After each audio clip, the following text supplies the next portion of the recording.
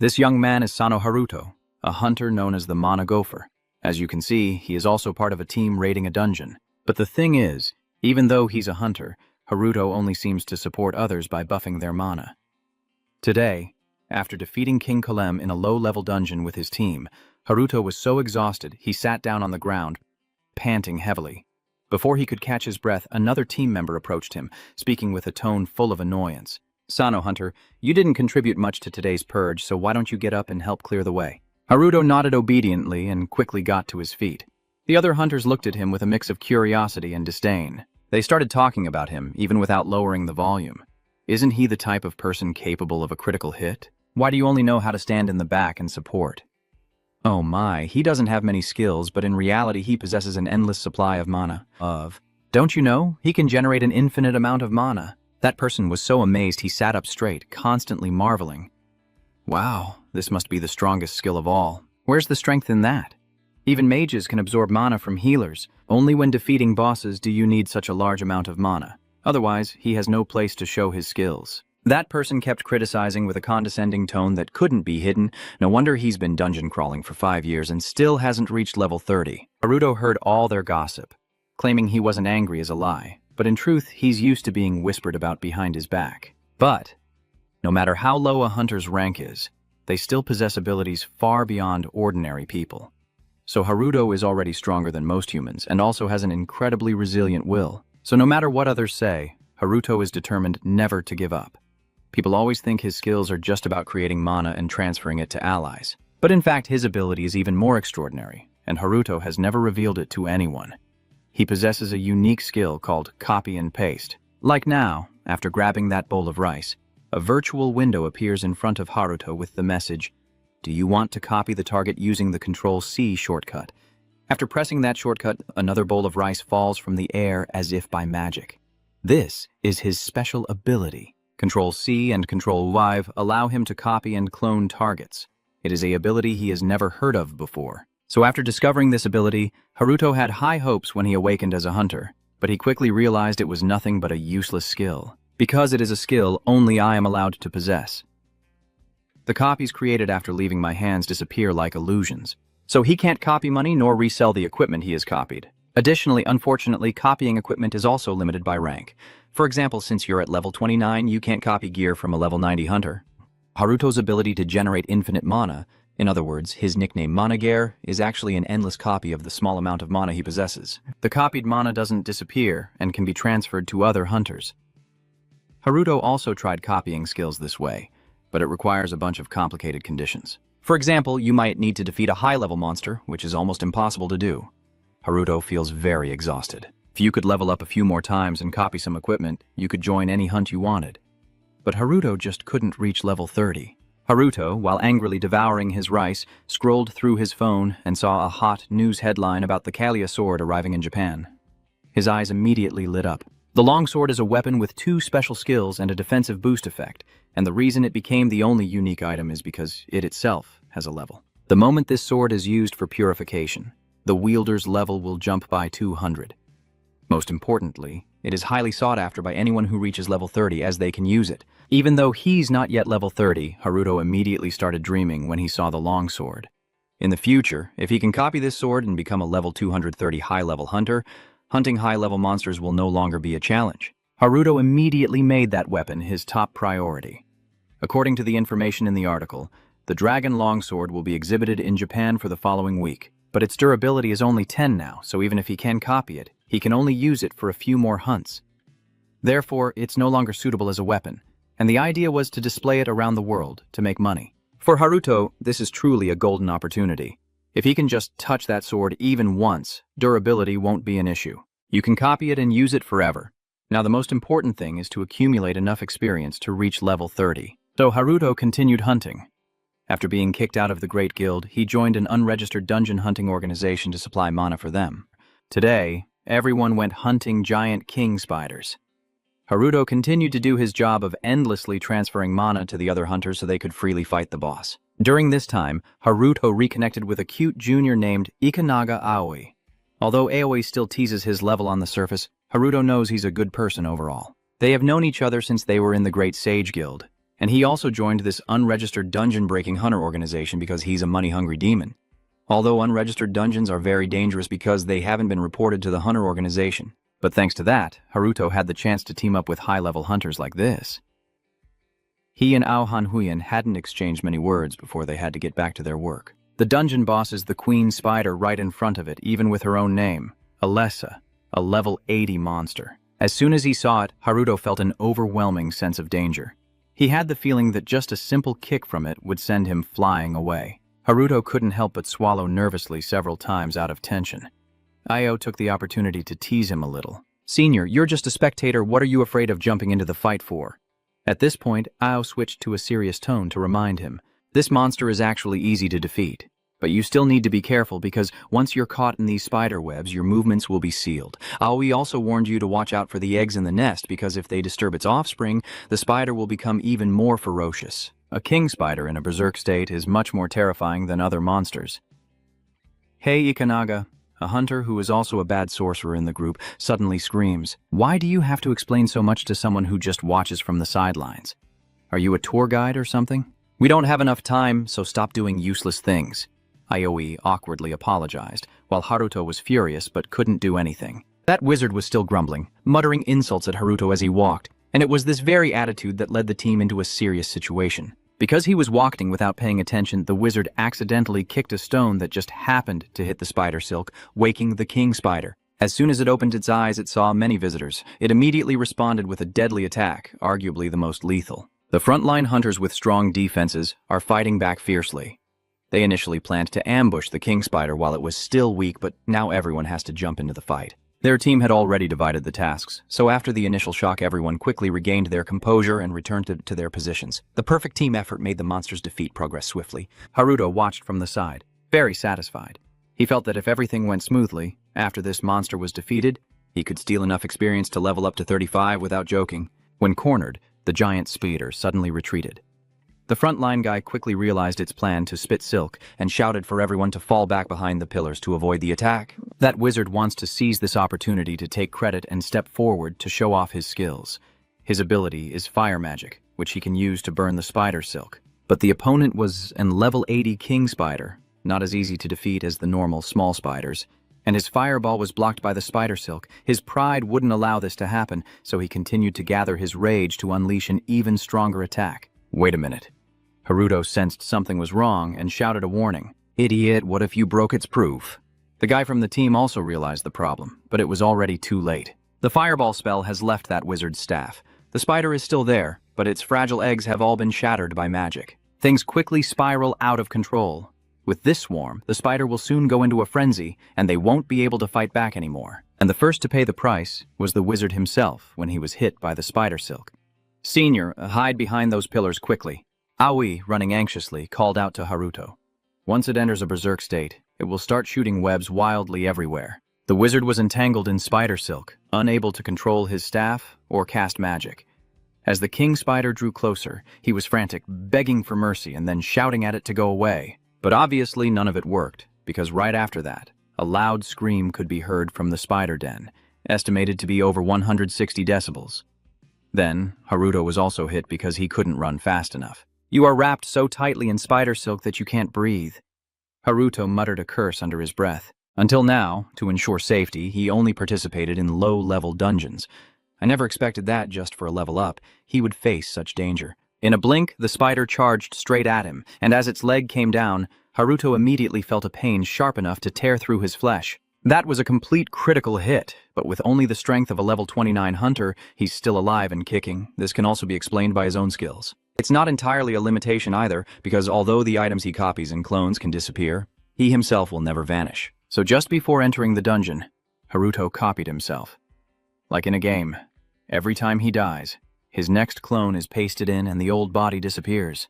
Haruto watched his old body being torn apart by spider silk. No matter how many times he saw it, he still couldn't get used to it.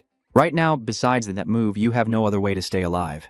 You keep fighting the monster and yourself like that, mainly to distract it. But the true power of the Spider King is too overwhelming for me. I've copied and pasted it multiple times, lost several lives, but I still can't weaken it. Suddenly, he heard a familiar voice trembling and calling out for help. Ao is still alive. Haruto also didn't want to stand by and watch, but honestly, right now he didn't know what he needed to do anymore. However, he caught a glimpse of the spider rushing toward Aoi. If he just let him go now, he wouldn't deserve the title of senior. Thinking that, Haruto immediately charged forward like a chicken with its blood pumped up, stabbing straight into the king spider's leg. And then, amidst the chaos of the enemy's attacks, Haruto suddenly received a notification saying, "You have leveled up." Although I don't understand why I level up before completing the dungeon, now turning into a divine being for that spider is only a matter of time, because every time I cause a little damage like this, copying and pasting hundreds of times will be enough to accumulate enough damage to kill it. But it really is too late because Haruto took 3 days to finally kill the king spider, after more than 50 deaths and resurrections, using all the weapons he brought along plus some items from his teammates. Thanks to this battle, Haruto's combat skills have become much more proficient. Since the opponent has no healing or recovery abilities, he ultimately still failed. After defeating the boss, Haruto leveled up rapidly and received another reward, but he didn't care about it for now because getting Ao out of here was more important. He had only taken a few steps carrying him when Haruto was knocked down by a swarm of baby spiders. Facing the fierce level 30 little monsters in front of him, he truly had no words left. It's the mother again, then the child. You're fine because of your infinite respawn ability thanks to the clone. But if anyone falls for the attack, he's doomed. So in a moment of crisis, Haruto tightly embraced Ai. Using his body to shield him from the strikes, he closed his eyes tightly, ready to endure the tearing pain that was about to come. But just then, a master appeared to deal with the 7 spiders. Although he couldn't see how that person fought, Haruto still knew they were a master because the technique used was Hellfire, a high-level fire magic skill. The number of mage-type hunters capable of using this technique can be counted on one hand, and if I remember correctly, there is only one person in Japan known as the Spear Witch. The demon swordmaster with the blue mace is also ranked 5th among Japanese hunters. Nanas. Are only the 2 of you left alive? Nanas asked. Yeah, luck really isn't on his side, Haruto replied while helping Ao to stand. Then she carefully examined the condition of the dungeon. The spiderlings had hatched, indicating the infection had broken out earlier, and the queen spider was in a state of frenzy. All the high-level hunters in the group have died, yet a low-level hunter like Haruto is still alive. And he even had time to save Ai. To clarify what happened in that unregistered dungeon, Nanas took Haruto to the Japan Hunter Association for questioning. After asking about everything, he was finally released. Any items dropped by the king spider will be confiscated and reported to my superiors. Haruto was stunned. The high-level hunter team was completely wiped out. And the problem is, they were also involved in attacking an illegal dungeon. Among them, you are the one who paid extra to go along. So why did Nanas let you go so easily? What more do you want? She replied coldly. The guild has ignored the fact that low-level hunters use their rewards to join high-level hunters in expeditions, especially for the purpose of leveling up. Hunters naturally want to strengthen their abilities, and even if this could lead to some negative consequences, it still helps them develop their skills. Before leaving, Nana also announced that the item dropped by the king spider defeated by Haruto would be converted into money and transferred to his account in a few days, but he coldly refused and asked them to transfer it directly to Aoi's account. Haruto's indifferent attitude made Nana very suspicious, because it was a large sum of money that few hunters could refuse, especially low-level hunters like Haruto who needed resources to strengthen themselves. She feels that he is definitely hiding something, but at the moment, Nana can't figure out exactly what it is. After leaving the interrogation room, Haruto revealed a cunning smile. How could he not desire the item dropped by the boss? He just copied and pasted countless copies into the warehouse before Nanas confiscated it. To clarify this, we need to go back a few hours. When Haruto just defeated the monster, the item he received was the sticky substance from the giant king spider. According to the system's description, this item has a strong adhesive ability similar to giant spider silk. Haruto couldn't help but feel disappointed. This thing isn't any different from super sticky glue. I can't believe you risked your life just to get this useless item. While waiting for the right opportunity to use it, Haruto kept creating copies of it. After the process was complete, he took out the original giant spider's adhesive again to examine it once more. But this time it suddenly vanished right in the palm of his hand. Haruto looked on in shock, and then the system notification immediately appeared to answer his question. The glue from the giant spider has been integrated into the existing skill. The Control 5 skill has been upgraded. This notification surprised him even more because it was the first time Haruto heard that his copy-paste skill could evolve. He had always thought it only had limited uses, but it turns out it could be upgraded. It seems the item dropped by the giant spider is compatible with the Control 5 skill. So if you find an item that matches the Control C skill, it can also be upgraded. After evolution, Haruto's copying skill unlocked 3 new options. First, you can copy a target and then paste it within your desired time frame. Second, you can paste the target anywhere within a certain period. The last option is that you won't be affected by the silk of the giant king spider. Haruto thought those choices were just nonsense, but it turns out they can be pretty useful. He immediately tested the first option. Now, even if the clone leaves Haruto's hand, it won't disappear. This is considered his biggest step forward. A minute has passed, and that spider clone is still there. Haruto couldn't hide his excitement. He would create as many copies as possible. 30 minutes, 100 years, or even 1,000 years will not make it disappear. After testing his new ability, Haruto was even more excited. He feels like his life has turned a new page. From now on, he will become a wealthy person, a hunter living at the top of society. You have also leveled up, so now you just need to copy and clone the Kalia longsword. 2 hours ago, a convoy car was driving on the bridge in Tokyo. The driver is Morgan Gran, a level 112 hunter and a member of the International Hunter Association. The other person is Aries Hill, level 113, a mage, also a member of the International Hunter Association. Hey, Ares, how many times have you been to Japan? Twice. You said Japan is your hometown, right? What does her homeland have to do with me? Even though MJ seems eloquent, Ares always responds curtly. This time, Trung Long is going to Japan to complete his international exhibition tour. Ares joined the team to take the opportunity to search for some items in the dungeon.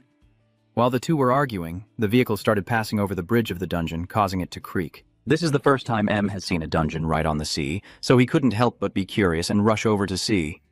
So romantic, thanks to his praise. What are you rambling about? If it collapses, it would be a big disaster. You're so bored. I haven't done anything to you, so why are you always snapping at me? At the same time, in the dungeon management office, Shota Satoru, an attack-type hunter level 21 and a member of the Great Sage Guild, was on guard.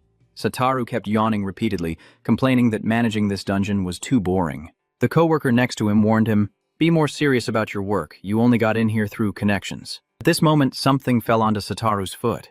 It was a slim that looked quite adorable. But as soon as his colleague saw it, his face turned pale because something like a carefree slim outside the dungeon was definitely not a good sign. And what he feared truly arrived very quickly, because right after that, something solid shoved hard into his back. When they turned around, they realized it was a very ferocious beast.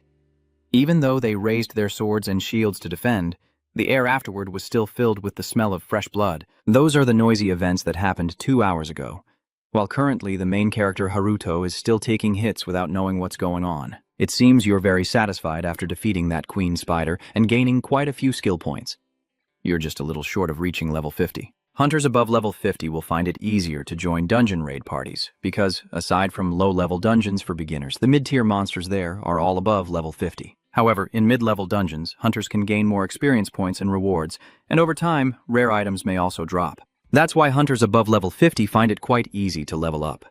Haruto was still immersed in a moment of unexpected happiness. Furthermore, he was also considering whether to auction off the giant spider's sticky substance, since he had copied quite a lot last time, and it no longer disappeared easily. Suddenly, the sound of heavy footsteps echoed. Haruto turned his head and saw a group of people rushing toward him from the opposite direction. "Please make way." They hurriedly pushed me aside. What bad luck. Why did the dungeon suddenly collapse? Haruto only caught a few bits of information. It seems the dungeon of the beast has collapsed and monsters have escaped from inside it. The vehicle carrying the legendary sword to the exhibition has also been caught in the chaos. The latest information seems to be the most important.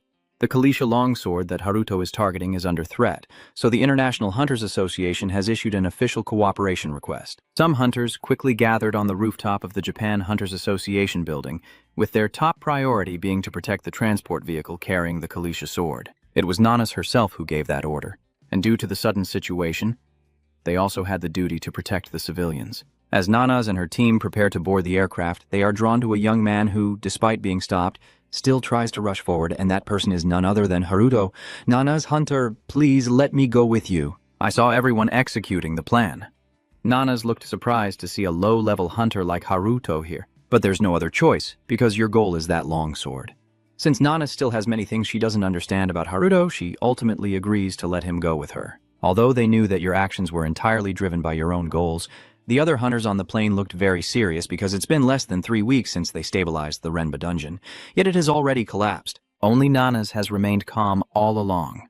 She keeps urging her subordinates to do their best to prevent this disaster from happening again, to avoid a catastrophe like the one 15 years ago. The disaster 15 years ago is something Haruto also knows very well. It was a shocking event that happened simultaneously around the world, a prison break on a scale comparable to a genius. That year, the world was engulfed in flames after the monster's full-scale attack, with countless casualties. Even now, recalling it sends shivers down everyone's spines. The underlying cause of that event is that when monsters in a dungeon are not regularly defeated, they gradually become stronger. The dungeon becomes saturated and eventually collapses. At that time, the monsters would escape from the dungeons and slaughter innocent people, creating a hell on Earth. People called those events dungeon breaks. It was during the disaster 15 years ago that Haruto lost both his father and mother. He has never told anyone about it because he himself couldn't believe it. But during that event, he saw a supernatural creature from that dimension. It is also the one that cursed him with the ability to copy and paste. That creature called this curse a gift and only said one thing, which was 20 years. He still doesn't know if it refers to the skill's time limit or his own lifespan. Even at this very moment, the cursed sand in the glass clock continues to fall. The appearance of that creature signifies a catastrophe, meaning that when it appears again, history will repeat itself with another disaster. From now until the deadline it mentioned to Haruto, there are only 5 years left. But now he has figured out how to level up his skills. You can definitely become the strongest hunter and find a way to stop that disaster, as well as lift this curse from your life. But to do those extraordinary things, first Haruto needs to successfully clone the Kalasaya longsword. At that moment on Zenba Bridge, everything was in chaos as monsters began attacking civilians, causing multiple traffic accidents. The screams and the crashing sounds of cars only deepened the chaos, and Satoru, as a dungeon manager, must draw his sword to fight. However, their team lacked enough manpower and quickly lost control to the monsters. Even you, a level 21 hunter, are constantly threatened by the goblin horde. Luckily, that chubby co-worker was always by my side and saved me a few times.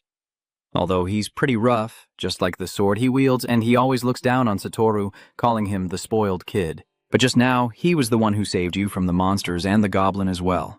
I will definitely repay him. Senior, Satoru thought to himself. That guy is now very anxious because they can't stop any battles just relying on a few dungeon management staff like them. But all communication and information exchange are blocked by the dungeon's electronic signals, so they don't dare to hope for much aid. He just guesses that quite a few people have noticed something unusual and are on their way here, but they need to cross the bridge to reach the rescue team sooner. Satoru hesitated when he saw the ruined bridge, wondering if he really had to cross it. It's better to risk the crossing than to stay here and surrender to the monsters. The two of them started running as fast as they could, crossing the dangerous bridge, while at the same time, a level 190 king bear relentlessly attacks the car carrying the precious sword. Because of its monstrous form, its size far surpasses that of other monsters. The vehicle was under constant attack, but still managed to hold on, thanks to Ares using his defensive magic. Moreover, her defensive magic is among the best. Even a level 400 monster would find it difficult to cause even a scratch. But then, a creature far more terrifying than the king bear appeared, rendering even Ares' top-tier defensive magic useless against it. On the plain, even before reaching the Zenba Bridge, Nanus' subordinates had already seen it. Even someone as calm as her couldn't help but break out in a cold sweat when seeing that creature, because it is Kuya, the strongest boss monster of the Zenbao dungeon. "Everyone get ready!" Nanus screams in horror. At this moment, Kuya suddenly opened its mouth and unleashed a terrifying burst of power that could be said to shake the entire city of Tokyo. Haruto was so terrified by what he saw that he was trembling. The monster just opened its mouth to breathe and already blew away the entire bridge. With this instrument, I don't know if your secret sword school is still safe. Since the monster lord has appeared, Nanas must immediately order a change in the battle plan. Everyone from the guild will take over this area. After everyone has disembarked from the airship, she finally remembers Haruto's existence. He disappeared without a trace, but Nanas didn't really mind. A level 29 survivor who lived under the Giant King's reign probably isn't enough to kill you. Nanas releases Haruto from her mind and activates her first familiar move, the Hellfire. A blue flame erupts from the spear, engulfing Kuya and creating an immense aura of intimidation. This is the second time Haruto witnesses this skill, and he still finds it as breathtaking as the first time. This only fuels Haruto's determination to replicate it at all costs in the future. As for you, relying on the silk spinning skill copied from the giant Dragon King, you safely landed. No matter how magnificent Nana's prison fire is, Haruto's only concern right now is the Calasia longsword.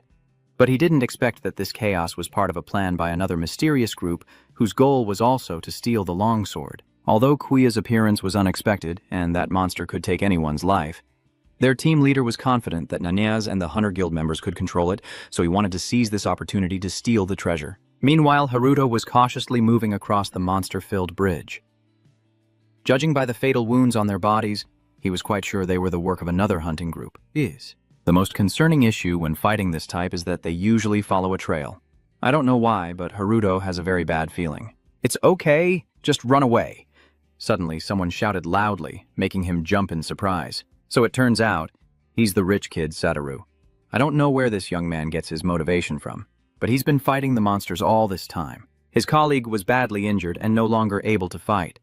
Even though he advised Satoru to listen and run away, he refused to do so. Haruto hides behind a car to observe the situation.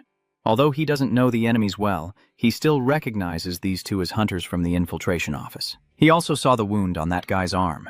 At first, Haruto tried to tell himself not to meddle because he didn't have much time. But then his bad premonition proved to be right. A pack of level 15 wolf monsters gathered into 7 and advanced. Even though they are low-level monsters, attacking in groups of 7 makes their strength comparable to high-level monsters. Satoru clearly sees the harsh reality, but he stubbornly grips his sword tightly, saying he can't leave because the senior is injured while protecting him. "Senior, it's my turn to protect you now." He remembered the scene where he carried A through the giant Spider King's dungeon, and Haruto's compassion surged strongly. How could he ignore this situation? At first, when the wolf pack surrounded Satoru and his senior, he could barely manage to kill a few. But their numbers were too many, and they attacked all at once, so he quickly fell into a disadvantage. While Satoru was busy fighting off the wolves attacking him head-on, one quietly approached from behind, and by the time he noticed, it was already charging at him. At this speed, Satoru has no chance to dodge in time. Then Haruto appeared like a god, using his body to knock the wolf away from its attack trajectory. Its own. Your appearance made Satoru very grateful. But the problem still isn't solved as the pack of wolves keeps coming closer. Satoru doesn't want to involve innocent people, so he tells Haruto to leave quickly and let him hold them off. But he didn't expect to run into someone even more stubborn than himself. Seeing those fierce wolves, Haruto suddenly smiled cunningly. He knew what he had to do. With that in mind, Haruto opened his storage and took out the sticky substance of the giant king spider. I was planning to sell them at auction, but if they're used in such a glorious battle, it's truly worth it. You managed to control the pack of wolves, but only gained 2 levels, so you look disappointed. The only consolation for Haruto is that the spider silk technique is quite effective against monsters that attack in groups. Just using it is enough to win, even if you're lying down. Meanwhile, that kid Satoru has been staring at Haruto without blinking the whole time. He couldn't imagine what skill he had just used, how he could take down so many bloodthirsty wolves in just one blow. Satoru was so surprised he forgot to thank him. In the end, it was the injured guy who spoke first. "Thank you so much for saving us. You must be a member of the rescue team from the Hunter Association, right?" "You have to be." Haruto shyly replied, "Well, since they're on the same helicopter, it's not really a lie, right?" "Then I apologize, but could you take him with you?" The other guy continued to make the request, but before Haruto could respond, Satoru suddenly collapsed. He doesn't want to abandon his senior in trouble, even if it means risking his life. He wants to stay together. That guy going with him would be safer. The guy was at a loss for words, not knowing how to advise the kid, while Haruto watched the scene silently, letting out a small sigh inside. This scene feels like if the senior doesn't make it, I'm ready to follow him to the afterlife. But you can't agree to that guy's request. Because after all, he only knew how to copy and fry. Bringing that boy along would only put him in more danger. Haruto had no choice but to open the warehouse and give the injured guy a bottle of mid-level healing medicine. "Even if I can't fight, I guarantee this medicine can help you recover enough strength to move elsewhere. Don't stay here any longer." "That's because I have to survive and return with my junior," Haruto replied, both to the other person and to himself. And right now, through Satoru's eyes, he looked truly badass. In his eyes, Haruto now looked no different from a hero, so he decided to bow 90 degrees to thank him, as a sign of utmost respect. "My name is Shinoda Satoru, the dungeon guard of the bridge. Please at least remember this name. Someday I will repay your kindness for saving me."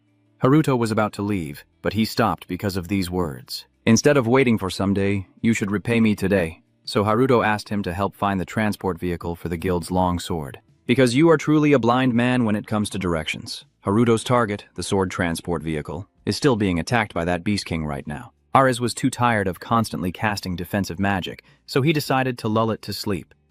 Moidi then mocked her for being a hunter who always relied on non-violent methods, just like a monk. But this time, before they could even exchange words, a new threat appeared, and their quick reflexes allowed them to draw their swords and cut in half a hidden weapon that someone had thrown at them. He also predicted that someone would take advantage of the chaos to steal the sword, but when the opponent appeared, even the calm Ares couldn't hide his shock. The mysterious thief group just revealed themselves and quickly launched an attack.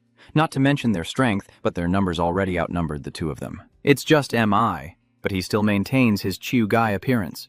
Although he's only a bodyguard now, the strength of a level 100 hunter is not to be underestimated. Even after blocking the first attack, MJ still wanted to rush forward and counterattack. Ares, terrified and losing his composure, hurriedly tried to stop him, but it was too late. All of a sudden, MJ knelt down, blood continuously flowing from the corner of his mouth, and he didn't even know how he was hit. Ares hurriedly ran over. Those people are using some kind of item to prevent mana absorption for a period of time. If you keep fighting, you'll lose your life. This mage is truly perceptive. The leader on the other side spoke, but it seemed more like mockery than praise. We do not look down on you at all. Is this how you behave? This is how we act. Ares found it really amusing that you used poison, which is strictly prohibited by the International Hunter Association, and you didn't hesitate to use it on others. Fine, if that's the case, I guarantee you'll regret it too late. As she finished speaking, a golden glow appeared from Ares' fingertips, signaling her casting magic. But the criminal gang showed no fear and even looked down on her. A mage who can't even use mana has no right to talk. You should keep your mouth shut. They split into two groups, one to deal with MJ Ares and the other to steal the sword. But just then, because Ares' magic was nullified, the Bear King woke up. Immediately, it used its claws to sweep away all obstacles in front of it. The band of thieves, which was originally large, was instantly reduced to a mess of flesh under its attack. The team leader saw the situation was unstable and quickly retreated to save himself, and then the bear started approaching Ares and Mai. You can't let it sleep anymore, right? Even though you already know the answer, M asks, just to save face. You must know already, right? We can't use mana now. I knew sooner or later your non-violent tricks would backfire on you. Looks like today is that day. You're right, but there's one thing you got wrong.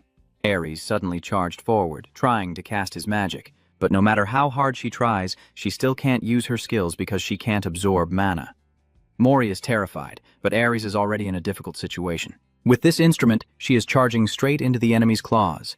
Ares himself has already given up, only regretful that he cannot apologize directly to his companion. Then, just at that moment, Haruto reappeared with his copying and pasting ability. Using his old trick, he used the Giant King's adhesive to bind the Bear King's limbs tightly, then charged forward, wrapping it into a cocoon. Because this has a very high adhesion, the more the bear struggles, the more it gets stuck, eventually collapsing to the ground. Haruto adds another achievement to his record, defeating the King Bear in the blink of an eye. Satoru's group also followed him and accidentally witnessed this scene. They could only give a thumbs up to show their admiration for that incredible display. Senior Haruto, you're truly the best. Satoru's voice sounded like it was coming through a loudspeaker. Exactly when did I become your senior? Haruto snarled through clenched teeth. Clearly, we're the same age. You saved me and Senior Sakabe. From that moment on, you became my senior in my heart. Satoru's eyes seemed to sparkle brightly as he looked at Haruto with a gaze full of admiration. You knew that no matter what Satoru said, he wouldn't listen anymore, so you decided to just ignore him. Haruto stepped forward a few paces and asked about Ares and Moji's condition. Ares still seems deeply shocked after witnessing what just happened, so he doesn't respond to Haruto's question. While Moji stands up with the Luciu sword, glaring at him with hostility. Are you here for the sword too? Haruto quickly waved his hands and said, I'm here to help them guard the sword, not with any ill intentions. However, Mori just went through a catastrophic robbery and almost lost his life, so it's not easy for him to trust you like that. Hearing him talk about the robbery, Haruto then noticed the bodies scattered around and let out a small sound. So it turns out they were the ones trying to steal the treasured sword but got unlucky and got shot back to the afterlife by the Bear King. So you should thank that bear. If those guys succeed with their plan, you'll never get a chance to approach the long sword. But right now, figuring out how to explain to M is also a headache, because this older brother looks like he's ready to draw his sword at any moment. Sure, you could probably restrain him with a single move, but a hunter with such formidable combat skills like him isn't so easy. Haruto was still trying to choose his words to explain when Satoru suddenly yelled at the top of his lungs. Wait a minute, why are you two repaying kindness with resentment? He tried to help, even save both of you, and now he's being treated like a thief? With that, Satoru took out his employee ID to prove his identity. He is a member of the Japanese Hunter Association, and I and Senior Sakab are the hunters responsible for managing this dungeon. Nice. This is the first time Haruto has seen Satoru speak up and actually be helpful. Seeing that I seemed to be doing fine, Haruto decided to push the process a little further and took out 2 intermediate healing potions from the warehouse to give to them. Although I'm feeling anxious, copying the long Calasia sword was still worth the investment. Mori and Ares both looked at the medicine bottles with very complicated feelings, especially Ares. She kept glancing at the Bear King and secretly observing Haruto, unsure of what she was thinking. At that moment, a few more helicopters appeared overhead. It seems that the rescue team from the 5 guilds has arrived. Satoru was so happy that his mouth stretched wide to his ears, thinking they had finally been saved. But Sakab doesn't seem very sure about this, because not all hunters are compassionate and willing to save people, like the members of the Great Virtue Guild, for example. At the same time, Hunter Nana's leading her team was still fighting the monster Kuya. As it was about to enter its 3rd stage, a phase of unleashing wide-area attacks, she ordered a ceasefire. Moreover, with the supporting guilds arriving, Nana's top priority was to buy time for the civilians to evacuate. Are you guys really handling such a disgraceful prison break? Huh? Nanas the hunter. As Nanas ordered the evacuation support, she heard a mocking voice from behind. She turned around, only to see someone she knew. Shirosaki Mas is a dark mage hunter, level 503, and also the leader of the Future Guild. His face is extremely unpleasant, and as soon as he appears, he sets up a huge magic formation to destroy Kuya. Nana sees this and immediately stops. If I kept worrying about trivial matters like you, I wouldn't have achieved what I have today. Last time, it was just you and the Hunters Guild stabilizing the dungeon at this bridge. Let me tell you, that incident made me furious. That's why this escape event also excites Mei so greatly. He wants to personally finish it off and gather all the loot falling from the monster. As he finished speaking, Mas immediately activated his Divine Thunder skill. Thunder roared down fiercely. Nanas quickly ordered everyone to evacuate. Even a giant monster like Kuya couldn't withstand that lightning. People so small like them would cease to be human if struck down. Mas's Divine Thunder has shattered the middle of the bridge. Haruto was able to escape thanks to his web tooth skill. He also quickly used adhesive to catch the other 4 people and the sword transport vehicle. Otherwise, they would have fallen into the river. The first thing Haruto saw after climbing back onto the bridge was a huge, sharp-toothed jaw. When he realized it was Kuya, he was so scared he clenched his stomach shut. But then, Haruto noticed it seemed to be unconscious. It seems to have been subdued. Immediately after, Masato descended gracefully from above, floating in midair right in front of Haruto with an arrogant and proud demeanor. "What is this? There are still survivors over there?" he asked casually. "You seem to be just a low-level hunter, but you did well." Haruto didn't want to answer these difficult questions. His gaze fell on the badge pinned to the opponent's chest. "You've seen that emblem before, so you quickly recognized it belongs to the 3rd-ranked guild in the country, Future. You seem to be someone from the support guild, but since you're not their target, your goal is to help the people and contain the escaped monsters, right?" A moment later, Haruto finally spoke, immediately questioning the other person. "Saving civilians and subduing monsters, huh? Look over there. All the civilians who are still alive have already been evacuated." Masato replied casually. And the reason he came down here was because of a troublesome cry of anguish. It didn't belong to Quisia, but to the king bear trapped in those spider webs. Masato only needed to glance at it to know this belonged to the giant spider king, and with a gentle flick of his hand he could have torn this unbreakable thing apart, while the body of the king bear was also sliced into pieces. To say you're not afraid is a lie. Haruto kept staring in amazement as the opponent effortlessly defeated a level 200 monster caught in the Spider King's web in the blink of an eye. After the Sky Bear King, Haruto, as the one dealing the most damage, gained quite a lot of experience points. The continuous level-up notifications caught Masato's attention. "Huh, is that the level-up notification? Did you catch that hairy guy just now? Sorry about that, I took the lead from you."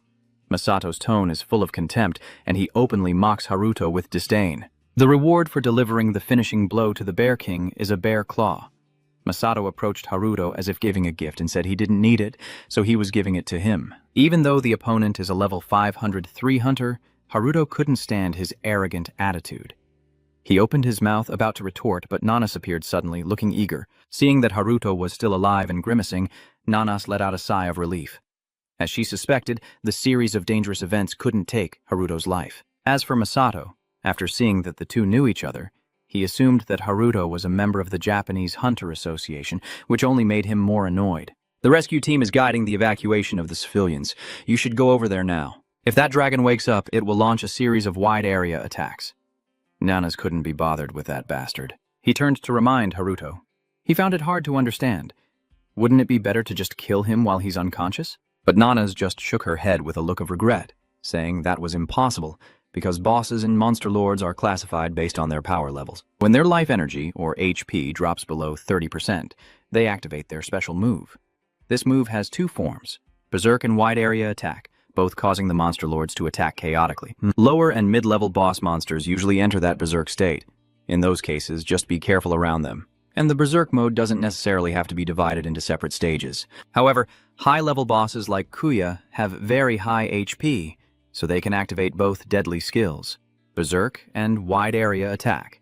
Therefore, stabilizing them also requires multiple stages. Stage 3 begins when the boss perceives a threat to its life.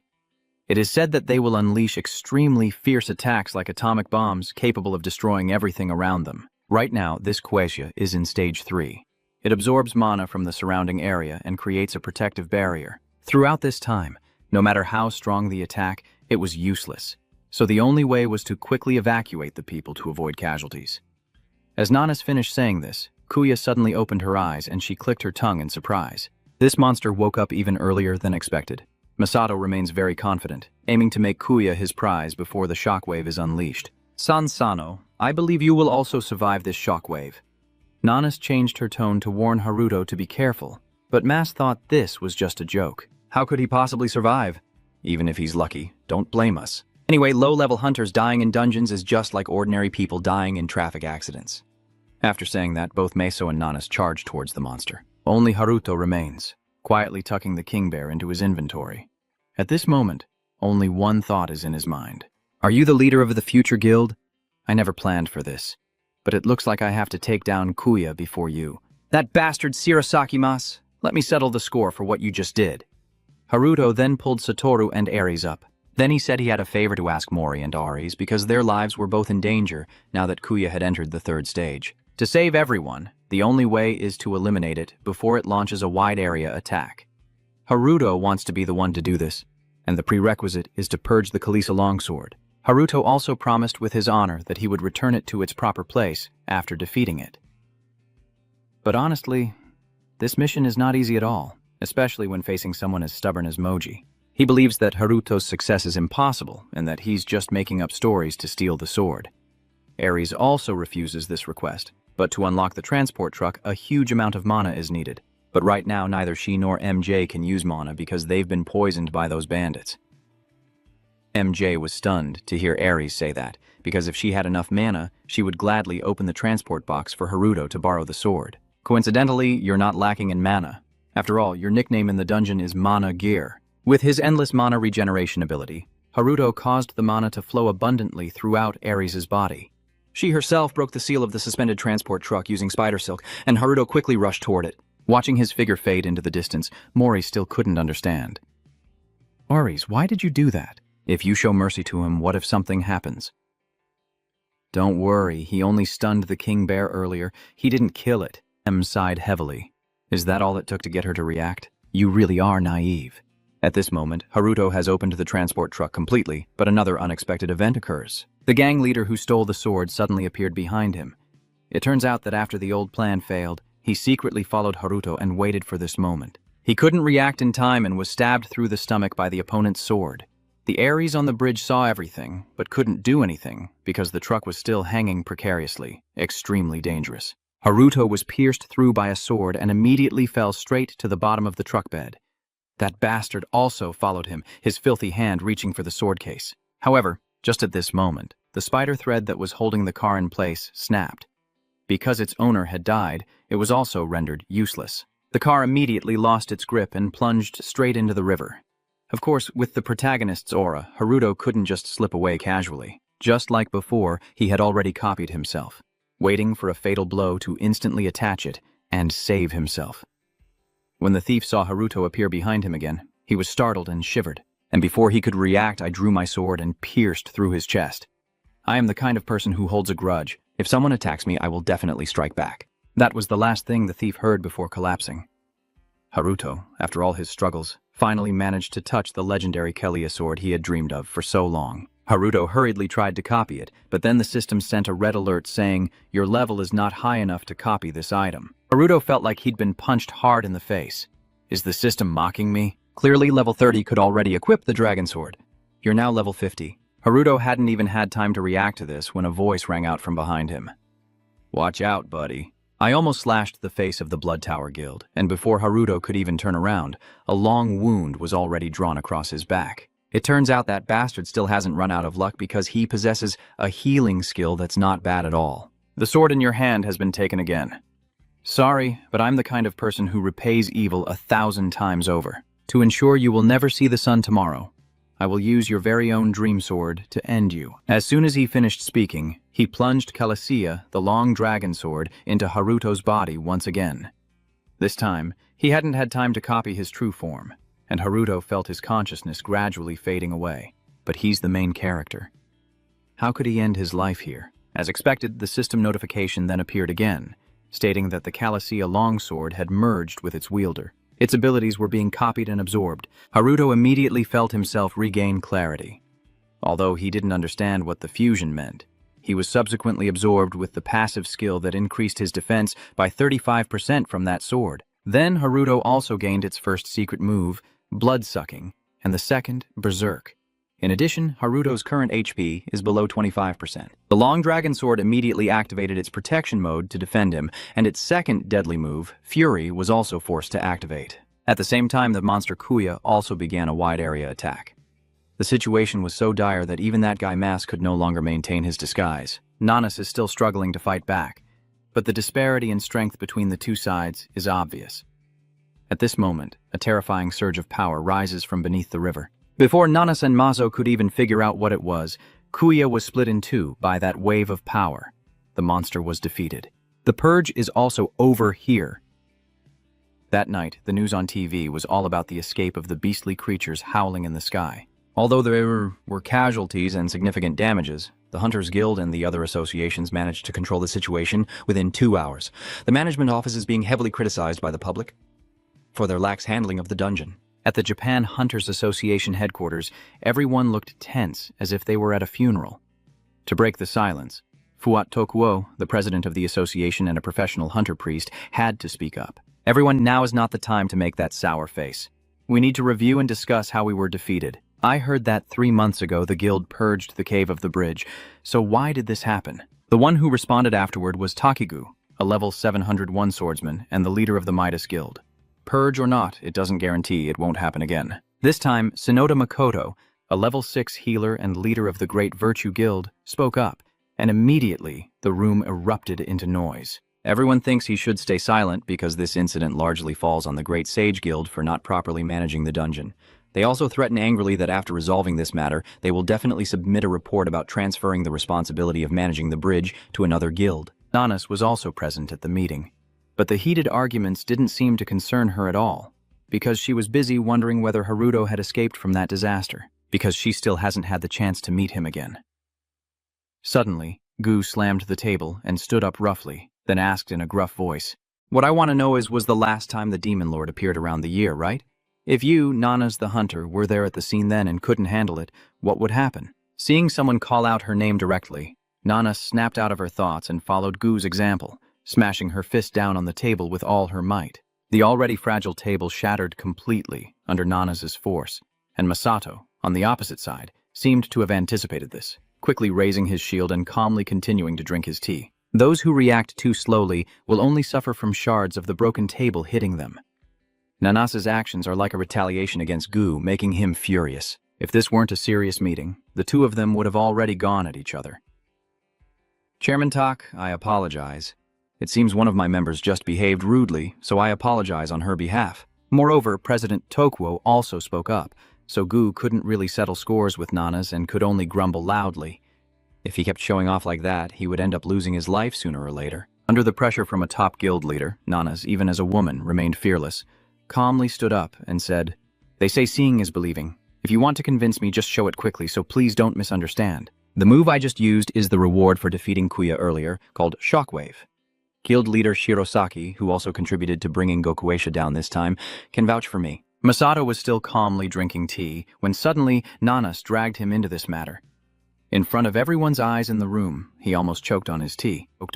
"Actually, I don't really have time to check what the reward is, but I don't think she's lying." Because Maso spoke up, the Tokyo president quickly took the opportunity to highlight his contributions to this disaster, and the entire hall immediately gave Mas a round of applause like a first grader answering a question correctly. Masato forced a polite smile to end the matter, but his eyes remained fixed on Nana, knowing she was still upset because he had interrupted and gained nothing from it. Therefore, Masato vowed to take revenge and restore his honor, not only against Nanas, but also to find the mysterious figure who had struck Gokueisha with a blow that was above his own.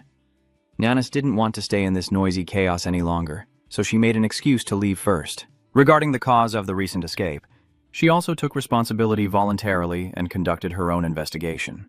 Additionally, Nanaz openly stated that she also wanted to question the guilds for their delay in providing aid. As soon as she spoke, the guild leaders looked away, avoiding her piercing gaze. But before Nanas could leave, the meeting room door suddenly swung open. The person who appeared was MJ, now dressed in a stylish suit with his companion Aries. "Great, it seems the meeting hasn't ended yet." MJ introduces himself and says he has important news to share with everyone, that the Khaleesi longsword has been stolen during the chaos. And because the incident happened while it was being transported to the exhibition in Japan, MJ asked the Japanese Hunter Association to help him recover the sword as soon as possible, of course bringing an official cooperation proposal from the International Hunter Association as well. Yu immediately spoke up to object after hearing that. Even though he wasn't directly at the scene, he's quick to overhear everything. "Wait a minute. I heard that when the transport vehicle was attacked, you released the seal on your own." "Yes, we did, but with the cooperation of Hunter Sinj Shoda Satoru from the Great Wise Guild and Sano Haruto from the Japanese Hunter Association." Aries replied. Her words made both of them startle. That was the leader of the Great Sage Guild and the president of the Japan Hunters Association. But Guild Master Makoto considers Satoru as a member of his guild, while President Tokuo hasn't found any reports of a hunter named Sano Haruto in his guild. When Nanas heard the familiar name, her hand instinctively clenched into a fist out of tension. Masato saw this expression on her and couldn't help but smirk slyly. It seems the chance for revenge has come even sooner than he expected. Masato immediately spoke up. "Are you talking about the person who tied the Bear King with silk from the giant spider? On the way, I also ran into him and was surprisingly convinced that he was one of the hunters from the guild. So, maybe we should ask Hunter Nanas about this." Each of them once again pointed towards Nanas, as Maz deliberately pretended to casually mention her connection with Haruto. Moreover, it was Nanas herself who had agreed to let him board the rescue helicopter of the guild. At the same time, the thief had brought back the spoils, the Khaleesi longsword, to his master. His master was Hirosaki Takumi, an attack-type hunter level 301 and the leader of the Black Blood Tower Guild. Takumi couldn't hide his excitement as he held the silver sword in his hand.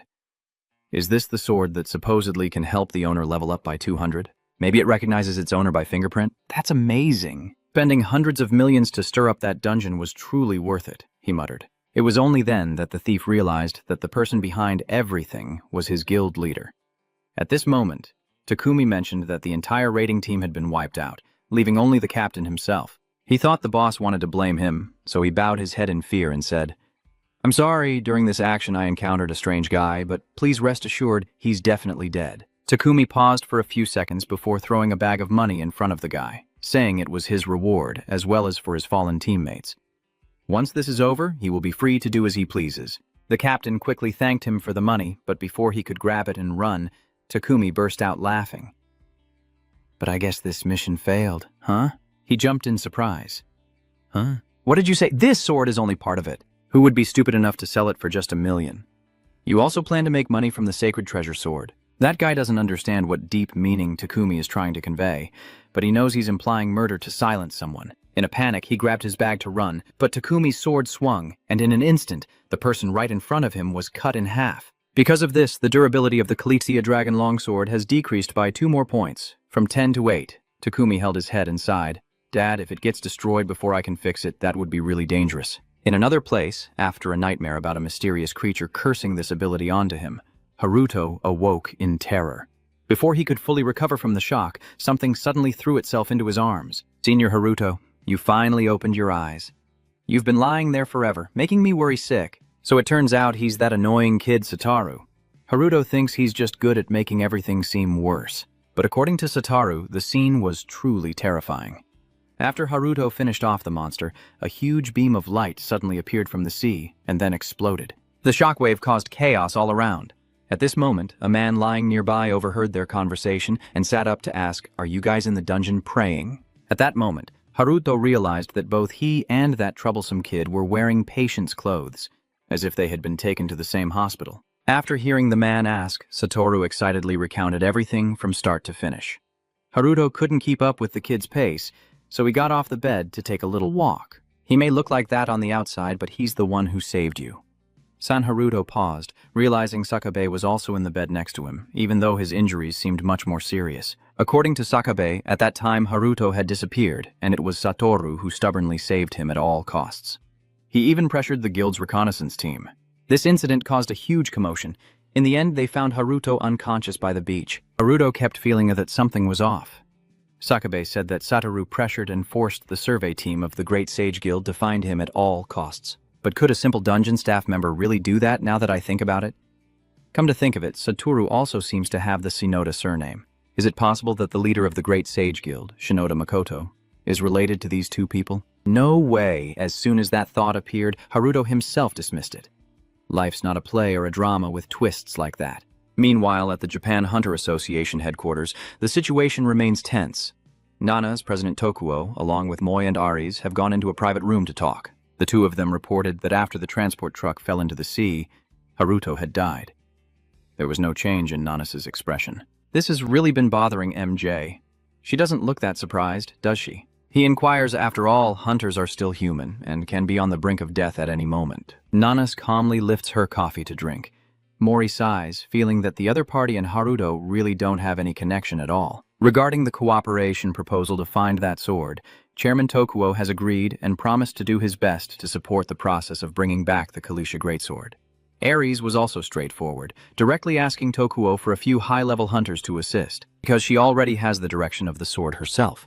The Kaligaya Great Dragon Sword is not a fixed item, meaning it is not an item that can only be used by certain people or those who meet specific conditions, but it is engraved with a pattern used to determine the rank of the user. Aris can sense and track that pattern. She also knows that about an hour ago, someone used this sword. Hearing this, Nana slightly furrowed her brow. There was no prior information that they could investigate and track using that other seal. It seems this is the real reason they allowed Haruto to borrow the sword. As Aries continued with the most important issue, that the sword's durability was only 10 units left. Because it has only just been used, its durability must have decreased. If it continues like this, it will surely disappear from the world. So the only clue is to find her mother, Aries. "You went missing during the disaster 15 years ago, right?" Nana suddenly spoke up, and her words left the two people facing her utterly stunned. "How do you know?" Nana's held up the folder of documents she had been flipping through in her hand. "This is a confidential file about MJI and Aries. Do you think I became the team leader just by luck?" "We also know that the precious sword is your mother's keepsake. Hunter Nanas, please help me retrieve my mother's keepsake." After leaving the chairman's office, many thoughts filled Nanas's mind. She feels that MJ and Aries are still hiding something, and she doesn't believe what they said about Haruto either. Because she knew he wasn't someone who would die easily, suddenly Nanas heard someone calling her. And when she turned around, it was the leader of the Great Sage Guild. Makoto is not the type to talk nonsense. If he met with Nanas privately, he must have something to say. And what he wants to say is to invite her back to the Great Virtue Guild. Nanas, after hearing this, could only sigh and then smirk mockingly. The number of dungeons keeps increasing, but the big guilds responsible for managing them are instead setting up their own companies, only caring about personal pleasures and making money from the dungeons. As for this prison break, if it turns out to be due to the negligence of the Great Sage Guild, the entire guild will be held responsible. That's why I won't be going back. There's still a lot to do in the guild. Dad, this is just the Brout twist. I never expected Nanas to be the daughter of Guildmaster Makoto. Knowing she would react like this, he could only laugh. Actually, there's something else I want to discuss with you. Before you leave, you should stop by the Central Hunter Hospital. The Central Hunter's Hospital is where Haruto is receiving treatment. Right now, he's hiding on the rooftop checking his condition. As for the Cilicia longsword, although he can't copy the true form of the sword, he can absorb all its power. This is actually much better, Mole. Because if Haruto copied that sword every time he fought and pulled it out, he wouldn't know how to explain it. Above all, the special moves of the real sword are really useful, especially that fierce skill activating at just the right moment, but it triggered right before exhaustion, causing a terrifying pain. Still, thanks to it, Haruto was able to finish off Kuya, that terrifying monster at level 400, with just one move. I remember at that time, Haruto never thought he could do that. After defeating Kuya, its shockwave was absorbed by him and automatically converted by the system into resonance frequency and natural wave skills. The Giant King Spiderweb skill also reached level 2. The best part is that you can use frequency resonance or natural waves simultaneously with this skill. Haruto never thought that his copy and paste skill could reach a level where he could absorb and combine different skills together. Turns out there is always a silver lining in every misfortune. After absorbing the magic sword, you have officially become a high-level hunter at level 276. This is truly amazing. Just a few days ago, Haruto was still a useless guy who couldn't break through level 30. Now he has to find the bastard who stabbed him in the transport truck, nearly costing him his life. As soon as he thought of that, Haruto suddenly heard a familiar voice loud enough to pierce his ears. "Why do you have to make people worry so much? I told you to run immediately if you saw danger." Haruto realized that was Nana, the hunter. A person as cold as she is, but now showing this kind of expression. Haruto quickly hid to the side, trying to eavesdrop on who she was talking to. And as a result, he heard an even more familiar voice next. "That's because of you. Chi, it's your fault for not stabilizing the dungeon properly there." Nana's was so furious she was speechless, and Haruto was stunned by the scene in front of him because the person arguing with Nana's was Satoru. The important thing is that he still calls her sister. Now I remember they both have the last name Shinodama, but I didn't expect them to be siblings. Nanas and Satoru argued loudly, and only then did she remember Haruto. So the Sansano craftsman is safe too. Where is he? Who knows, you go find her yourself. Hearing his name, Haruto instinctively tried to find a way to escape, because he was afraid that Nana would come here to settle the score after discovering he had impersonated a member of the guild and tried to steal that sword. Haruto decided to turn around and run away. But before he could take 2 steps, he ran into a chest as hard as stone, almost breaking Haruto in half. "Looks like you're still alive, Jiang." The sword thief. The person standing in front of Haruto is Moji. 3 words, the sword thief. He even emphasized them enough to show how furious MI was. MJ immediately grabbed your collar and slammed you against the wall. He was furious after being tricked by Haruto about your fake association membership. Haruto desperately wanted to explain that everything was just a misunderstanding, but Mori absolutely wouldn't give him a chance to speak. They all saw him being stabbed by that thief, yet he's still alive and doesn't seem seriously injured, so he assumed that he and that bastard were in it together. Things got even worse when Mori, with a blazing look, drew his sword. At that moment, Ares appeared to stop him, but it was no use. Mori didn't intend to use his skill, but he wanted to make the conman who deceived him pay the deserved price. Haruto really didn't want to activate his skill here, but he couldn't just stand still and take the hit, and the skill he used this time was frequency resonance. Just as the tip of his sword was about to touch Haruto's fingertips, it suddenly shattered into 1,000 fragments. The gentle aura just now caught the attention of both Nanas and Satoru. They ran over and happened to see Haruto use this move. Nanas immediately recognized that move as nothing but Kuya's shockwave. Claiming she wasn't surprised would be a lie. Not to mention how Haruto can use this move. His completely different aura from the day of the disaster alone is enough to make her see him in a new light, along with the change in his demeanor and the appearance of another character, Arita Sarah. She is a member of the girl group named If, but leads a completely different life from the other members because after their performances, instead of riding the company's car, she drives her luxury car home herself. As she just exited the parking garage, Sarah almost collided with another car out of frustration. She rolled down the window and started shouting, "Are you blind? Where are you looking while driving?" The person inside the car opened the door and stepped out, carrying a large suitcase. It's Takumi, the leader of the Black Gang. As soon as she saw him, Sarah fell silent. Takumi slowly approached, slammed the suitcase in his hand onto her red dirt sedan's hood, then leaned his head into the window. Was the performance successful? Now let's head into the dungeon. If she wants everything to go back to normal, she can only go along with it. As for Haruto, after Nana stepped in to handle things, Moi finally decided not to settle the score with him, even though he still held a grudge. The 4 of them, Haruto, Nanas, Moi, and Ares began to follow the trail of the magic sword. But when they arrived, all that was left was a ruined wasteland. "It seems we're too late," Ares said sadly. "So we have to wait until that person uses the sword again?" Nanas asked. But before Ares could answer, Haruto suddenly remembered something and exclaimed, "The Blood Tower, and now I remember the culprit who tried to kill me mentioned this name before. He said he comes from the Blood Tower Guild." Nanas had never heard of this name, so she immediately guessed it was a secret black guild operating in the shadows. MJ seems to be losing patience because he knows the sword won't last much longer, but Nanas already has a plan to deal with it based on the little clue Haruto just revealed, because she knows someone who is very well informed about these kinds of things. As for Sarah, Takumi approaching her proved that her identity was far from ordinary, and indeed it was true. Like Haruto, she was someone blessed by a mystical creature during the disaster 15 years ago. At first, Sarah thought she only awakened a power like other hunters, but it turned out she possessed a unique skill that could undo with Control Z, allowing her to revert targets to their previous state. Then, Sarah started buying damaged or discarded antiques, restoring them, and selling them in their original appearance. And even though it's not a healing or recovery skill, she can still make money by treating wounds. However, the money she can earn with this skill is limited, and Sarah needs a lot of money. Because her parents, victims of that disaster, were unconscious and had to stay in a hospital with limited facilities, Sarah tried to heal them but couldn't restore them to their original state because she didn't have enough mana to use her CT. Without mana, all she can do is heal minor wounds, and mana is a form of energy only hunters can control. So to get some mana, Sarah risked her life alongside other hunters to enter dungeons from a very young age, acting as a pack mule when needed, and a healer when necessary. But for someone like her, who hasn't awakened her hunter profession, entering a dungeon is like walking into a tiger's den full of danger.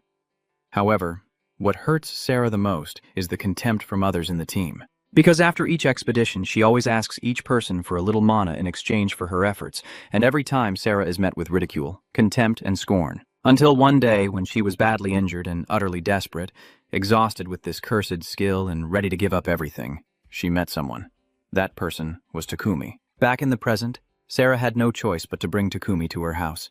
Seeing the cramped and simple room, so impoverished, Takumi couldn't hide his surprise, mixed with a hint of mockery. Where did all the money she earned go? I never expected a famous person like Sarah to live such a life. I bet no one would think that she ordered takeout for all 3 meals and ate whatever she wanted.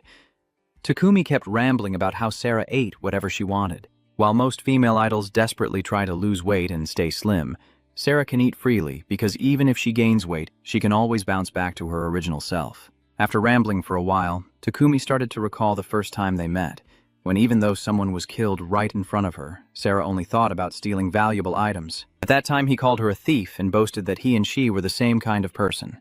Then they signed a contract with each other. As usual, Takumi will gather enough mana and give it to Sarah, who will then help him restore the items he needs. However, this time Takumi asked her to go into the dungeon with him, even though the contract restricted it because he wanted Sarah to restore the original state of the sword, which would require a huge amount of mana. "Sarah, this will be the last time you need to go into the dungeon." Takumi hinted, does he mean he has found an item that regenerates infinite mana and it's inside that dungeon? Sarah immediately lost control. "No, but if she goes, there's a chance it will appear there. I know our contract limits your access to the dungeon, but just this once. Come into the dungeon with me. This will be the last time and the reward will be worth it. Right?" Returning to Haruto, the person Nanas just mentioned as someone who knows all the information, is actually Masato from the Future Guild. Although she doesn't like this guy, she still has to take Haruto there. On the way, he was very confused because logically, the 2 guilds always compete for the top spot in Japan, with Mias and the new major guild holding more information. They only have information about dungeon purges and management skills. Maz, on the other hand, knows a lot of other side news. And as expected, he really knows about the Blood Tower Black Guild. It all comes from the heart of the giant demon. The item is known for its ability to regenerate infinite mana. It is a very rare item found in the Snow Mountain dungeon of the elves and only drops after defeating the giant hidden demon. To find that item, the Future Guild mobilized a huge reconnaissance team to gather information, and during that time, they encountered the Blood Tower Black Guild that Haruto mentioned. Specifically, Mas found a hunter recruitment notice, with very few views from the Blood Tower Black Guild. They need to recruit 30 people of level 90 or higher with any equipment, so Maso immediately guessed they were preparing to conquer the Snow Mountain of the Demoness. Then he started to investigate further, and realized that this Black Blood Tower Guild was even worse than he had imagined. They steal, assassinate, regardless of whether the target is an influential person or a hunting group clearing dungeons. And because they are a dark guild, they don't care about being looked down upon. Haruto listened very carefully to what Meso was saying. He didn't need that item capable of infinite mana regeneration because he had that ability himself. But indeed, it is an eye-opening item. According to Masato, someone clearly wants to monopolize it, and if someone truly possesses this item, what does it have to do with the Calicia longsword? At first, Haruto thought it was stolen to destroy the giant demon, but clearly the sword's condition was already poor, and it couldn't be wielded again. So he quickly dismissed that idea. After exchanging ideas with Masato, Nanas concluded that the Blood Tower Guild is targeting the giant's heart, which is why they want to form a team to clear the Snow Mountain dungeon of the elves. But this time Ares objected, saying she didn't think it was reasonable because no one has ever found that item since the hidden dungeon was discovered 15 years ago. How do you know? Haruto asked. I can't say exactly, but I was once very interested in this dungeon and studied it myself. After all, the Snow Mountain of the Star Realm is still a notorious dungeon for its difficulty, and is one of the typical dungeons that hunters avoid at all costs. There are some hunter groups that occasionally explore hidden dungeons, but they've already given up on this place. What could be inside that dungeon to make seasoned assassins team up for an expedition? Masato reveals a cunning smile. It seems he's also very interested in this matter. When are they leaving? Haruto asked again. Masato shrugged, indicating he didn't know for sure, since the hunter recruitment was already completed. They might have left long ago. Haruto gritted his teeth in anger, realizing the enemy had planned this long in advance to precisely steal the sword, and with little time left, Nanas ordered an immediate departure to the Yotin Snow Mountain. Coincidentally, at that moment, the future guild had a specialized attack team ready to depart immediately. When she mentioned this team, Masato's face instantly changed. Who said that about us? We don't have one. But I heard that the future guild has an attack team ready to respond at any moment, and that team is on par with the Hunter Association's attack team, right? Masato kept shaking his head. This girl really can dig up anything, but he doesn't want to get involved in matters that don't concern him. Besides, the weather inside that dungeon is extremely harsh, so he has no reason to lead his own army into a place like that. And somehow, by some strange twist of fate, Nana still forced Masato to deploy the troops, and he himself had to follow Colon. Even when facing the level 40 stone monster army, Mas still couldn't understand why he ended up in this crazy situation with this girl. These stone monsters weren't actually that strong, it was just that they had to destroy their cores to completely eliminate them, or they would keep regenerating, which was quite troublesome. Mas's army fights bravely, but since the enemies keep regenerating, he has to act himself. Mas's magic is no joke. He can stand still and use his staff to shatter all the stone demons. Their life cores are ejected as a result. His soldiers just need to smash those cores before the Thai-Yu bodies can regenerate. Haruto witnessed the entire scene. I have to say, even though Maso seems aloof and unpleasant, his strength is truly impressive. Let him be a hero for a bit, as long as those stone demons are dealt with quickly. According to Ares, after entering the Snow Mountain dungeon of the demon spirit, they must eliminate as many stone demons as possible, because that is the condition to encounter the mid-level Snow Mountain golem. According to her previous research, this dungeon is a censor dungeon. Unlike a normal dungeon, which is usually divided into areas like small monster zones, mid-level boss zones, main boss zones, or final boss zones. In a normal dungeon, if you know the layout, hunters can go straight to the final boss area. However, in the censor dungeon, the condition for the next area to appear is formula A plus B plus C equals D. That means they must complete farming small monsters before unlocking the intermediate boss area.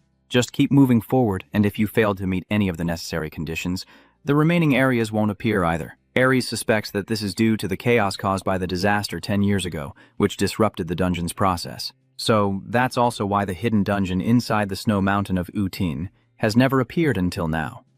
Moreover, Ares isn't entirely sure about the conditions for the mid-level boss to appear, but after careful research, she feels that farming many small monsters is the most feasible method.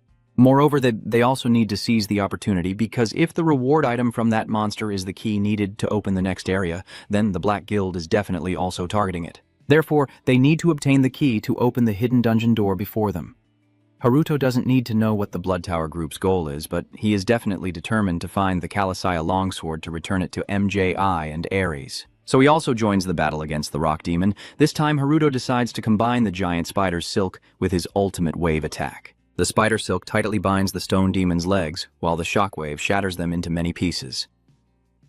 Watching Haruto handle these little monsters also seems quite easy. Masato's soldiers were very surprised to see him use the giant Spider King's web in the low-level dungeon, They never expected that something seemingly useless could bring such incredible power. Ares isn't resting either. She and Moore work together. One uses magic to extract the core from the monster's body, while another swiftly cuts through all of them with a sword. Among the slime crystals, some are larger and more ferocious. When Masa's army couldn't do anything against them, Nana stepped in. The strength of Japan's top 5 hunters is not just for show. Like Haruto, she was also rewarded with Kuya's shockwave skill because she dealt the most damage at that time. With just this move, Nana easily defeated the giant monster. "Is everyone okay?" Nanas glanced around, seeming to see no one injured. "Yes, it's okay, thank you, Captain." It seemed nothing special at first, but suddenly Nanas noticed a familiar silhouette.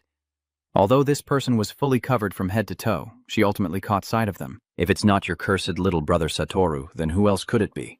Wait, how did I get here? Nanas gets angry. Satoru also doesn't give in and immediately retorts back. "What's wrong? You probably shouldn't come. I'm here as a member of your senior team."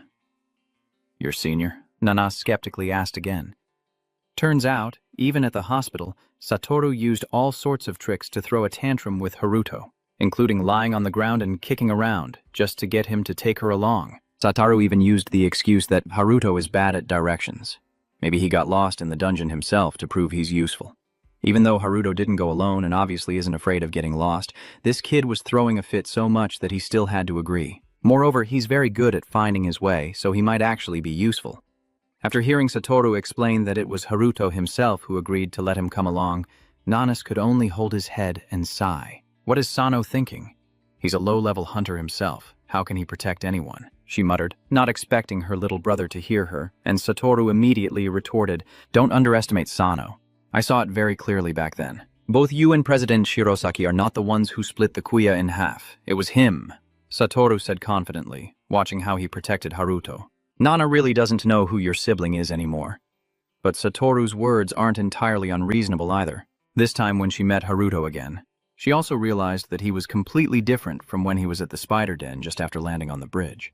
Moreover, the skill he was using was Kuya's shockwave. If Haruto wasn't the one to finish it off, there would be no reason for him to have this skill, but she really couldn't understand how a low-level hunter like Haruto could split a monster as huge as Kuya in half. Putting that aside, Nanas and everyone else continued to fight. But she didn't expect that the Black Guild members they were searching for were actually mixed into their own army. At that moment, Takumi and Sarah were hiding nearby, scanning the situation. Meanwhile, his subordinates had infiltrated the chaotic attacking team, using disguises to hide, stealing the chance to deliver a fatal blow, and also snatching mana and items. High-level hunters like Nanas and Meso are indeed very powerful, but because they are too strong, these guys aren't afraid of anyone's parents, so they don't focus much on honing their reconnaissance skills. On the other hand, members of the Black Guild Blood Tower often face situations where they must fight stronger enemies, so they have trained their invisibility and weapon concealment skills to the highest level, rarely being detected. Takumi truly lives up to his reputation as the leader of an organization full of cold-blooded assassins. His way of sweeping through the dungeon is both relaxed and efficient.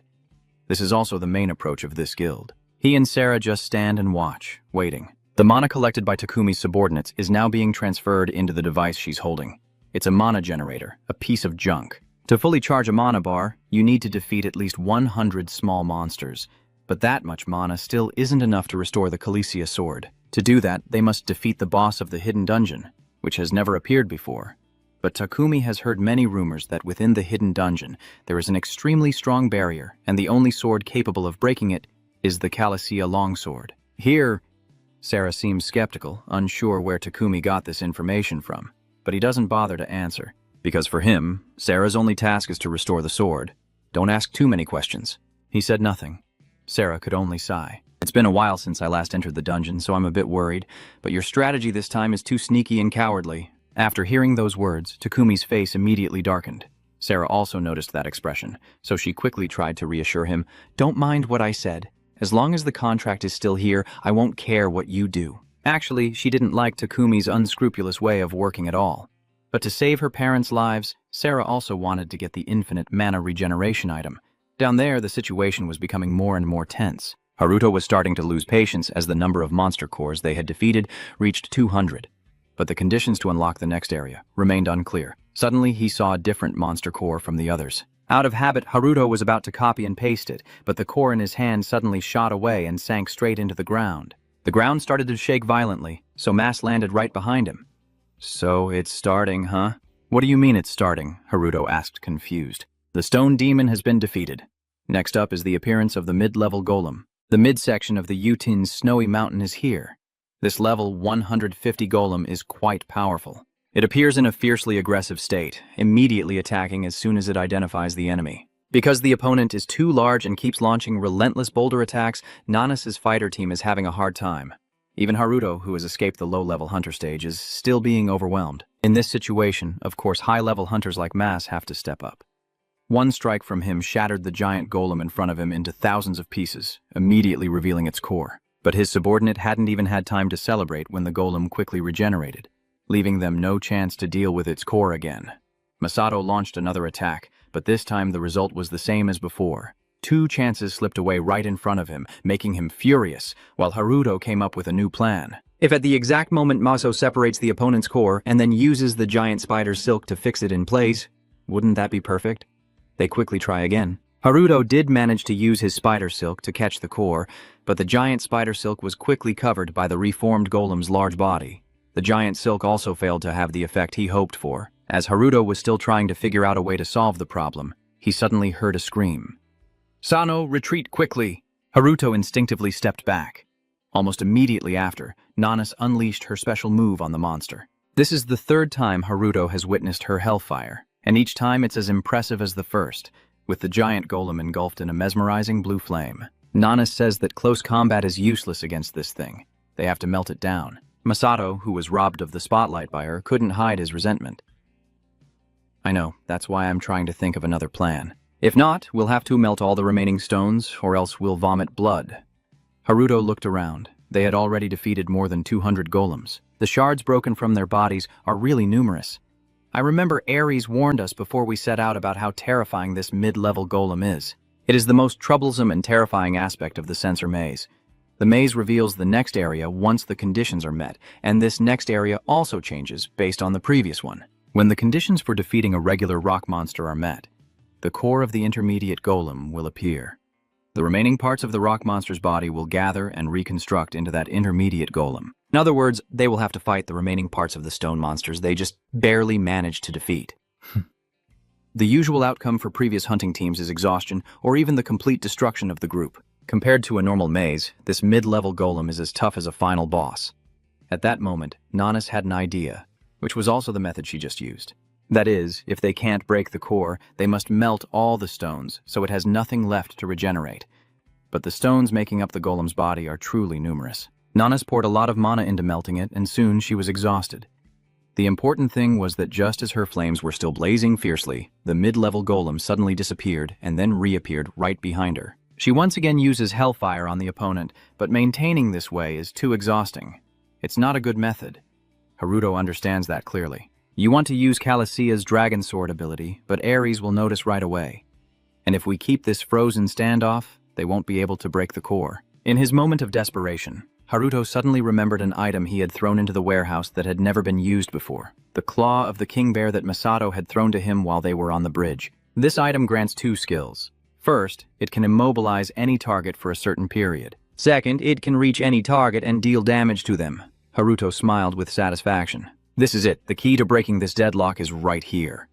He immediately uses his copying and absorption skills. The first skill loaded into control, Fiai, allows Haruto to lock onto the target more tightly when using the giant king spider's silk, while the second skill loaded into control enables him to pierce through the target and absorb 15% of its HP and MP. After acquiring the new skill, Haruto eagerly charged forward, hoping everything would go as he wished. Meanwhile, Nanas remained steadfast in her plan to melt the golem's body. Mori and Ares both seem quite concerned because no matter how skilled a hunter Nanas is, if she keeps unleashing hellfire like that, her mana will run out soon. Under the effect of the blue flames, the golem's body begins to disintegrate. Nanas once again used hellfire to reinforce her attack, but this time it backfired. The golem went berserk and charged straight at her, ready to counterattack. The hellfire was ineffective, which also meant Nanas's mana had reached its limit. But before the intermediate golem could even touch Nanas, it was caught and entangled by Haruto's spider silk. This time, you used an especially large amount of spider silk to wrap it into a giant cocoon. Nana's was saved at the last moment, and she happily called out Haruto's name. At that moment, Mas couldn't hide his amazement. His reaction was exactly like everyone else's, unable to believe that the silk of the giant Spider King could do something this incredible. Seeing him stunned, Haruto loudly urged, "President Shirosaki Masato, please attack again." Called by his full name, Mas jumped in surprise. "Huh? But don't you see? Attacking won't do any good. This time will be different. I will stop the core from moving." "We don't have much time left, so please hurry up," Haruto said urgently. Under his command, Mas clenched his teeth in anger, but finally unleashed his magic attack, threatening that if Haruto failed, he would get a heavy dose of Masato's magic through Lure, destroying the mid-level golem's body with scattered large rocks and revealing its core. Seizing this moment, he used the giant king spider's silk, enhanced by the bear king's claw, to lock the core, and this time his plan succeeded.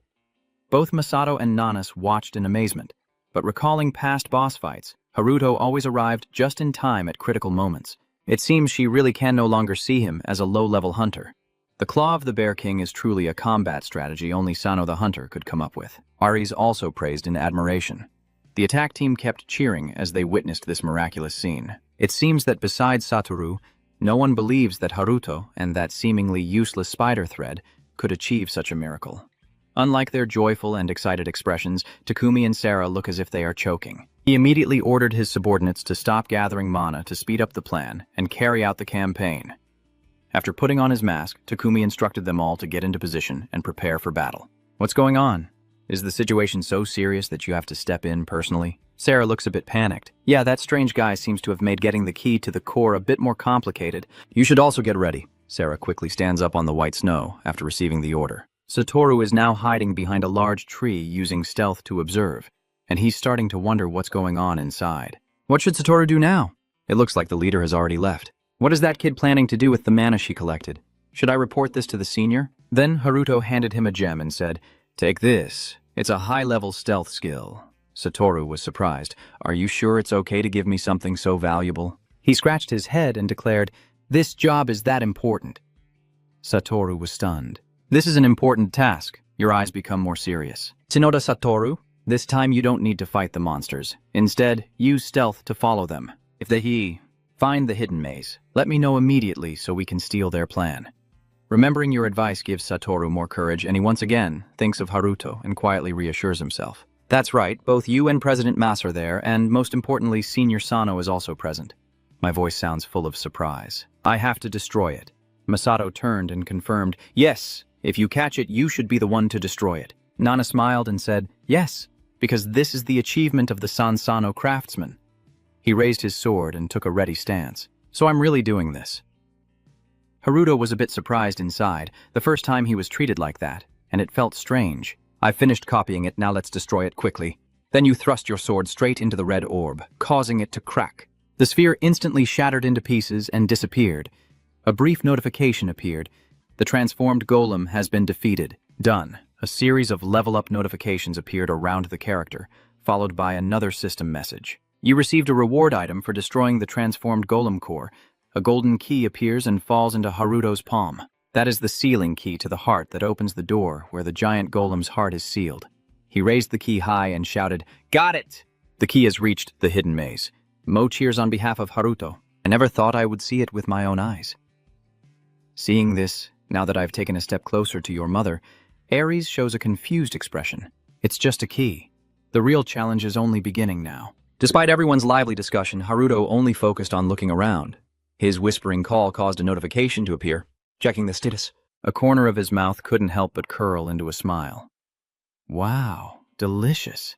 The upgrade of the magic sword has brought it to level 285, almost equal to a high-level hunter above level 300. The solo playday is not far off anymore. Haruto jumped up happily, oblivious to Masato's helpless gaze, then turned away quietly to comment that he had just defeated a mid-level boss and was celebrating miserably. Nanas chuckled softly. So who was struggling with that mid-level boss just now? Feeling teased, he quickly retorted, "There was no struggle at all." Suddenly, a series of loud explosions rang out, sending rocks and debris flying everywhere. Mo and Aries also had to quickly dodge to avoid injury. To everyone's astonishment, dozens of sharp spikes emerged from the ground. The black spike with red writing is a sign of a giant monster appearing. Things are getting worse. He hurriedly ordered the team back behind my shield, but before he could finish, another explosion shattered the formation and a red beam of light appeared, illuminating the entire sky. After the chaos, there is a silence of death as several people have been killed. A man slowly steps forward and says, "The armor is truly formidable, no doubt about it. If you have the money, you can buy even a ferry. Just forget a little of your conscience." The man speaking is Takumi. It's as easy as turning your hand, or Maosha. He took a deep breath and kept muttering, "Productivity, productivity." Suddenly, a confident voice rang out, catching his attention. "Got it." Suddenly, a series of thick silk threads appeared in front of Takumi, and from within them, Haruto charged out with his sword. "Give it back!" he shouted as he charged forward bravely. Chulong Kalasia suddenly spat out a burst of bright red blood. Takumi, triumphant, launched an attack at him, thinking you might stop the explosion with that web. But the trap I set is more than just that. "You almost ruined my plan." He threw Haruto harshly away, causing rocks and debris to fly everywhere. Skinhan shouted loudly, "Say no, Hunter." She immediately raised the weapon in her hand, a surge of blue energy bursting around her. Prison of rage. Eris didn't have time to think. He rushed forward. "No, Nanas." But she was held back by Mo. "Stop or you'll get hit for sure." A blue tornado heads straight for Takumi, who is standing nearby, and it is so powerful that the ground cracks open. Suddenly, Nanas coughed, a spurt of blood falling to the ground. She stabbed her spear into the dirt and collapsed, coughing painfully. Maz looked over and quickly ordered, "Sonoda Nanas, Hunter, what's going on? Hurry and use healing magic. Come over to her and panicously shout, 'Captain Shirasaki, do not use mana.'" She quickly explained to him that when the barrier blocked mana absorption, it probably released it at the same time as the previous explosion. This is the cowardly strategy they use to disable high-level hunters. She couldn't help but wonder while a bubbling black liquid was seething on the ground. Why would they use something so dangerous? Takumi turned his back and left Haruto with a serious wound. "Let's get to work." Masato gritted his teeth, frowning in disbelief. I can't believe his skill. Seeing Takumi's unusual footsteps, he becomes even more stunned. It's a shadow transformation, the highest stealth skill. Wasn't that skill supposed to have been wiped out by the previous generation of hunters because it was too dangerous? How is he still able to use it? He calmly turned his head and looked around without saying a word. Suddenly, Takumi noticed the key lying right next to Haruto. He slowly picked up the key in silence. A small notification appeared, indicating the sealed heart key has been transferred to the current owner. Takumi let out a soft laugh, completing the task. However, he seemed unsatisfied and quickly grabbed hold of his collar. But Takumi's voice was stern behind the mask, a red glow flickering in his eyes. "We have to kill him right here," Haruto spoke with a mocking tone, barely holding back. I was just thinking the same thing. He was momentarily surprised. What? He is still conscious. A smug smile curves on his lips. "Well, luckily the one who broke the sword is a worthless trash like you." A bunch of silk shoots out and envelops Takumi's body, catching him off guard.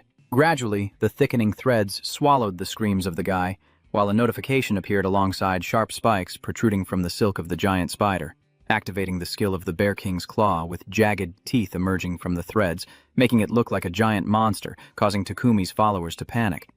Wasn't the skill of the leader the one he used to defeat the golem? Maybe we should run too. Haruto slowly drew his sword and stepped forward. "Your mistake was touching my sword." Your calm voice echoes as you unleash the silk of the giant spider. However, the expression on his face quickly changed to surprise. The spot where Takumi should have been was empty, and there was no sign of him. He appears from the shadows and sighs. Wow, that was close. It's the first time I had to use a skill like that. Takumi shouts loudly, just like a crazy person. "If there's no shadow in there, I would have died for nothing. After being killed by such a trivial skill, I finally understand why the hunters I've killed before looked so regretful. But since you're going to die here today anyway..." A sudden burst of bright light radiates from Haruto. "Hey, you know my nickname, right?" He stands tall, making that light even brighter. "People call me the mana tank because I share mana with my teammates.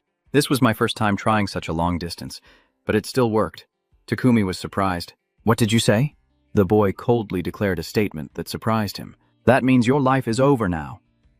Masato, standing to the side, also raised his voice loudly. "I don't understand what's happening, but I have a lot of mana in me, and I will destroy your Blood Tower Guild right here." At that moment, a red magic circle appeared in the air, accompanied by powerful black lightning. Takumi secretly despises a little, especially the wide black lightning of Shirasaki Masato, the cursed shadow that transforms into Takumi's nemesis. He can't escape. Things are not looking good. He quickly turns his head to the other side and gives an order. Aritasara acts, reversing it. According to her response, a mysterious green light is clearly visible. The mana vials lying peacefully on the ground are quickly uncapped all at once, converging like beams of light under Sarah's control. She grits her teeth and tries to reverse it as her leader ordered. The notification appears, issuing a command to reset and restore the golem's snow mountain maze to its original state. Fragments of stone gradually vanished as if time itself was reversing. When the reset command was issued and the dungeon was restored to its original state, the world suddenly trembled violently. What's suddenly happening? The black and blue lightning and the storm make everyone even more panicked. What is this airflow? Someone immediately spoke up to explain amid the chaos. This isn't normal airflow. The remaining golems are under everyone's watch, gradually connecting back together. They are gathering together. Nana's eyes are filled with surprise. That's Masato, who hesitates slightly in surprise and says, "Don't say anything." He looked into the distance where the golems were slowly appearing behind the misty bones. Is the dungeon being reset? A furious golem charges at him, startling him. The golem's fist quickly collides with Masato's shield. Damn it, that gas makes it impossible for everyone to absorb mana. He glanced at his teammates and thought to himself, Mass has to create a shield to protect the members, but at this rate, he can't fight the golems. If this continues, everyone will have to die inside the protective shield. Is there any way? Suddenly, an unexpected event occurs that leaves him wide-eyed in surprise. Nanas's blue tornadoes flare up once again, destroying the golems. Masato opened his mouth in amazement. Nana the hunter, is she? She glanced at him seriously and said, "You heard it just now too, right? The nickname of Sansano's hunter." Nana's voice was firm when mentioning that nickname, Mana Gopher. But Maiso didn't understand in time, so what? Ares, while treating her, continued speaking, possessing infinite regenerative mana and sharing it with his teammates. Clearly, this is a deadly skill of the Sansano hunter. Maso immediately began to suspect that only a healer-type hunter could do that, watching intently as Ares healed Haruto. So why can a Sano hunter, who isn't even a priest, do that? He then glances fiercely at Nanas and Moang as they fight on. High-level hunters like him and Nanas need a huge amount of mana to activate their skills, and it's not limited to just the two of them. Is he sharing his mana with everyone here by dividing his own? In just a short time, Mas clenched his teeth as he regenerated infinite mana. He had never heard of this poison skill before, but if it was real, then deep down he started to have some personal ambitions. Instead of searching for the giant golem's heart, a better way is to have Sansano join Masato's guild. Suddenly, Nanas's voice rang out, drawing Masato's attention. Now everything is clear. She fought while talking, and even the events at Rainbow Bridge Dungeon were all the work of the Blood Tower Guild. Mo is now blocking an attack from a turning golem and shouting loudly, "The important issue now is that the dungeon has been restored, and if they restore it again." But Ares' voice rings out to dismiss that explanation. "No, I don't think that's feasible.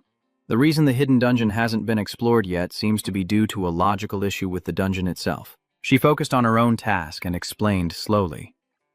"I don't know if they noticed, but right now the chance of the hidden dungeon appearing is definitely 100%. As soon as she heard that, Nanas's eyes grew colder, but there was also something strange. She calmly defeated a golem and then continued. The number of golems now appearing has decreased. Masato quickly realizes there is something strange going on. The golem that Hunter Nanas melted down cannot be recreated. Anyway, I have to deal with this quickly, so I can track those bastards from the Blood Tower. Still, these things weigh on her mind. If that's all there is to it, then it wouldn't be a problem. But if we assume this time is like the previous dungeon ascent and they repeat that method, then it can't happen again, right?" But Mas now couldn't help but worry about Haruto, thinking that maybe Sansano's craftsman was still okay and hadn't been taken out by those guys, right? In a corner of the snowy mountain, a giant spider silk cocoon lay still on the ground. Haruto emerges from the cocoon, badly injured all over his body. "Release the giant spider silk, damn it." His eyes are now filled with fury and irritation. That bastard. Takumi suddenly appears after a fierce cold wind and quickly runs over, shouting, "Stop right there!" The two swords quickly clashed, producing a sharp sound. He looked at you and chuckled. "So what do you think a low-level hunter can do?" Despite Takumi's taunts, he still held tightly to his sword. "Ha! That low-level hunter you mentioned is ruining your plan." Once again, you used the giant king spider silk to bind his hands. Takumi swung his hand to break free from the web and gritted his teeth, saying, "This web is no different from a tiny ant. Let me make sure you can never use this again." Then he stuck the sword in the ground and pushed you away. A bright light flashed along with his thunderous shout. The Calicia longsword releases its power level. Haruto narrows his eyes and quickly wraps himself in silk. Last time you escaped using spider silk, but you wipe the blood from the corner of your mouth and silently marvel at how terrifying the power of the Calicia dragon longsword truly is. But thanks to that, Haruto learned how to use its power. Haruto planted the sword into the ground to stand up. Where did he get such rare information? I didn't completely block that attack. Well, I guess I should chase after him and make him spill everything. But the strange surroundings leave me feeling confused. By the way, where is this? Damn it, a snowy white land, how am I supposed to know where I am? At that moment, the Japan Hunter Association, with golden sunlight shining on the tall building, Tokuo leaning back on the sofa reassuring Makoto, there's no need to worry too much. Chairman Tsunoda and the leader of the future Shirosaki Mas Guild are also with them. Makoto crossed his arms and spoke seriously. Our biggest concern now is whether the Blood Tower Guild is truly involved in orchestrating everything, but we don't know much about them. Go quickly agreed Viajete. Of course. Even high-level hunters targeted by them would surrender, and they wouldn't be able to gather any more information. He paused for a moment before tossing a tablet onto the table, but our Mas Guild has uncovered a few things. He explained and recounted the story to the other two. The reason they are rallying and taking action this time is because of the presence of the global multinational hunter guild Starfield. Tokuo widened his eyes and raised his eyebrows in surprise. Starfield. Even Makoto sitting nearby couldn't help but wonder why a world-class guild like that was in such a small place like Japan, especially with the Black Guild. Go lowered his head, his voice much deeper, making it hard to imagine what the scene inside the dungeon must look like now. However, 15 years ago, during the Great Disaster, only one dungeon collapsed. He recounted the terrifying scene from that time with a trembling voice. At that time, the escaped golems were even more terrifying than demons from hell. The one who sealed the Snow Mountain Golem dungeon was one of the strongest priests in the world, Nishihara Tomoka, from Japan. Makoto nodded in agreement, and if Nishihara the hunter hadn't sacrificed herself, Go would look directly at the remaining two and seriously discuss the heart of the giant golem sealed inside the hidden dungeon. Until now, it remains something with a deadly allure to everyone in the world. He explained in detail the principles of operation of those two guilds. Both guilds are willing to do anything to achieve their goals. I'm not surprised that they formed a team to conquer the Snow Golem Mountain, especially since Ares Hill from the International Hunters Guild is Nishihara's daughter, right? Makoto quickly spoke up. We all understand this well. So, apart from the Calicia Longsword School, she also planned to investigate her mother, San Nishihara's death. But Go denied it. No one has ever acknowledged San Nishihara's death. That makes him even more surprised. Atsu, what did you just say? The missing hunter in the dungeon and the unfound body are both reported as dead, right? So, you're saying that a person missing for 15 years still hasn't been officially declared dead? Go pick up the tablet, check the list, and then answer. Someone survived that year. A hunter who returned from that dungeon about 5 years ago also claimed to have seen Hunter Nishihara. Tokuo widened his eyes in surprise and asked back, is that really true? He confirmed softly because since Staffield has sealed the news, it's hard for us to know for sure. All right, at least this is the truth. The interesting part is that there are countless of them in that dungeon. Suddenly, a young man burst into the room and shouted, Boss, Chairman, something's happened! Go turned around angrily.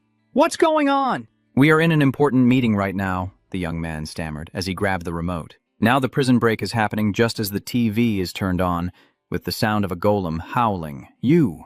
The on-site reporter hiding behind the old, battered car briefly said, Can everyone see? There is currently an escape happening. His voice becomes even more urgent given the chaotic situation. Right now, it's happening right in the heart of the city. The area is filled with screams of panic and the sound of buildings collapsing. Go couldn't help but grit his teeth in anger when he saw it. It really is the golem of the Snow Mountain dungeon. No way. Could it be that the dungeon was just recently conquered and has now collapsed? What kind of hellish situation is this? Meanwhile, inside the dungeon, a group of people are trying to get through the snowstorm. Sarah watches Takumi clutching the piece of paper in silence. At last she spoke. The plan is okay, right? This is the first time I've seen you injured. Kurosaki, do you want me to heal you? He glanced at her with a challenging tone. If you're so curious, why don't you check for yourself? Takumi said as he held it out, and Sarah's eyes widened. Here it is. Everyone stopped in front of a large gate as the calm voice of the Golem Mountain prison guard echoed. Sarah was lost in admiration, gazing at the gate. She finally manages to collect the heart of the giant golem. Takumi leads the group as they boldly cross the suspension bridge between the two mountains. Satoru still quietly used his stealth ability to stand in a corner, focusing on observing little by little. Only after the group had passed did he slowly move to follow closely behind the target.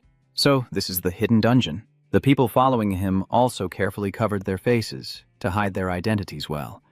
After taking a few steps, they suddenly felt something was off and gently reached into the barrier to think. Suddenly, a feeling of unease arose in his heart, and he directly reported, "Chairman, there's something here blocking the way." Hearing that, he stepped forward, gently touched the barrier, and thought to himself, "Saffield, no wonder it's a top-tier guild. Their information is truly unbelievable." Takumi's memories seemed to drift back to those old days, thinking that this was definitely 15 years ago when it was sealed by a great mage and the strongest hunter, Nishihara Tomoka. Moreover, it was also something he always treasured and longed for his entire life to obtain, the giant golem's heart in the mysterious dungeon. Just thinking about it, his eyes suddenly furrowed with emotion before he unexpectedly called out to everyone. Next, Takumi also reminded them to carefully prepare to break through the barrier. "Don't be careless and stay alert to your surroundings." Everyone responded clearly and firmly. After giving the order to those people, he then approached her to give a command.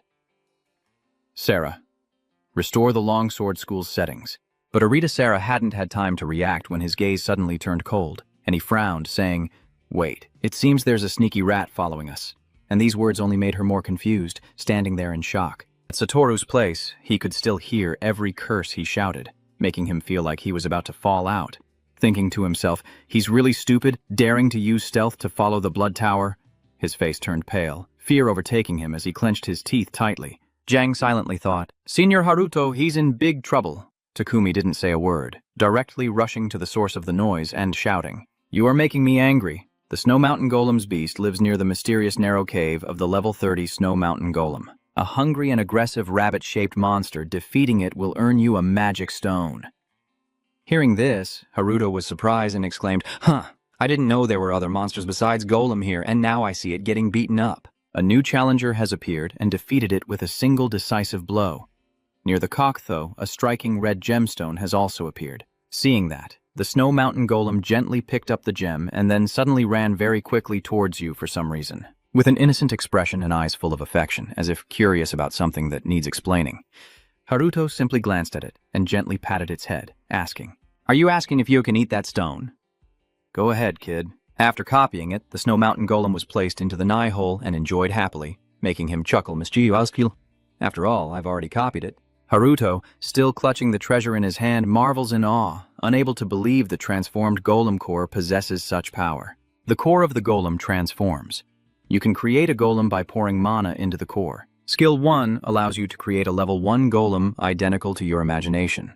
Skill 2 lets you create a level 1 transforming golem armor. Skill 3 can be shared as reconnaissance and scouting abilities. With the created golem, the higher the level, the farther the user can control it. The joy right now is so overwhelming that my smile suddenly becomes distorted. Looking back, I was a bit disappointed when I realized there were no skills that could be absorbed through copying. But this item is also amazing. If I can create a golem individual from the core, then what if I copy and paste it? Haruto's face lit up with a bright smile, revealing his gleaming white teeth, secretly feeling excited. Now I can easily create an entire army of golems, which is really awesome. So from now on I can go into dungeons without forming a team. And seeing you look like that, you seem a bit confused and puzzled. The Snow Mountain Golem can level up to 10, change shape freely, and share senses with its owner. But Haruto is a bit concerned since it's only at level 1. I wonder how big it will get when it reaches level 10. If it gets too large, that could be a problem. Something unexpected happened that made Haruto, who was just about to burst into laughter, open his eyes in shock as the Snow Mountain Golem, sensing the anomaly, forcefully clenched its fist and charged forward. Satoru was just arriving when he was suddenly attacked like that and screamed in pain. "Oh no." At that moment, your eyes suddenly turned toward him with a look of shock as you shouted, "Satoru!" When he was suddenly attacked by the Snow Mountain Golem, he was so scared that tears kept flowing. Just like that, Satoru looked at him as if he were a lifesaver, and suddenly threw himself onto Haruto, crying out loudly, Senior Haruto, I thought I was going to reunite with the ancestors." After he provided this information, the two of them immediately rushed over. Haruto couldn't hold back his anger and shouted, "Damn it, have those Blood Tower bastards found the hidden dungeon?" Well, actually, I think this is for the best. Seeing Satoru suddenly caught up in those troubles, I don't feel guilty or blame myself. Sorry, I didn't think they would detect you so easily. Seeing that it was a high-level stealth skill, I let my guard down, but he immediately shook his head in denial. No, at that time Satoru was in a different position, so he was fine.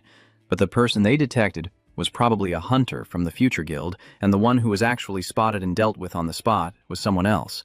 So he was still very safe and escaped unscathed. At this moment, Haruto suddenly narrowed his eyes, thinking that the Shirasaki Guildhall probably thought he wasn't planning properly, but unexpectedly, their unintentional plan actually suited him. After all, he couldn't let his guard down against these Blood Tower Guild members. He suddenly remembered something important and revealed it.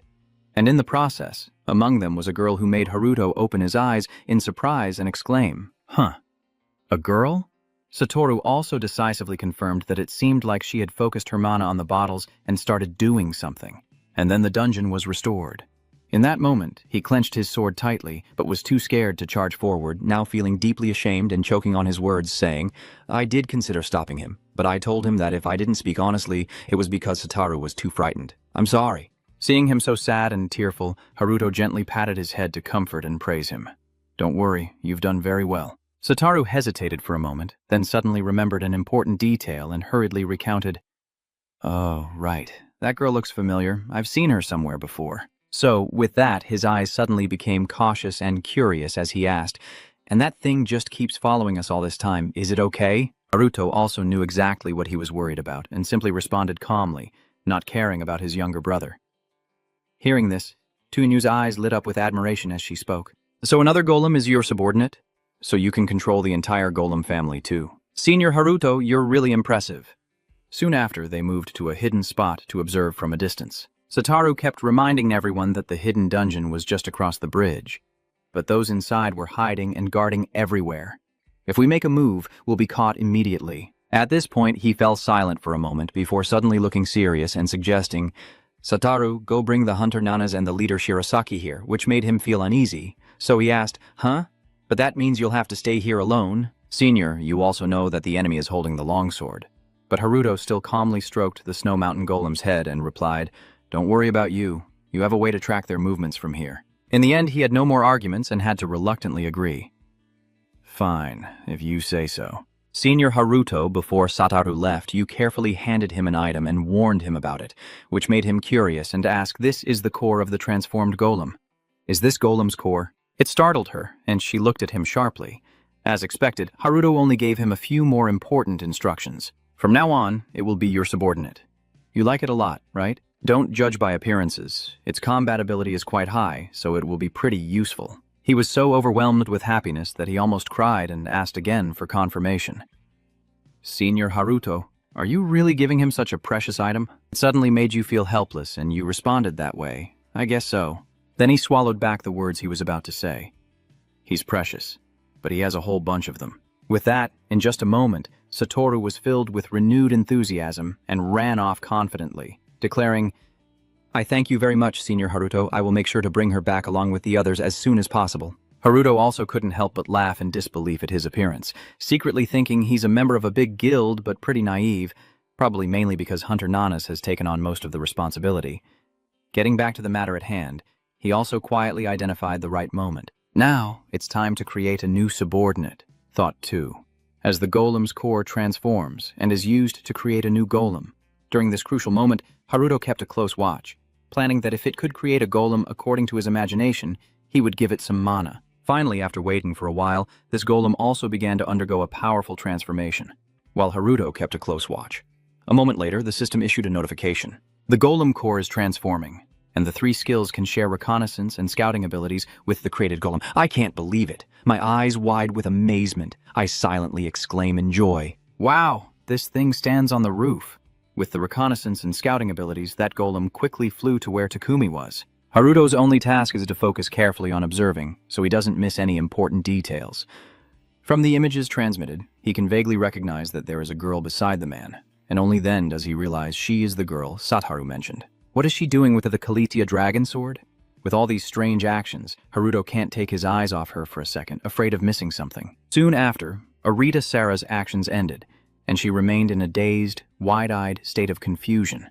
Additionally, the system issued a notification that Control-Z restored the Calicia longsword to its original form. Then comes the information panel of the longsword, forged with the soul of the Calicia dragon, requiring level 30 to adjust the user's level. At level 200, it automatically applies when using the 2 passive poison skills, increasing the user's defense by 35%. Bloodthirsty poison absorbs 15% of the target's durability, vitality, and mana.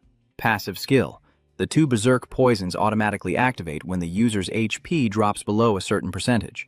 All of the user's abilities and levels are doubled, including the precise level of the user, duration of use, and 1-minute cooldown per day.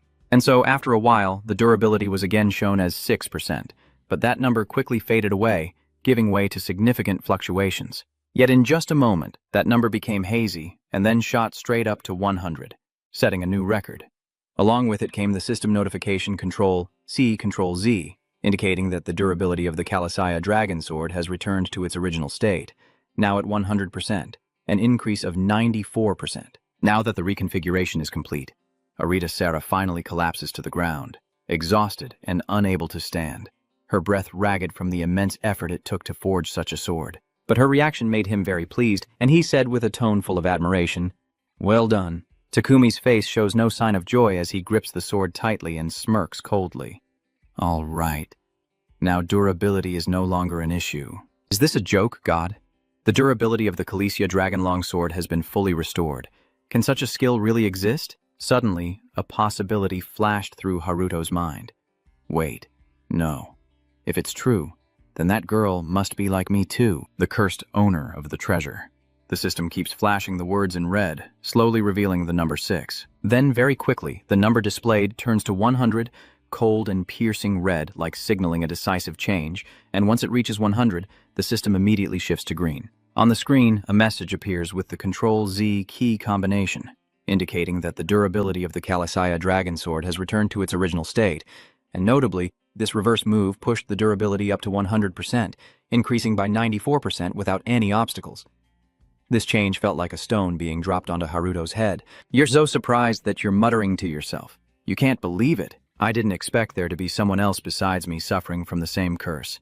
I can't tell how I feel right now. On the opposite side, Nanas is weakened by the cold and exhaustion, her pale face and rapid breathing sparking a few thoughts in him. Considering that the stability of the longsword has been restored, does that mean she has the ability to revert everything to its original state?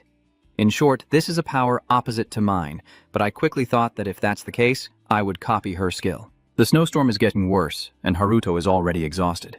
I can't hesitate any longer, but I still wonder if I can really copy someone else's skills. I have to find out, but if I can't do it, the sky remains blank with snow. The only thing I can see now is the bright red of Nanas's shirt. With great determination, Haruto vowed to turn her into an ally. Both of them were exhausted, but Takumi didn't give them much rest. With unmistakable killing intent, he muttered grimly, "It's finally time for me to destroy the hidden dungeon's barrier." As he finished speaking, his sword thrust fiercely into the hidden dungeon barrier, as if sealing it. The surreal scene before him was chilling to the bone, with only a blazing red area like the barrier Takumi created, resembling a world untouched by anyone. That barrier is like a writhing centipede intertwined like chains, forming a tight connection. It's hard for anyone to get in, let alone escape. Its terrifying power made Nanas feel a burning sensation hitting her face directly. She screamed in pain and hurriedly covered her cheeks with her hands. Haruto also sensed this incredible source of power, his deep eyes only shining with the single light coming from Takumi. Takumi, with an arrogant smile, confidently holds the key, ignoring the two bewildered people. He muttered, "If we don't get news from Starfight, there's no way we can break the barrier with this key." He forcefully drove the sword into the core of the barrier, speaking as if recounting or boasting about his achievements.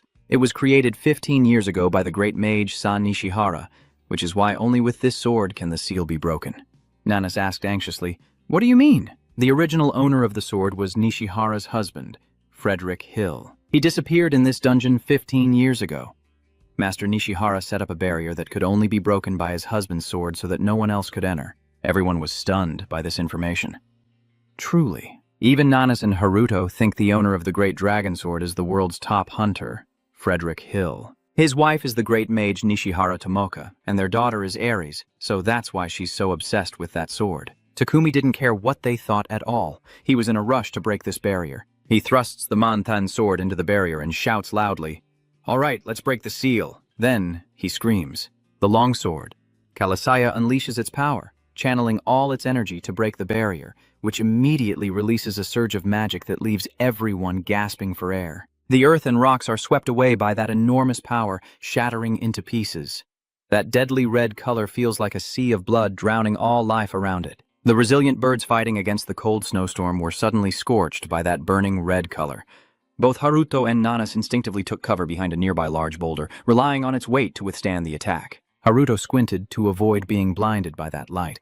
Powerless, he cursed inwardly, and level 1 Golem couldn't withstand this kind of battle. If the durability of the Calasia longsword field hasn't been restored, it won't be able to unleash such a powerful sword aura. But you don't have time to think. The barrier has opened, and the wind barrier swings like a vibrating chain, struggling to hold itself against that overwhelming force. The scene looks like a torn page from a story, with the barrier on the other side resembling a dark, deep world like a bottomless pit, where no path or end can be seen. Takumi, so tall, suddenly feels small before this scene.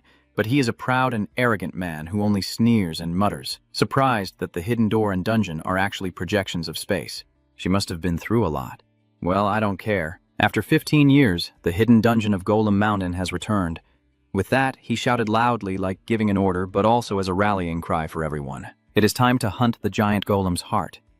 With that, everyone quietly stepped into the blinding space, gradually disappearing, signaling a journey with little hope but high stakes. Haruto was so worried he bit his lip hard. He didn't know what to do now. Should he follow them closely? He thought, angrily muttering to himself, Satoru, "When do you plan to let me wait?" Right now, in southern Italy at Prison S, the chilling scene makes your skin crawl, with the stench of blood everywhere, blood and corpses, the dark, cold dungeon creating a deathly atmosphere that's almost nauseating. The only surviving soldier, barely clinging to life, mustered his last strength and grit his teeth to say, "Just kill me. Why do you have to take others' lives?"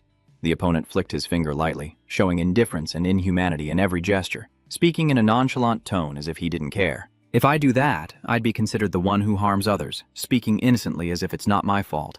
But if the entire army is wiped out, people will just think it's an accident in the dungeon."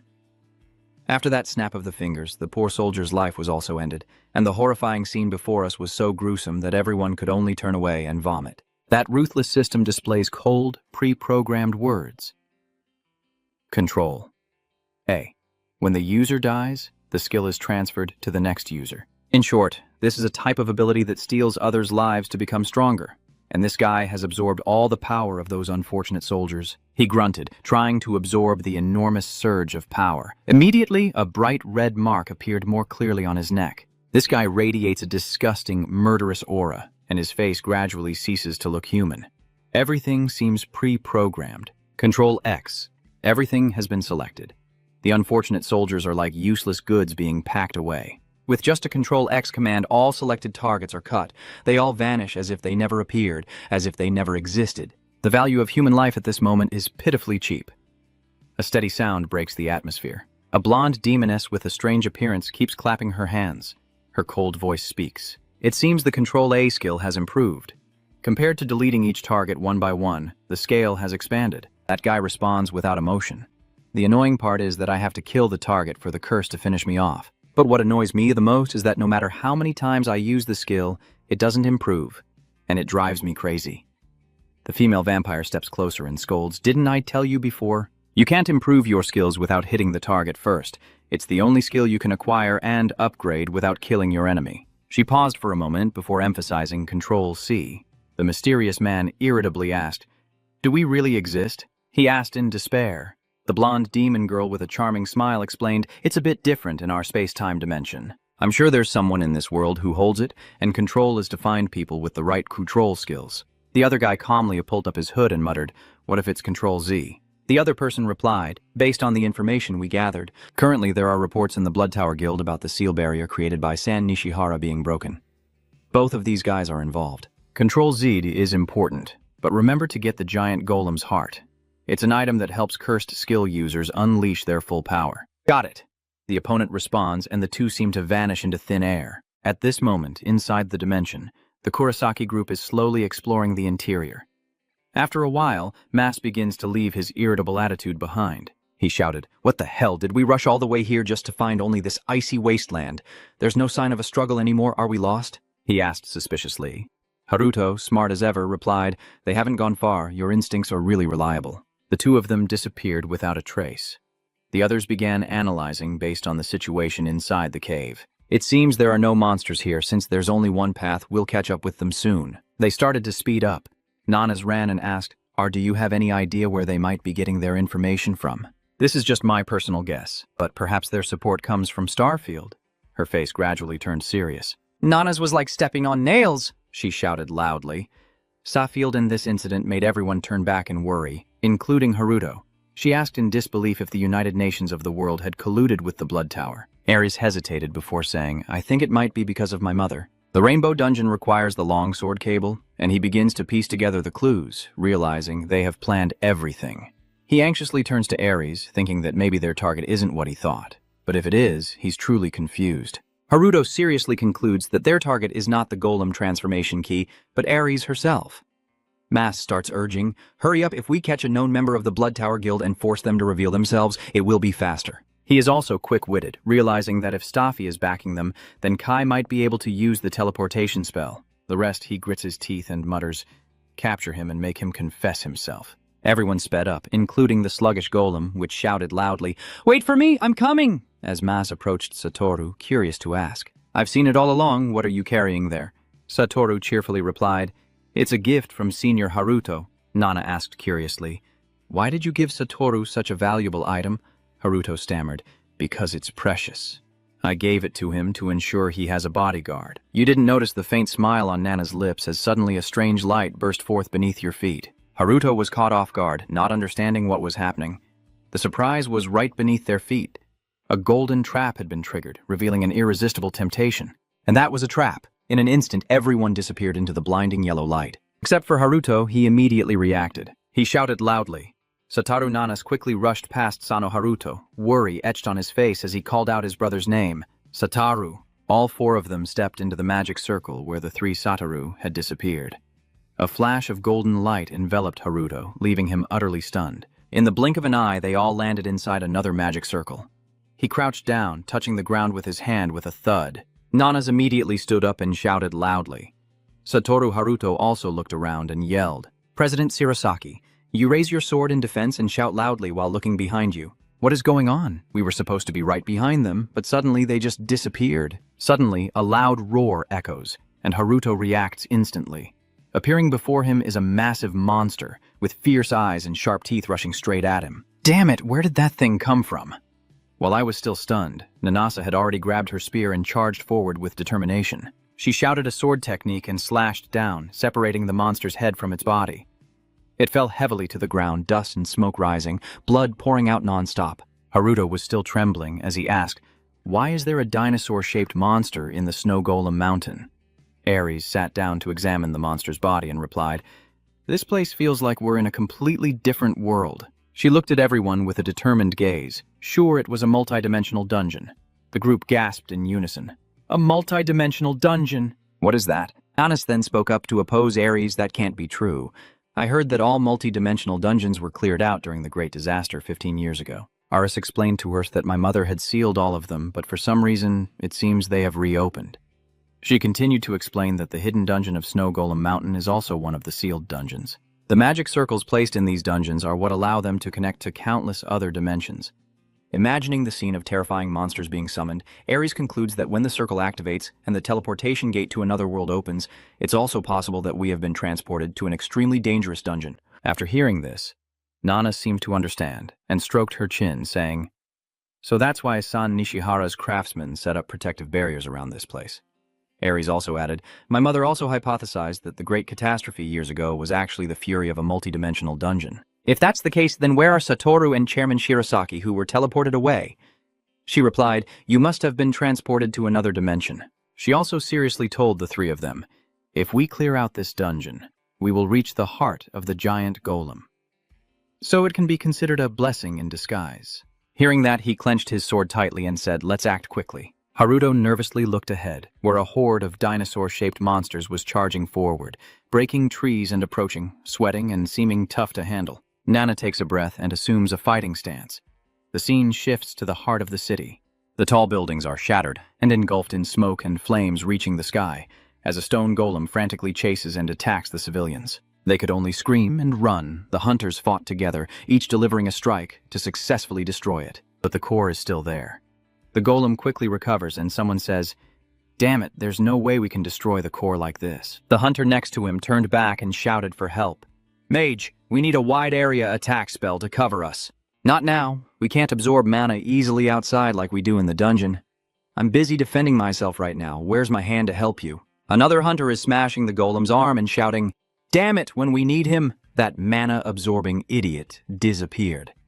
The nearby idiot hunter is also attacking hard. I never thought we'd need that useless item someday. Suddenly, a golem charged from behind, roaring as it swung its hand to strike the chopper. The wizard shouted in panic, "Hey, behind you!" Suddenly, a long, shining sword streaked past. Lucas suddenly appeared and split the attacking golem in two. He quickly landed on the ground, with fragments of its broken body starting to fall around him. The young wizard said, Thank you very much." Before he could finish his sentence, he was surprised to see his face. "Are you a foreigner?" Lucas smiled and replied, "I came here for work, but I can't just stand by and watch." Then the headhunter stepped forward, and we were truly cornered. "Thank you for your help." The young wizard praised him. "Your Japanese is pretty good, and you're even wearing a yukata." He looked curious and asked them, "By the way, what was that thing about mana everyone was talking about earlier?" Hearing that made me really curious. The low-level hunter sneered sarcastically and waved his hand to explain. "It's nothing serious. He's just a low-level hunter who can fight a bit. And the only skill he has is infinite mana regeneration. His role is just to serve as a mana battery for his teammates." Lucas hurried over to him. "Where should I go to find that guy?" "The troublemaker told me I've met him many times before, but it's been a while, so I don't really know where he is now." I just blurted it out without thinking. Hearing that, he thought to himself, "Infinite mana regeneration skill? I've never heard of this skill before. Could he be?" Suddenly, a voice rang out. Oh, they finally arrived, making Lucas turn to look. On top of a tall building, two figures appeared. It was Go and Shinoda Makoto staring down below. He secretly confirmed their identities, made us Go, the guild leader, and the powerful Shinoda, didn't he? Lucas couldn't help but feel a bit of anticipation, as if he was about to see something amazing. A large group of stone golems is moving, the biggest one standing on the top floor. They are both watching the golems below. Makoto exclaimed, "The giant golem! There's no doubt now the Snow Mountain golem definitely escaped from prison." Then he turned to the person beside him and said, "They are the perfect opponents for you, aren't they?" "Chairman Taki, call out, I will support you." Go grits his teeth in anger and curses. "Shirasaki, that crazy dungeon delver, what the hell is he doing in that dungeon?" After saying that, he charged down and shouted loudly at Makoto, "Go and tell the chairman that my reward must come from the S-rank equipment vault of the guild." Immediately, Go activated his stone armor, his body quickly covered in stone and forcefully crashing into the ground. Under his power, the concrete shattered and dust flew everywhere. Go's entire body has completely transformed, covered in a sturdy stone armor that shields his whole body. The golem, unaware of its limits, charges it at Go. He looked at him with contempt. "We're both made of stone, but my skill is way above yours." He immediately charged at them, shattering each golem in succession. None could withstand a single blow from him. The buildings were affected by the shockwaves from the battle between the golem and Go.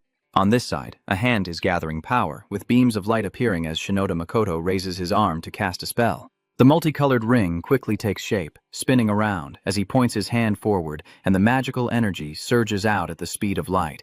It shot straight over Go's head. He immediately spoke. That old man was planning to watch the fun alone. Seems like even support has its limits, huh?" The giant stone golem finally roars and charges at Go, swinging a punch at high speed straight at his face. He also didn't hesitate, ready to fight back with his fist, his voice full of arrogance, confident that he would win if it came to strength. Golem immediately used enhanced power, and sharp spikes suddenly grew all over its arm. A large and small fist quickly collide, unleashing a powerful force that causes continuous shockwaves around them. The golem's arm keeps cracking, spreading up to the shoulders and across its entire body. Half of its body couldn't withstand his power and exploded into small stones. Among the falling debris was the shiny red core of the golem. He quickly grabs it. The layer of stone on his face gradually melts away, revealing a sinister smile. "I won't let him be the one to have the last laugh." As soon as he finished speaking, he crushed the core in his hand, and the notification appeared immediately. The monster boss had been defeated, and the dungeon purge was complete. Makoto on this side also closed his eyes and let out a relieved breath. The group of hunters near Go were excited, their morale soaring as they cheered and celebrated. At this moment, the Control-C-F ability card appeared with a message. The target does not possess the key troll skill. So it turns out Lucas is the owner of the Control-C ability card. He thought to himself, wow, Japan's top hunter and the leader of the Midas Guild. He quelled the monster escape incident in just 10 minutes. Lucas felt a bit encouraged. Although he wasn't the one with Control-C, he had gathered some useful information. He immediately jotted it down in his notebook. Finished, Lucas tightly closed his notebook, now remembering that Control-Z is probably still in the dungeon. She probably won't die in there, right? But he didn't know that Arita Sarah, the one with the Control-Z ability, was now seriously injured, with a large pink hole appearing in her lower abdomen. About 20 minutes earlier, a horde of snarling zombies appeared, their red eyes blazing in the darkness as they poured out from the city gates. Takumi stood in front of the group and calmly spoke. A whole horde of demons and dragons. He lifts the Thantrong sword and announces that from this point on, we are completely in the dark, so everything depends on luck. But he shouted loudly and swung a blazing red sword at him. This dungeon doesn't seem to be too difficult. The zombies, contaminated by sword energy, could only groan as their bodies began to disintegrate, and the power of the longsword continued to spread through the horde. Everything was destroyed in an instant. After a while, the fog gradually cleared, revealing only gray for the zombies lying motionless on the ground. A notification appeared. The dungeon has been cleared, moving towards the boss's location. The heart of the giant golem. Takumi smiled dangerously after hearing it. They were all prepared. Soon, everyone was transported to a giant stone door. There are strange symbols above the door, a masked man speaks. Finally, we've reached the hidden dungeon monster lord's lair. Takumi picks up the golden metal key. Now it's time to unleash its true power. Without any unnecessary movements, he directly inserted the key into the door. The massive heavy door opened, and they all entered inside one after another. As soon as they entered, everyone saw a row of imposing stone statues with eerie turquoise eyes. And one person in the group couldn't help but exclaim, "What is this? Is it just a bunch of stone statues in here?" Maybe we arrived too early and the monster lord will appear again, right? Since entering, I have felt an indescribable pressure weighing down on my body. I look at them, wondering silently, don't the others feel it too? Maybe they are used to this because they are hunters, right? The masked man continued. That's definitely the case. In that case, we just need to defeat the monster and grab the reward item. He completely ignores something rushing toward him from above. As soon as he finished speaking, he was crushed to the ground by a giant stone hand, shattering the floor and sending dust flying high. When the hand lifted, blood dripped continuously from underneath. The masked man lies motionless, his body now part of the stone statue's hand, its eyes glowing red. Another masked man witnessing this screams in fear. Oh no, is that statue the boss monster? Wait a minute. Could it be that the other statues also suddenly moved and quickly surrounded them? Sarah was completely terrified, trembling all over, covering her mouth with her hand to try to keep from making a sound. The masked man who was crushed earlier is still alive, struggling to cough up a mouthful of blood. Cough! Seeing Sarah's panicked reaction, Takumi felt confused and thought to himself, what is she trying to do? He's already witnessed others die right before his eyes so many times. He then shouted at her, Sarah, stay alert right now while he's still breathing. Quickly restore his condition. Hearing his voice, she was startled and let out a small cry, her eyes gradually regaining composure. Sarah quickly ran toward the still struggling masked man, but as she took out the energy storage bottle, streams of mana continuously spilled out. In Sarah's hand, the mana bottle was already empty. She looked at them, feeling very surprised. Is the mana inside of the bottle running out? Is it leaking out? Both bottles seem to be drained of mana by some force, and she feels deeply unsettled inside. Are you joking? Even the top mage couldn't break the seal on this mana vessel. What is going on? All the mana is flowing in one direction. Sarah sweatily looked towards where the streams of mana were heading, feeling tense. Where did they all go? A statue raising a sword slashes at the crowd. One man, unable to run in time, prepares to accept his fate. A man crawls up, terrified and screaming as Takumi swings his sword wildly. He shouted loudly, "Don't be afraid and counterattack no matter how big it is, it's just a golem." With that, he swung his sword at the front of a statue. The broken pieces of a stone from its belly fly outwards. Then Takumi tells the masked man, "High-level monsters should use bombs. I already tried earlier, but neither my stealth skill nor my body could activate." Suddenly, a shadow lunged straight at the masked man, making his hair stand on end. The stone statue's sword immediately struck him. Takumi leapt back, shouting angrily, "Damn it!" But when he looked to the side, he couldn't help but be terrified. A masked man was being held tightly in the hand of a statue, its grip so strong that blood kept spurting out of him. Then it threw each of them down in front of Takumi, leaving him speechless. He gritted his teeth in fury and asked, "Are you mocking me?" "If everyone is dead and there's no one left," Takumi said through gritted teeth, his eyes filled with fury, "our power is about to drive me crazy." He looks so small standing in front of the stone statues as he shouts, "Damn stones, the bigger you are, the more disadvantageous it is." Takumi raised his sword and shouted, "Kalesia Longsword, unleash your power!" Suddenly, a red alert sounded. "You do not have enough mana to unleash the Kalesia Longsword's energy." He couldn't believe his eyes, shouting angrily, "Ha! I'm already above level 300. No mana isn't an excuse." As the statue struck, he could only watch helplessly and curse. Damn it!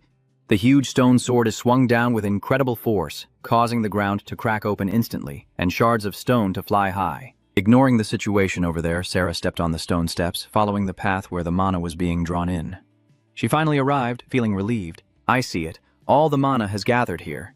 In front of her is a stone platform with something on top that keeps absorbing the surrounding mana. Sarah curiously reached out her hand. "What is this thing?" Sarah touches the icebox and it immediately reacts by shaking. A huge red gemstone appears before her, making her gasp in surprise. No way! This is the giant golem's heart, but why isn't it regenerating, instead absorbing mana? Sarah's sweat dripped as the heart trembled violently, sensing the intruder. It suddenly felt danger. Something's wrong. Without hesitation, she immediately ran away from the giant golem's heart. But it was too late. As a stream of red energy shot straight at Sarah, the energy beam pierced through her side, and blood immediately gushed out. "Grandma," a statue has detected that Sarah is lying nearby. The sword-wielding stone arm raised high, its red eyes glaring, swinging a strike toward her. Dark shadows suddenly appeared from Sarah's silhouette. Takumi, in his moment of heroism, caught the falling sword of the statue, but the weight pressed him down and he coughed up a mouthful of blood. He took out a small bottle of water. A notification appeared, indicating a high-grade healing potion that, when used by Hunters Guild members, can restore 80% of HP and MP and increase damage resistance. In emergencies, it can be applied to affected areas to preserve the current state. Takumi directly uses it on the unconscious Sarah, then kneels down, slinging her onto his shoulder. A sudden notification appears, signaling that the giant golem's heart has awakened and is beginning to battle the monster lord. Takumi can't help but gape. "Huh? That's it." Looking ahead, the stone door is slowly closing. Long is uneasy. No way. Is the door shutting itself? You must use the image translation spell to escape immediately. Takumi's legs keep emitting swirling black smoke, and a red warning alert sounds. The user doesn't have enough mana to perform the teleportation spell. He screams in despair. "Are you kidding me? Why has all my mana just disappeared?" In the face of danger, Takumi had to move with all his might, running there as fast as he could. But when he was just a short distance from the door, it was almost closing, leaving only a small gap just wide enough for one person to pass through. In his heart, he cursed the bastard as the door kept closing. Neither of them could escape. Takumi, unbothered by his bleeding wound, lifted Sarah high. With his last strength, he threw her straight through the broken door. Sarah tumbled out and lay sprawled on the ground. Sarah struggled to get up, trembling all over, and said hoarsely, "Why?" Takumi looked at Sarah with a confident smile. As long as she's still alive, she can restore everything back to its original state, right? The door closed in front of her, and behind him a statue was rushing toward her. Tears welled up in Sarah's eyes as she forced herself to shout, "Are you stupid? I'm not a hunter and can't absorb mana. How can I reincarnate?" Sarah fainted into unconsciousness, blaming herself. "I shouldn't have come here. If I have to die here, then my parents will suddenly feel some change in their bodies. Something so warm. This is mana." Sarah slowly opened her eyes, and in front of her was Haruto. Still dazed, Sarah couldn't tell who he was, only vaguely saw his face. "Who is that?" Haruto saw her gradually opening her eyes and called out loudly, "Are you okay?" Sarah quietly wondered if this person was the one who shared mana with Hunter Nana. Haruto is now healing Sarah, and she can feel her entire body being filled with mana. If I have this amount of mana, Haruto concentrates and channels mana to her. He says that if she has enough mana, she will be able to reset her body herself. Is that right? Sarah was surprised that Haruto knew what she was thinking, wondering silently how he knew about her skills. At this moment, a loud voice shouted, "Are you joking or messing around? We fought our way here and now, we can't open the door."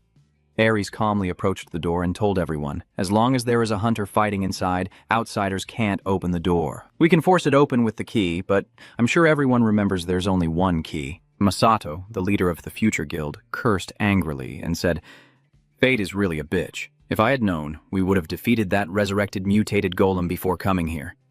Then, glancing down at Sarah, who had just woken up, he asked, "Who's this girl?" It seems she is a high-level healer from the Blood Tower Guild. Ares said her neck was seriously injured, but thanks to Hunter Haruto's mana, she fully recovered. "When we return, we will need to investigate further. I have subdued her with some of the hunter's equipment." Masato, still furious, said even more angrily that it's only if we can still get out. "If the dungeon isn't purged, we'll be trapped here forever, right?" Ares didn't want to make Mas angrier, but he had to tell the truth. Most likely. Masato was so angry at this point that he didn't even bother to curse, just muttered to himself in the corner. So this is why so many people have gone missing in this dungeon. Haruto, seeing him like that, also felt helpless. He listened, but also worried about what to do now. Should he show them the key he made with his skill? The item storage now has 10 giant spider silks, a Calasia longsword, 10 king bear claws, 10 transformed golem cores, and 2 heart-opening keys. I guess I could have picked them up somewhere, right? Then he took the key from his item storage. Ares approached the door and touched it, sensing that this was the door her mother sealed, and she was sure there was something there. Suddenly, the door emits an unusual green light, with inscriptions appearing on it that also show up on Ares' cloak. Seeing that, everyone was surprised. Haruto ran to her first and asked, how did you open the door?" Her cloak also emits a glowing pattern similar to the door. Ares lifts the cloak slightly and tells him, "This cloak was originally my mother's. Perhaps it was made to resonate with the door." Haruto quietly felt happy to hear that. So Ares is really the key to this hidden dungeon. Later, we need to carefully investigate this multi-dimensional dungeon. Masato, who arrived later, didn't understand what they were talking about and then continued, saying it looks like an automatic door. But suddenly, an unexpected energy made everyone uncomfortable. Even with the Snow Mountain Golem accompanying them, everyone could feel it saying, "What is this pressure in the room?" Nanas then came to warn everyone, "Stay in defensive mode. Something inside is draining our mana." Haruto asked Sarah nearby, "Sarah, was that what you mentioned earlier?" She hesitated, then replied yes. The giant golem's heart absorbs mana from everything around it and uses that mana to create its own. Haruto was surprised to hear that. Does it absorb mana? If so, what should I do now? Lost in thought, Sarah took his hand and said anxiously, "Hurry and get out of here quickly. No matter how high your hunter level is, if you don't have mana, you'll—" Haruto suddenly noticed something. What are these giant monsters in front of Haruto supposed to be? Before she could get a clear idea, Nanas approached Haruto and said, "Sansano, I need some mana." All right, then I will show you the true power of a humanoid mana container. At this moment, the system begins to activate. Control plus C is copying the user's mana. Control plus V is pasting the copied mana multiplied by N. Control plus V pastes at the limit. The surrounding space is now filled with Sar's mana, and upon witnessing this scene, he couldn't help but gape. What's going on? The entire dungeon is covered in mana, and even as it's being rapidly absorbed, she looks at Haruto with amazement, realizing that if she combines her skills with his, she might be able to help her parents return to normal. Nanas ran up to the group of monsters and said, "We have enough mana to take down those stone statues." She swung her sword, and one of them was instantly cut in half. Mas summoned his power and confidently said, "As long as we have enough mana, you are just useless stones." He lowered his stance with the thunder spear, causing the surrounding rocks and some of the stone statues to collapse. Masato is excited, always so confident, huh?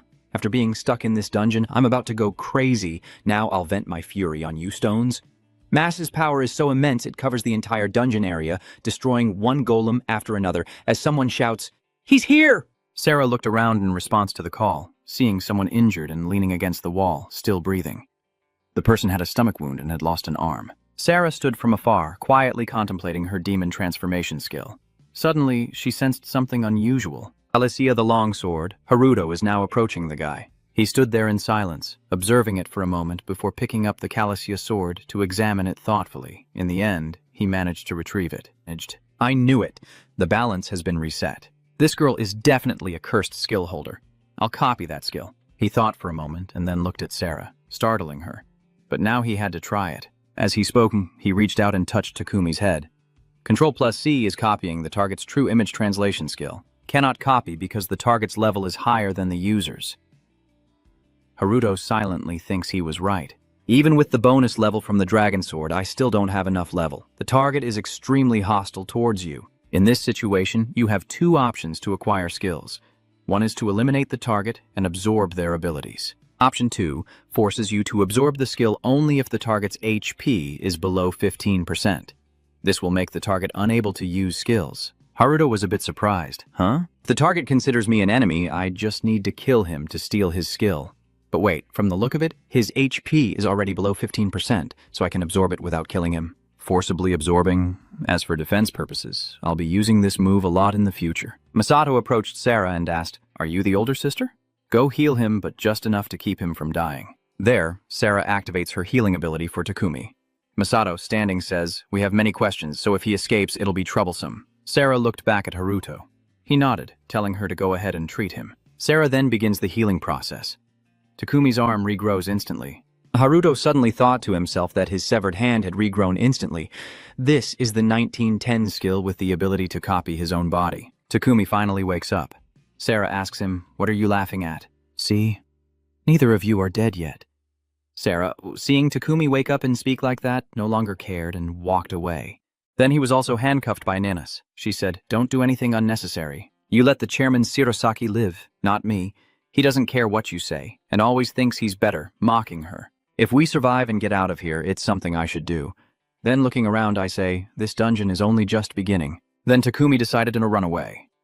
Seeing that, Nana swung her sword to strike. At this moment, Satoru suddenly appears and calls out, "Hey! He's being chased by the light from the stone on the gate." The Snow Mountain Golem appears and steps in front of the light to protect Satoru. 30 minutes earlier in the multi-dimensional skeleton dungeon, Mass was using the Shadow Thunder to strike the stone statues inside, causing them to shatter into pieces that fell to the ground. The Snow Mountain Golem happily ran over there with Satoru. Satoru was surprised. "Do you want to eat demon stones?" Masato turned back and told me about it. "These stones aren't worth much money." The Snow Mountain Golem heard that and rushed over, eating each piece of magic crystal. At this moment, its body has changed. The level 2 Snow Mountain Golem, at 25%, can be upgraded to level 10, capable of flexible shapeshifting at level 2 and sharing senses with its level 2 user. Satoru was so pleased he patted its head and said, "Little subordinate, you've leveled up."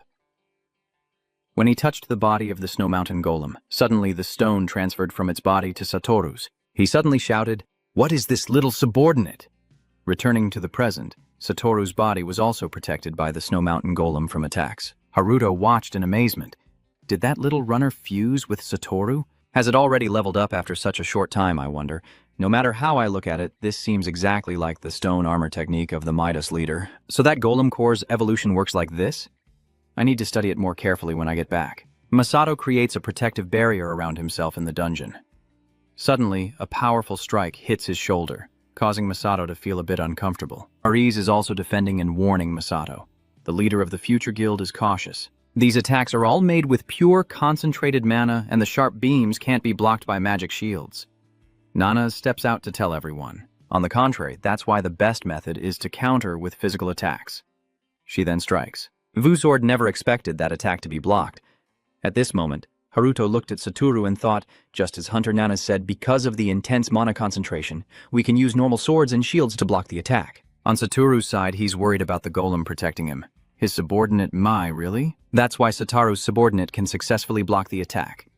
Haruto still feels something's off, but just defending won't let us move forward. Because I can generate infinite mana, the heart of the giant golem can keep launching attacks. I need to get close enough to destroy it, or everyone will die. I've got to think of a way. That's right, the spell translation. The name of the Blood Tower Guild can use this move even when covered in giant spider silk. Thinking quickly, Haruto started to activate it. Control+V to use the giant king spider's silk. You're happily enjoying yourself now. I can use my skills without worrying about anyone finding out. Control+C to summon the giant spider and activate the translation spell. After a while, Haruto was nowhere to be seen. Mo, standing behind, wondered at the sudden disappearance of him. He's gone. At this point, Haruto was heading toward the source of the attacking energy, but the closer he got, the stronger the energy became, slowing his steps. Haruto reached out and touched it. Watch this. Kuya's resonance frequency technique should be enough to destroy this. Suddenly, he felt difficulty and was thrown far away. Haruto was injured by chance. Only then did he realize its purpose was to concentrate mana and explode. Refusing to give up, Haruto keeps charging forward. Who do you think I am, this useless thing? The mana you absorbed was given to you by me, do you understand? Then you used Control plus V to deploy the giant spider silk, King. The silk summoned and wrapped tightly around the energy pillar, preventing it from attacking nearby. Masato was also surprised to see Haruto's action. The continuous attack of the giant golem's heart surprises Nanas as well. He managed to stop it. Mo and Aries are both still in shock. Satoru happily and excitedly thought that Senior Haruto believed everything was settled. I didn't expect that energy to escape from that web. Haruto shouted, "Not enough yet. Keep using Control 5 with your giant spider web to trap it again." Haruto thought to himself that if he could just touch it one more time, all his efforts would be worth it. And he managed to do so. All right, Control plus 5 to use Kuya's resonance frequency technique to destroy the target. Haruto reached deep into its energy core, causing it to gradually crack and shatter. The system notification. Level up, its heart finally completely broken. Haruto stood nearby, so he had to cover his eyes from the bright explosion. The screen in front of him displayed that he had destroyed the giant golem's heart. The dungeon has been cleared, and he happily sits down. Haruto quietly thinks, just as he predicted. Then, the continuous level-up notifications made Haruto freeze in place, and he happily used his skill points to level up. You have received a reward item. Haruto reached out and took the heart. It was the heart of a level 1 giant golem with a skill that could regenerate infinite mana. The second skill can absorb mana up to a certain limit. This is a fixed item. Haruto held it in his hand, somewhat uninterested and doubtful. Infinite mana regeneration, huh? I don't really need this skill. I'll just copy and paste it to be sure. Control plus C has leveled up. Now the skill will automatically copy items that can be copied. Hearing about this move, you're interested again. Oh, wow. It copies automatically. That's awesome. Satoru rushes over to Haruto, overwhelmed and wanting to hug him. No wonder he's the senior Haruto. You're the best of the best, senior. Haruto stopped him and told him not to get too clingy. It looks like somehow you managed to win the giant golem's heart. Well done. You just sighed and told him to find a way to leave, right? Nanas also came over to correct Masato's words. If you want to praise someone, do it properly. Who's so petty it's scary? Hearing that, Mas was confused and didn't know what to say, only reluctantly saying, Masato then spoke seriously to Haruto. I want to have a serious talk with you after we return. Haruto, realizing his intention, walked away and said, If you want the giant golem's heart, I'll set a high price. Masato was surprised that you guessed his intention. Huh? Are you really selling it to me? Nanas came over to persuade him. Hunter Nanas, why are you trying to interfere in our wonderful friendship? Just don't cause trouble. Nanas also refuses to back down and argue. How can I ignore such an unlawful and unjust transaction? Masato, hearing that, was furious. What? What kind of illegal deal? Haruto ignored them and turned away. At this moment, a voice called out, Sano the blacksmith, wait! Everyone has now gathered. Haruto drew the long spirit sword and said, Here is Ares' memento from your mother. I apologize for the delayed return. By the way, you just used a technique similar to the one the leader of the Blood Tower Guild used earlier, right? Haruto felt a bit guilty hearing that. Masato said, Oh, that just reminded me. You moved such a long distance in the blink of an eye. Haruto stammered, trying to change the subject. That is a skill of the Giant King Silk. It has been upgraded so I can move super fast by shooting silk. Mo also felt a bit suspicious. Nanas interrupted everyone's guesses, saying that it's not good to ask about others' skills. Let's go back now. We need to quickly investigate these two as well. Takumi and Sarah also have to come back for questioning. Takumi, taking advantage of the moment when no one was paying attention, whispered to Sarah, You still have to repay the favor of saving your life earlier, right? Hurry up and reset the dungeon. Sarah was surprised by his suggestion. Are you crazy? Fine, but this will be the last time, Takumi. Takumi sneeringly looked at Sarah and said, So you found the mana replenishing bottle you liked? But if you suddenly forget the agreement, I'll be in big trouble. The eternal restraining bracelet will never allow you to betray your allies. This is the curse of Adamus. As long as you keep wearing it, you cannot escape from me. Remember, even your parents' lives are in my hands. Hearing that, Sarah tears up and raises her hand to look. Takumi continues, Then restore it for me immediately. I risked my life to save you, now you have to repay me. The mana here is more than enough to do that. At this moment, Haruto saw Sarah's unexpected action. Could it be that? Sarah touches the ground. Haruto notices something unusual and shouts a warning to everyone. Everyone quickly leave the dungeon. It's about to be reset again. Eris suddenly resets. Well then, who knows which dimension we might be sent to? Haruto cursed angrily. Damn it! He rushed quickly to Sarah to stop her and asked why she suddenly did this. Haruto quickly ran over and held Sarah tightly to prevent this tragedy from happening. But everything was beyond saving now, as the layers of earth and stone merged with the relentless source of power, continuously shattering, followed by flashes of blinding light appearing more and more intensely. Under the fierce and stormy pressure, everyone was swept away and unable to resist. But somehow, at the crucial moment, they managed to create shields surrounding their bodies. Only then, when the space begins to crack and split apart, can they safely protect themselves from danger. Inside the shield, they are like aimless objects drifting through a stormy, turbulent sky. Finally, they managed to move out of the fractured space and prepare to rebuild everything inside. Seeing that you were still trapped in that chaos, Satoru couldn't hold back his worry and shouted loudly, "Senior Haruto!" Nanas also couldn't hide her surprise as she narrowed her eyes and asked, "Is this the space above Tokyo's sky? What just happened?" Hearing that, Ares had to awkwardly reply, "I don't know either. Right now, what's more important is this." But before she could finish speaking, a voice suddenly called out to Nanas from behind. Makoto, seeing his daughter also present in this chaos, furrowed his brow and asked, "Why are you here?" She was a bit surprised and flustered, replying, "Huh, Dad? Oh, I mean Chairman Sonoda." And his appearance also made Mass exclaim in surprise, "Where did Chairman Sonoda come from?" Makoto simply replied casually, "That's a good question. Has everyone safely conquered that dungeon?" A hint of surprise flickered across his face as he asked curiously, "So, is that all there is? Where are the others?" Hearing this, his face suddenly darkened, clenched his teeth in confusion, not knowing what to say. That matter. Nanas looked anxiously into that space, deep in thought. Soon-san's craftsman suddenly coldly asks Takumi in the dungeon, "What's going on here?" The dungeon hasn't been reset yet. Seeing Haruto fall to the ground, she had to come up with a temporary excuse. He pushed her so the rebuilding process was interrupted. At this point, he didn't rush to blame her, but only smirked slyly and said, "Well, that's fine. At least the others have been kicked out, and it seems the seal has been restored." Then he stepped forward step by step, smiling mischievously as he declared, "As long as I get the giant golem's heart, everything will be in place." Haruto couldn't hold back his anger and shouted loudly, "Shut up!" Then he quickly cast the giant king's silk. Yet the system still reported an error. So what does it mean if it can't be found? Sarah was also tearful, as if trying to deny everything. No way, that means the reconfigured target isn't the dungeon, but him. Honestly, he didn't believe these words either, thinking she was just joking around a bit. His body's memories hadn't changed at all. See?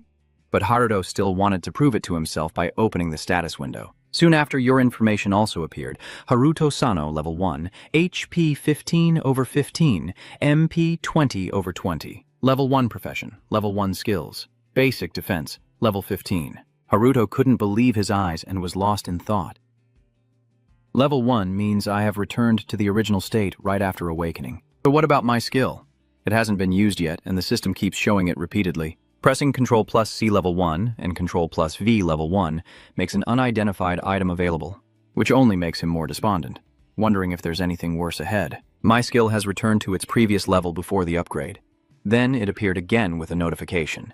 An unidentified item is available, making Haruto even more confused, thinking, what is this? But in that very moment, a long streak of blood suddenly splattered everywhere, as Takumi took advantage of your dazed state and troubled mind to act recklessly, causing Haruto to suffer even more and collapse in pain. Seeing you like this more and more, the guy's face lit up with a triumphant smile and admiration.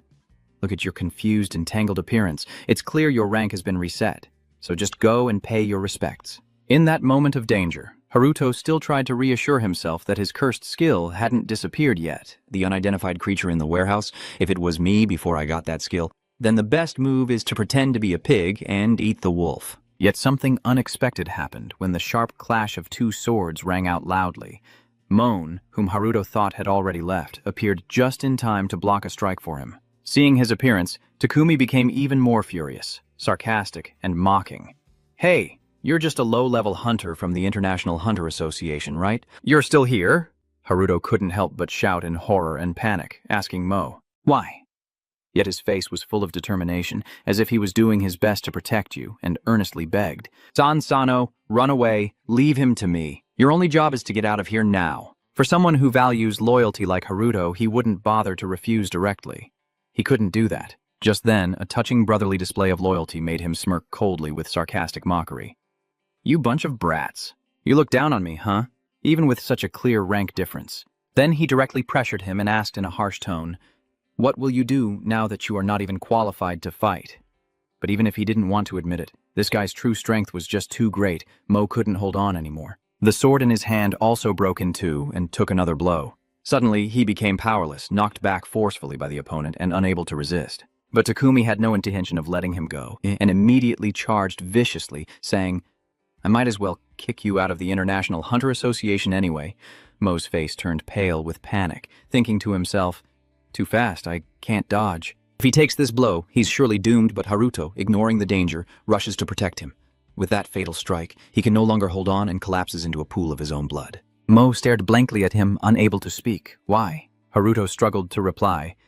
"He's your prey. You don't need my help, so go away quickly." But Takumi once again swung his sword down and harshly said, "You talk too much, die!" He witnessed the horrifying scene of the next day, kneeling down in shock as Sano Haruto was killed by him.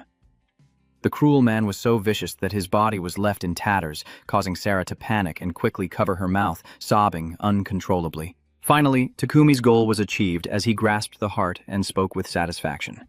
"As I thought, once that guy reestablishes himself, all the items he possesses will return to their original positions." Then the villain's cruel gaze swept over her excitedly as he said, "Sarah now is the only person you can rely on." Seeing Sarah trembling in fear as she looked at him, he simply sneered and taunted, "Don't pretend to be scared." He ended up in a desperate situation because of her reconfiguration skill. What else? Surely in the next life he will be very grateful to me. Thank you for turning me into a new life because you lost everything. As soon as he finished speaking, a familiar voice suddenly rang out and delivered a blow to him. "Yes. Thank you for killing me."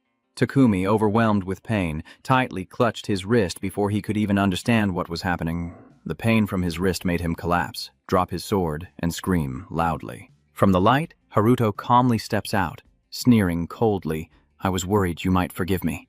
Sarah, choking back tears, was so stunned by his action that she forgot to cry. Mo stared at him in shock, as if seeing a ghost and unable to believe it. Takumi, panicked and terrified, turned to ask, "What is going on?" "I just personally cut you down myself." Then he quickly raised his sword again, his mind full of confusion. What kind of skill is that? The guy, ignoring the advantage, rushed towards you like crazy, shouting, "You bastard, what are you supposed to be?" But Haruto was faster and immediately used Ctrl+V to deploy the giant spider silk. Even now, Takumi still looks down on you and yells at you. Do you still forget? Illusion magic? Yet somehow, the guy never expected the image transfer technique, a skill that has been shifted and cannot be used. Takumi's face turned pale as he heard these words, and he shouted in despair, "What?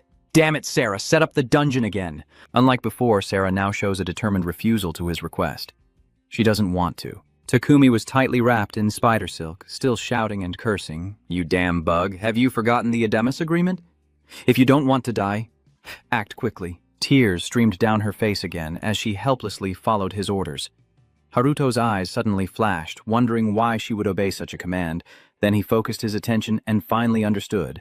It was because of that bracelet. Then Haruto didn't say a word and rushed straight toward her. Sarah was surprised to see him suddenly appear in front of her and froze in shock. Then Haruto silently grabbed the bracelet on her wrist to stop it, and also used the Ctrl+C technique, utilizing Kuya's resonance frequency skill. In the end, the ring shattered completely in just a moment. Sarah's tears kept flowing and became blurred and hollow. Takumi, furious that he lost his chance, shouted wildly, "Stop, you bastard! I will kill you!" Image translation, he kept screaming in despair, cursing and insulting. "How terrible that I can't use my skills." Despite his panicked appearance, Haruto calmly replied, "You see?" Then he clenched the sword in his hand to intimidate him, because now that skill was mine.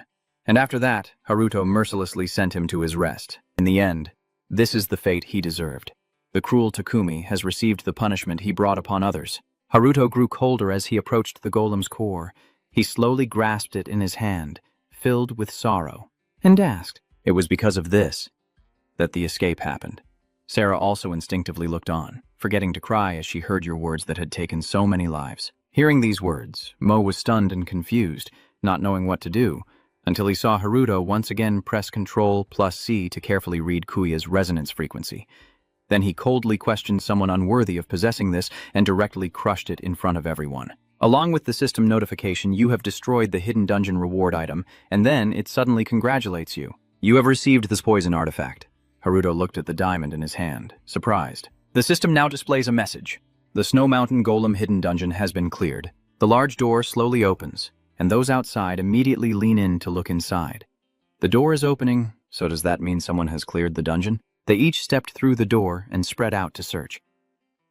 What's going on? Is anyone there? A hunter quickly spots Haruto and calls out loudly. Haruto, the hunter Sano, turned around when he heard the call and looked at the person approaching. Aren't Chairman Shirasaki and Hunter Nanas with you? Haruto replied, We got separated during the fight, but don't worry, they're probably together somewhere. They were stunned instantly upon hearing that. So Sano, you cleared the dungeon alone? As they spoke, they looked to the side and saw a man wrapped in bandages lying motionless on the ground, while nearby hunters sat scattered, examining the scene. Haruto smiled at everyone and said, I've cleared the dungeon, now let's go home. The next day at the Japanese Hunter Association, Mas and Haruto sat stiffly in place. Everyone in the room was actively discussing, and Nanas also joined the meeting. She closed her eyes to steady her mind, remaining calm amid the chaos of the meeting. Guildmaster Sonoda Makoto stroked his chin thoughtfully. Once such a dungeon is purged, other dimensions will also be affected. Guildmaster Gao, who had been silent, also sighed and spoke. So that's why the escape happened. Tokuo also suggested that the most important matter now is that the seal set by the craftsman Nishihara has been broken, and the space prison is a sign of the great disaster from 15 years ago. The man next to Nana suddenly spoke up angrily after hearing this, saying, The chairman has already made an announcement, isn't that rushing too much? The person next to him also agreed and added, That's right, the prison just collapsed after all. Someone else seemed to disagree with them. Mocking, You also said things like this before. The man provoked angrily retorted, Are you saying something? How dare you? Nanas, feeling tired, sighed deeply, then angrily slammed her hand on the table, causing the meeting room to fall silent. She apologized and said she had to leave. We need to visit the members of the Blood Tower Guild as soon as possible. The multidimensional dungeon issue isn't something that can be solved overnight. Go, hearing her say that, was furious and slammed the table, glaring and shouting loudly, You're arrogant, huh? Are you implying that you're working hard while we're just messing around here?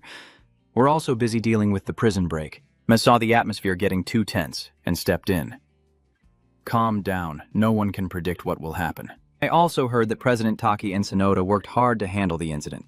Mr. Gao, upon hearing this, turned around and approached, his eyes fixed on Haruto.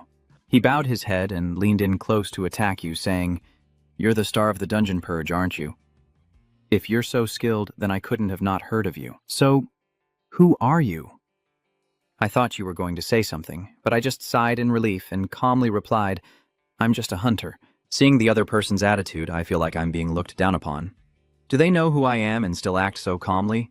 Haruto pulled up his chair and stood. What are you planning to do? Seeing a young kid dare to stand up and face him one-on-one, he looked a bit surprised. Haruto calmly said, We not only clear dungeons with minimal casualties, but also find multidimensional dangerous dungeons. I thought such achievements should be rewarded. I didn't expect to be criticized, did I? Matus Guildmaster is calling for a delay. Go, furious with veins bulging, raises his armored hand to threaten. You really have a way with words. Knowing who I am and still daring to show that attitude. Masato saw the situation getting out of control and immediately stood up.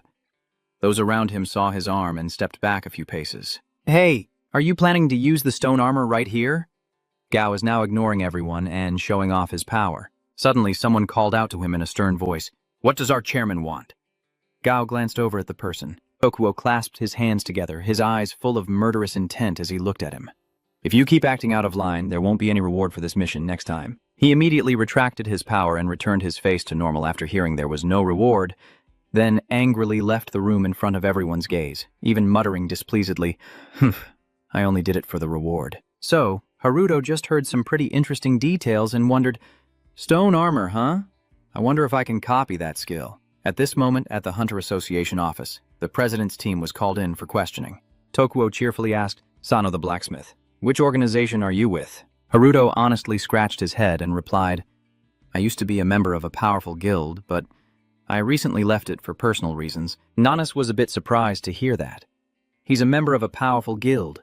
Tokuo happily praised after hearing that. It's hard for solo hunters outside of guilds to level up, but he managed to conquer such a high-level secret dungeon, which is truly impressive. On behalf of the entire guild, I want to express my gratitude for your dedication. Sano. Suddenly being praised so highly, Haruto felt a bit uncomfortable. Thank you. He wondered if the chairman knew about this. Mr. Tokuo added, I also want to thank the 2 members of the International Hunter Association. Have you 2 made any plans yet? Ares cheerfully replied, We're currently preparing to return to the organization to submit our report. She hadn't finished speaking when Mo beside her interrupted. I think I'll stay here for a while. Then he turned back to the chairman and announced he would leave the International Hunter Association. That evening at Haruto's house, while Ares and Satoru played happily, Nanas, Mo, and Maso sat together on the same sofa. The atmosphere became a bit awkward because of that. Haruto helplessly watched as everyone barged into his house. Hey, this is my house. Why are you all here so late at night? M replied indifferently. I left the International Hunter Association and have nowhere else to go. Thanks for your help. Ares still looks very displeased with his decision. Mo, why did you suddenly decide like that? He sighed, shook his head, and said, I'm sorry, but I can't tell you right now. Satoru happily held the golem, smiling brightly. Of course, you and the little subordinate will be with Senior Haruto. The golem was squeezed tightly and shouted out, Kill! Nanas coughs a few times before explaining, I came to deliver a message from Sarah.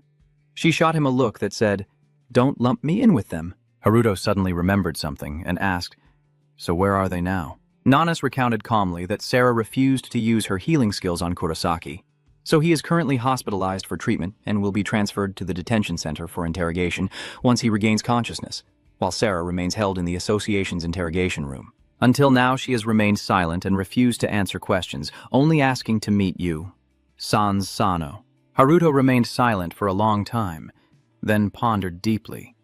Seeing the other person's attitude, Nana confirmed that her suspicion was correct. I knew it. He's definitely connected to them. Nana stroked her chin in thought, and suddenly remembered that Sarah is also a member of that famous girl group. Satoru overheard that and immediately perked up. No wonder she looks familiar. Haruto thought for a long time before finally speaking. I think she was probably forced to sign the agreement and her abilities were exploited. I destroyed the contract ring she was wearing, so she probably has nothing to do with Kurosaki. I will visit the guild to see her. After finishing, he turned to look at the only person who had been silent all along and asked, Chairman Shirazaki, why are you here too? Mas broke out in a cold sweat upon hearing his name. He pondered quietly, trying to appear serious, and there was only one reason I was in this cramped room. Mo looked at him skeptically. Is it because of the giant golem's heart? If so, Sano the craftsman crushed it in the dungeon. As soon as they heard this, everyone in the room suddenly lunged forward, staring intently at him. What? Are you crazy? You destroyed that extremely rare item. Hey, wait! Then you take out a red crystal heart and hold it in front of him. As soon as Masato sees it, his eyes light up. Oh. Haruto scratched his head nervously and explained, The one I destroyed in the dungeon was just a fake. In your mind, you assume that destroying the copy you made also counts as destroying a fake.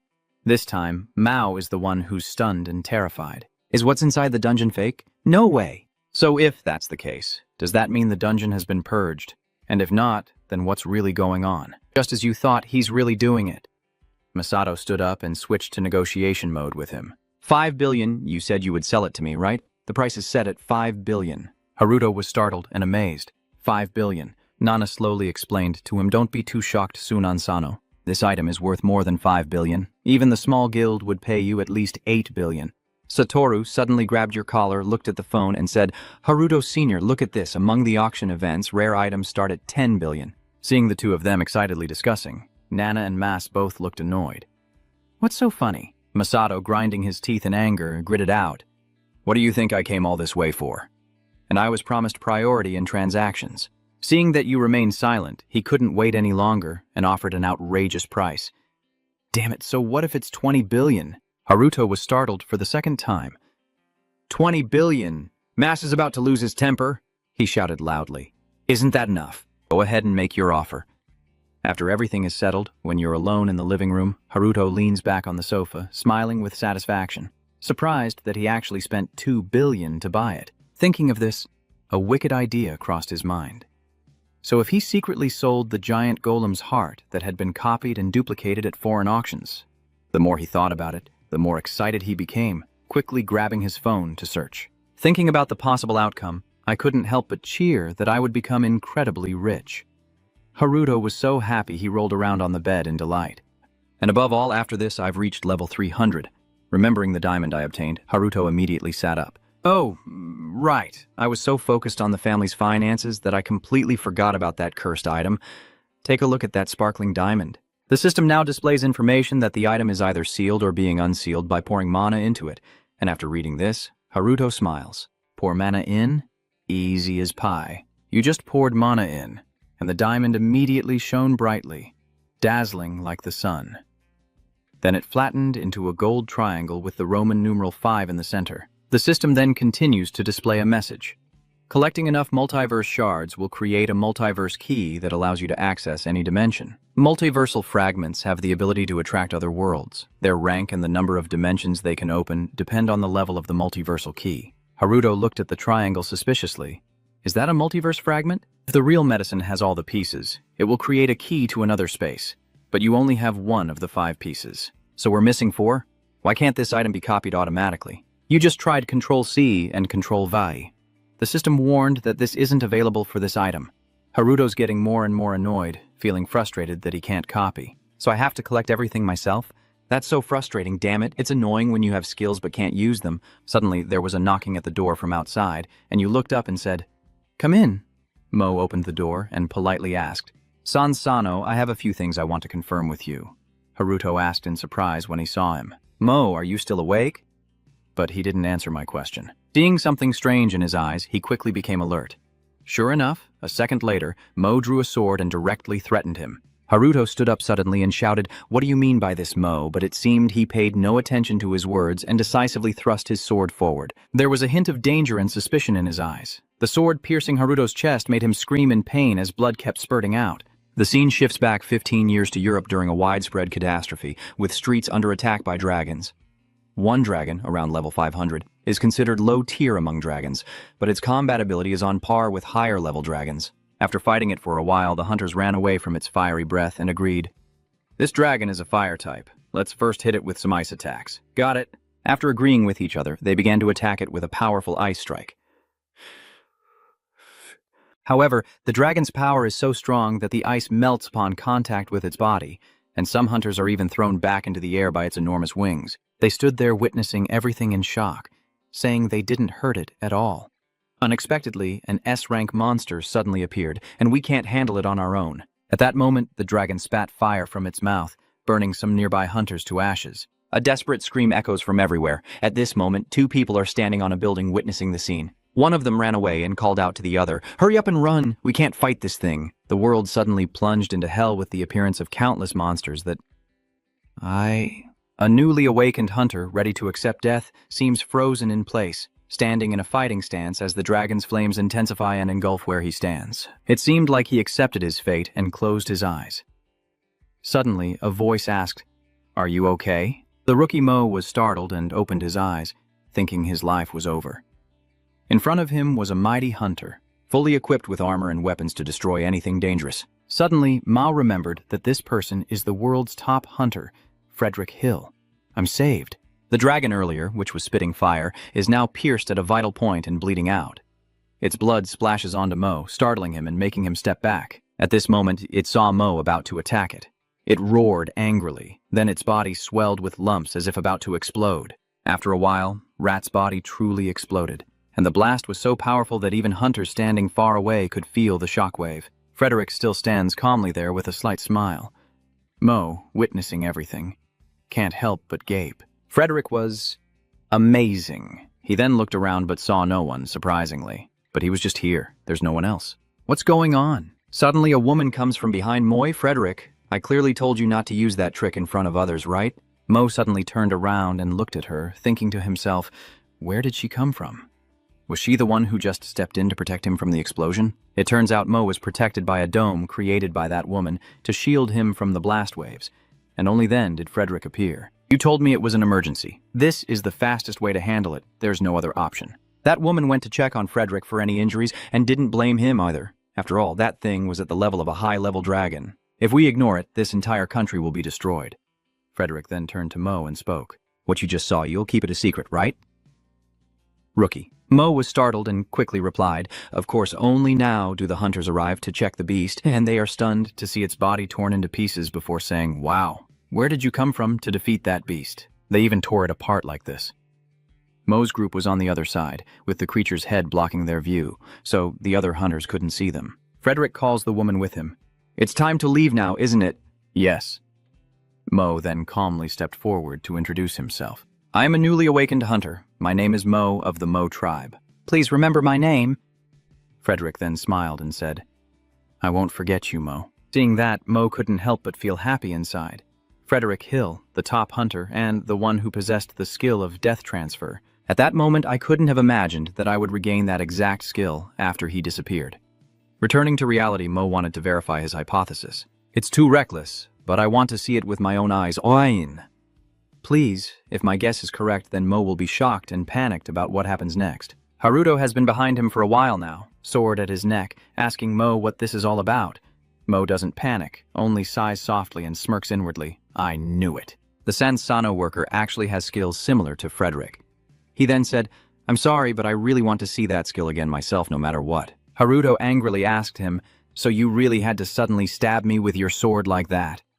Before he could get an answer, a sudden voice interrupted. Senior Haruto Satoru, trembling outside the door, pointing at the two of them with a pale face, asked what just happened. Haruto, seeing him clutching his head, sighed quietly and thought, why are you still here? Things are getting complicated. A moment later, Mo, head bowed, kept saying, I'm sorry, Haruto, I truly apologize. Haruto also felt helpless with him and said, I told you enough, and who the hell taught you dojiza? Dojiza is a ceremony in Japan. The person performing the act and the higher-ranking individual will sit kneeling on the floor, with the performer bowing deeply to apologize for their mistake or to ask for a favor. Seeing you so angry, Ares spoke up. I believe it's me. I heard that when someone from the East commits a serious mistake, they perform this gesture to apologize. Haruto then turned around to blame her. Do you think just apologizing is enough after killing someone? Mo is still trying to ask for your forgiveness. I promise I will change by standing on your side. Haruto helplessly shouted at him, that's not something you get to decide. Satoru then interrupted their argument and asked Haruto, so Senior really has the resurrection ability like Frederick? Haruto gritted his teeth in anger and said to him, who gave you the right to name yourself? Hearing that, Satoru's eyes lit up in admiration. Wow, he's a top-notch husband. I didn't expect him to come back to life after dying. So that's why you're so powerful. Haruto also didn't bother explaining to them, just sighed silently and kept his thoughts to himself. Well, whatever, let them misunderstand. It's fine. Then he suddenly remembered something and told everyone to ask, is Ares still not back yet? Ares didn't answer, and then pulled out a triangular metal object, saying, I have something to tell you. Haruto was surprised to see that object. Is that when everyone sat down to talk? Haruto asked Ares. Did your multidimensional shard suddenly resonate? Bro, you have to. I followed its reaction and came back here. I was also surprised. My multidimensional shard is number 1, and Sano's is number 5. How did you get yours? Haruto recounts, when I destroyed that giant golem's heart, it was a special reward item. Hearing that, Ares was also surprised. So it's a rare item then? This is worth studying. Then she also recounted the origin of her multidimensional shard. The multidimensional shard in my hand right now is one of my mother's personal belongings. According to the records she left behind, these fragments will resonate and attract each other. And just recently, that was proven. Hearing that, Haruto wondered to himself, so from now on, finding the space fragments would be easier? Suddenly, Satoru sat up, looking ahead at the space fragment with curiosity. By the way, what exactly does it do? Ares explained to him that collecting enough pieces could create a key to open the multiverse gate. Haruto, surprised, stood up and asked, is it really possible to open the multiverse gate like that, like the multiverse dungeon we discovered? Contrary to your surprise, Ares calmly replied, yes. She explained, if a multidimensional dungeon like the Golem Snow Mountain hidden dungeon exists, then collecting all the pieces of the multidimensional shard and completing the key could make opening a door that allows travel between different dimensions entirely possible. Hearing her say that, Haruto guessed Ares' true purpose. So she came to Japan not only to find her mother's whereabouts, but also to seek information about the multiverse. Ares did not deny it, but confirmed it without hesitation. That's right. Both my father and mother. I believe they are still alive in some other dimension. Quickly sit beside her and comfort her. I also think that way. I can't accept the idea that they have easily lost their lives. Satoru, hearing that, pointed out the oddity and speculated, if that's true, why haven't they come back? Or maybe they don't hold the multidimensional key, or perhaps the gate only opens one way under the moon. The golem let out a cry at this moment. Ares suggested that his guess might be correct, but they could also have some reason why they haven't returned yet. Haruto listens and wonders. Is staying the reason? So what is that reason? It might even be more threatening than the previous disaster. Ares then told everyone, if we have the multi-dimensional key, we can seal the multi-dimensional dungeons and prevent the catastrophe from happening. Satoru curiously looks at the multi-dimensional fragments, wondering how to turn this into a key. Suddenly, Golem pushes the two fragments together with his finger, and a bright light shines from them. Everyone recoiled and shielded their eyes from the bright light. Satoru tremblingly held Golem in his arms and said, "What is that?" I thought the appointment was about to happen. At this moment, everyone suddenly noticed the key on the table. They stick together now. Ares picks it up and says, I never expected this. I thought I'd have to gather the pieces and turn them into a key. It turns out they will naturally connect back into a key. Now I am sure of it. Haruto now hears a sound, the resonance even louder than before. The space fragments attract each other. The louder the sound, the stronger the pull, or the kei. But remember to be cautious when resonating with the other fragments. It seems that anyone who obtains a space shard is not ordinary. Meanwhile, somewhere else, a man holding a dangerous space shard is smiling and saying, "It looks like I can finally go home." It is now evening. There are voices coming from the Starfield Guild headquarters in Europe. Missile, what are you laughing at? It seems the group from the Blood Tower Guild has failed in their actions. Missile was startled behind him. Lord Michael, I respectfully kneel and report. Finally, you have received the reward of the Control Plus key replacement. Congratulations. Becoming a superior is one step closer. Michael didn't pay much attention to the congratulations and talked about his current situation. Right now I can only move within a short distance.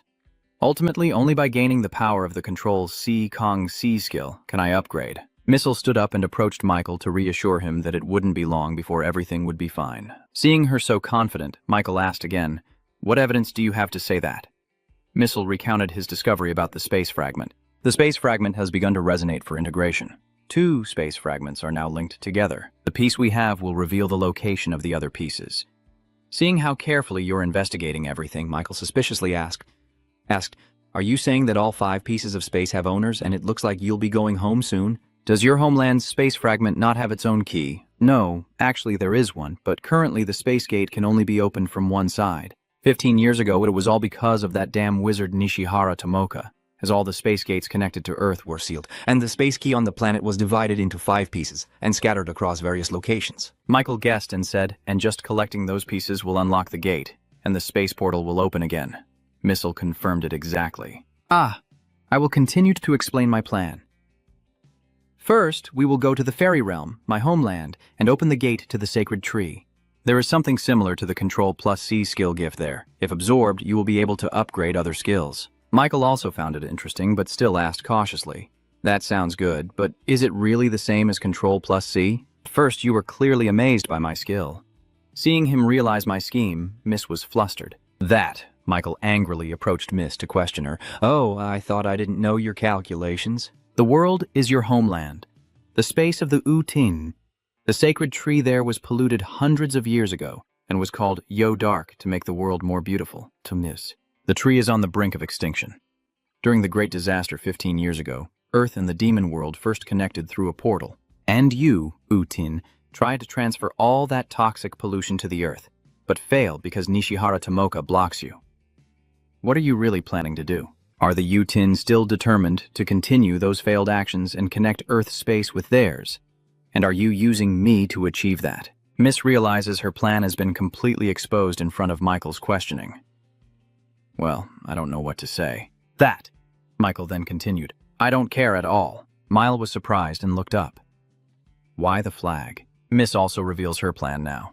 I just want to use you to open as many multi-dimensional dungeons as possible and absorb as many skills as I can to match that superlative being. No matter what happens to this world, it's none of my business. From now on, I will act personally. Seeing him about to go out and act, Missile stood up to advise, You can't go now, Mr. Michael. You're the leader of the Starfield Multinational Guild. If you leave without a valid reason, it might attract unwanted attention and make people suspicious. I anticipated this possibility and ordered Lucas to implement Plan B. Once everything is ready, we will have enough justification for Mr. Michael to step in personally. Although each individual has low combat strength, their cunning and coordinated actions make them very formidable. The Glon pack then charged forward. Senior Haruto, there are quite a few of these monsters, aren't there? Haruto didn't answer. It was Mo who spoke up. That's right. We should retreat now. Haruto is secretly smiling to himself, thinking of a plan. He finally set foot in this dungeon. After consulting Hunter Nanas, he never imagined he could retreat so easily. This is the perfect chance to level up the golem kids. With that in mind, he turned back and cheerfully told Mo and Satoru, "What are you waiting for? Hurry up and move over here." Those monsters roar a terrifying roar. Satoru, trembling and crying, asked, "What are you doing, Senior Haruto?" Then the lawn charged at the three of them. Haruto now begins to activate his power. Press Ctrl+V to use the transformation core and create snow mountain golems. Ctrl+5 uses the golem core transformation to create a golem. Then debris of snow mountain golems appeared, and Haruto couldn't help but be amazed at their large numbers. Why are there so many little subordinates? Mo also wondered. Did Sansano summon all of these? Haruto simply turned back, smiling confidently at them, and said, "One-on-one, group against group." Mo wondered how powerful he was to have summoned so many golems. What kind of skill was that? At this point, the Glon also started attacking the golems. The Glon bites into the head of a golem with its sharp, tough teeth. Satoru feels worried. No matter how tough the golems are, the power balance and level differences are a bit off. Before finishing his sentence, that Glon was knocked down by a snow mountain golem and punched in the face, spitting blood. The Glon was sent flying dozens of meters away, and then the golems, taking advantage of the situation, all charged forward. One after another, they all get beaten badly. Satoru initially doubted their strength, but now he's changed his mind. Looks like Senior Haruto can clear the dungeon alone easily. I might as well head back now. The snow mountain golem in Satoru's hand also let out a surprised cry, and soon after, they were all defeated by the entire snow mountain golem army. Haruto walks up and gently pats a creature, having finished checking the differences in durability and combat strength between the various levels. Haruto then recalled them back. Haruto checks his items. Currently have 4 giant spider silk king times 10, 5 Calasia swordmaster, 10 bear king voot, and 10 golem cores. He looked at the screen and realized he didn't have enough space in the warehouse to create the golem army, and given the current size, it would take quite a while to bring this idea to life. I wonder if there's a better way. Satoru suggests to him, "Why not ask Captain Shirosaki if you have any doubts?" Haruto didn't care about what he said and asked why he had to ask that guy. Satoru cheerfully replied, "So he's the dungeon fanatic. He must know something." Haruto eagerly asked, "Really? Then let's go right away." Mr. Mo quickly got up. Mo saw them like that, just shook his head with a faint smile and said, "I'm coming now. I shouldn't have left the International Hunter Association." At this moment, everyone was on their way back to the organization. "Hey, is this your car?" Satoru smiled and said, "That's right. It was my birthday gift from my father." Haruto was surprised to hear that. Satoru didn't care much, just smiled and continued and said, "You know, this car is really convenient."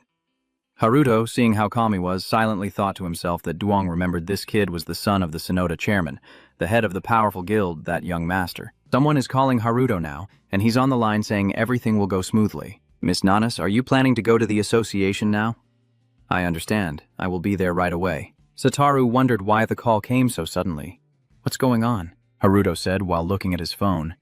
"I don't really know either." He silently thought, it must be about that girl Sarah. "Anyway, I have something to talk to her about. Can you turn to Satoru and ask if we can speed up a bit?" "Sure." The scene shifts now to the Japanese Craftsmen's Association, in the interrogation room, where everyone is standing in the observation room looking out. Sarah is silent at this moment, not saying a word. Nanas told Haruto that she insisted on only talking to him. Sano hasn't eaten anything for 3 days, but remains silent and uncooperative. Haruto asked Nanas if they could turn off the recording during their conversation. Nanas said sorry, but the nature of the investigation doesn't allow it. Hearing that, Haruto sighed and kept his thoughts to himself. Well, whatever. If the truth about my skills gets exposed here, I can still copy her ability to set everything back to the way it was. My top priority now is to copy it. Then he went into the interrogation room, placing a glass of water in front of Sarah. Haruto pulled out a chair, sat down and said, "Ooh, feel free to drink. Now I've escaped dehydration." Haruto now speaks up. "You want to know about my ability, right? My unlimited mana regeneration. Sarah also told you that if you agree to help, I will cooperate in the investigation." Haruto, seeing progress, said again, "But first I need to confirm a few things. Sarah, your ability to restore everything must also be a curse, right?" Is your skill a coal? Sarah did not deny it, but confirmed. That's right. Haruto now had a suspicion that he wasn't the only one cursed. I knew it. I'm not the only one cursed. In other words, if I can copy her skill, then all call skills can be copied and pasted. Ares in the observation room was just as surprised. Her skill wasn't healing, but re-establishing. So that's why the Longsword School's reputation was fully restored. A skill that can reset everything. Truly an incredible ability. Satoru didn't understand what they were talking about and asked Nanas, "What is re-establish UN?" Control Z. Hey, what are they talking about? Is that skill really real? Nanas didn't answer him, just stood there watching. Sarah then continued, "Please help me save my parents. They are both in a deep coma.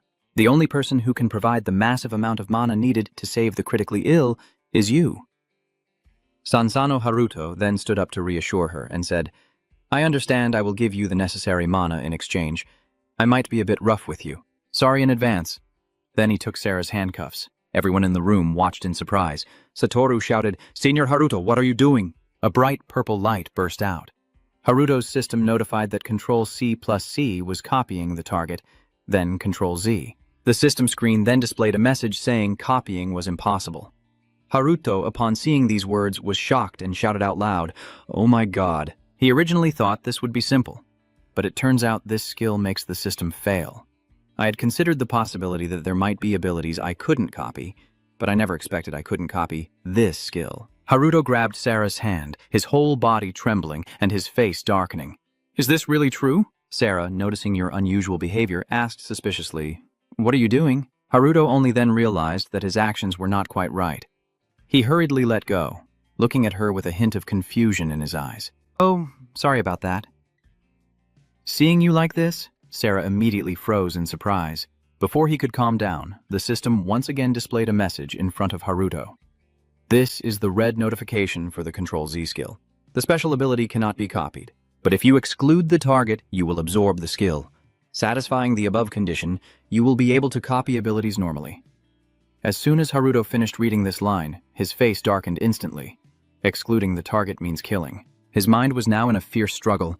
If he did that, would he be able to copy it normally? "Are you mocking me?" He looked at Sarah, still wide-eyed and stunned, secretly hating this damn system. In the end, to copy the reset skill setup, he had to kill Sarah. It sounds like a joke, but Haruto's heart and mind are constantly battling, yet he still craves that skill. There's no other way, right? Even Noodles can't wait for her to grow old and heal herself. Suddenly, Shinoda Satoru pointed ahead and asked the girl next to him why the window suddenly opened. Faced with this question, not only was Nana stunned, but Mo was also speechless. Nana stepped forward, took the microphone, looked at the other person, and suddenly saw a serious expression on his face. So she asked, "Sansano, what's going on?" Haruto heard Nana's call his name, so he turned back, scratched his head, and forced a smile. "It's nothing. Everything's still fine." Nanas, hearing his response, didn't pursue the matter further. In truth, behind that mischievous smile were deep and complex thoughts. Haruto decides to slow down and wait for the right moment. All right, now it's time to test his patience.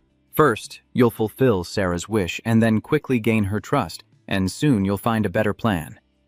Thinking this, he immediately suggested, "Ms. Sarah, let's go see your parents now." Sarah, happily with tears in her eyes, replied yes. As soon as he saw her eyes, Haruto was shaken. If he really couldn't find a better way, he could team up with her. That afternoon at the Central Hunter Hospital, the six of them walked down the corridor listening to Sarah tell her story. After hearing her, Haruto was stunned and asked, "Poisoned mana?" Sarah replied calmly, "Yes, my parents were attacked by a mysterious monster during the disaster, and this hospital is the only place accepting patients poisoned by mana." Haruto looked at the small girl in front of him and suddenly felt an unusual sense of compassion. "So, they are being treated here. She must have had to side with Takumi because of the hospital bills." Remembering this, he turned to ask Nanas, "Takumi is also being treated here, right?" Nanas responded slowly as he walked, saying that he is currently in the hospital's basement. "After recovering, we plan to transfer him to the detention center for questioning." Then she turned to ask kindly, "Are you worried?" Sarah also gently replied, "I am still fine." At this moment, Mo seems to have noticed something, as a blond man wearing a bowler hat just passed by him. Mo briefly recognizes this person and turns his head to look at the figure's back with suspicion. Why is he here? At this moment, in a room with guards standing watch, someone is approaching step by step. The guard quickly ran over to stop him, holding him back. "This is a restricted area. No unauthorized entry." He is the blonde man who just passed Mo, and he handed a paper to the guard saying, "Thank you for your hard work." Here, the guard, confused, also reached out and took the piece of paper. On the small note, it said, Control F. The guard looked at the paper blankly. What is this, Control F? Don't do such stupid things, but just a second later, a strange black smoke suddenly appeared on the paper, startling the guard. Huh? The black smoke then thickened around the two guards and gradually swallowed them. They only managed to cry out once before falling silent, their eyes now pitch black and vacant like soulless beings as the smoke dissipated. The blonde-haired man takes off his hat and orders them to immediately bring out the person being held inside. Do whatever needs to be done, then come back here. The two guards immediately replied, "Understood, sir," then hurried inside side by side. The man enters the room, approaches a strange object, and conjures a dark energy sphere in his hand before calmly staring at it. "I remember what Miss told you before, Lucas. There's something only you can do," Lucas asked in surprise. The thing only I can do? Miss carefully instructed as she summoned a dark energy sphere. In case the mission on the Blood Tower Guild's side fails, I want you to place this at the Tokyo Tower. Lucas saw it and immediately covered his mouth in horror. Something like that? I didn't explain the plant in my hand. This is something I brought from my homeland. It is the fruit of this corrupted world tree. After using this fruit to set up a barrier, Yiso will be able to open a subspace. Lucas was surprised. What was inside the subspace? Mo didn't answer immediately, but instead piqued his curiosity. Wow, you have to see it to believe it.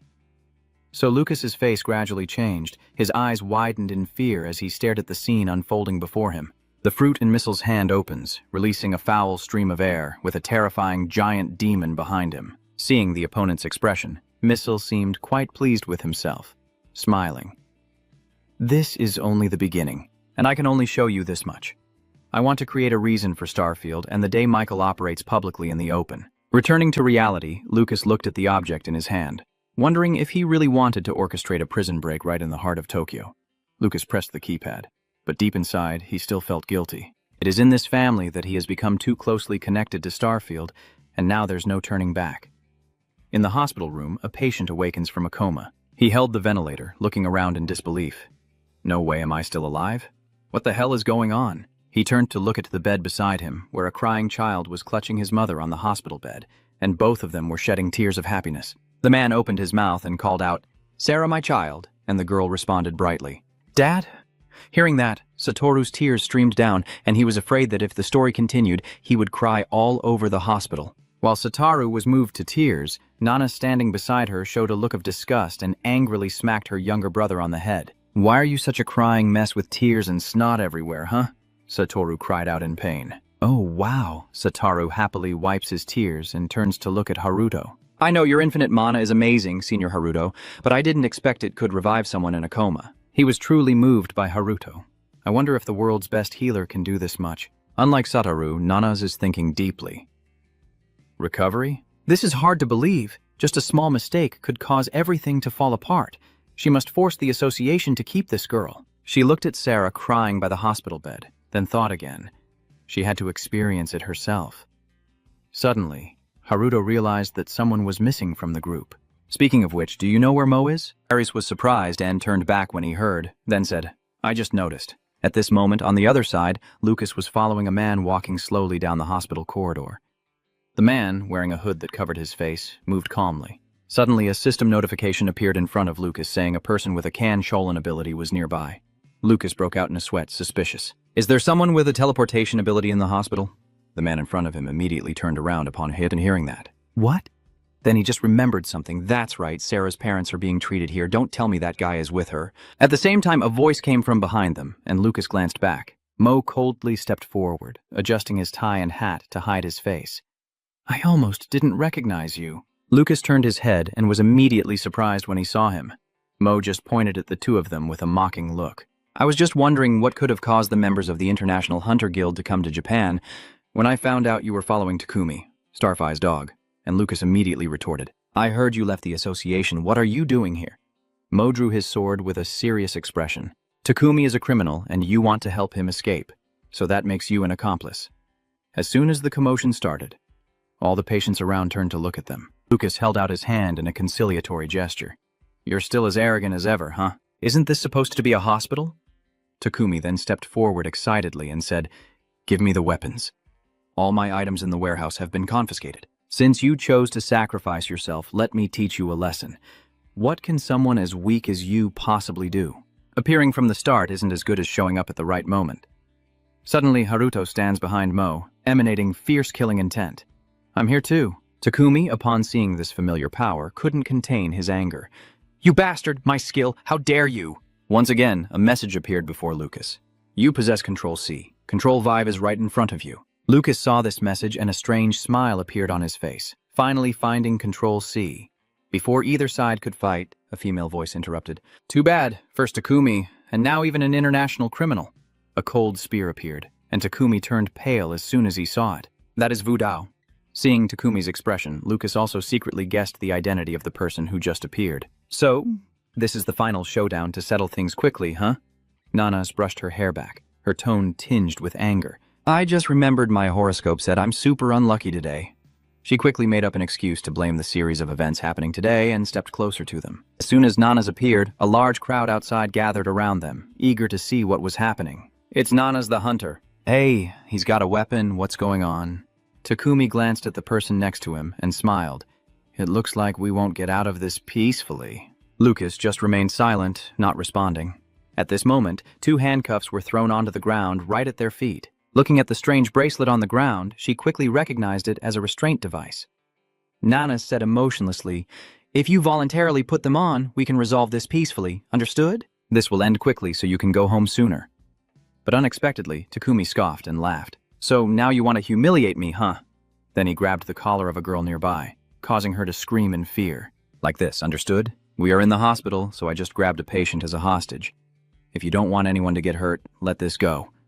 As soon as I finished speaking, Nana suddenly lunged forward like a gust of wind, kicking straight at Takumi. With a single kick, he immediately shot through the corridor like an arrow, crashing into medical equipment and the wall, and instantly injured himself, coughing up blood on the spot. The surrounding patients shouted in panic, Run! It's a fight between hunters! And Lucas stood there, stunned as he watched Nanas, amazed and horrified, realizing her attack was so fast he couldn't keep up. Suddenly, she turned to call the person next to her. Lucas, you're not the kind of person Takumi is, right? Let's work together and to resolve this smoothly. Hearing the other's proposal, Lucas was momentarily unsure how to respond. He bowed his head to avoid her gaze, and then looked sadly at Takumi behind him.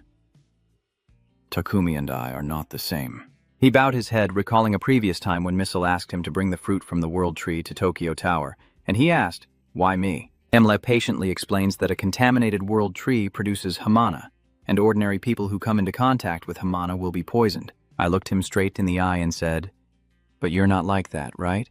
You, Lucas, the head of the Blood Tower Guild, are the same. Lucas seemed to realize this upon hearing it, meaning Takumi also understood that I had uncovered this. Miss continued. He is also subject to international treaties banning him. He uses black mana to nurture his skills, and to make the corrupted fruits of this world tree sprout, he needs skills that utilize black mana. Lucas thought of this and suddenly felt self-hatred. In other words, he reflected on what he had done to the 2 guards, sighed, and left the rest unsaid, just like Takumi. Hearing that, Lucas regretfully replied, I'm afraid I cannot accept your proposal. Nanas frowned in displeasure. Lucas slowly drew his sword and said, I have my reasons. As you can see, I need him. I must get him out of here at all costs. Nanas, upon seeing the weapon in Lucas's hand, immediately became serious. That sword is Mo behind him, gritting his teeth in anger. Angelec's rapier, that Lucas guy seems to be really serious. Haruto was surprised to hear him say that. What did you say? Mo looked at Lucas holding the sword with a cold expression and replied, That is the treasured sword passed down through the Lucas family, the Holy Knight family of England, and also the only holy sword in the world. Although it is of the same rank as the Asian High Dragon Sword, this sword focuses more on stabbing techniques than cutting. The more Haruto listened, the more surprised he became. Is it really on par with the High Asian Longsword? Lucas then charged into battle. His eyes are filled with determination as he charges at Nanas. Mo continues explaining, yes, it differs from the longsword in that it does not increase in rank or carry offensive power, but because of that, it is also known by another name. The heretical judge can eliminate all skills or weapons it considers abnormal. Hunter Nanez with her cursed sword and the Wu Dao are in a disadvantageous position. Lucas's sword was pressing close to Nanas, and she could only reluctantly block with her dagger against her chest. The 2 weapons clashed fiercely, But as expected, Angelo's rapier had the advantage. The sharp spear managed to pierce the Vudao, catching Nanas off guard for a moment. She was pushed back, seemingly completely overwhelmed. Haruto stands behind, shouting in worry. Nanas the hunter. Nanas uses her combat skills to push the sword overhead and escape danger just in time. She tells Haruto behind her, "Don't interfere with Sano. It would be troublesome if we cause a scene in the hospital." She pushed Lucas's sword away and escaped from the pressure, leaving Lucas momentarily stunned and unable to react. Nana swiftly drew her sword and attacked him, but Lucas was just as quick to dodge. Because we're in a hospital, you held back from using your skills? Do you think that gives you any chance to fight back against my treasured sword? Lucas sweat and looked down at his torn tie, but Nanas didn't give him a chance and continued her attack. She slipped to the opponent's side and swung her blade. This time, Lucas truly couldn't avoid it and could only barely raise his sword to defend. What kind of power is this? Lucas was pushed back by Nanas's slash, but his body couldn't withstand it, and he spat blood. He grimaced in pain, covering his mouth as blood kept flowing, feeling his internal organs churn wildly from that strike. Although there was a difference in the quality of the swords, the level gap between them was so vast it was incomparable. So this is the true strength of one of the top 10 hunters in the world. Only now does Nanas confidently make another proposal. What do you think about my peaceful resolution proposal now? Lucas was stunned, but he truly couldn't turn back anymore. Being in the hospital, he really didn't want to use his skills, but Lucas tightly gripped his sword, feeling conflicted. Suddenly, a familiar voice rang out. "Sonoda Nanas, you bastard!" They all recognized who it was, and instinctively turned their heads. Takumi had regained consciousness after a fatal blow from Nanas. He staggered to his feet, holding the world tree's fruit that had bloomed. The dark mana quickly envelops his entire body. Takumi's eyes are filled with hatred as he grits his teeth and says each word sharply. "I will turn that ruined hospital you're trying to protect into dust in an instant." As he finished speaking, he released all the black mana from the fruit. Lucas, witnessing this, couldn't hold back and shouted, "Stop! This is a hospital, you know." "Babe." Takumi asks him again as a reminder. "You have to place this in key locations around Tokyo, right? So this hospital should also get a share." In no time, Hakmana engulfed the entire hospital, as if to swallow everyone inside.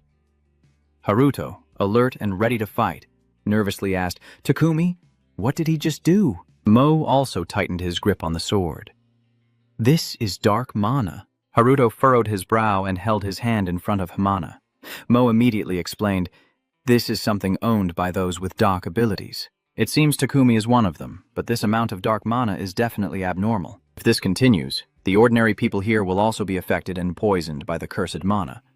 Amidst the pitch-black darkness with no light coming through, Haruto's message appears. The Control 5 skill uses giant king spider silk. Image transfer magic has also been activated. Haruto gritted his teeth in anger. "Damn, old man. You immediately used your teleportation skill to move behind Takumi and stopped your hand." Takumi, now wrapped in a cloth like a mummy, turned to look at you and smiled strangely. "It's too late." Haruto immediately froze in surprise, feeling a bit confused. "What did you say, Flag?" The rotten fruit is now fully bloomed. The mana storm now resembled winds scattering the seeds of decay onto the ground. Underneath, a multitude of roots pierced upward to attack them. Haruto and Nanas jump back to dodge as the roots become increasingly dense, destroying the entire hospital. The patients attacked by the relentless roots scream continuously, and suddenly the scene becomes truly tragic. From outside, the towering hospital is completely covered by roots, with dark purple leaves spreading out ominously. The giant tree trunk pierced the ground, tearing apart the cracked pieces of the floor. A female patient fell, looking up in fear and begging, "Please save me." Luckily, a doctor managed to grab her hand in time, but he couldn't hold on for long, and his hand slipped away. The female patient fell freely through the air and screamed, "Ah!" Just as she was about to land, Haruto used his skill to catch her from below. The female patient, still dazed from the impact, looked up blankly at the ropes wrapped around her. Haruto quickly helped her up and hurriedly asked, "Are you okay?" She quickly followed everyone to evacuate. The female patient gratefully looked at him and said, "Okay." As she ran away, she kept thanking him repeatedly. "Thank you very much." Haruto also smiles. He silently thought that patients who could still move like that were not a concern, but as he thought about it, his expression suddenly turned serious. He looked down at the severely injured patients who still had to rely on relatives and nurses, feeling a bit uncomfortable inside about those who couldn't move. Then he glanced back at his friends, seeing Nanas comforting a child and Mo gently giving water to another patient, which made him feel somewhat reassured. It's good that Nanas and Mo are still caring for them, but the entire hospital has been taken over by dark mana. If this continues, everyone will be affected by the toxic mana. Haruto looked up into the lush leaves above and the thousands of branches, and an idea suddenly came to him. The only way was to rebuild this place. The dark seeds of the world tree had severely damaged the hospital, turning the sea here into a pile of ruins, rising a little higher. At this moment, Snow Mountain Golem struggles to hold up the massive stone with its small body, allowing Koru to quickly pull the person away from the debris. All right, try to head this way. Suddenly, Haruto appeared out of nowhere behind him and called out loudly, "Satoru!" The boy quickly turned his head, supporting the patient with one hand, and asked hurriedly, "What happened to Senior Haruto?"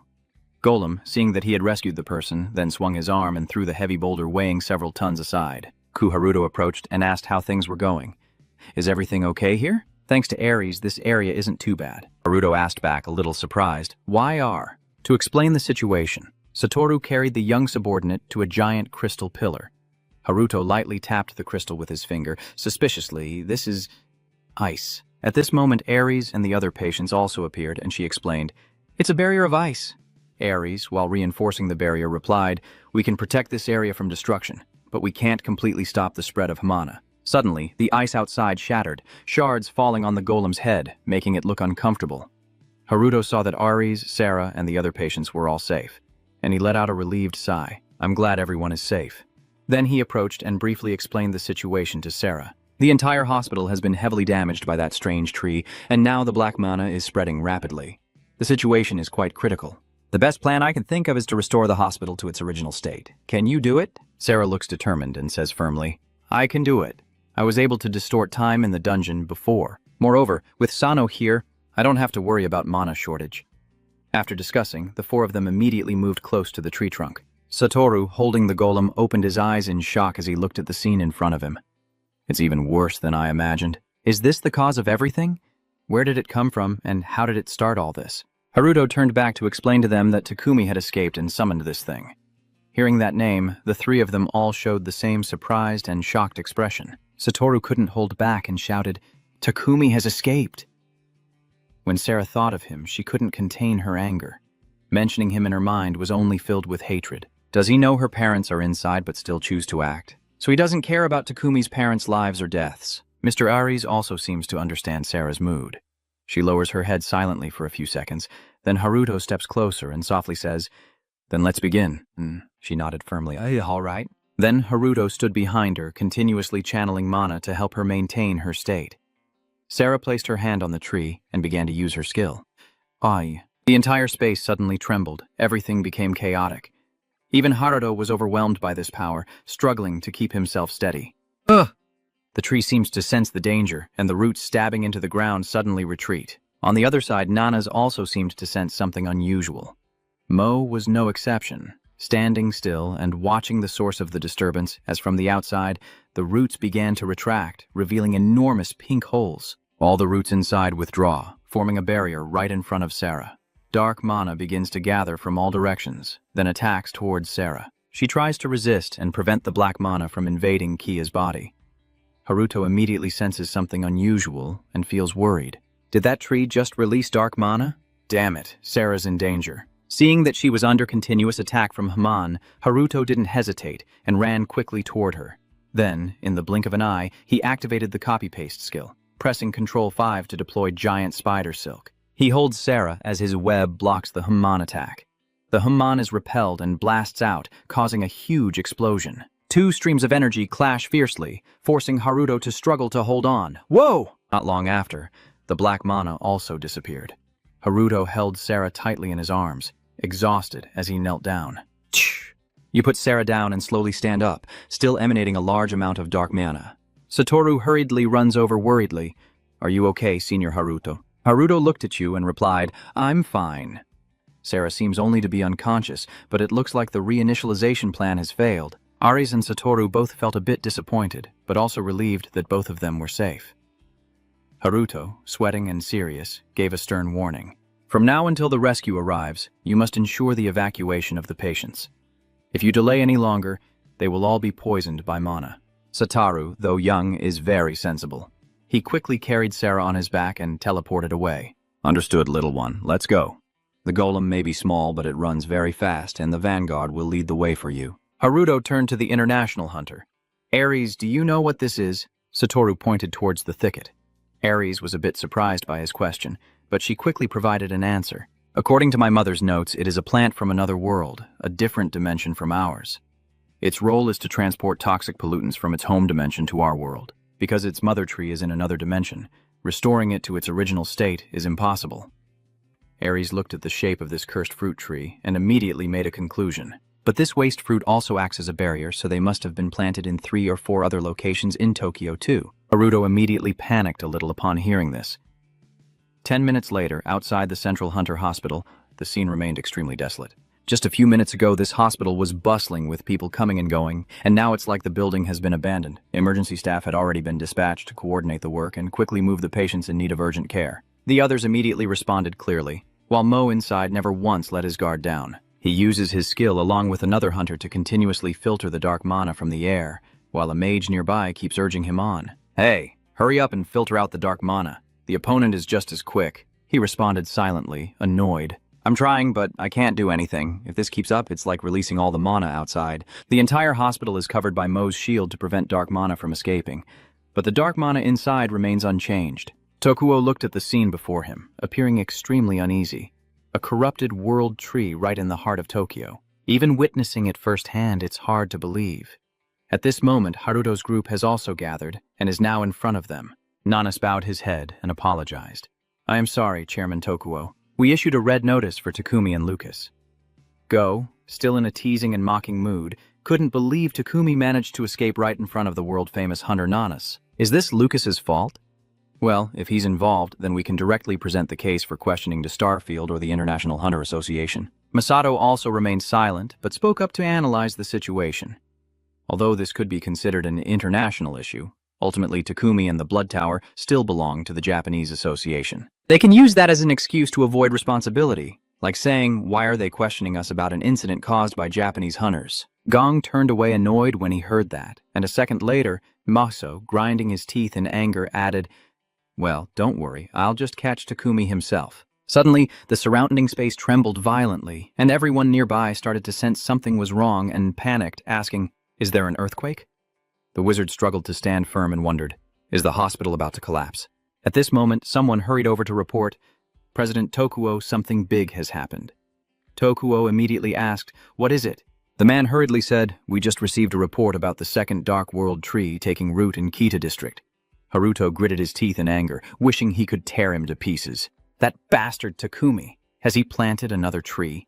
In the luxurious city of Tokyo, in Kita Ward, a dark tree has appeared growing out of a tall building. Reporters from everywhere also started broadcasting, and the big screens are showing news about this type of tree. Today, 2 mysterious giant trees appeared at different locations around Tokyo, and the Hunter Association announced that Hamona released from this giant tree could be toxic to mana. Everyone below all looked at the screen, following the news bit by bit. The news anchor's voice continues steadily. In response to this situation, the government has issued an emergency evacuation order across the entire Tokyo area. Hearing this news, the adults all wondered in their minds where they were planning to evacuate us to. There are also some older kids who are very excited. I wonder if we'll have a day off school tomorrow. Elsewhere, Takumi is smiling with satisfaction, calmly sitting in the car and watching the chaotic scene outside. With this situation, they can only dream of catching us. Then he turns to praise Lucas.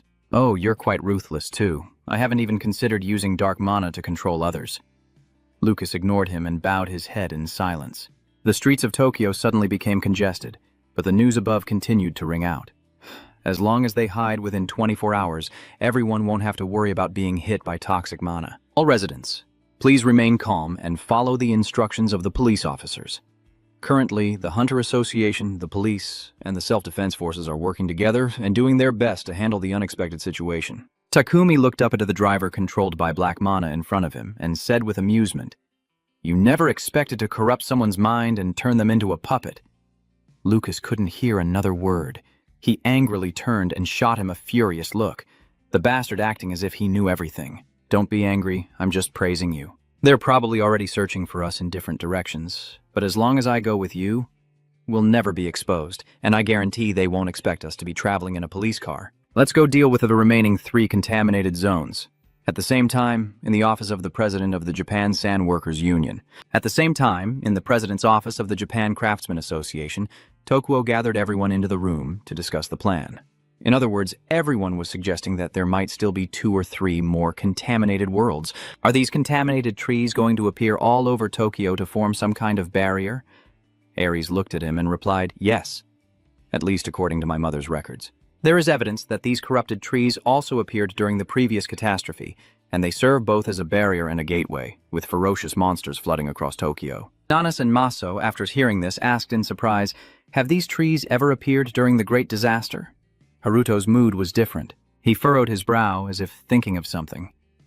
So it happened 15 years ago? Yes, 15 years ago there was also a strange tree species that grew in the wasteland, with its roots spreading out and blocking the roads, posing a danger to people. Dad, are we going to be okay? Dad, while gripping the wheel tightly, reassured him, we'll be fine, Haruto. Just stay steady and hold on tight.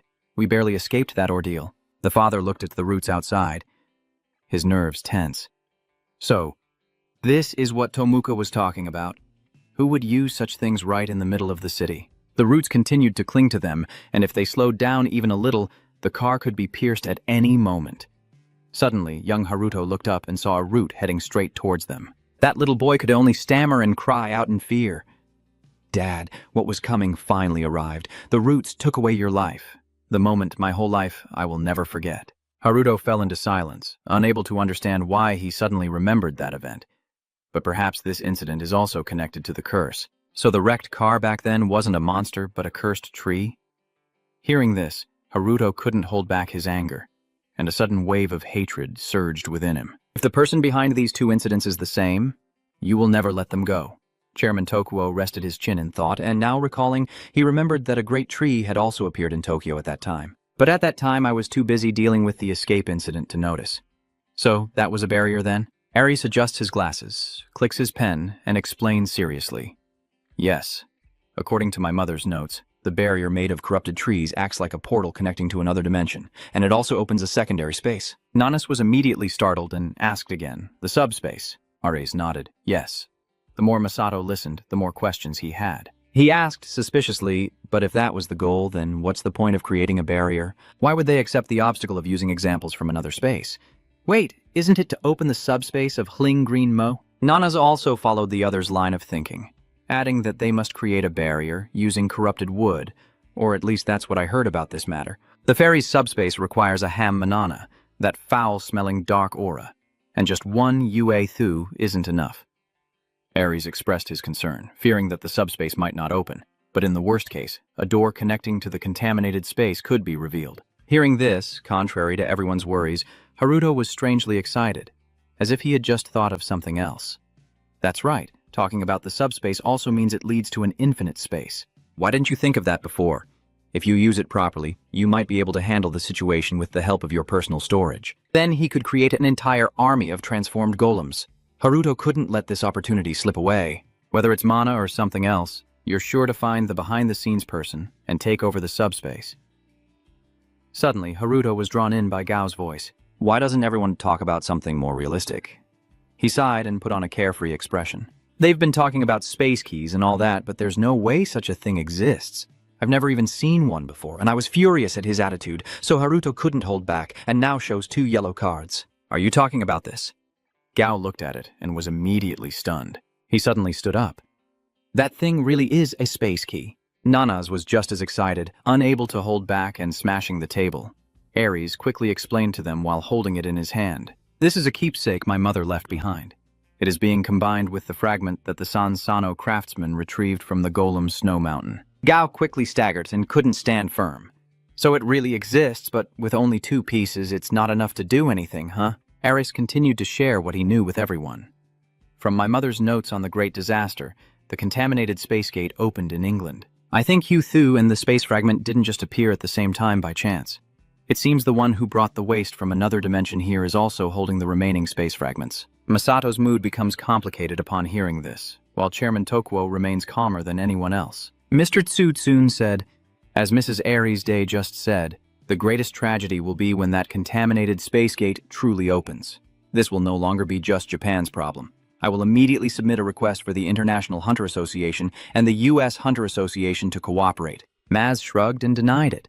They don't have it? It's part of my guild already. The meeting ended, and an hour later, at the basement of the future guild, Meso led them to a room with a large door. Just seeing the door, Haruto and Nanas couldn't help but be surprised and looked up at it. What kind of grand dungeon door is this? G kept his attitude as if mocking the person. Chairman Shirosaki still knows you're obsessed with dungeons, but didn't expect you to keep that piece of space too. Haruto also wonders how you got it. Of course, Maso remained silent and didn't answer. The guy, unable to resist, kept talking but said nothing. So this means there's some shady deal involved, right? It's not uncommon for a father either, and maybe it's even a fake. Only Haruto truly knows about this.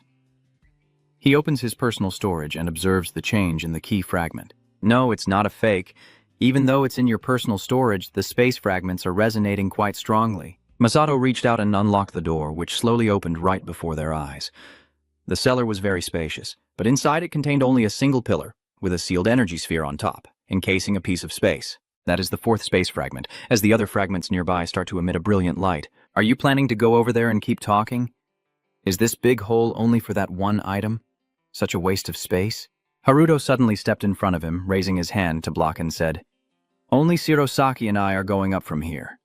The man heard this and immediately got angry, threatening him. What do you think you are?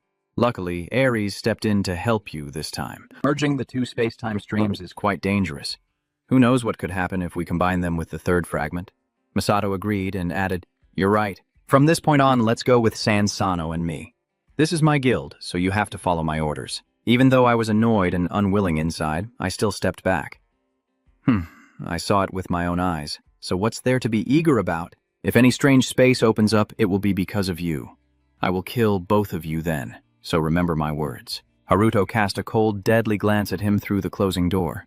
After it shut, they both began to approach the pillar.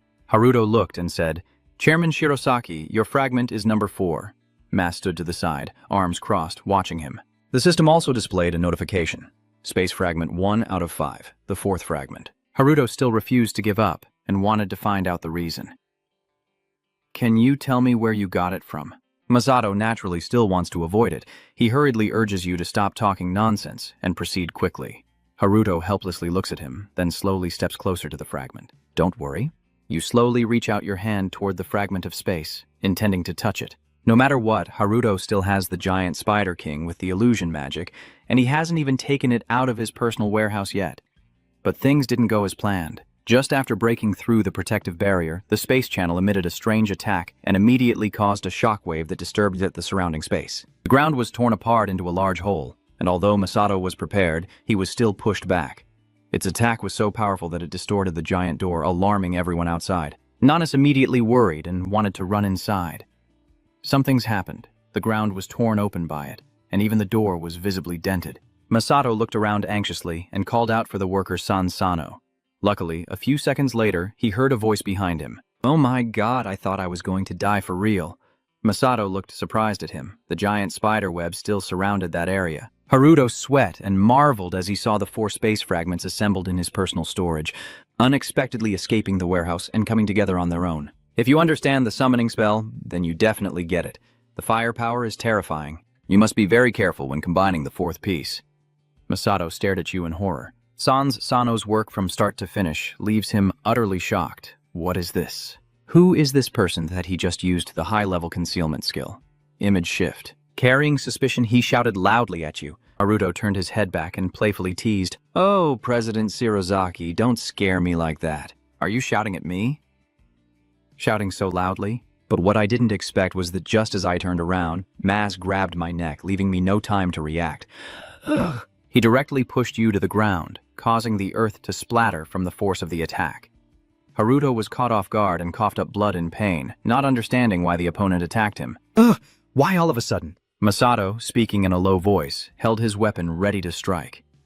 "You can't use dark skills without black mana, but you clearly just used the teleportation technique, right? Explain yourself. Right now." Haruto is pressed down, frowning in anger, helplessly looking at the opponent. "What kind of explanation is that?" Because the club president Mas stepped into a corner, Haruto intended to use image translation magic to escape. Tentacles emerging from the ground, tightly gripping him. Haruto silently thought this was bad. Kongo is the top hunter. I can't escape. I can't use black mana, but he doesn't seem to believe me. Oh. Masato grabs your collar to hold you down on the ground with one hand, while the other raises a wand to summon a lightning storm. Are you able to use the illusion spell but can't access dark mana? As soon as he finished speaking, he immediately struck Huyenloi directly at Haruto. Dust filled the air, and he sat there struggling to move after choosing that move. Haruto was in so much pain he vomited blood and felt confused inside. Damn it, why couldn't I activate the shadow transfer technique, as if he understood my thoughts and mocked me? So, you've exhausted all your tricks? He didn't bother explaining. Huyenloi is the only move that can counter the illusion technique, so I used it skillfully. Hearing that, you remember that this is how Takumi was able to escape from the golem on the snowy mountain. The club president looks very angry and is determined not to forgive you. Ever since you appeared during the Kuya chase, I've suspected you. Who exactly are you? What happened between you and Takumi on the snowy mountain? Was everything part of your plan? Under threat, he secretly regrets. Does he really think he's collaborating with Takumi? Only the two of us going in here was definitely a mistake. I have to find a way to stop Chairman Shirosaki now. After weighing the situation, Haruto grit his teeth and endured the pain to explain, thinking to himself that I must be crazy, I can't even use my skills properly. But in reality, it was just a plan to buy time for you to use the giant spider silk. Haruto, in a frenzy, copied and pasted it with Ctrl+V and shouted in his face, "Are you planning to kill me? Or let me live worse than dead?" I'm not your family's enemy or anything like that. Quickly, the layers of silk wrapped into a large sphere. Haruto looked at it anxiously. Why do I keep having a bad feeling? Did I do something wrong? Suddenly, a visible crack appeared and slowly extended along the radius of the sphere. Then suddenly the sphere exploded, sending dust and debris flying everywhere. Haruto quickly covered his face with his hands, helpless as he watched it shatter. Finally, the spider silk sphere couldn't contain Masato anymore as he tore it apart with lightning. The lightning shot out towards Haruto. Luckily, you used silk as a shield in time. The thunderbolt was so powerful it shattered the silk barrier in front of you. Masato stands inside his spherical shield, coldly watching Haruto with bloodied hands, more furious after being ambushed. If it's something you can't speak about it, then it must be Starfield, right? If that's true, you're definitely going to die. He is now covered in wounds, silent and scared. He's really boiling with rage. Maybe I'll die here. I've been talking and working with him so much I forgot. Masato keeps generating a fierce electric current to remind Haruto of one truth. Chairman Shirosaki is a level 500 hunter, while I haven't even reached level 300, so I have only one choice. You quickly rummage through your items, hoping the one Haruto needs appears immediately. Here it is. A super high-grade medicine that heals 95% of injuries cannot be combined with others, and is ineffective if the target is already dead. Over here, Masato naturally didn't have the patience to wait for his opponent and drew his Thunder Dragon Spear. Haruto didn't dodge, calmly watching them charge at him, wait for the right moment, and then shout loudly, constantly praying for it to activate. Damn skill. The system displays a red notification.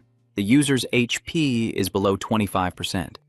Multiple screens keep appearing, activating the second poison skill of the Fierce Asian Greatsword School, with the user equipped with the Greatsword of the Fierce Asian to use the skill. A sword immediately appears in Haruto's hand, helping him block the chairman's lightning.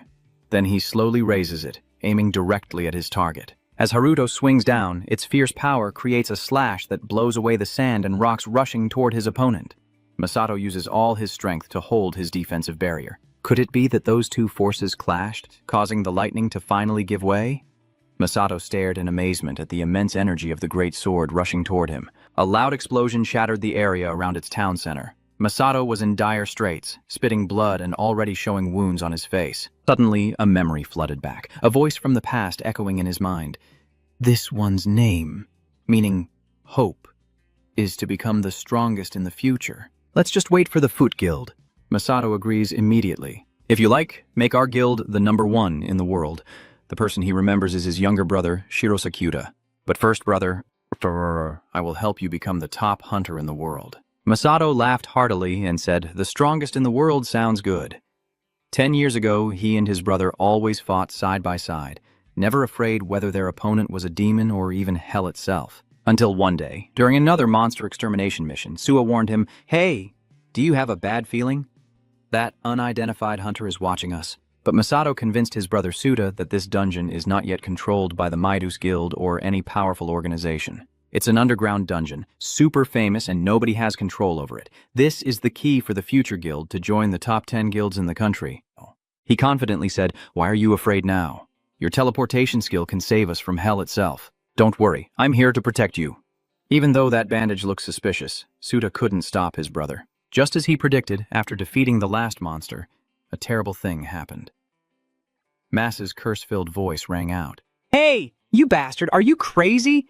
He hugs his brother. The person is being possessed by black mana, just like that guy. What are you doing? That pervert just keeps talking vaguely to Masato without explaining anything. This is an addiction to dark mana. The more they absorb, the more their consciousness is invaded. Soon, they will turn into a horde of low-level monsters, not even comparable to demons or evil spirits. Masato desperately demands, "Hand over the antidote, my brother is about to die." But the other guy ignores him and responds with confusing words, "You two are the most active in the murder of the cursed core, right? You deserve a special reward. Transmute the image." Even if I don't understand, Mass's instincts tell him it's probably not a good thing. But guessing that guy is threatening him, "Give it to me, and I'll show you how to save your brother, or else you'll lose your life. Besides, without black mana, that skill is useless to you anyway." Masato, no longer hesitating for his brother, agreed. "Fine, I'll give you the skill. Now hand over the antidote immediately." After getting what he wanted, the guy threw out a phrase, the British Guild's emblem, the family's legendary sword. Brilliance. It's the only way to save yourself from the deadly mana. Masato turned pale with fear. "Hey, are you not going to give me the antidote?" In the desolate land, his voice echoed loudly in despair. "You bastard!" He calmly watched him panic, addicted to dark mana with no antidote. And this is a mobile dungeon.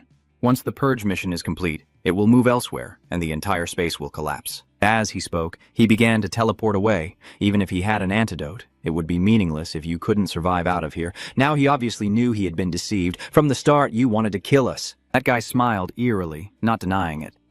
The existence of dark mana and dark skills is not something the world needs to know about right now. After saying that, the guy disappeared, leaving the two brothers in despair as the dungeon was about to vanish. "Sua, keep going. Can you use the rewind skill?" With his last breath, he handed his brother a piece of space. "I found this earlier at the Monster Lord's place. I don't really know what it is, but it's definitely not an ordinary object." Is this really the time to talk about that now? Hurry up and use your skill. But Suda simply gently promises to him. He tears up with regret and leaves a final word. "I couldn't keep my promise anymore. The goal is to return. Masato." He was panicking and trying to stop him. "Wait a minute. Why, Sua?" The light from the Matrix suddenly appears. "Even though my brother tried to hold him back, I still let Mass go." "Brother, I'm sorry." He was forced to keep translating while screaming non-stop. "Sua." The place Mass was taken to is the office of the guild that the two brothers founded. Tears of regret stream down his face as he remains frozen in the same position, holding his younger brother without moving. Masato, tears of pain and anger streaming down his face, clenched the last item Suta gave him, as if he wanted to break it. Anger erupted, and Maz shouted wildly, unleashing lightning to destroy the room. Returning to reality after being cut by your sword, the two of you paused for a moment. "For the next 10 years I searched every dungeon, but still couldn't find that lair." He then stood up and approached Haruto. "I suspect my brother is still alive, but now everything is clear in my mind, so that's why I want to find him. Even if it's just a trace, no wonder I'm called the Crazy Dungeon Man." Haruto quietly mutters as he takes a healing potion, but the price for angering Chairman Shirosaki is truly high. Luckily, the berserk poison of the sword allowed me to reach level 600 strength quickly, but my body can't handle it. Masato explained his true motivation, so this time I focused on studying dark mana and dark skills. International punishments or whatever don't matter. Illusion magic is a rare skill, and dark abilities have already been abolished. Now only that crippled guy can use it. After hearing that, you also have to understand him. So you're asking how Takumi and I can use that skill? Fine, I'll tell you, but secretly I will reveal only some of it. Surprisingly, Mass refuses. "No need."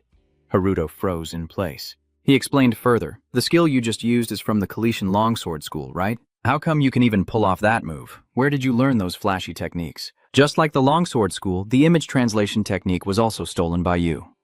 Sorry for accusing you of colluding with Takumi. Masato's words, whether an apology or provocation, only revealed that he's just a skill thief. Haruto is furious. "Just say it properly if you're sorry. Don't call me a thief or a robber." He didn't stop there, he even exposed it. "That thing you secretly took during the previous chase, right? You're the one who's weak and scolding, but you're the thief." Suddenly, Mass changes the subject. I'll tell you two things. When I finish the space key, I'll join you. The door opens and the two of them, having made some kind of agreement, finally decide to come back. Looking at Haruto's disheveled state with curiosity, I wonder what happened. You look battered, but you're just smiling vaguely. It's nothing. Just some trouble when combining the space fragments. Nanas hurriedly reports, while you two are inside, I heard that the third waste has appeared. Masato was truly surprised. He then angrily gritted his teeth and asked, Takumi, where the hell is that bastard hiding? Aries immediately replied, based on the location of this third waste, we can predict Takumi's next route where he will lose patience and cut across. Tell me. Faced with Masato's urgency, she remained calm and outlined the plan. We need to gather the hunters in the Ginza area first. Looking at the scale and location of the barrier they built, the space they plan to open at Ginza is very vast. Nanas can feel how terrifying it is and becomes very worried. If that's the case, the number of monsters appearing through the space-time portal would be enormous. Listening to their conversation, Haruto silently analyzes. If a monster invasion happens, no matter how strong the hunters are, it will take quite some time to stabilize the situation. But if those wild monsters come, that's real trouble. I can't handle it with just giant spider silk. Masato suggests that the hunters from the future guild will go after Ginza while I will chase Takumi. As long as we catch him before the fourth tree appears, that's all that matters. Nana agrees, so I will go back to the guild to call all the guilds. After finishing, she turned back and asked Haruto and Mo if they planned to coordinate with the guilds of the association. Haruto immediately refused. It's not necessary, I'll prepare what I need myself. Nana thought she misheard. What are you planning to do? He calmly explained that Ares said the secondary space is very large, so this will be a battle of scale. Hearing that, Nanas nodded without asking further. Got it. Suddenly, Maz vaguely said, Good luck. I'm really looking forward to seeing your actions. Without replying, Haruto turned to Mo and said, I need your help this time. Mo. He sighs in relief, finally realizing my worth. You accidentally extinguished the hope. What are you talking about? I just want to follow the luggage list. Quickly repeat that in amazement. Wait, it's the luggage book. Right now there's a conference happening at the Starfield headquarters in Europe. Miss reports that we have just received a request for support from Japan. Clearly, they are also seeking our help. Is it really true that the time has come? Michael replied with a doubtful voice. I heard the space barrier is not yet complete, so the subspace will be successfully opened, right? M confirms. Of course, at this moment, the subspace has been secured to open on a large scale, containing countless spirits and monster brains. Now someone else is asking if they are talking about elves and brains? Are you underestimating Japanese hunters too much? Chairman Misata Keiichi and Hunter Nanas from the guild are enough to stabilize the realm on their own. So, the voices continued in agreement. If they asked for our help, no matter how chaotic the situation, they would handle it quickly. Suddenly, someone hesitated to speak, and Mr. Maikon might not be comfortable, right? Don't worry, I promise it will be fine. I can handle managing our European headquarters, so that's why I paid attention to arranging those cursed plants. The cunning smile makes this space door open wider, and that guy feels relieved. Is it just monsters in that space? If so, even with American aid, the people wouldn't be able to control the situation. Miss smirked. If that space opens in Tokyo, it will be a heavy blow indeed. Michael suddenly spoke. Missile, for your homeland and draws, this time we must succeed. Miss once again assures you not to worry. This is not the first time I have opened a subspace in Tokyo. At the White House in the United States, the president and his close allies are holding a meeting. President John Romeo of the United States asked, Minister Logan, have you seen that the contamination from another dimension has appeared in Japan? Commander Zia, Mr. Logan, then confirmed the information. Yes, they first appeared in the United Kingdom 15 years ago. They originate from the same space as the Dark Spirit space. The president is worried. Are we in danger? Logan reassures that the space gate hasn't opened yet, so there is no immediate threat. But we have received a request for assistance from the Japanese Hunters Association. The president is still hesitant. What is the reaction of the International Hunters Association? Mr. Logan then recounted. Michael Starfield is the leader of the Japanese Hunters Association. I hear they are on their way to the scene. The girl had been silent all along, questioning, does a world-famous hunter like him have a reason to step in himself? He also doesn't know the answer. Our intelligence has no information about that incident, so we can't see the full picture. Suddenly she received a call. Wait a minute, what's going on? She turned to inform the president that the Hunting Association chairman was calling via video. Raymond was surprised. Chairman? He immediately ordered to connect. She immediately turned on the screen for him, and American Hunters Association President Simon Dre appeared. Mr. President, we are in serious trouble. If you're talking about the incident in Japan, I already know. We only provided equipment and tools. But Simon cut in, and it seemed the situation had already gotten out of control. He continued with some bad news. The Ouroboros organization's aircraft is reported to be en route to Japan. Commander Logan, upon hearing this, becomes anxious. Wait a minute. Turner wouldn't go there himself, right? But contrary to his wishes, Simon struggled to recount. No, this is an unexpected situation. Turner has equipped the entire guild. Logan looked worried and uneasy. Sending a hunter like him abroad to face our army is no different from unleashing a nuclear weapon there. Furthermore, Japan is a peaceful country, so any accidents would be troublesome. He continued to ask for the Hunters Association's opinion, his voice full of helplessness. We can't do much either. Stopping it is almost impossible. President Duimon suddenly spoke. This isn't just about stretching out the voice a little. Then he continued. Help me select the most outstanding hunters immediately and send them to Japan. But keep it secret. The situation in Japan isn't looking good right now. The U submissive keeps emitting toxic mana, and right in front of it, there's someone standing above, observing. He holds a knight's sword in his hand with a very determined expression. Just as Takumi said, I am just like him. I once justified it as protecting my family and father, but all of this happened because of me.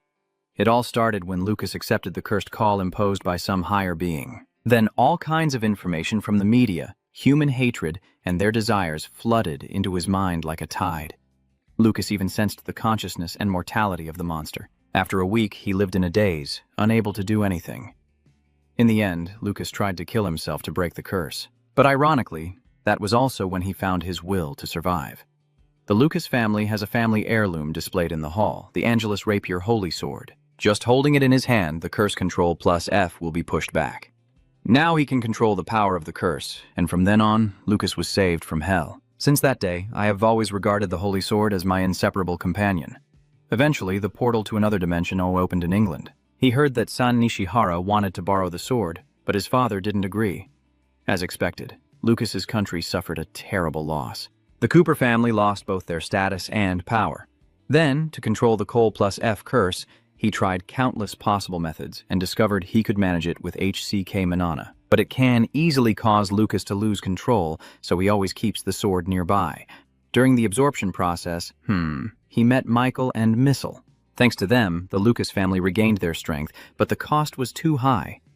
When Michael discovered the Control plus F ability, he made him find someone. Whenever he finds a target, Lucas kills and absorbs their power using Cantor for his family. And because of his father, it's the reason he's always done so, but in reality, he's just following Michael out of fear of being eliminated. Of course, Lucas also sees himself as a coward. Standing on the rooftop, he muttered to himself, the one with Control plus C, Min thinks it's Haruto. If that power fell into Michael's hands, I don't know what would happen. I want to see it with my own eyes. Suddenly, Lucas raised his sword and made up his mind. He struck the Thenton sword in the warehouse. As soon as he finished speaking, a sharp pain suddenly appeared. Enduring the overwhelming flow of information, he screams loudly. Lucas's feelings now are like falling into the depths of endless knowledge. After a while, he immediately found the information he wanted. Seeing something, his eyes widened in shock. Then Lucas softly spoke, pressing Control plus C. The airplane continued flying forward across the blue sky. Inside the cabin, a scarred black man sitting in a chair is Tuner Miller, a sorcerer and tactician from the United States, ranked globally as an unidentifiable top hunter. Chairman, if you want to go to Japan, why not take a detour? Is it really necessary to deploy a private plane? Tuner frowned deeply, showing his displeasure. Richard, have you forgotten our guild's motto? Richard nervously waved his hands to explain, of course I haven't forgotten. At the moment we lower our guard, danger will strike. I understand what you mean. I will be more careful next time. He didn't answer, quietly watching the clouds through the window with a distant look, recalling the past. The great disaster 15 years ago, when someone stepped forward to protect the tuner and slaughter all the monsters. At that time I was only an A-rank hunter and nearly lost my life. Hunter Nishihara is my benefactor. Memories of the monster slaughters surface, and soon after I received a skill from the divine entity. Instantly, I became the strongest hunter in the world. Returning to the present, he clenched the pendant, emitting a golden glow in his hand, and thought, Nishihara the hunter gave me this before the catastrophe ended. Toon opened his hand to look at the glowing triangular yellow pendant shimmering beautifully. For the first time in 15 years, the space dimension is resonating. He clenched the necklace, frowning with worried eyes as he pondered. What on earth is happening in Japan? It must be something that San Nishihara feared would happen back then. In Ginza, Tokyo, a major city filled with swirling purple dark energy. A voice echoes. The alternate space mentioned is about to open. It must be here, right? Nanas immediately replied, yes. This is where the pollution density is the highest. Tokuo asked how the other guilds responded, and she quickly recounted that guild leader Sinada of the Great Energy Guild reported the pollution caused by the cursed trees at the Central Hunter Hospital. The members of the guild are handling the pollution in the Northern District and searching for countermeasures. Nanas continued, Taki, the guild leader of Metis, has sent members to support all areas, while he is waiting alone in Chidori at Jinza. He can handle anything that appears from the void space. Tokuo is satisfied. Well, Gao has it covered, so what are the other guilds doing? She replied that they are protecting and guiding the residents who haven't escaped yet. Suddenly he remembered and asked, recalling, Haruto the Hunter isn't here, is he? Nanas immediately said, Haruto is currently on a different mission. Tokuo stroked his chin in wonder. Why is he on a different mission? Nanas also found it confusing. I'm curious about that too. Haruto the Hunter always surprises us like a skilled magician. The courier nearby also eavesdrops on the gossip. He thought to himself, Haruto the Hunter? That person is Ikanaga Aoi, Sano's junior hunter. He was surprised to hear that name and couldn't help but wonder, wait, are they referring to Senior Sano? The guy with the pierced ear next to him pointed at him and shouted loudly to get his attention. Hey, oi, what are you doing? Hurry up. Aoi was suddenly pulled back to reality and jumped in surprise. Sorry, but I still feel worried inside. Could it be that they are talking about Senior Haruto? I haven't seen him since then. I'm so worried. At Gina's shopping mall, night has fallen. Satoru, carrying 3 backpacks, loudly says, Senior Haruto, I can't go on. The tiny Snow Mountain golem had to carry a backpack as big as a person on its shoulder and trudged forward. Save yourself. Mo also agrees. I can't take it anymore either. Haruto nervously stares at the screen and presses the notification button. Control+V. The user does not have enough mana to unlock the Dragon Sword field. Haruto grits his teeth and frowns in frustration. Damn it, still not enough? No way it'll ever be enough. Satoru sweat profusely as he rushed over worriedly. 1 item bag can hold 100 items, and here we have 13 bags, so that's 1,300 items, but it's still not enough. Haruto's face froze in disbelief. Well, basically it's not enough yet. Do you think this is enough to stop it? He immediately replied, maybe. Even though it's not perfect yet, there's a certain success rate. Haruto tense up and slightly frown, thinking to himself, I still need that space. I am sure I will copy and paste it with my beak. Suddenly, I stop in my tracks, and the 3 of us along with the Snow Mountain golem are stopped by a figure holding a sword right in front of us, uttering an incomprehensible cry. Lucas frowned and asked, What do you know about this place? Lucas grimaced and said, Be quiet. I need to talk to you, Haruto. Mo frowned seriously and said, If you want to talk about something, put down the sword first. Suddenly, Haruto smirked as if he had an idea, thinking to himself, wait a moment. According to the story about President Shirosaki, ham can be purified with a sword. This is a perfect opportunity for me to copy and paste it. Haruto spoke. Wait a moment, Mo. Mo, confused, turned away and disappeared, dropping his backpack on the ground. Haruto suddenly appeared out of the smoke behind Lucas, confidently reaching for his sword. His skill level in copying and weaving had improved greatly, so this time he was sure to succeed. Lucas also sensed it and grimaced. He moved to dodge the attack neither too fast nor too slow. Don't act rashly. The one with Control-C is me. I already know your skill. Hearing that, Haruto was a bit surprised and nervously thought to himself, oh, how does he know about my Control-C skill? Or am I pretending to be clueless? So what are you saying, fake? Lucas quickly leapt into the air and charged forward, swinging his sword straight at you while shouting loudly. Stop pretending to be innocent. My family and I have risked everything. His magic power suddenly appeared in front of Haruto. Before he could strike, a dirt sphere rose up to protect him, causing Lucas to stumble. So you can also use dark magic? His sword suddenly emitted a dark aura. Lucas warned him, but he should remember who he's using it against. Lucas angrily swings his sword, dark energy bursting out even more fiercely, a blinding light emanating intensely. Haruto covers his face with his hand, gritting his teeth, opening one eye and groaning softly. You seem frozen in place, unable to do anything. What is this? It feels just like the mysterious thunderstrike of President Shirosaki earlier. I can't activate the shadow transfer technique. Over here, Satoru wondered why Senior Haruto wasn't using the photo translation technique. Mo explained it was due to holy power. The sword's light can purify all impurities within a 10-meter radius. Since the illusion transfer technique is a dark skill, it cannot be used. Lucas lowered his sword and said, "You can't use skills, so all the skills you've copied so far are dark skills, right?" Haruto chuckled softly and said, "Well, from now on, I will copy skills with compatible abilities." He was secretly furious inside. Damn it! Because of the sword's holy power, I can't use the image translation skill. I won't have a chance to touch the sword. Haruto looked at Lucas and silently considered whether to draw the long dragon sword or copy and paste himself like last time, whether to seize the opportunity and stab him. Lucas frowning in frustration, blaming. Control plus C, that skill is the reason I ended up in this mess. Do you know? How can I control the skill without using Control plus C? I see. So you know the origin and how I got involved with this, huh? Looks like you're also someone with a control skill. Are you trying to kill me to steal my skill? That's why you teamed up with Takumi and caused this dangerous situation, right? Lucas, furious and enraged, swung his sword and shouted, "Stop talking! Don't lump me together with that trash!" He charged and stabbed his sword straight through Haruto's chest, causing him to bleed. Lucas was also surprised and confused because he was standing still and taking the hit instead of dodging. Haruto was coughing blood but looked smug. Good, you quickly achieved your goal. The system now shows Control-C plus C, the Angelus Rapier has been fused with the user. Control-C can copy and absorb the Angelus Rapier. Suddenly, the system turns red and displays Control-C V. Image translation, magic cannot be used while copying and absorbing the Angelus Rapier. Haruto quietly thought to himself, wait a minute. What's with the system turning into a bottle of bright red liquid? You quickly finished drinking, still wondering why the black sword can't use dark skills. I thought I couldn't use dark mana, but because the holy sword rejected the image transfer spell, I can't do it. Lucas wondered to himself, does he willingly get stabbed to copy the holy sword? Haruto also thought to himself, just as I suspected, I can't copy it with Control-C, even if I get stabbed. Lucas clenched his fist and raised his sword. I'll ask you one last time. What are you planning to do with that Control-C skill? Not clear enough? I will become the strongest hunter. A hunter who can surpass even the Almighty. Hey, that's all you've got? He thrusts his sword straight at you, but you easily dodge the attack. Haruto says, exactly. Even before I became a hunter, my time was being stolen because of the curse. Lucas was confused.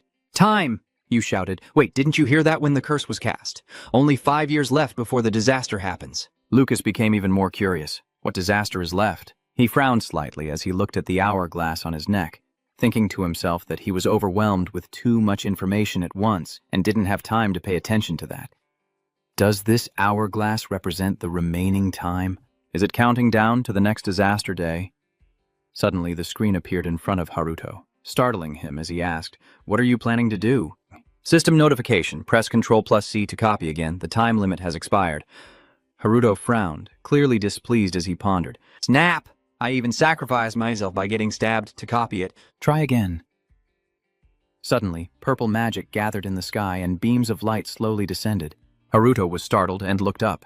Satoru and Mo also looked up. He looked worried and stammered, "It's starting." Lucas also looked up confusedly as he observed, and the red system notification appeared again. Another part of the space, the Dark Spirit Realm, has opened in Tokyo. When the subspace opens, a contaminated zone will form. In that space, the hunter's blood and mana will decrease by 30%. And there will also be some restrictions on mana-based skills in Shinagawa District. Just before the subspace opened, purple smoke spread everywhere. Giant wooden vines pierced through the buildings in ruins, and the red system message announced that the contaminated space barrier was complete. Another space technique, the Dark Spirit Space, has opened in Tokyo. Once activated, the contaminated area will reduce the HP and MP of all hunters by 30% and restrict all mana-based skills. Takumi looks at the screen with a satisfied expression. If this space fully opens, Tokyo will become hell on Earth. Has the Superior's mission been completed already? Should I go report it? Suddenly, the red wire-like beams gradually approached and a voice echoed. I won't allow that to happen. Takumi was startled and tense at those words. That red beam weaves and strikes straight down where he stands. He's terrified of how far that beam might hit. He hurriedly retreated there. Masato and Ares stood safely inside the protective sphere. He said, "You will die right here."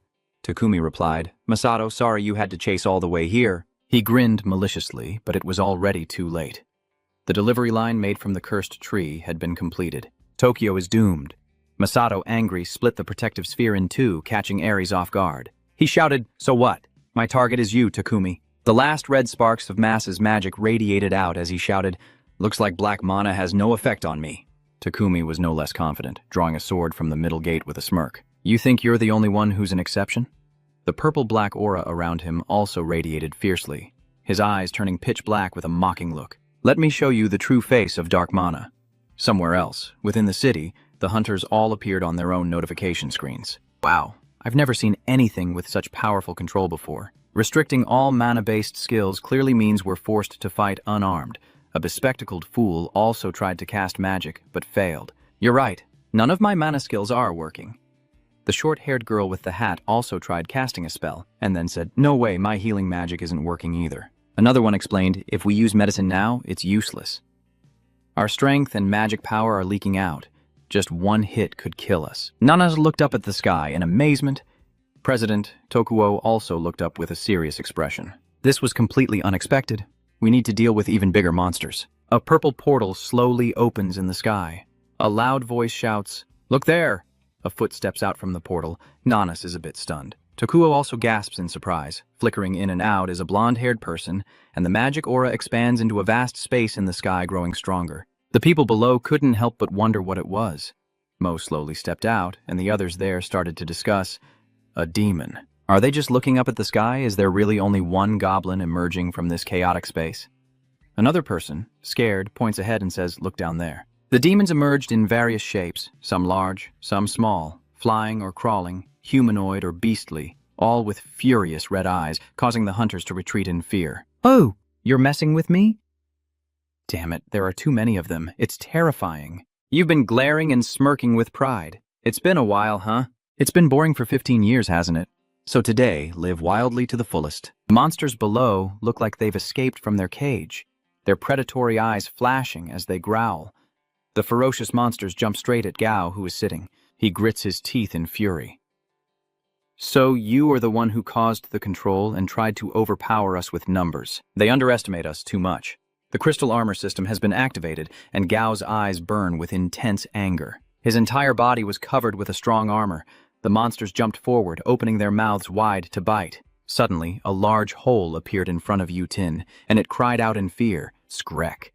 Gao had only just swung his hand and already killed 2 of them. They collapsed to the ground in front of their comrades. Gao, filled with rage, clenched his fists with sparks flashing in his eyes. It's a pity my stone armor skill doesn't require mana to activate. The other monsters finally roared and then all charged towards him. Go boldly and fearlessly shouted, dealing with each one like this is too troublesome. Let's take them all on at once. Then the space became chaotic. Gao leapt so quickly that he disappeared from sight. But the goblins were gradually defeated, one cut in half, one decapitated. Gradually, more and more monsters are defeated, leaving only cuts and flying debris scattered around. The city defenders couldn't help but marvel. As expected from our leader, I called out. Another person also spoke up. We will take care of the remaining small monsters. Another hunter stabbed the demon with his sword, causing it to scream in pain. Gia, that guy is swearing. Damn, his skills are locked, so just asking the demon lord for help sounds terrifying. The city guard hunter shouts loudly to warn you. Be careful. These creatures are releasing contaminated energy. Watch your stamina. A wrong move, and you'll be reborn in a new life. That person swung their sword and cut across the small demon, making it scream. Ananas didn't stay still either. She charged straight ahead. Her hand moves like lightning, slashing her sword to take down 2 flying demons in one strike. With a roar, Nanas turns around and sees a giant demon approaching Tokuo, swinging a wooden club ready to strike. He remained calm, slightly frowning as he watched the giant system notification of the immortal activation. Tokuo clenched the shield that just appeared. He raises the wooden shield to block the demon's attack, causing the wood to break in half. Tokuo adjusts the shield horizontally and calmly pushes it aside with a strong flick of his hand. The shield's attack split the monster right in front of him in half, and Tokuo immediately adjusted his shield again. The shield's attack shoots out a line, splitting several large ogres standing in a row in half. Nana observes and thinks that when giant, it acts both as a sword and a shield, powerful enough to dominate without using any skills. Let the chairman and Gao handle the big monsters. She glances over at the struggling hunters, using a shield to resist the demon girl. Nana thought, but for the other hunters, their fighting strength had already weakened significantly due to the influence of black mana. The number of goblins has decreased, but they are still extremely numerous.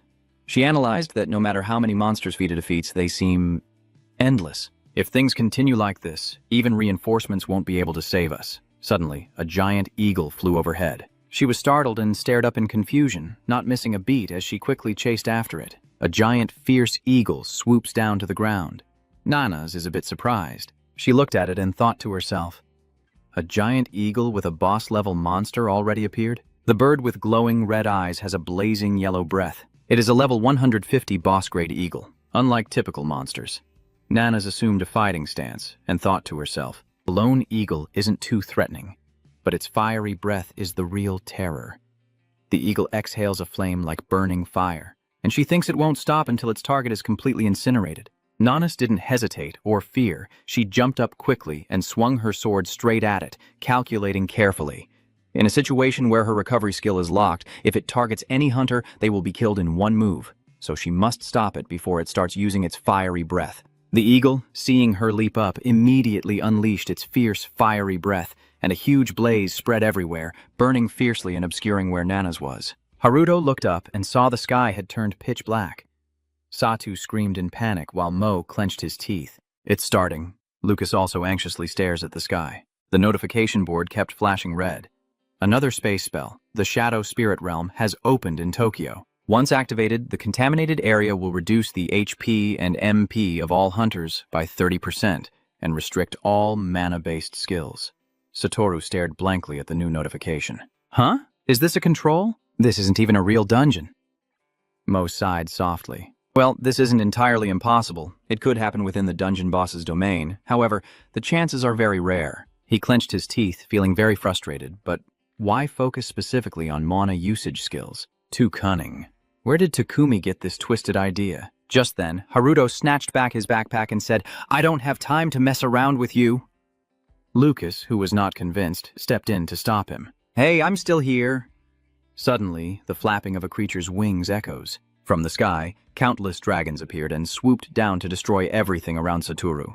Taisaknak, running away, asked, Wow, was that W this time? Mo calmly replied, The real nightmare begins when they start spreading out. To be honest, we no longer have the luxury of wasting time. Do you understand? Leave the rest to the company. Seeing him remain silent, he muttered in frustration, Hey, at least say something. Deep down, he was extremely worried. Right now, he didn't even have time to copy and paste the Holy Sword. Lucas glanced at his back with a brief thought. He still hasn't mastered the Control-C skill. Should he tell Michael about Hunter Haruto now? Haruto is so furious, he's practically steaming. We've wasted so much time, and it's all your older brother's fault. He asked curiously, What would happen if you used it right now, even though I don't know what you've prepared?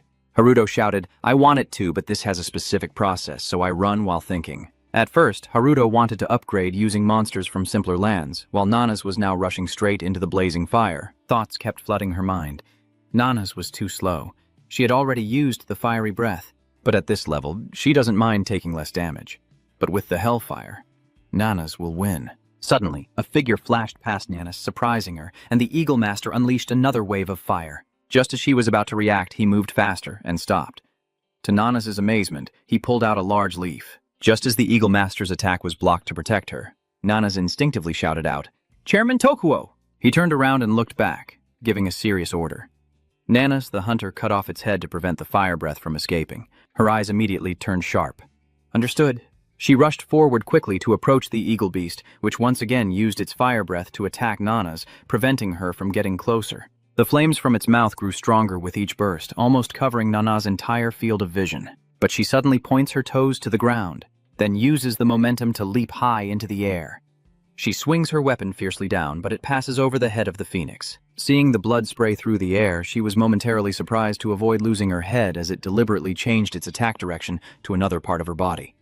Before Nanas could seize the chance to strike, the eagle beast extended its claws right in front of her. Nanas quickly raised her spear to block, creating a deafening screech. She gritted her teeth, trying to push away its claws. But once again, it opened its mouth to breathe fire in an attempt to defeat her. But an unexpected event made it cautious, as a swirling wave cut across between Nana's and the falcon, forcing it to retreat. The wave was caused by Tokuo's stretcher. Nana quickly realized it. He calmly descended from above and asked, Are you okay? She softly spoke, Thank you, sir. Chairman Hua Hua. He simply made a comment without replying. I meant to help, but it seems I made things worse. He tilted his head to the phoenix calmly and said, "It has entered a heightened alert state, so it probably won't land anymore. If I throw the Gigon shield and it avoids it, then it's ruined." Suddenly, the eagle opened its beak and spat out a large flame. "Skrek," Tokuo quietly comments. "It's in the air, so it will only attack with fiery breath. The Nana's hunter is hiding behind me." But she rushed ahead and left him with a single sentence. "No need, just throw the shield nearby." A confident smile curved on his lips. "I understand." He decisively threw the shield in the direction Nanas was running. The shield hit the wall and bounced back toward the hawk. While Nanas jumped up and appeared behind it, she swung her sword forcefully, cutting straight into its head, and with a sharp slash, the head of the griffin was severed by Nanas. She successfully lands after a spectacular attack. Tokuo gazes softly at the fallen griffin on the ground. "That move was perfect," Nanas said softly as she glanced at the faint purple fumes emanating from him. A large amount of polluted air is leaking from the griffin's body. Tokuo, standing beside, responds, "It's the boss monster." Suddenly, she made an observation. The higher the rank of the monster, the more toxic gas it would emit. In other words, the more we kill, the more danger the hunters will face. In another part of the city, a monster keeps attacking the hunters. Ao's teammate turns around and shouts, "Is it because you can't use skills that you choose to fight weaklings? Don't hold back on items, use them." His teammate also looked annoyed and responded, "We didn't keep it for ourselves. This is my last magic scroll." Everyone crouched down. As soon as he finished speaking, the monster was cut into 4 separate pieces. The magic scroll in the glasses-wearing young man's hand also turned to nothing, and Aoi happily said, "See, having an item is an instant win right now." The young man in glasses grits his teeth. "What are you talking about? We don't have any items left now." Suddenly, a terrifying feeling filled the air, and teammate I unexpectedly clutched his throat and coughed violently. "Cough." I was a bit surprised. "Are you okay?" But as he finished speaking, a bitter, pungent taste flooded into his mouth. "Cough!" Everyone in the team was kneeling on the ground, coughing up blood. "Sir!" The young man with glasses is holding his mouth, not understanding what just happened. "What do you mean? No way. Is this pollution?" Miss only now appears slowly, and it's already too late to realize. Her eyes sparkled with a hint of amusement. Each monster in this dark space is filled with a dark aura. Once they die, they will release toxic fumes.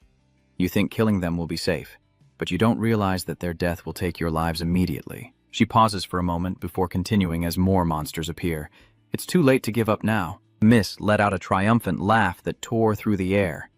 There are still countless monsters in this dark space. You will have to struggle and die slowly. If your face turns pale, it means Tokyo and this entire country are doomed. Suddenly, a voice interrupted him, cutting him off. "It's not over yet." Haruto and his group approached from behind with commanding presence. "This is only the beginning." The small snow mountain golem softly called out, "Save me." Oi, noticing their enthusiastic atmosphere, turned back to watch intently and then seemed to realize something. He hesitated before speaking. "Senior, why are you here?" Haruto also recognized him. He smiled and said, "It's been a while, huh?" Then handed Aoi a strange-looking blue bottle. Ao probably thinks the same. He looks puzzled but still takes the bottle and says seriously, "Why does it suddenly seem more important?" "Senior, we have to get out of here now." But Aoi only saw Haruto's back. Haruto turned away after saying, "You don't have to worry about that." I looked blankly, glanced at the medicine bottle and muttered, "Is this really the senior Haruto I know?" "You want me to take this expensive high-quality medicine?" "Oh." The 3 big bags of supplies are thrown down with a thud, and the one throwing them is Haruto. He mutters to handle this trivial suppression first. He chuckled mischievously and repeatedly pressed buttons on the system. The system quickly combined into a stream of power with a cold blue light swirling around Haruto like a tornado, forcing everyone to step back. But surprisingly, a girl realized that what was here was mana, and the person next to her agreed. "Yes, we can use skills now. And we can even build a protective barrier." It turns out this is a very high-energy power. Everyone happily tests their strength. It's still weak, but at least usable. Someone confusedly said, "Hey, that person over there is Haruto." Haruto, right? Now they realize everyone is looking at the tall, capable young man over there and mutter, "So he's the errand boy?" I knew they were talking behind his back. I thought it was expelled from the Great Guild already. What has the errand boy done to earn that? They whispered in disbelief. Over there, Nanas and Tokuo were also actively releasing mana. The others watching this scene gradually realized that the suppression hadn't been lifted yet. Could this continuous mana supply be enabling us to use our skills? Moreover, it's a wide area mana supply skill. I can't believe it. They feel they shouldn't rely too much on Haruto's guild anymore. They need to be more useful. One person said, "All right, I think this amount of mana is enough for us to act." Everyone's fighting spirit seems to surge, all of them battling to take down that golem. Missile watches this scene in panic. She marvels at having enough mana to overcome the subspace suppression. It's possible, but Miss is pondering something. Suddenly she realized something, and Min thought it was wrong. She looked at Haruto running wildly and was amazed to see that he was Control C. This golem is like on steroids, incredibly strong, attacking non-stop at high speed. Everyone, even with mana, can't fight it, and helplessly says, "We can use mana now, but where are all these monsters coming from?" The guy just punched by the golem, annoyed, says, "With this many, we're doomed." Suddenly, he heard something and turned around. He was surprised to see Haruto, Lucas, and Mo still enthusiastically running to distribute mana. They keep charging straight at the golem, as if they don't know tiredness. He wondered and worried, asking himself what they were thinking. Charging straight into the monsters? Yeah, they seem pretty reckless. The four small humans stand facing a horde of golems that are strong and highly aggressive, much larger than them. Ahoy also looks worried and stammers, "Senior, the closer we get, the bigger they seem. Are we really going to be okay?" Contrary to you, Haruto calmly smiled and slowly said, "Don't worry, take out all the items in your bag." He shouted, "Pour everything out!" Mo immediately followed the command and emptied all his items. Hundreds of glowing gem-like objects rolled out onto the ground. The little golem also followed the command, muttering softly. The people around froze, completely confused about what they were supposed to do, stammering, "What are you thinking, throwing those balls in this situation?" Haruto paid no mind, just shouting encouragement. "Go ahead and upgrade as much as you want." The little subordinates and he himself demonstrated first by throwing those balls, and the system immediately activated the control wave command to transform using the golem core. Nanas asked Tokuo curiously, "What are those balls?" But Tokuo also remained silent. He didn't know either. Lucas looked at the scene in front of him, feeling confused and unsure. Were these the balls he desperately tried to bring back? What on earth was he planning to do? But the surprising thing is that those seemingly useless balls, when thrown out, create a terrifying source of power, like a storm tearing through rocks and gravel, as if carrying the force of a volcano. The golems are instantly torn apart at lightning speed. Nana suddenly realized that the golem core had transformed at the Snow Mountain golem, and that the core was buried underground, making it difficult to destroy. But she still wondered why there were so many left. The remaining golems still frantically charged forward as if they were drugged. They rush in, tearing everything apart as if they want to destroy and shatter everything. The people around start discussing again, one saying, "Thought we were outnumbered, but actually we're the ones with the advantage." The other person analyzed, "It's destructive power indeed, but I don't think the core is very safe either." The monsters charging forward suddenly get attacked by the very things they destroyed. It seemed like those were useless stones, but it turned out to be the snow core golems charging forward, piercing deep into the monsters' weak points and causing them pain. They panicked and swung wildly, but that only gave the powerful snow golems an advantage to attack the vulnerable areas and keep them from escaping. Seeing the situation look promising, everyone's morale also surged. It seems that thanks to the kids, we now have hope to win. A guy rushes out to help with a nostalgic shout, "Let me support the golem, kids!" Over here, Satoru and everyone else are also preparing to join the fight again. Please respond seriously to Haruto's announcement. I will do the same. The system keeps updating as they fight, and everyone's enthusiasm grows. Golems are leveling up, growing bigger and stronger. Haruto can't help but smile. Wow, the communication with the golem has improved significantly. I can even give more specific commands now. This is truly the pinnacle of archery skills. The system has updated and golem has transformed, now able to be recreated in any desired form. The golem group was starting to get anxious and restless, and Haruto watched everything, laughing loudly as he muttered, "It's time, let's bring down the flying dragon." Immediately, from the blazing red sky, the dragon swooped down fiercely, as if tearing apart the heavens, roaring with a deafening cry that shattered eardrums, demonstrating their unmatched power. Their eyes seem to pierce through the earth and rocks, and they are the highest level variants of Veen. Everyone is terrified as they transform into W. Can you do something like that? And it flies really well, too. That person added more, even beyond what everyone described. The Veen swarm possesses unmatched power. They roar out scorching flames with their highest strength. The golem is engulfed in the raging fire, crying out in pain. Gradually, it is burned black, only able to scream in agony and call for help. Ven quickly swooped down into the flames and stomped its foot forcefully onto the golem's body. Then Wu Ven soared into the sky. The wall of flames suddenly exploded, shattering the golem into 100 pieces. The The people around raised their shields to block the flying stones. The man in the hat said, "I feel like I'm now waiting for the impossible." The other person also worries if it can withstand the breath of fiery flame. Haruto immediately realized something. He opened the screen to check. Indeed, confronting WVen head-on is impossible. Then let's move on to the next plan. The notification board immediately appeared with the Ctrl+Phi key to revive the love spirit. The fragments moved and reassembled, forming sharp golem birds. The armored man looked surprised and said, "It's smaller than before and even more hopeless now. You were worried when you saw it fly over, but it can't fight W on equal terms." Upon closer inspection, the golem bird's beak is long and sharp like a dagger, resembling a bullet. Even WVen feels threatened as they see the enemies flying toward each other. It spews out a defensive burst of sparks. Nanas was amazed to see that. Even if you change the size and shape of their beaks, the result won't be any different from before. The golem bird still charges through the sea of flames with its eyes blazing. It spins around, creating a small whirlwind, quickly dispersing the flames into sparks. The sparks swirl together, pressing tightly, still radiating heat. The sharp blue lines cooled the flames from earlier. Seeing that, W was very surprised and shouted out loud. Before it could regain its shape, the blue lights pierced through its body, leaving bloody wounds. It roared in pain. The streaks of light attack even more fiercely and in greater numbers, tearing apart the bodies of the other WIV one after another. They roar in pain. The golem birds all rush forward to attack like a tornado. It spins quickly and sharply, rapidly approaching the target.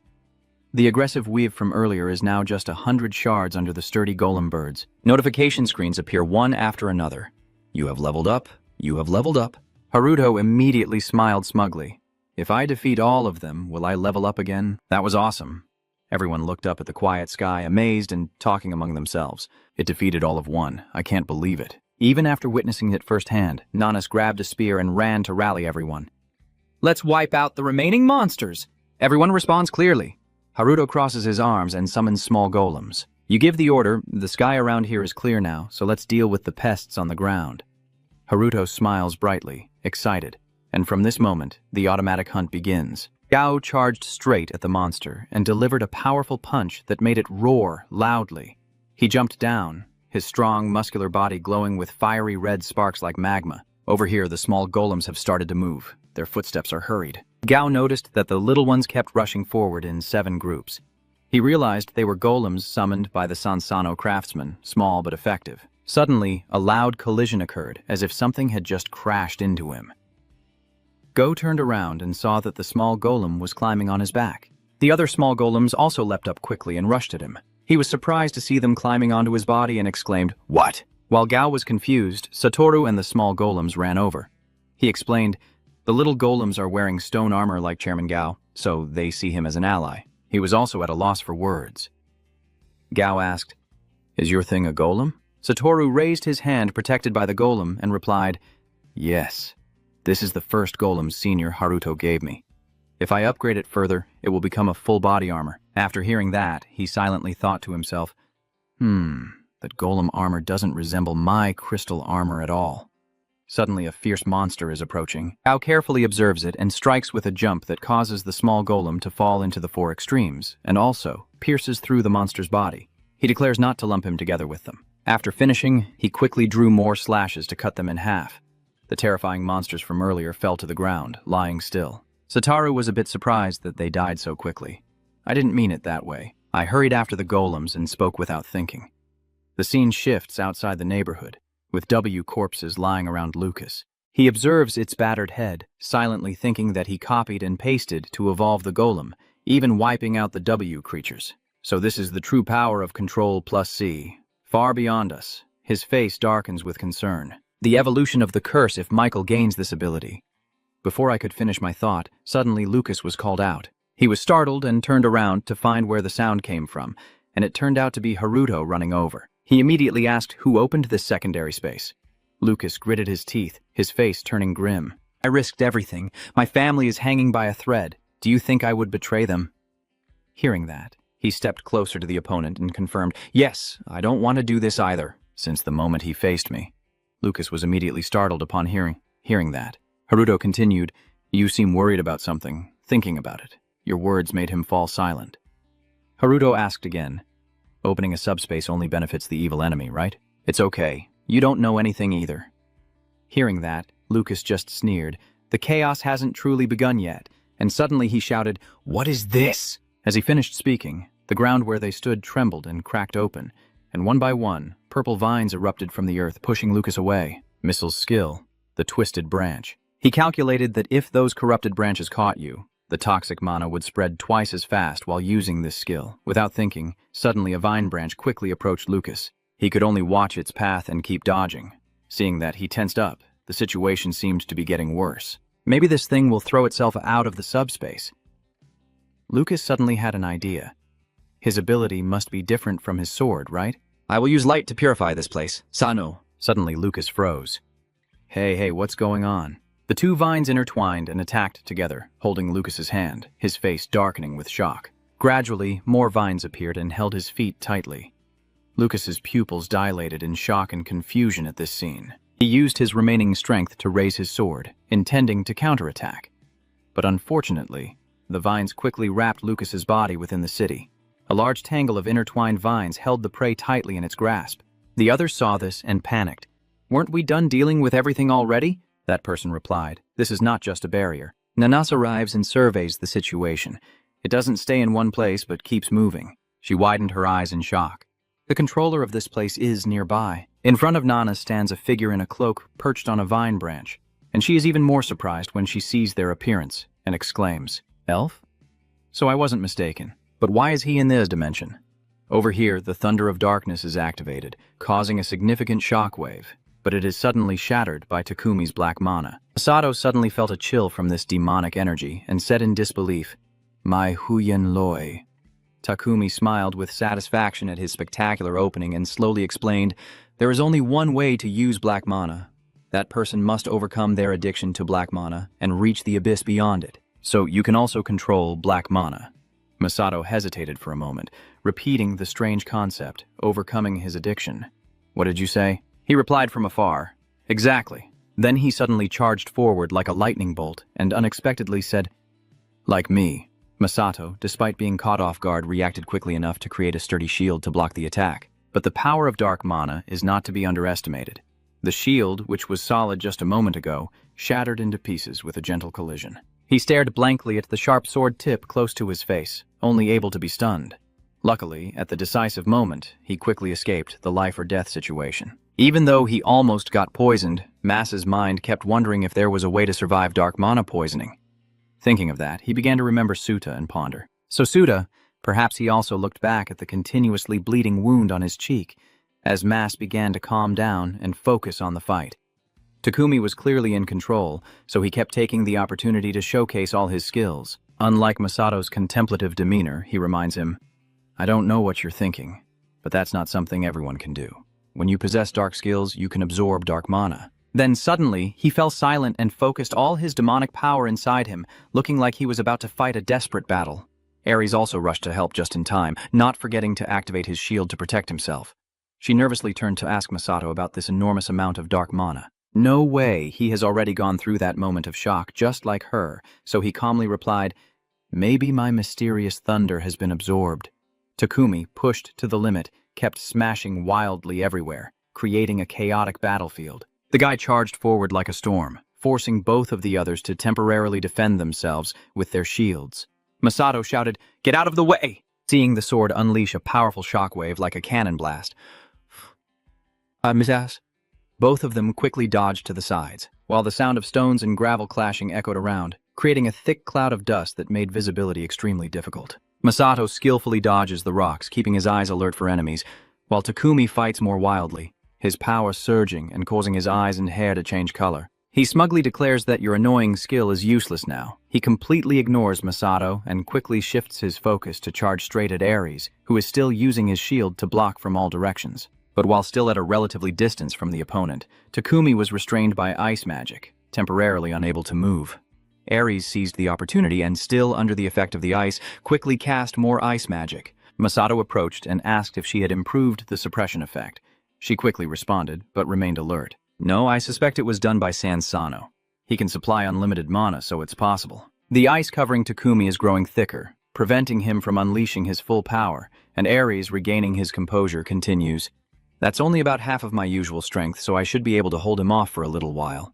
Takumi, even though he's temporarily sealed, unconsciously mutters upon hearing this. Unlimited mana, that guy. Not letting her get too confident, he just needed to tense up a little, and the thick ice attached to him began to crack all over. In the end, the large ice block on his body shattered into shards flying everywhere. His black mana also began to surge more powerfully. Ares had to return to a state of intense focus, but had no intention of counterattacking, continuously creating shields to protect himself. She gradually felt the tension, thinking that just this much mana was not enough. Takumi hadn't even managed to get close to a small gap before facing a barrage of sharp ice again. He gradually lost patience. His calm, hunting face was replaced by tense veins bulging out. Is this all you can do with a half-ice seal? No matter how many times you try, the result will always be the same. Just like before, the ice can only hold him back temporarily. He hasn't even been sealed yet, and he's already shattered it. This time, Takumi finally got close enough that a swing of his hand could land a punch. The man asked smugly, "Who do you think I am?" "I am the leader of the Blood Tower Guild." Ares gritted his teeth, focusing all his effort to buy more time. Her hand kept moving constantly to create a new formation. When they finally faced each other, the shield was complete, but it was also concerning whether it could really hold up. He just said as if to confirm that this is just childish mana shielding. "Looks like you don't know. Let me teach you. Black mana can absorb normal mana to strengthen itself." Takumi didn't need to punch hard to break it. The sharp sword simply pointed straight at the shield, and his mana suddenly surged even more. Ares was startled to see the shield rapidly weaken before her eyes, and the situation became even more dangerous. Without lingering in confusion, she quickly slipped her hand into her shirt, pulled out a treasure, and tore it in half. Immediately, the spell commands flowed out, swirling forward to form a larger barrier, to continue resisting that demonic outsider's power. Takumi sneered, and the surrounding strength flared up even more fiercely. "Oh, another boring fight. Is this how you fight?" It's really embarrassing, but it has no fighting power at all against black mana. As soon as he finished speaking, he actually charged forward to prove to her the powerful impact that echoed loudly. Ares could now truly feel the immense pressure of this kind of power as the shield he just created shattered instantly, and the sharp spear pointed straight at him. At the critical moment of life and death, Mas quickly rushed to her rescue with a strike. His blood lightning ability was not weak. It erupted, showing destruction on par with hers. Takumi grimaced as he watched the blood lightning rushing toward him, already furious because he couldn't finish his prey in an instant. Mas's power surged, bringing large boulders with it, feeling like just a touch would shatter bones and crush flesh. Takumi struggled to retreat, skillfully moving his sword in all directions, while Ares' chop seized the opportunity to use his power and set up a new formation, aiming to end this battle once and for all. The spell was cast, and she forcefully slammed down on the ground, creating a massive crater, while Dong-chan and the ice blocks like a giant spear shot straight up, pushing Takumi back and leaving him no time to react. The triumphant look also disappeared. Being overwhelmed on this scale makes it truly hard to survive. He involuntarily cried out in pain. Finally the battle has come to an end. He was helplessly pressed from all sides by blocks of ice. The Thuong Fong now belonged to Masato, who confidently approached and asked, "Isn't it a bit early for the leader of a mercenary organization to be boasting about being the chairman?" With his hot-headed nature, Masato no longer had the patience or mood to mock Kurosaki. He went straight to the point and asked, "Illusion technique? Where did you get that skill? If you want an easy death, then answer quickly." Takumi looked up, still arrogantly refusing to answer directly. "You followed me all the way here just to ask that?" Seeing the enemy ready to kill him, he still dodged around the issue like a master strategist. "Maybe I'm the only one who notices, huh?" Truly, this sarcastic attitude has completely angered Meso. He grits his teeth and threatens, "I told you to answer quickly. Where did you get that skill from? Who taught you? Answer quickly." He's still calm and starting the story from long ago. "You know what? I've heard some interesting things from Lucas." Hearing him mention him, Mas suddenly asked, "Why you all of a sudden?" Before he could finish, Takumi seemed to have already taken the opportunity. The cunning man glared at him, black mana swirling around him, and without a word, unleashed a surge of mana towards Maso, leaving him no time to react. He drifted into a dazed state, and gradually sank into a dreamlike world after that magic battle. Suddenly, Mas's body had somehow moved to a different place. Below is the familiar figure of a boy lying motionless. The moment he glanced down, he recognized the boy in front of him, leaving him speechless with shock. It was none other than the paralyzed boy lying on the verge of death below, Suta. He is struggling to breathe. His consciousness seems to be gradually fading, as shown by his vacant eyes. Mas's inner voice has been screaming for a long time. Sue is somewhere else, in a different event, Miss walks slowly among the arrays she has laid out all around. Her gaze fixes directly on Lucas, silently approaching suddenly after a loud attack. Miss smiled, then asked bluntly, "Lucas, I didn't realize that you had already formed an alliance with Control-C, right?" Lucas secretly wondered if she was paying attention to the existence of Control-C. "Seeing that you still don't answer, Miss decisively snatches the holy sword from your hand. Miss examines the shiny blade, as if forged from moonlight, then speaks with satisfaction. "I thought it would take forever for me to get my hands on this sword." Lucas finally spoke. "So you approached me from the start, just for the holy sword?" Seeing the helpless young man amidst the strange plants before her, she had already achieved her goal and slowly explained. The power of Control plus F was enough to find Control plus C. Watching the sword gradually merge with her abilities, Miss continued with satisfaction, "If the sword and Control plus C combine, we might be able to save the planet. Now that I have the holy sword, let me share some good news with you. In the elf dimension, some of them have been cursed." "Ah," I slowly concluded my final words. "I am one of them." Lucas, trembling, unable to believe, hesitantly asked, "Miss, are you also cursed?" "No way." "Wait a minute, you're trying to absorb the power. Control plus C." Hearing that, she smirked and replied, "Unfortunately, I can't absorb the curse from another dimension, but you can." Then she added one more thing that made Sano also fall silent in thought. "If I kill him now, Loi Nguyen will be transferred to you. When a cursed call dies, Lei Yuan will transfer to the nearest call bearer." Then Miss tightly grips her sword and steps closer, revealing herself. "The next plan is to have Lord Michael come and kill you directly, killing two birds with one stone and gaining both powers at once." At that moment, Lucas finally realized the harsh truth and thought to himself that from the beginning, he and his family had only been pawns and sacrifices. As he listened to M's triumphant laughter, a familiar voice suddenly spoke behind him. "Well, you just heard something interesting." No one else, Haruto, had already quickly teleported behind her, ready to strike. But Mrs. expression remained calm, with only a slight tilt of her head as she glanced over, and yet when you swung your hand to attack, it seemed like she was completely unfazed and unharmed. "I see you've copied the teleportation technique after all." In that situation, all I could think of was to directly ask, "Are you the one who opened the alternate dimension and caused chaos in Tokyo?" Then Haruto didn't even wait for her to answer and immediately activated his giant spiderweb skill, Troll. He sat calmly while countless enormous spiderwebs suddenly appeared behind him, covering the area towards Missile. "You barely even see me as a rival," sneering coldly with a mocking smile. "Is this the skill you copied after being cursed? Is that all your skill can do?" Then, with a flick of her hand, she could destroy the formation and mockingly laugh. Still, Haruto refused to give up and kept creating another encirclement, while she looked at him like an idiot and sneered, "This one is not to be underestimated by me. This time you also refused to lose and fought back." Ah, what's left of those things, depending on how you use your skills. Even chicken feathers can become deadly arrows. I can still fight well. From this point on, you say less and immediately deploy both skills at the same time. Press Control plus IE to activate the giant natural form and the Bear King's claws.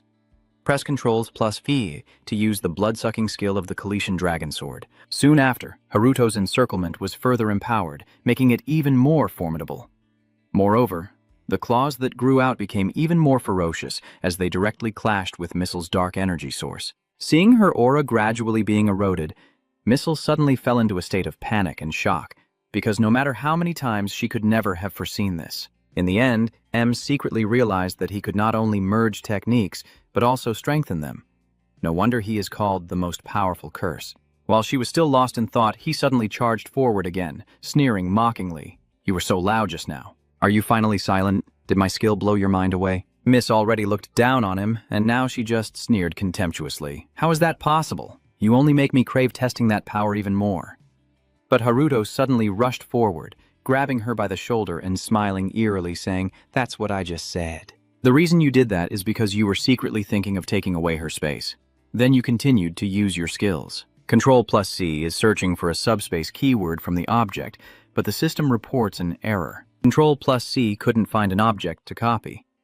Haruto thought everything was within his grasp, but the result left him stunned and amazed, silently thinking, "What the heck?" Just as Miss suddenly gripped your wrist tightly, warning, "You can't copy anything from me."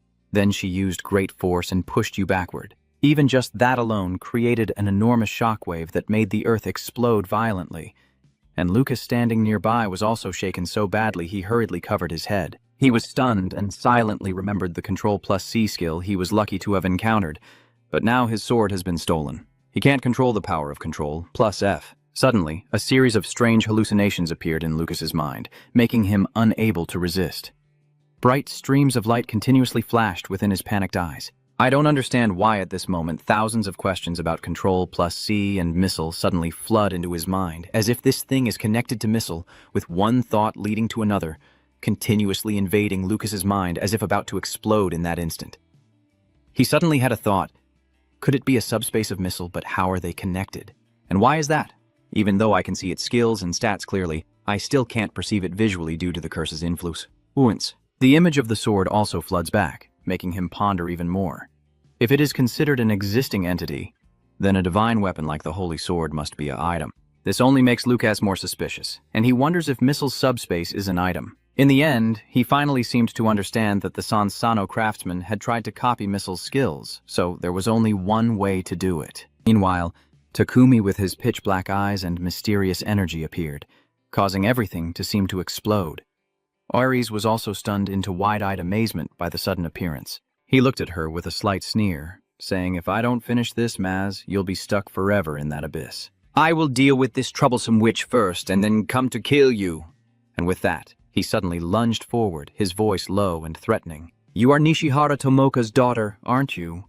Then he swung his sword with a cruel look in his eyes and a cold, mocking smile. "You must have inherited some of your parents' talent, but your bad nature will get you killed before you can even show it." The moment his sword was about to make contact, Ares quickly created a barrier to block it, and that single clash caused everything to seem to explode and shatter completely. Takumi could never have imagined himself exclaiming in surprise again. Another barrier. Fine, I will change my approach. As soon as he finished speaking, a furious surge of power suddenly erupted around him as if eager to swallow Ares whole. Faced with this surprise attack, she quickly maneuvered to dodge it. Seeing her reaction, Takumi sneered mockingly, running away in vain. "Just go and die.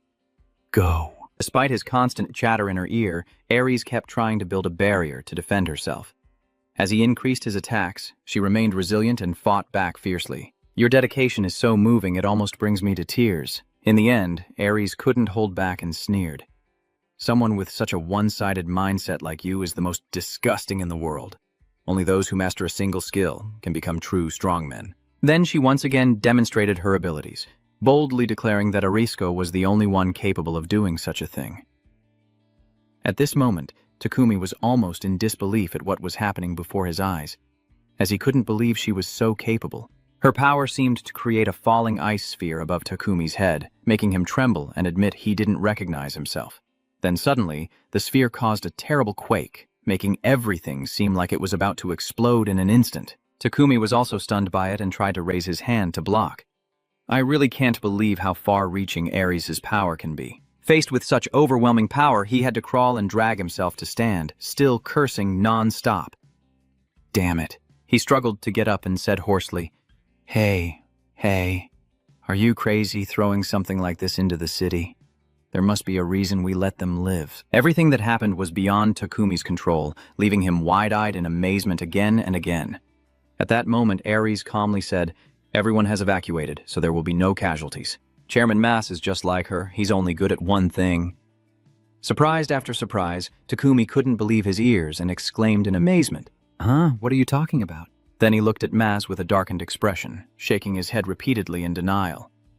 "Impossible." He never imagined he would see this scene 100,000 times. Shocked, he said, "You can't possibly escape from that." But all he saw was that his eyes grew even colder, and the killing intent increased significantly.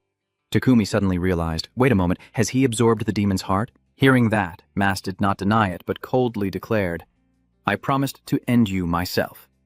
As soon as he finished speaking, an earthquake seemed to erupt, plunging everything around into the very darkness of Masato's power. After the powerful strikes from Mas, Takumi collapsed face down on the ground, his mouth and head bleeding profusely.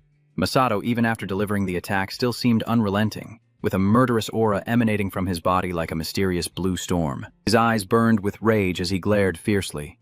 After a long silence, Ares broke the tense quiet. "Isn't there something you want to ask Takumi?" he replied with a cold, deadly tone. "It's okay. I have the information I need. Pushing me into the dark realm was a huge mistake. At this moment, Masato's body emits a purple glow as he seems to have uncovered the truth, silently pondering. He has found a clue to escape the black mana addiction from within the nightmare. Masato deduces that the key lies in dark skills and how to master them in the past. Shirosaki Yuta, holding the dark arts book, tells his brother Masato that he's going to start practicing this skill. What do you think? He's trying to persuade him. It's in dark ability, but I think it would be very useful if I could learn it. But he immediately objected, saying, "Come on, using dark skills is very dangerous, you know?" Hearing that, he felt a bit sad and glared intently at the book. It emitted a strange kind of pull, as if urging him to learn and explore, to understand what was inside Suta, quietly resisting. "But I don't see anything wrong with learning it. How else could I use dark skills without dark mana? This is a matter I believe is worth pondering." Mas silently reflected on his own, someone he trusted and was proud of. Suta is very smart, so I am sure that back then she had already learned several dark skills. She must have studied a lot. Maybe after he returned, the boy found his own way to overcome his thirst. Then Mas's body was enveloped by a red circle. He turned to Ares and said, "Ares, let's go focus with San Haruto's team. We need to end this situation as soon as possible." She curiously asked him, "What did you see in the demon's mind?" Masato smiled mysteriously, his eyes full of implication, and said, "I will tell you later." Suddenly, in a moment that seemed like everything was about to end, Masato shot up to the middle stage. His body rises, his cold eyes now sharp, like two blades reflecting light cruelly, no longer showing any trace of the previous anger, instead exuding calmness and a strange aura of rising power as he wears a cold smile. He has found hope and a positive potential on this side. Then when Haruto appeared, flashes of purple and blue light flickered, shards flying everywhere, dust and debris filling the air, creating a chaotic scene. He clenched his sword tightly, eyes full of hatred, and unleashed a powerful strike without holding back against Missile. But his opponent quickly countered, neither willing to give in. Missile, unafraid and unyielding, scoffs at Haruto with a disdainful tone, saying, "Let me seal this troublesome skill for you." Suddenly, it strikes right at Haruto's feet, catching him off guard. The sword emits a dazzling blue light mixed with mysterious black and purple streaks, creating an enchanting and ominous glow. Haruto is now feeling extremely tense and panicked, his mind in chaos and unsure of what to do. Cold sweat pours down his body as he trembles, unable to stay calm. Missheathing her sword and looking at Haruto, "Your dark skills have become useless because of the holy sword." Unable to suppress it any longer, Haruto suddenly shouted loudly, "So your skills are only this much?" As you rush forward to attack fiercely, that mist calmly says, "The essence of mana hunger has been neutralized, so controlling them is no problem." He ignored those words and struck mercilessly, causing everything around to shatter. M's side also launched a sudden, overwhelming attack. Haruto couldn't react in time, only desperately gripping the sword as powerful, wave-like slashes raged around him in a furious storm of attack. Unprepared for the situation, the sword suddenly shattered into 100 pieces, leaving him stunned. As expected, a normal sword can't compare to the holy sword. The system display shows Control +5 with the instruction to use the collision longsword. At this moment, the sword in his hand suddenly transformed into a black and red striped Kalasian sword that looked incredibly powerful. Missile, with wide eyes, stared in horror at the sword. "That is a replica of Friedrich's sword." Haruto stood there, his eyes cold and confident as if he had anticipated everything. A faint smile of arrogance and satisfaction appeared on his face as he raised his hand, and in an instant, a blinding golden streak shot across the sky, forming a lightning-like trail. That's right.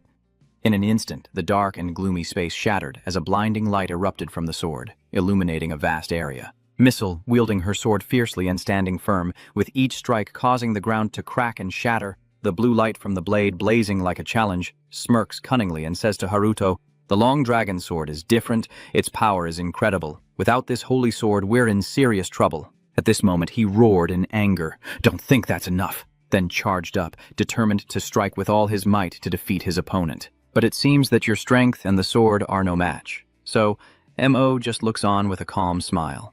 Her entire body appears to be enveloped in a layer of fiery flames. Haruto stands still for a moment, confused as he watches the scene unfold before him. The attack he just launched only affected the outside area and had no impact on Missile at all. From within that mysterious curtain of fire, a sword flashed out and immediately pierced deeply into Haruto's left chest, blood pouring out profusely. The Elfmo, with a cruel expression, watched as Haruto, in pain, collapsed and said contemptuously, "Even if your rank advances thanks to the longsword, it's still not enough practical experience." Then suddenly he stood up. As if remembering something, Haruto thought to himself, can space also be used as a teleportation gate? You're really craving it more and more. What should I do to copy and clone it? And then Haruto took out a mysterious blue water bottle adorned with turquoise beads, ignored his bleeding wound, and gulped down the potion. The system now shows that using high-grade medicine will fully heal the wounds. At this moment, a strange blue smoke rises from the wound, but Haruto's expression is not very good. His eyebrows furrowed in great pain. Missile, witnessing such a scene, immediately confirmed that the potion was indeed made from holy power, so even if you use it, you can't heal 100% of the damage caused by the holy sword. That's the real danger of the holy sword. Seeing Haruto in a vulnerable position, M takes the opportunity to attack. Now, what can you copy? M smirks with contempt, looking down on him, and then asks, "Is that all the options left?" Haruto replied confidently, "Not yet, but it seems that moment will come soon." Suddenly, a sharp and swift sword strike comes rushing straight at Missile from somewhere, catching the elf off guard and unable to dodge the sudden attack. The fierce slash of the sword swept like lightning, quickly knocking him down and sending his eyelids crashing to the ground. The sword swung up, but in a sudden moment it was flung away and soared through the space, falling far from Missile. Missile now stands rooted to the ground, staring up at the raging blue flames as rocks and dirt scatter like hellfire. Weaponless, she is momentarily powerless and vulnerable. Those fierce monsters are writhing and twisting their bodies, preparing to attack, leaving Missile little more than able to shield himself with his hands in defense. Seeing how powerful that force is, Mole thinks to himself, indeed, it's not enough. The blue light from the flames instantly engulfed a corner of the street as Nanaste, holding a steel sword with a commanding presence, stepped out. She turned to ask Haruto, "Are you okay?" He replied, "Yeah, thank you very much. Thanks to the golems, most of the monsters have been eradicated. Our guild leader has called for help and the chairman will arrive soon." Haruto had already guessed, thinking to himself, "I knew it, because my experience level keeps increasing." Lucas also appeared with his majestic sword adorned with a glowing blue gem, radiating an enchanting light. He glared with murderous rage, thinking to himself that Miss wanted you to pay the price for exploiting my family like pawns. Mo's dark power radiated throughout the space, and upon witnessing Nana's ability, she couldn't help but marvel. As expected from this prison fire, its power is truly astonishing. But let's see how long it lasts before Missile counterattacks Haruto's group. Nana's blocks my attack, and if the Hellfire tries to destroy the Withering Vine, it won't be a problem. Mo finds her confidence quite interesting. Really? At this moment, Nana sensed something was wrong, and before she could react, M had surrounded her with Uthu. The toxic plant then completely covered Nanas's protective barrier. M, seeing this, stood outside, looking smug. Now, can I use Sleep Fire? I thought Nanas would be easily defeated. After a while, a light shone from the pile of debris, and she used her sword to cut through all the roots. Nana stepped forward and said, "I don't just have the fire prison." Missile is quite angry to see that Nanas has not been defeated. Haruto then rushes forward from behind Missile. "Don't forget about me. Deliver a strong blow to where she's standing." Both Haruto and Nanas remain alert, wary of their surroundings because they know Missile isn't so easily defeated. And indeed, that's the case. At this moment, Missile steps out from the dust through a space door. Then Missile swings his hand and says, "Enough with the teasing, now it's the end." The surrounding earth and rocks around Haruto and Nana's cracked and shattered, as if giant flowers were growing from beneath the ground. They are now surrounded by many corrupted flowers, and Nana's tries to break through the encirclement. No way, she jumps up and delivers a decisive blow. He-Fi, with such a powerful strike, the Yue Hoa gradually disappear with just one move. But beside them, some of the corrupted flowers resisted the attack and began to bloom, releasing a dark floral scent into the air. Nanas and Haruto sensed the danger and covered their noses with their hands, alert. Smug. The amount of dark mana released by the black flower is 10 times greater than that of the toxic tree. If you touch it, you'll become addicted instantly. The more you attack, the more the spores will spread. Haruto listens and worries as he thinks. This is bad, damn it. I should have copied the Holy Sword, even if it meant abandoning the shadow translation technique. At this moment, a column of light is shining down from the sky. Lucas appears and uses his light ability. The light emitted from that power overpowers many of Missile's pollen in the air. Haruto and Nanas have now moved back and are looking at Lucas. Haruto is quite surprised to see him. You suspect and call out to Lucas. Miss sees Lucas angry. "What the hell, Lucas?" I shouted loudly. "What do you think you're trying to do?" Then Miss summons the U to attack him. Lucas also refuses to give up and charges at him. You were the one who betrayed first, so what does it matter what I do now? Right? He stepped on the pile of corpses and charged forward. Miss saw Lucas determined to destroy her like that. Miss, you threaten. Don't you care what will happen to your family? From the start, the holy sword and the curse. Lucas still doesn't care and questions Missile. Aren't I just a tool in your hands? He is now closing in on Missile. Lucas uses his holy sword to unleash a series of divine strikes at Missile, but she always dodges. She then counters with Lucas's own foul attack. Miss looked pleased and mocked him. Too bad. Even the power of the holy sword can't shake me at all. Lucas didn't feel angry and also mocked Miss, but that was true. But you said that the dark spirit in that secondary space is part of Grima. I am really looking forward to seeing what happens when I strike you with the holy sword. Missile then realizes something is wrong. Lucas's holy sword barely grazed Miss's face, catching her off guard. You're really annoying. Then Miss unexpectedly counterattacked with the foul vine, catching Lucas off guard. He couldn't react in time and was stabbed, thrown far away. The space behind M has now shattered. She angrily said, "Those damn things!" Anna still has the strength to charge at Missile. Looks like you have nowhere left to run. This is your final fate, Missile, she thought to herself in surprise. Damn it! If I get hit with a fire prison attack now, I'm done for. Nana then uses prison fire to attack. Missile also refuses to give up and fights to the end. At this moment, both Nanas and Missile are using all their strength to attack each other.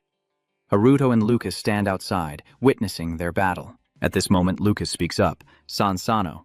He says, "You can't copy Mrs. Space, right?" Haruto was surprised to hear that. Lucas explained to him that it was because her subspace wasn't a skill. It's an item just like the Holy Sword. Lucas explains to him that a subspace is an item used to connect to another dimension, and Missile is an elf from that dimension. So then Nana stepped forward and asked, so how exactly did she manage to stay in this dimension? Even if she exploited prison breaks to cross dimensions, staying would still cost a lot of mana. Lucas also agrees with her, saying that she is right and that she will have to pay a high price, which is why he thinks she transformed her skills into items for easier use. I don't know how she did it, but just using items wouldn't cost her any mana. So why did you suddenly team up with us? At first I was planning to kill you, but when I was trapped and helpless, you didn't take my life. Even so, you will gain the call ability, but you still won't do it. So this is how I show my attitude. Haruto could only helplessly watch him, speechless, thinking to himself that it was because I wouldn't kill people to steal their skills. But even after acting, I couldn't feel at ease anymore. Nanas went over to apologize for interrupting your conversation, but what is Kanton? And earlier you two mentioned copying a subspace. What does that mean? Hearing that, Haruto felt a bit guilty. She looked at the sword in his hand, puzzled. And this sword too. I clearly remember returning it to Ares. Haruto, feeling flustered, tried to change the subject and said, that I just borrowed it for a bit. At this moment, Miss, who had been defeated, was gradually regaining consciousness and emerging from beneath the ground. She used the cursed tree to protect herself from Nanas's attacks, so her body was only slightly injured. Haruto cautiously said, there's something strange about her. Lucas also noticed and said, it seems she's absorbing the dark mana from the corrupted tree. This is probably M's final move. Momo's angry face, looking aged and turning purple, said, I was planning to toy with you until Michael arrived, but I shouldn't have shown myself when the enemy is a Nanas hunter. Then she shouted, from now on, I am serious. The giant corrupted trees are attacking where Haruto is standing. As he dodges the attacks, he tells Nanas, Nanas, you can still use Manhwa, right? Nanas said yes. Lucas also cooperated with the two of them and said, if needed, I can still use the light again. Haruto shouted to the two, first, use the Hellfire to block her sight.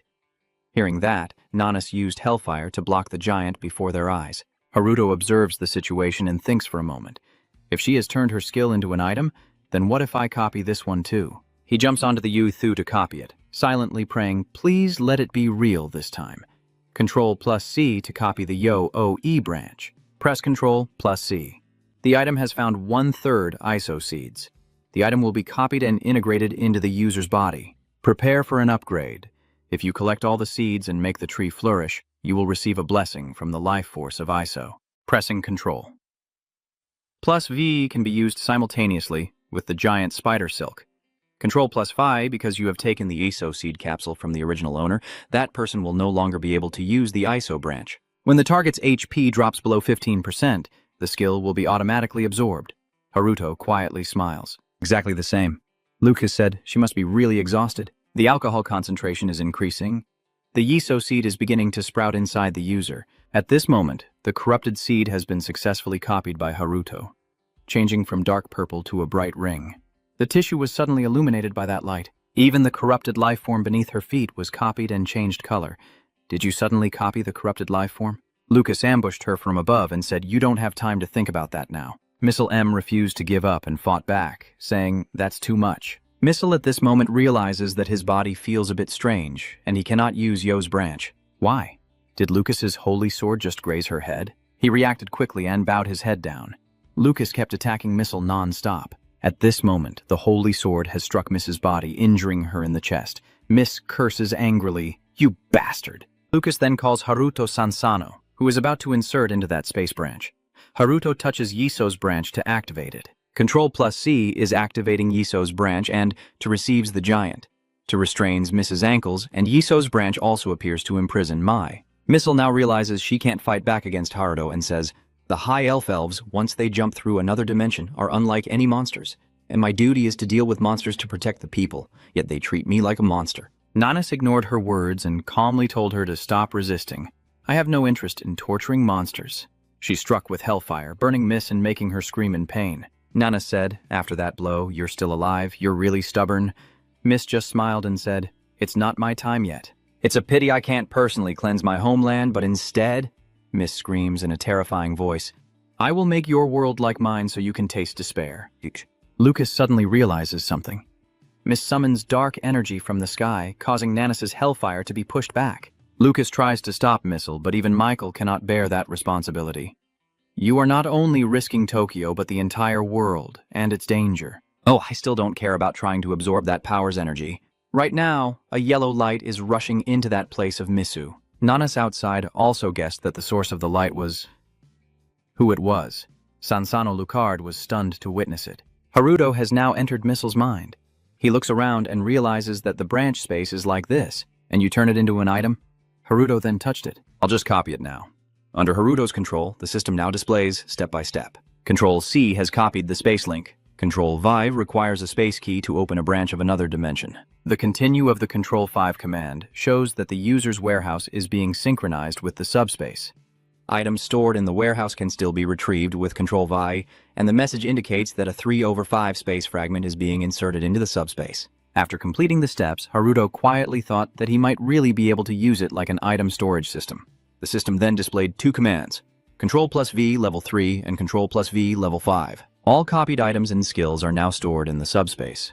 Regardless of durability, Haruto happily considers it a great success. He muttered to himself about copying, and thought that if he copied Lucas's holy sword and stored it in the space, he wouldn't need to use the translation magic anymore, but suddenly a voice sounded behind him, making Haruto startle and become alert. Control+C really exceeded my expectations, the fairy miss said with her head bowed, sounding a bit surprised. I didn't expect it could also copy items from another dimension. Haruto replied thoughtfully. Even if it's just a small part of the object, Mo replied straightforwardly with a cold expression. So, at first, only a part of the subspace was brought here. You thought it was too complicated and said, why bother so much? Miss Duong coldly and sharply looked straight at Haruto. It doesn't belong to me, as I said. It was brought into this space-time. It was stolen by the one who pushed my homeland to the brink of destruction. Spirit King X falls at Ga Haruto, who asks confusedly, so to end that matter, I have to defeat that guy first. Mocking, Mo replied to Haruto's foolish question, do you want to defeat the one who relied only on strength and caused my homeland to fall? I was really lucky that the space gate opened right before he could kill me, and then I escaped to this dimension. I had to give up everything to bring a fragment of the subspace with me. You felt something strange just after hearing that. Wait a minute, so how can you turn it into an item? Miss confidently replied. With the power of the curse I received in my own dimension. At this moment, Haruto's head was pounding. He was stunned, opening his mouth in shock at what he just heard. What? Do other dimensions also have curses? Miss, with a knowing smile and a fierce gaze, said that the power of the curse I received is transformation. Outside the space, Nanas and Lucas, holding their swords and blades, stood stunned before the raging tornado of what is called the subspace. A giant foot with thick, sharp claws emerges from within, and Gu, full of fierce energy, strides out, with streaks of hot sparks of electricity trailing from his head to his feet. Following it are the limping snow mountain golems walking behind. Shota Satoru suddenly appears, smiling and calling out loudly, "You're not a hunter, Nanas." Whenever Nanas hears someone call, she turns to look. Seeing it was Sonoda, she simply smiled slightly as a greeting. Over there is Chairman Fu holding a sturdy shield as he approaches. Nanas runs up to him and expresses her gratitude. "Thank you for your hard work." He didn't accept the thanks, only reassuring them. All the monsters in this area have been dealt with. But Gao stepped forward and said, "The other hunters should be capable of handling the remaining remnants." Masato and Ares, who were inside the red circle, also approached at the moment they overheard Gao's question, suspicious. "I took care of it on the way here." Seeing Maz appear, Nanas asked him curiously, "President Shirazaki, what happened to Takumi?" He didn't answer her question, only calmly saying that he also wanted to capture him alive for the benefit of the guild. But he refused to obey, so I sent him to the afterlife. Nanas looked at his calm demeanor and responded softly to his answer. "Oh," she thought to herself. Chairman Shirazaki's aura seems to have changed, so she didn't ask anything further. Only taking in the necessary information. Is that so? "Thank you, you've worked hard." Satoru looked around and, seeing someone missing, asked, "By the way, where is Senior Haruto?" Haruto is already there. She looked up at the beam of light and replied, "Going into the auxiliary space with that fairy, we are outside guarding against the worst-case scenario."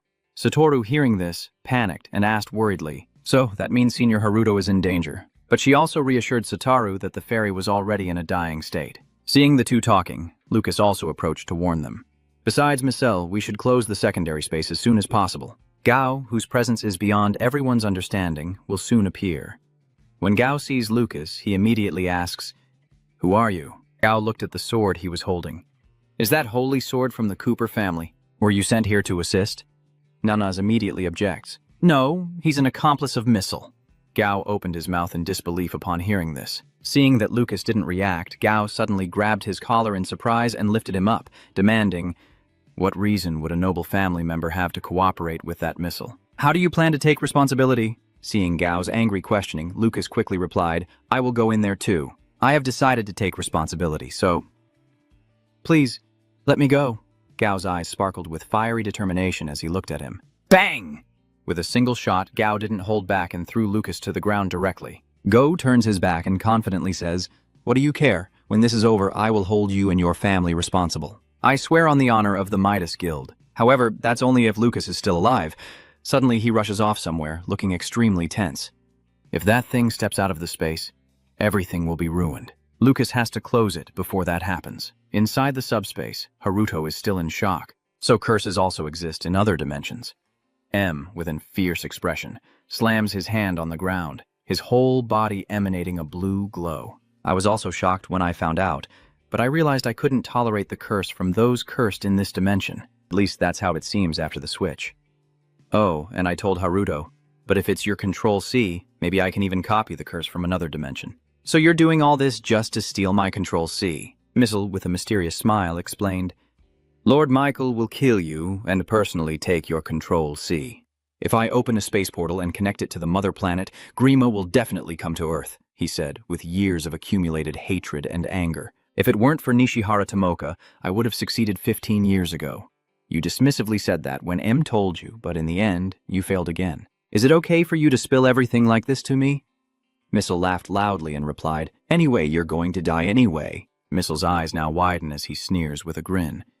"Even if I die here, the plan remains the same." "How can you struggle?" Before you finish your sentence, too, M suddenly transforms into a fierce monster and keeps attacking Haruto, who can only block with his hands. He panics and sweat profusely, looking up in disbelief at the scene before him. It was a monster with sharp, dagger-like teeth that made anyone who saw it shiver. Haruto knelt on the ground, his face dark with fear. He wondered if that was a dragon, and how something like that could exist in a parallel universe. Wait a minute, could it be sealed inside here, the giant dragon with enormous claws thrashing wildly as it approaches Haruto? I can't believe it. I think to myself how terrifying it is. Are they planning to release it into Tokyo? At this moment, my face is covered in sweat, and I tell myself, don't joke around like that. If this thing gets out, it's really over. It looked at you with longing. Haruto was terrified, ran with all of his might, not daring to look back, but kept running and couldn't find the way out, so he was annoyed. Where is the escape route? The monster roared and growled when suddenly someone rushed in and launched an attack. Haruto stared in shock and looked toward the light, realizing it was Lucas. Did you copy the subspace yet? That is the dragon Miss is holding here. If the subspace collapses, it will harm the holy sword. I'll stop it. You go outside and close the subspace. Haruto listened to him and ran away, but what should he do now? You worryingly turn back and ask him, what about you? The dragon roared loudly and counterattacked, knocking Lucas far away, causing the holy sword in his hand to fly out of reach. Haruto watched the chaos and slightly frowned. Tsk, the holy sword. The dragon, seeing Lucas weakened, spreads its wings, eyes sparking, and swoops toward him. Everything is in chaos. Lucas, in pain and about to faint on the ground, just a moment away from the dragon seizing the holy sword, clenched his face in anger, thinking he would fight for real. Suddenly, the system displays Control +5 using giant spider silk. The time rewinds to 10 minutes ago, with Nanas standing in front of the system panel repeatedly showing the same message that you have gained 50 experience points. Nanas placed her hand on the system panel and thought to herself that normally, a high-level hunter like herself wouldn't gain experience points from defeating a monster at this level. That kind-hearted guy must be dead by now. Mo secretly curses in anger, but she still treats me like a monster. She thought to herself, furious at being treated like a monster, but because she comes from another dimension. The Earth's dimension sees her no different from a monster. The system display shows that Missile, a level 354 elf, has been defeated, contributing 75% and gaining 200 experience points. Mo approached Satoru and asked, "Are you okay?" Mo anxiously inquired, "What about Sano the craftsman?" He looked towards the subspace door and replied, "He's still inside." Suddenly, a strange beam of light emanated from the subspace, startling everyone outside. At the secondary space door, Lucas and Sano were thrown out. Sano, holding a rope, tightly wrapped it around Lucas's body and tied it to the holy sword. Those outside couldn't help but feel panic and amazement as Sano, in a state of panic, and the two of them, shattered by harsh rocks and debris, fell heavily to the ground. Satoru looked extremely worried, shouting loudly. "Senior Haruto is still in danger," Sano warned. "Everyone, step back," then ran toward the side gate to try and close the door. The system now shows Control +5 closing the dark space. Sano uses all his strength to try to shut the door, thinking to himself, "I can do it, I'll close it." And finally the door closes. The light gradually narrows. Gradually weakening, only the faintest rays of light slip through the crack. Gao, confused about what you're planning, asks curiously, "Could he be sealing the auxiliary space?" Only when the auxiliary space door closes do I finally breathe a sigh of relief. It closed again, but surprisingly the system displayed a red warning screen indicating Cole's increase because an internal force prevented the subspace from closing. To protect its integrity, the subspace will be opened. At this moment, Haruto stands frozen, eyes wide, breathing rapidly in fear. What? Wait. Before he could even recover, the secondary space opened once again, with a faint, mysterious light shining through from within. The monster, with its massive body, rough veins, and hard as stone scales, with fiery red eyes full of hatred and a desire to destroy, is trying to squeeze its head out. Its deafening roar echoes fiercely, as if tearing the space apart. Everyone was panicking. What's going on now? It is a dragon. Its giant foot thrust out into space, and as it touched the ground, the earth trembled violently. "Seeing that the situation is unstable, we can't fight it. Run now. Run quickly and immediately recognize that monster. That is a dragon. 15 years ago, just one dragon destroyed the entire United Kingdom. If it gets out here, we're doomed." The force is too strong, and the dragon, unleashing all its hidden power, knocked Sano to the ground again. Sano feels angry and helpless, as if he missed the only chance to prevent this disaster. Damn it, Min was too slow. Just a little more, and the dragon would escape into space. Haruto tried to stay calm and focused, telling himself he had to find a way to stop it. Then he placed one hand on the ground, activating the control system using ISO's branch. As expected, the ISO branch really works. It wraps around the dragon, preventing its movement. Everyone watched as if they couldn't believe their eyes. What the hell? The ISO branches are tightening around the dragon more and more, as if the trees are alive and entwining each other, seemingly controlled by an invisible force. They charged forward at full speed towards the dragon. The branches began to multiply 2 or 3 times over and then completely covered the dragon, preventing it from moving. Haruto let out a gentle sigh of relief, a sense of relief spreading through his chest. It worked. Satoru kept praising and admiring you endlessly through Senior Haruto, but Nana seemed to sense that something was strange. I couldn't feel any evil aura from any of those things. But she continued to reason, it resembles the skill that Missile used. Everyone praised it. Wow, the branch really stopped the dragon. Not only Nanas, but Mo also feels something's off. No, the dragon is not a monster. Just a branch was enough to stop it. Unexpected as it was, Mo looked up in amazement as the dragon bit through the branch and broke free. Its entire body reveals overwhelming power, muscles bulging like solid stones, and when it roars, its whole body trembles as it continues to spew fire. Haruto was caught off guard as he looked at it. Damn it, it's about to use its fiery breath. Everyone get back. At this moment, Fukam's shield emits a protective circle and says to everyone, "There's no time, get behind me!" Near Masato, he also calls out, "The rest of you, come here." He emitted a red circle that spread out like a powerful wave, forming a sturdy shield that continuously expanded to let everyone in, each swirl seeming to draw in all surrounding energy, growing stronger and stronger. But just as everyone was fleeing into the protective circle, a cracking sound like thunder echoed out. The dragon roared fiercely, its sharp teeth biting into the branches that were tightening around it. Now the dragon roars as its massive head twists, its eyes blazing red with fury, while some people still tremble in fear, unable to believe that a terrifying mystical creature is standing right in front of them. A girl says, "We are saved." The young man looks at the scene and asks, "This is the blue shield protecting hundreds of people from the evil force behind it." Standing behind the shield feeling safe, the young man was happy. One area of Ginza had been blown away, but we are still intact. Another person also said, as expected of President and Chairman Shirasaki. At this moment, Satoru suddenly remembered Haruto. How is Senior Haruto doing? Haruto is sitting absent-mindedly among the burning trees with his head engulfed in flames. He brushed off the blackened scorch marks from his shirt left by the dragon's hot sparks and sighed in disappointment. I couldn't stop it completely. Suddenly a voice rang out, startling Haruto, but he managed to hold back his fiery breath. And this and that. Looking back, it turned out to be Lucas, and he said angrily, "Lucas, who said you could come in here?" Lucas innocently replied, "I just happened to be lying nearby." "He's in a bad mood too." Haruto said, "In the end, it still got away." We need to evacuate the regular hunters first. Even S-rank hunters won't be able to handle it easily. Its scales are as hard as real dragon scales. Do weapons or magic make the difference? Then he stood up and said angrily, "That damn bitch was planning to destroy this place from the start, wasn't she?" Lucas replied, "He has a plan. Michael's original ability can wipe out that thing." You looked confused and asked again. Michael, wipe it out. Lucas explained to you he's the one cursed with the same power as us and is the leader of Starfield. Moreover, he's someone you should never cross paths with. Haruto recalled either a gun or overheard a mysterious masked conversation on the subway where they said, "He's a dragon, we deal with him now," or "Not yet the time." Or should we wait until the resonance of the space fragment becomes stronger before acting? Meanwhile, Michael silently gazed at the floating space fragment in his hand. Missile hesitated and said, "I will give it to you, Mr. Michael." Watching the glowing space fragment in his hand, he propped his chin and asked coldly, "What are you planning to do?" Immediately, Miss knelt down and reported, "In this way, you will be the only one able to open the space gate." Without waiting for Michael to ask further, Missile quickly analyzed, "I'm afraid Nishihara Tomoka did something to prevent that gate from opening again.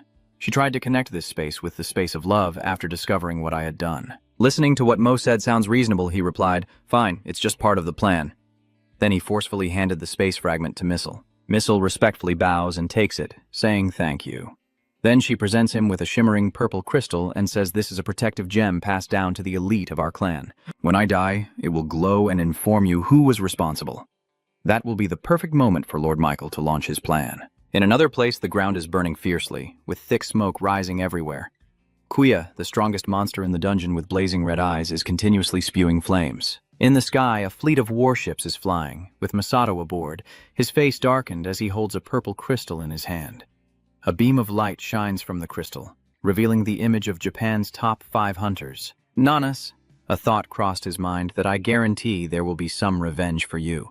On the other side, Kuya kept attacking non-stop, its fierce roars echoing as the ground shattered apart. The sword-wielding hunters shouted in panic as they ran away, and one of them suddenly exclaimed, "Amp, that thing is too terrifying. We can't do anything to it." Suddenly, crackling sounds and black lightning gathered together, forming a bolt of thunder that struck Kuya.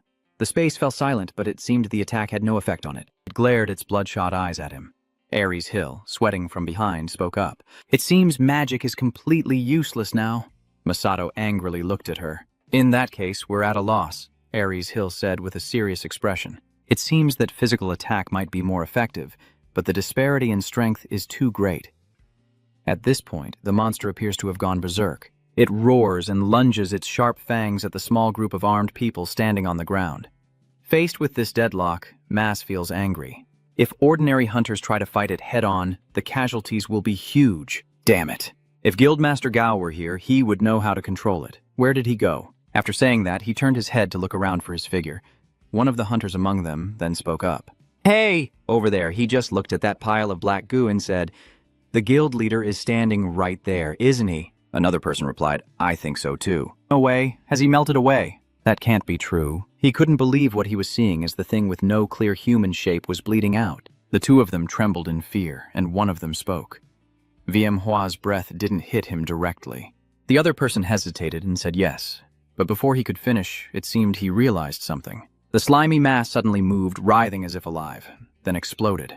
A person appeared from within, eyes blazing with intense anger. "That's Guildmaster Gao!" he roared, that dark, divine serpent. The two hunters cheered happily. "I knew it, there's no way a single breath attack could make him melt." Gao looked at the monster, which was now completely out of control, continuously attacking the hunters. As he threw his fist forward, he muttered in amazement, "Damn, how big is that thing?" Suddenly hearing a noise, Gao stopped and looked at the shattered rocks on the ground moving, then they merged into golems that roared, leaving him speechless. At the same time, Nanas was still fighting. Her Wudao attack rushed toward Kuya, hitting it, but it seemed to only make it angrier. Seeing it rush towards her, she immediately activated Yo's branch ability, Control C and V. Instantly, countless giant branches sprouted from the ground, wrapping tightly around the monster. It roared and struggled, biting through the branches with its teeth to break free from the constriction in an instant. Haruto sighed as he looked at it. The branches aren't enough to hold it back. Its HP has already dropped 25%. The Mindung Trong longsword is too dangerous. At this moment, Lucas rushed over and suggested, "What if you push it back into the space?" Haruto immediately got angry and said if we did that, I wouldn't be able to use it anymore. Lucas looked serious and confirmed we could defeat it if we used the sword. Haruto immediately retorted, "I don't know what you're thinking, but that sacred sword of yours is no different from a toothpick to it." Then he looked at the Kuya, clearly sensing that this monster's power was far from ordinary. He immediately turned to expose you, saying, "When we just escaped from that otherworldly space, I knew you had copied the sword." Haruto felt guilty. That thing was automatically activated by Control plus C. Lucas looked away and smiled. "I'm not blaming you. If it weren't for you, I would have died inside the team with the sacred sword. I owe you one." Haruto forced a smile. "You're sweating, but I think this misunderstanding is going a bit too far." Changing the subject, you ask, so after stopping it, what do we do next?" He quickly replied, "Use your cursed skill and copy the sword to learn it as your own." One move isn't enough, but what if you had 10,000 swords? According to what he said, the image of thousands of swords rushing down on the monster appears. This suggestion surprises Haruto and he comments, "I think this idea is good, but how do we push it back into the space-time recovery?" As you turn to look at that, you haven't finished your sentence when you realize something is behind you. When Haruto turns around, he sees Gao. He spoke up, "Sunan Sano's craftsman, lend me your golem kids for a moment." Haruto was surprised. "Golem? What does my guild leader want to do with them?" Gao was silent for a moment, then spoke. "I will make those who dared to point a sword at me pay the price." Then, he looked at the monster. Haruto still doesn't understand his intention. If he uses the golem, could it cause damage to it? Go clenched his fist and declared, "I will kill it." Not just hurt it. Haruto didn't ask any further questions, seeming to trust his intention. He replied, "I understand.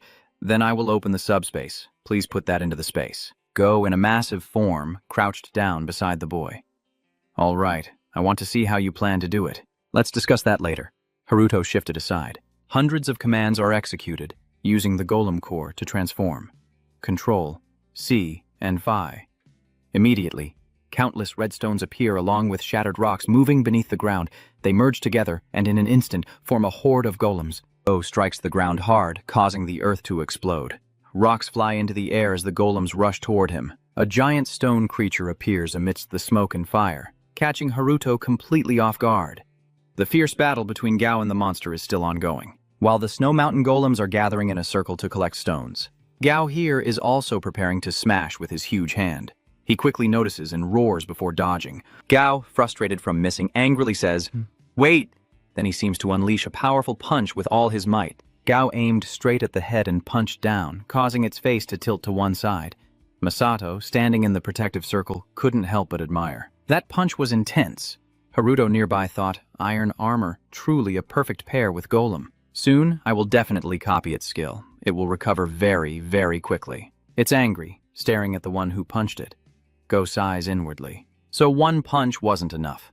Then he decided to go for another. Haruto chuckled softly, secretly pleased that everything was going according to his plan. Then he immediately issued the command to act. The ice in front of Dat suddenly exploded, startling him, and at the same time a group of snow mountain golems descended from the sky. They shouted loudly and rushed towards the golem's mouth to form a bond. Enraged, they bit down, destroying the golems. Haruto gritted his teeth and said, relying on those kids, my subordinates. The golems inside its mouth were struggling fiercely, and they really caused a big explosion inside it. It only seems to be swelling, with dust from the golems spilling out of its mouth. The space is also covered in a thick layer of white dust. With a thud, it collapsed unconscious. Seeing that, the soldiers below cheered happily. They look full of joy. Is that Sano Haruto's golem? I have to thank them now. Hearing this, Gaokong hostilely looked at Haruto Sano. So he easily hands over the golem kids because of this plan. Haruto still doesn't realize he's lost himself in thought, but this level of attack isn't enough to cause real damage. Suddenly, he ran forward quickly, and we had to send it into the subspace immediately. Now, alongside the soldiers, they cheered each other on, and we could defeat it. Keep attacking. Haruto approaches, creating a circle of his own. His hand immediately executes a move, using the subspace of the dark spirit space. Behind him, a time-space gate with purple light and terrifying lightning opens wide. The soldiers looked at each other in panic. Why is this space opening up? Another monster is about to appear, right? Haruto reassures them. Don't worry, I'm just opening the space to send the dragon inside. The soldier nodded. I see. Haruto looked at Gao. He asked if our leader told him to do it. Can he punch one more time? Perhaps a bit surprised by the question, he honestly replied, all the golems have self-destructed, so I can't deal as much damage as before. Haruto's face shows worry and caution as he hesitates whether to copy and paste more golems. No. If we want to achieve the same effect as before, the golem's level is still too low. Suddenly, Nana appeared from behind. She asked, what if we use the power of hellfire? Haruto was startled. Nana hunters, then let's go with that. Mo also hurriedly rushes over. We need to act quickly while it's unconscious. The second stage is about to begin. Before they could act, the object behind them shook violently. Rising from its dazed state, it glared with fiery eyes at the soldiers in anger. Hurry and shout, he's awake now. Everyone run away. In response, it spewed out a flame as if wanting to burn everything down. The soldiers now seemed to have their seals broken, panicking and fleeing, leaving behind screams. Nana's is tense, worried that their side might be wiped out by the fiery breath, and she needs to minimize casualties. Without another second of hesitation, she charged alone toward the enemy, shocking both Haruto and Mo. You shouted, Nana's hunters! On one side, Tokuo ordered, Hunters, come over here. He created a barrier to protect his subordinates, while on the other side, the steel monster was engulfed in a massive flame. Nana charged directly at it, gathering momentum to thrust her sword forward. She summons the power of the sword. Hellfire. As she finished speaking, a massive surge of power erupted from within the sword. Two beams of light, one blue and one red, clashed head-on, with nothing but flying debris and flames threatening to engulf Nana in her stunned surprise. The flames engulfed the entire building in a sea of fire. Seeing this, Haruto was both worried and angry. Damn it, you performed a series of moves using the branch teleportation technique. The fire has directly engulfed Nana's. Haruto rushes inside, grabbing her hand. Hunter Nana's. They are enveloped in a branch sphere, temporarily protected from the flames. The branch sphere falls out of the raging fire outside, rushing down swiftly to help the two escape just in time. She might be hurt. Nana's gently huffs while holding her arm. Haruto asked with concern, Are you okay? Nana's looked worriedly at him. I'm fine, but Vao isn't. Haruto reassures her. The Vu sword is still intact and undamaged. Haruto hears his cloning system activating. It is copying Nana's sword. I was even about to touch it directly. So, a giant spider web touch can also be copied. He hands the sword back to Nana, who takes it and thanks him. She told Haruto, What if it keeps using its fiery breath? We're doomed. The two looked at the beast, which was going berserk, searching for its next target. At this moment, a decisive voice rings out. Now is the golden opportunity. Haruto immediately uses his cutting technique on the target. At this moment, the system enveloped Stat, and Haruto and Nanas, panicked and surprised, witnessed the scene before them. Haruto's face darkened as he wondered what this feeling was. Before he could think further, the system started showing Control F, and the control owner used Control 10. Lucas looked at the system stream ahead and immediately thought of a man named Michael, the president of the Starfield Multinational Guild in Europe. Sano, get out of the barrier now. Suddenly, a purple light condensed from the system and the sword, causing Haruto to turn his head forward without responding to Lucas. Only thinking that he must also bring Nana along, the system continued updating Control Phi using giant spider silk. It seems that at this moment, its speed and power are exploding. Immediately, a dark energy source is crystallizing and surrounding it. The growing evil energy causes the Xin District Center to explode. A deep hole appears, cracks on the ground widen, and the dark energy still lingers. The explosion drew quite a bit of attention from the people around, and a soldier looked down in panic, unable to speak. What just happened? A young man with brown hair suddenly spoke, noticing a deep pit appearing in the center of Jinza District. Tuku frowned and asked, "Who is it?" Suddenly a voice shouted, "Sister, get his attention immediately!" Nana's lies on her back on the ground, bleeding heavily. Haruto and Satoru hurriedly ran over, but seeing the scene before them, they knew they were too late. Nana's had lost her right arm, bleeding heavily, and she seemed to be in critical condition. Tukuo, Gao, Shirosaki, Masato, Ares, Hill, Lucas, and Morgan all looked in the same direction, with expressions of shock and fear. Satoru looked terrified, and Duong, tears in her eyes, wanted to speak but couldn't form a complete sentence. Her sister's hand is raised above her, trembling with fear as she speaks, her right arm gone. The girl beside her adds that she still seems to be conscious. Satoru grabbed Haruto's shoulder and shouted, his voice trembling a little. "What happened to my sister?" That's right. Sar was sent to her, wasn't he? Haruto looked at him and hurriedly replied, "Yes, I will go find her right away." Haruto's voice softened and trembled as he said, "Sorry, if I'd taken her out of the barrier earlier and used my ability to lift Nana's up and cover her wounds with a shirt, her face would have shown her weakness and pain." As Haruto prepared to take Nana's away, Satoru loudly said, "Senior, please ensure her hand is healed." Haruto replied, "Just leave it to me." Then he disappeared. Suddenly, a helicopter took off, creating a strong gust of wind that blew away the remaining debris. The two teammates looked at the helicopter in confusion and asked each other, "When did that helicopter arrive?" "Reinforcements are here. The helicopter is getting closer to the ground." The large emblem gradually appears, and everyone recognizes it as the Starfield Guild. Michael steps down from the helicopter, accompanied by members wearing red, white, green, blue, purple, and yellow masks, all exuding a threatening aura. Michael introduces himself. "I am the leader of the Starfield Guild." "Michael, please continue. I am here to respond to your request for aid." Michael looked at the remaining debris and said, "Because this is an urgent case, I need to act quickly." Then he saw a deep hole right in the center of the district and said, "It seems the incident has caused some minor damage." Gong heard that and stepped forward, asking, "What do you mean by small?" Michael looked at him and smiled, saying, "It's a monster capable of destroying an entire country, so I had to act." Isn't his attitude a bit too harsh? My guildmaster called for patience. "One of our hunters lost his right arm in that attack, and I easily took down a monster as huge as a dragon. Losing one arm of that little hunter is understandable." Go immediately exploded with anger. "Hey!" He's intimidatingly glaring at Michael and asking in an angry tone, "Are you mocking him?" Michael looked at him and said provocatively, "So this situation reminds me of a Japanese proverb. Revenge for revenge, right?" Tukuo quickly rushed over to intervene. "May I have your permission?" I apologize for the delayed introduction. "Thank you for dealing with the dragon. I am Tukuo, president of the Japan Hunters Association." Lucas raised his voice. "There's no need to thank him."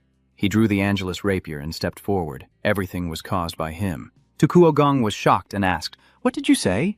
His face darkened. The letter M on his face released monsters, and he reported directly to this guy. Tukuo responded, "But aren't you also a member of the Starfield Guild? We can't trust your words." Lucas denies that he's the same as before.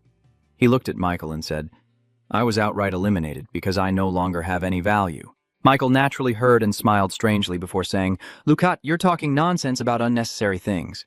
Is this really the time to chat?" "I don't believe Lucas, but I find Starfield suspicious. So what's really going on? Explain it." Michael waved his hand and said, "I have no reason to explain myself to you." Michael sneered and said mysteriously, "You all will be wiped out by me." Michael then started using the Control A system to delete everything. On the other side, Haruto is trying to find a way back. He sees an open door and says, "This must be the place." Seeing it, the door immediately opens wide, revealing the hospital rooms inside. He rushes over. Just as I thought, my ability to move freely within the barrier is thanks to the branch space. The door immediately takes me to the hospital room where Sarah is treating a patient, and she turns around in panic at the noise. The patient being treated is just as panicked. Haruto hurriedly asks, "Sarah, can you recover the Nana's hunter?" Sarah looked at him with a panicked expression, her throat suddenly constricted. Haruto used the system to assist her. Control of clones infinite mana. The system repeats endlessly. Sarah begins examining Nana's wounds. Haruto asks her, "Are you sure she will be okay given how much blood she lost?" Sarah looks at him and says, "If I can get enough mana, it will be fine." Immediately, she uses the Control Z system to restore the target's arm. Suddenly, the entire red alert system went off, causing her to panic. She looked at the flashing red system and asked, "What is going on?" The system window shows that Control Z cannot restore objects deleted with Control X. She then turned to Haruto and said, "I'm sorry." It suddenly made him startle. Her face was pale, reflecting pure panic that she couldn't hide. She trembled and said, "It can't be restored." Haruto felt like he was about to explode, though he didn't know the exact reason. The notification window just appeared saying it cannot be restored, and you realize too late that the damage caused by Control X is why Nana's condition is so severe now. She was struggling to breathe. Sarah couldn't continue the treatment and could only make a judgment. So there are still others out there with the ability to resurrect. Haruto still hopes for a miracle to happen. Can you try again? You think it's impossible, but I believe trying again would only cost mana. He gritted his teeth, feeling frustrated and unwilling to accept it. He began to analyze how the Control X command worked, realizing that what was deleted by Control X could not be restored. What if I use the clone spell? Control V. Clone the Vu sword. You tried copying successfully and obtained the Vu Dao. Sarah saw it and recognized it as Konana's Vu Dao. Haruto explains no, it's just a copy made before it was removed. She thought there was still a chance to fix it, so she copied the arm of the hunter Nanas. Although I don't want to admit it, I have to deny it. I can't copy any other human besides myself. You keep trying to use Control 5 on Vu Dao. It immediately shatters and disappears. The system now displays a red warning. Control V. Items deleted by Control X cannot be pasted. You thought you could handle the Control X command, but the reality was harsh. The copied item disappeared without a trace. Haruto was frustrated and unwilling, but this was the item copied before it was deleted. He kept copying 3 more scimitars. The copy command still worked perfectly, and the 3 scimitars appeared instantly. But when he kept trying to paste, each sword instantly vanished. The system kept warning him. The object deleted by Control X cannot be pasted with Control V, and Haruto's emotions seemed to be losing control. You crazily duplicated hundreds of scythe blades. Damn it, you want to fight to the end to see who wins, right? The system keeps copying repeatedly, and the energy emitted makes Sarah feel like she's about to be blown away. Hundreds of swords are duplicated simultaneously. When trying to paste the command, the system continues to issue red alerts. He became frantic, copying and pasting the clones. The bunch of swords kept disappearing one after another and then being duplicated again. The scene is extremely chaotic. Haruto has no intention of stopping. The patients in the hospital are extremely panicked, seeing him go crazy. What is he doing? Your actions seem to have caused the system to malfunction, repeatedly reporting errors and glitches. And finally, the sword was successfully copied and pasted. The system displayed a message again. Control V has encountered an unknown error. Items deleted by Control X can now be copied and pasted. Haruto calmly picks up the complete spear, sweating profusely, holding it in his hand, feeling somewhat more relaxed. All right, I just need to give this to Nanas when she wakes up. After successfully causing a system error, he turned and said loudly, "Sarah, try again!" Try. She understood, and he immediately agreed. Elsewhere, the atmosphere was buzzing with talk about a sudden arrow-shaped mark appearing on everyone's heads. Omantin. Someone asked, "What is this mark?" His friend nervously guesses, "Is this a target marker for a wide-area attack?" Michael appears with a look of contempt, as if to say, "You're not that stupid." Suddenly, powerful lightning strikes around him, and a large number of people appear to surround Michael, with energy growing increasingly dense. The system displays a notification. Pressing Control H moves the target closer. A pressure blows away the bricks and stones aimed at him. Michael calmly uses teleportation magic to dodge the debris. From above, a powerful figure descends, accompanied by continuous lightning strikes hitting the ground below. Rocks and debris fly everywhere as Michael skillfully shifts to a safe position. Masato appears with a fierce look and growls, "Wide area attacks are my specialty. I don't know what you're planning, but stop right now." Michael sneers. Shirasaki from the Future Thunder Society is quite something. As soon as he finished speaking, he snapped his fingers and said, "I will erase you first." Masato was caught off guard and couldn't react in time to Michael's sudden attack. Dark spirals began to appear like bullets, rushing toward him at high speed. Masato quickly tried to dodge, but was swiftly cornered. Finally, under the devastating assault, his limbs were completely torn apart. No one could withstand such a brutal attack, and he quickly fell to the ground. Everyone around was terrified and couldn't help but be shocked. Even Chairman Shirasaki wondered what kind of skill that was. Gao saw this scene and completely exploded, shouting in furious rage, "Damn it!" He charged forward, aiming straight at Michael, and threw a punch. A loud bang, and the dirt and rocks were easily blown away like dust. Michael remains calm and unblinking, smirking mockingly at Gao. A protective wall he creates renders the punch useless, and the stone armor shatters easily. Gao couldn't believe his eyes, staring in shock at the remaining part of his arm. Tokuo, witnessing this, was so terrified his face turned pale. The armored dragon can withstand a dragon's attack, but Michael, he looks at the terrified crowd with contempt. Don't be too shocked just because there's still a child like this. He didn't hesitate to act. Control X eliminates the target right in front of him. A giant black vortex is unleashed, carrying an overwhelming and terrifyingly powerful force. The vortex creates a thick cloud of smoke and dust, revealing its devastating power. As the smoke clears, a deep crater appears on the ground, the result of the recent attack. Michael looked up, not yet feeling triumphant and slightly surprised, as just when it seemed Gao had been shattered into pieces, Tokuo quickly created a giant shield to help protect him. Even after a terrifying experience, Gao still spat out harsh words. Move aside, pretending to be Tokuo to shield himself also took a lot of effort. That skill is not ordinary. I can block it. But right now, the shield that seemed so solid is starting to crack, and the Great Barrier is breaking apart. Seeing that, Go was truly terrified of his strength. Michael grew even more smug and sarcastic. It cannot be destroyed by any weapon or skill. The shield, made from the bones of the legendary giant monster Ku Tuan, lives up to its name. Tokuo was extremely panicked inside, but still tried to stay calm and persuade him. If you already know this, then stop the attack. President Michael, your actions are going too far. If the International Hunters Guild finds out about this, your guild will be destroyed. He basically ignored those words and continued using his special technique. So what if there are no witnesses or evidence? Michael clearly intends to destroy the control, a search limit barrier, by locking onto targets scattered across the shield. Finally, he ordered Control X to remove all the selected targets. A series of whirlwinds shot out rapidly towards the designated locations. Loud explosions echoed loudly as Tokuo desperately tried to hold on. Michael didn't want to give them a chance to survive, and he swung his hand in a decisive strike to see how long you could resist. Pressing Control X again removes all selected targets. Continuous, relentless attacks create a significant shockwave. The shield could no longer hold and started cracking apart. Tokuo could only stand helplessly as the great shield was finally destroyed, leaving nothing to block the vortex rushing straight at him. It seems he was too surprised to react.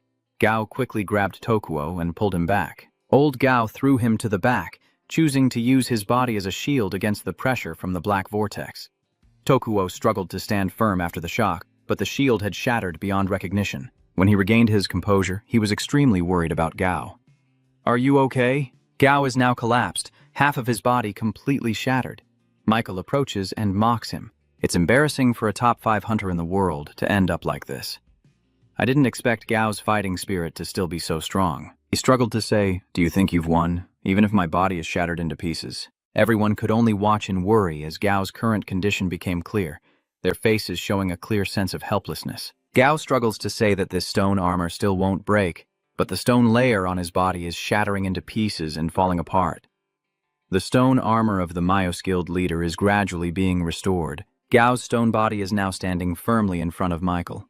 The reason his stone body has suddenly become so large is mainly due to expansion and the use of surrounding stones to grow bigger. This is the ultimate move of the crystal armor. Gao then throws a powerful punch towards Michael. He still pointed right there without moving. Only when Gao's armored arm was about to hit his face did he start using his skill. In an instant, the ground exploded, rocks flying everywhere. The system then displayed a message to Michael. Control+C to delete the target. He didn't know when he appeared behind Gao. He raised his hand, pointed at Gao's arm, and unleashed a black hole attack to shatter Gao's arm. His armored stone arm was shattered by Michael's power. Although the stone armor would become unstable after prolonged battles, it also defeated the opponent. Because unlike mana, the source of earth and stone is infinite. Gao then used his power to gather the stones and recreate a new arm. As the stone armor arm was restored, Michael continued to use his dark skill to break it again, and Gao, seeing this, reconstructed his shattered arm. The rocks and dirt are flying everywhere as Michael looks at Gao and says, "An eternal golem, it seems you live up to your reputation as the 5th strongest in the world." The stone arm of the Midas Guild leader has been restored. He swung his hand to punch Michael and shouted, "Shut up!" Gao charged forward, using his massive body to attack Michael. Gao rushes forward, preparing to use his massive hand to catch Michael. He is now in an attacking stance. A flash of lightning crossed M's eyes as he frowned and said, "But I am in second place here." Immediately after, Michael used his control skill. His system now displayed Control Delete Target. Immediately, a black hole appeared and destroyed Gao's stone-formed arm. Seeing this, Gao looked at him with a sharp gaze and said, "Another useless move." And just then, his arm slowly began to recover, with stones reconnecting through red electric sparks. Seeing that, Michael kept using his erasure skill repeatedly. Many black holes appeared in front of his chest armor. Immediately after, the face and a corner of Gao's upper chest were erased. He swung his fist at Michael on the ground and shouted. There, he continues to use his skill to erase part of Gao's arm again. But with Gao's stone body, he quickly restores his arm. Michael also refused to give up and continued using his erasure ability. Neither of them was willing to surrender, but this time was different. Gao's armored body had completely vanished, leaving only tiny dust particles in the air. The shattered fragments fell from the air, and Gao once again restored his stone armor form. At this moment, he suddenly realized something. Michael saw that, he slightly smiled and said, "You finally figured it out. You're much smaller now, huh?" Now, Gao's stone armor body has become much smaller than before. Michael kneels on one knee, bending down to pick up a shard of stone and says, "Because there isn't enough stone left to sustain that giant body." Michael then extended his hand again, and a purple portal appeared. He continued, "I used this to teleport all the stones." Now Michael slowly stands up, glaring at Gao with a provocative look and a mischievous smile. "And I will erase your existence completely!" Gao heard this and became furious, losing control as he shouted, "Take it now!" As Gao rushed to attack Michael, he thought to himself that with the abundant stones and the expanding power, he would have infinite strength, which is why he wasn't afraid of the dragon. But what if he erases all the stones he needs? There's no way this guy has such terrifying skills. Who is he? Seeing G attack towards him, Michael reached out his hand, enveloped in dark energy. Immediately, one of Gu's arms was blown off, leaving him stunned. Michael then used his skill to create countless black cosmic holes and said, "It's over." As soon as he finished speaking, he launched a strike directly at Gao. His stone armor body then exploded. His stone armor body was no longer intact, with part of his head shattered to reveal Gao's real body inside. The stone armor was gradually breaking apart, exposing his face, bleeding non-stop. Immediately after, his body collapsed to the ground with a thud. Michael just stood there watching. The members of the guild were all stunned by what they saw and couldn't speak. One person, pale-faced and trembling, stammered, "That guild leader is gone." Michael then turned around confidently and said, "Is there anyone else who wants to fight me?" Before he could feel proud, a voice rang out, drawing Michael's attention. This is Oresco, who is still demonstrating his power while loudly declaring himself the president of the International Hunter Association. Michael, as the leader of the research division of the International Hunter Association. She is now floating in the air, one hand raised to create a massive ice block of incredible power. Standing in the sky, she confidently declares to Michael that she will punish him. The leader of the Future Guild, lying on the ground, saw this scene and spoke up. So that's the reason she made that request. Masato remembered asking Ares before acting if he wanted him to buy some time. Ares heard his request and analyzed that this Michael guy doesn't seem good at wide area attacks. So she activated her magic circle while telling Masato, "Activating a wide area attack takes quite some time, so I need you to help buy some time." Chairman Shirazaki returns to reality as a powerful ice block speeds toward Michael. He looked up, frowned, and assessed the punishment. "You don't seem capable of doing it no matter how you look at it. Even if you remember my mother, there should be a limit to it." Ares Hill, after launching the ice sphere along with a beam of light, responded immediately, "You still dare to casually mention my mother like that? You think you can defeat me with just a block of ice? Is this all you can come up with after witnessing my power?" He raised his hand, instantly summoning countless black holes like he did to face Gao earlier. Michael immediately unleashed black holes to block Ares' attack, causing a series of massive explosions to erupt in the sky. The ice sphere just launched was shattered into pieces by Michael. Immediately, another giant ice sphere appeared right in front of Michael. Seeing that, he just stared at the approaching ice sphere. Michael also reacted quickly, immediately creating black holes that caused explosions. Eris Hill saw this and continued to unleash her power, creating ice spheres toward him and saying, "It will land before you can wipe it out." A ice sphere was now right in front of Michael, and he reached out his hand to catch it. The ice sphere hit the ground, causing a massive explosion, shattering the surrounding earth and sending debris flying everywhere. Sadhu stands outside with Mori and immediately comments, "The destructive power is incredible. I guess even he would be defeated." Eris Hill is now floating in the air, creating a protective circle around herself as the ice sphere continues to emit cold air. Ares Hill was suddenly startled by the scene before her. Michael still seems unharmed. He still stands there, unmoved, while the ice sphere has shattered. He now conjures a black abyss in his hand and says, "Ares, the price of defying me without knowing your limits is very high." Immediately, Michael's countless dark black holes surrounded Ares Hill, blocking her escape. She quickly used her power to fight against his dark black holes. Unfortunately, it was all in vain. The black holes surrounding her suddenly exploded. Immediately after, Ares' protective sphere shattered into pieces.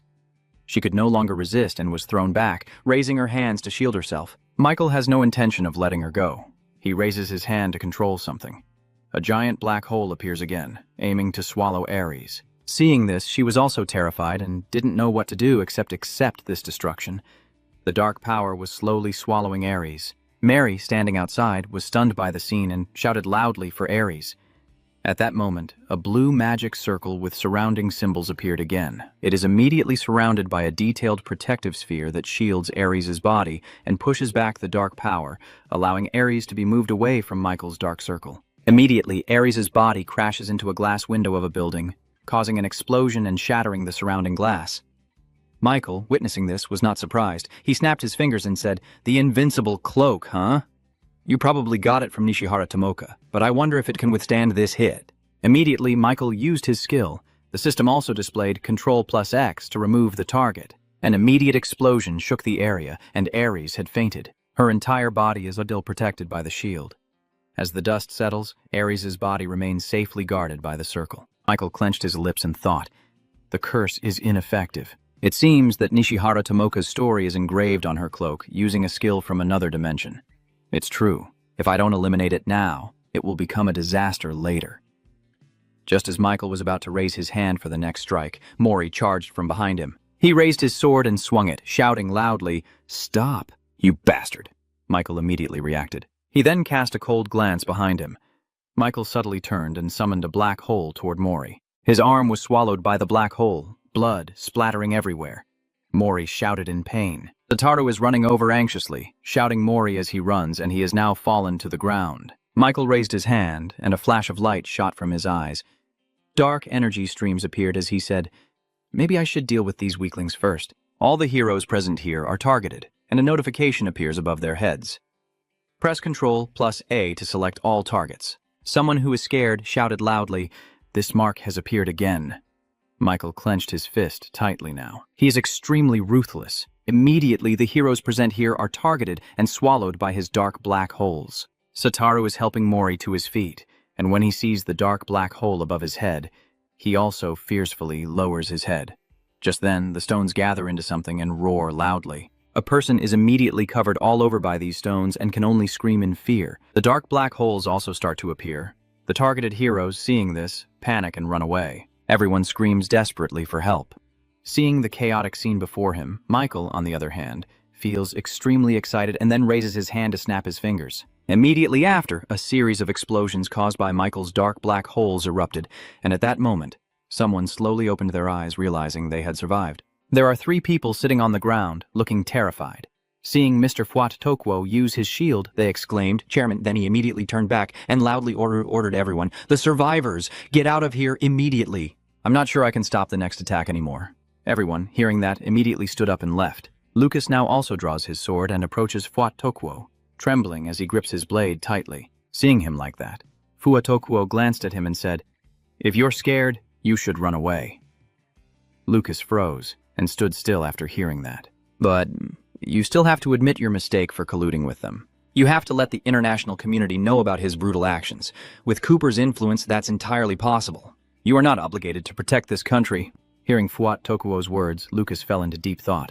Lucas recalls a scene from the past when he was young and followed a woman to ask her something. Lashira the hunter, why do you have to fight like that? You even have to borrow the holy sword. So the reason I was refused when I asked to borrow my sword was because of you. Faced with that look, Lucas felt incredibly guilty.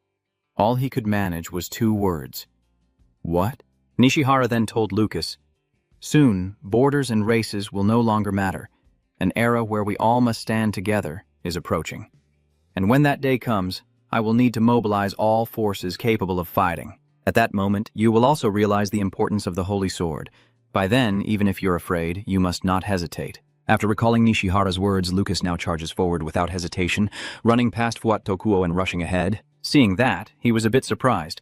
Lucas, wielding his sword and his strength, charged straight at Michael. He saw this and immediately extended his hand to unleash his power.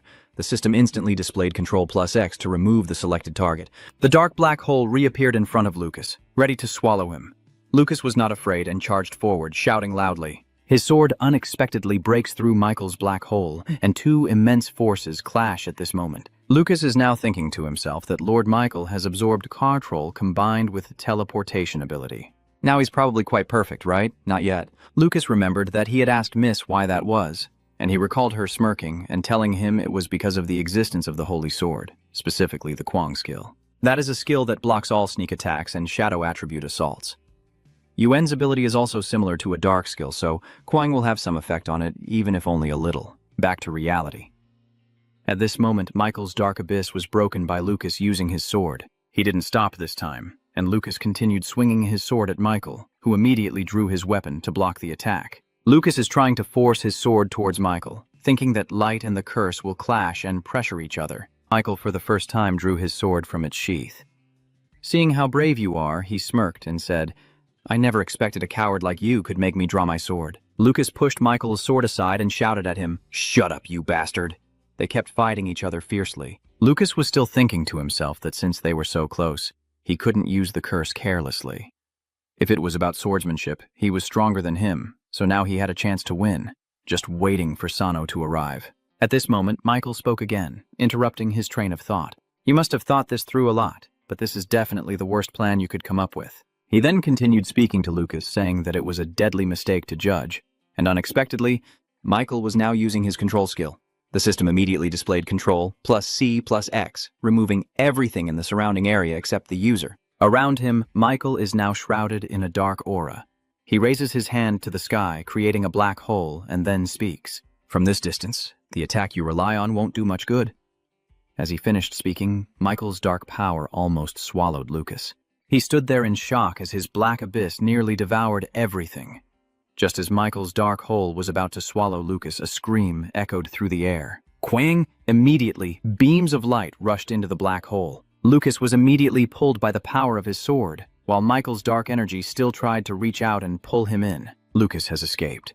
He looks at the glowing sword in his hand, still overwhelmed. In just a second, the sword shattered, the blade fell to the ground, and Michael stood before Lucas, radiating light all over his body. Lucas looked at Michael, his voice tired as he said, Removing everything around the area, so this is why you survived Ares' attack. Hearing that, Michael just slightly smirked and said, The sacred sword is shattered, but it seems you don't care much, huh? Is there a copy hidden somewhere here? Immediately, Michael charged straight at Lucas. His eyes gleamed. Michael smirked and said, Looks like you're teaming up with that C-Troll+C, huh? Seeing him like that, Lucas quickly stepped back to dodge, but Michael was faster and grabbed his neck. Lucas at this moment could no longer struggle.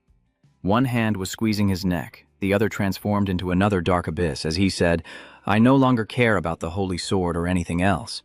I will completely erase your existence. At this moment, a clean space tear appears behind Michael. It's Haruto. He jumps out, raises his sword, and strikes at Michael with force. He senses something and suddenly freezes. He tilted his body to dodge Haruto's powerful strike, but in doing so, he also lost Lucas from his grasp. His sword slashed down, tearing the ground into a long crack. Michael also dodged to the side. Haruto just landed and, filled with rage, looked at Michael and said, I may feel guilty about killing to steal the curse, but killing you, I think I wouldn't feel any remorse. Michael is standing there now, opening his system and carefully searching for something. In his mind, he is thinking that the space fragment is resonating, So this guy is also holding a piece of space. Michael is still standing there. He quietly observes Haruto, whose entire body is now enveloped in a surge of power. Michael is carefully observing Haruto from head to toe when suddenly he is startled, as if he has realized something. Seeing the sword in Haruto's hand, he immediately recognized that Michael thought to himself, "The Calicia sword, he is Control-C." After thinking, Michael quickly used his skill. The system now displays Control-C to remove the selected target. Michael raises his hand and continues to create a dark black hole, preparing to attack. At this moment, a stream of blue light appeared, drawing his attention. Michael glanced over at the inferno fire. The blazing blue flames are now burning close to his position, causing Michael to instinctively step back. The blue flames suddenly burst into a blaze, burning everything. Michael saw this and immediately flew up to avoid the hellfire. Nanas has now returned, her lost arm has been restored, and she is holding her spear, radiating fierce energy. Satoru, seeing his sister safe and sound, burst into tears and called out loudly. Sister, Fua is standing there holding his weapon, and when he sees Nanas, he also freezes and calls out to the hunter Nanas. At this moment, someone's thoughts emerge. Even the healing skills of Chairman Sonoda couldn't restore her to this extent. The injury caused by Control-C plus X cannot be healed with ordinary treatment. It must mean her wound has been reverted to its pre-injury state. In other words, seeing Nanas recover like that, Michael was just standing there in awe. Then suddenly he saw something that made him startle. He is flying in the air, and Sarako has also arrived here. She is using her skills and another source of energy to heal Masato's wounds. Control plus Z. After a moment of observation, Michael finally locks eyes on Sarah. A new thought began to form in his mind that he had to take her down. While he was distracted and let his guard down, Nanas launched a powerful attack towards him. Vudao! Michael turned around and saw Nanas's slashing attacks heading straight for him, but he remained still. Immediately after, Michael used his unique skill, Control plus X, to remove the selected target. He raised his hand to the sky and a black hole with dark power reappeared. Michael immediately summoned the dark black hole to dodge the attack. Nanas frowned in frustration, feeling she couldn't do enough damage to him. Meanwhile, Haruto was using his webs combined with his skills to attack. The system now displays Control plus Phi to use Iris's branch. The spider webs controlled by Haruto immediately rushed towards Michael. Immediately after, the spider silk caught Michael and formed a giant ball around him, emitting only screams. On the other side, Sarah is using her power to restore Masato's lost arm. He is a bit surprised to see that. Mas's arm quickly reformed, and he stared blankly at the flow of power that had helped him, lost in thought. Even Masato's equipment has been restored to its original state. This is truly an extraordinary skill. The spatial effects have also disappeared without a trace, but the mana in this area is still limited.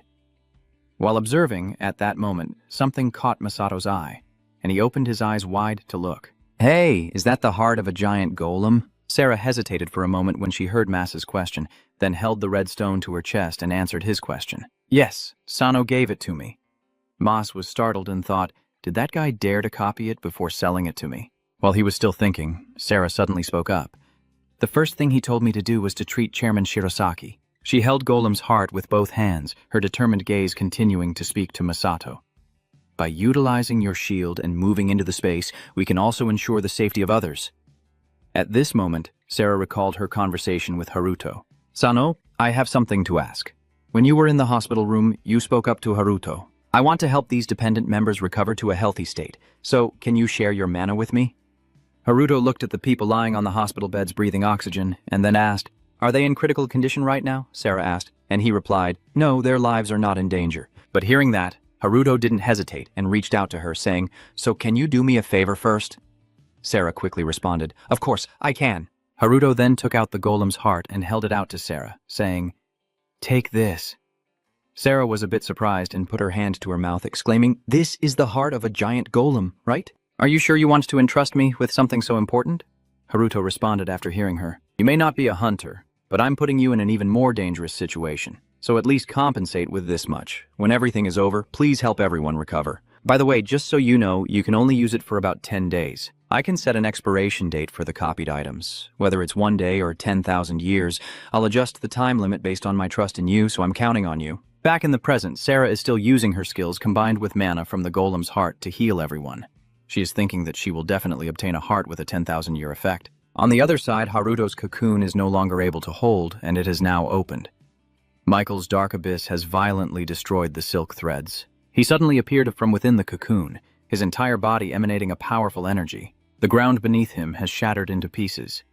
Haruto sees the scene before him, his hands clenched tightly around his sword, ready to fight at any moment. One of Michael's eyes is now completely glowing. He looks at Haruto with a strange smile and says, "Can you even copy the corrupted tree of Moko? I didn't expect you to be able to copy an item from another dimension, which makes me want to get it even more." He drew his sword and continued, "I will definitely end you and steal the curse to make it mine." Michael is now opening his system to check. He looked at it and thought, Control-C, Control-Z, a piece of space. So this is why MO was so interested in this country. At this moment, Michael's system shows that he has Control+A to select everything. Haruto, seeing this, was furious as he looked at him and clenched the sword in his hand. Sarah's healer looked up when he saw that, while Nana's, wielding her spear, glared at Michael with an extremely hostile expression. Her entire body now radiates immense power as she says, "Rehashing old tricks won't work." As soon as she finishes, Nana strikes with 2 slashes toward Michael. Vu Dao! Immediately, Nanas's powerful strike aimed straight at Michael. He was still standing still, and just as Nanas's strike was about to hit him, he raised his hand to block, sneering, "This useless thing again." The very next second, Michael used his skill. The system displayed Control+X to remove the target. He immediately created a huge black hole to block in front of him. Just as Michael lowered his hand, Nanas unexpectedly charged toward him. She keeps using her power and then speaks up. It's only just started. A blazing blue flame is brought forward to attack Michael Prison Fire. Seeing that, he continues to use his skills. Michael's dark black hole is now absorbing Nanas's flames inside. Seeing that it still wasn't enough, Michael created 2 more black holes to deal with Nana's flames, but he still couldn't eliminate her immense power. At this moment, the spreading flames are almost swallowing him. Immediately after, a large fire erupts and crashes down onto the ground. Michael was lucky to quickly fly away and avoid Nana's attack. Watching the fierce flames burning, he thought to himself, "This hellfire technique is really troublesome." He reached out his hand toward Nana's to unleash his power, still thinking he would wipe her out first. Control+X removes the target, and immediately a dark black hole attacks toward Nana's. A bit surprised, he just stood there watching as Haruto's spider silk suddenly appeared again. Control-V uses giant spider silk. His webs quickly wrap around Nana's. He quickly pulled her back to avoid a deadly attack, causing the black hole's strike point to explode. Haruto saw that she was safe and quickly retracted his hand. Nanas then turned her head to look at him. Nanas turned back, her voice steady and her gaze sharp, and said to Haruto, "Sano, don't interfere." Haruto then came to her side and reminded her, "His skills are very dangerous. I can't guarantee you'll be able to recover if they attack again." She helped the injured into the space. Hearing him say that, Nanas was a bit stunned. Haruto was still watching Nanas and then continued speaking to her. "Only my skills are on par with his."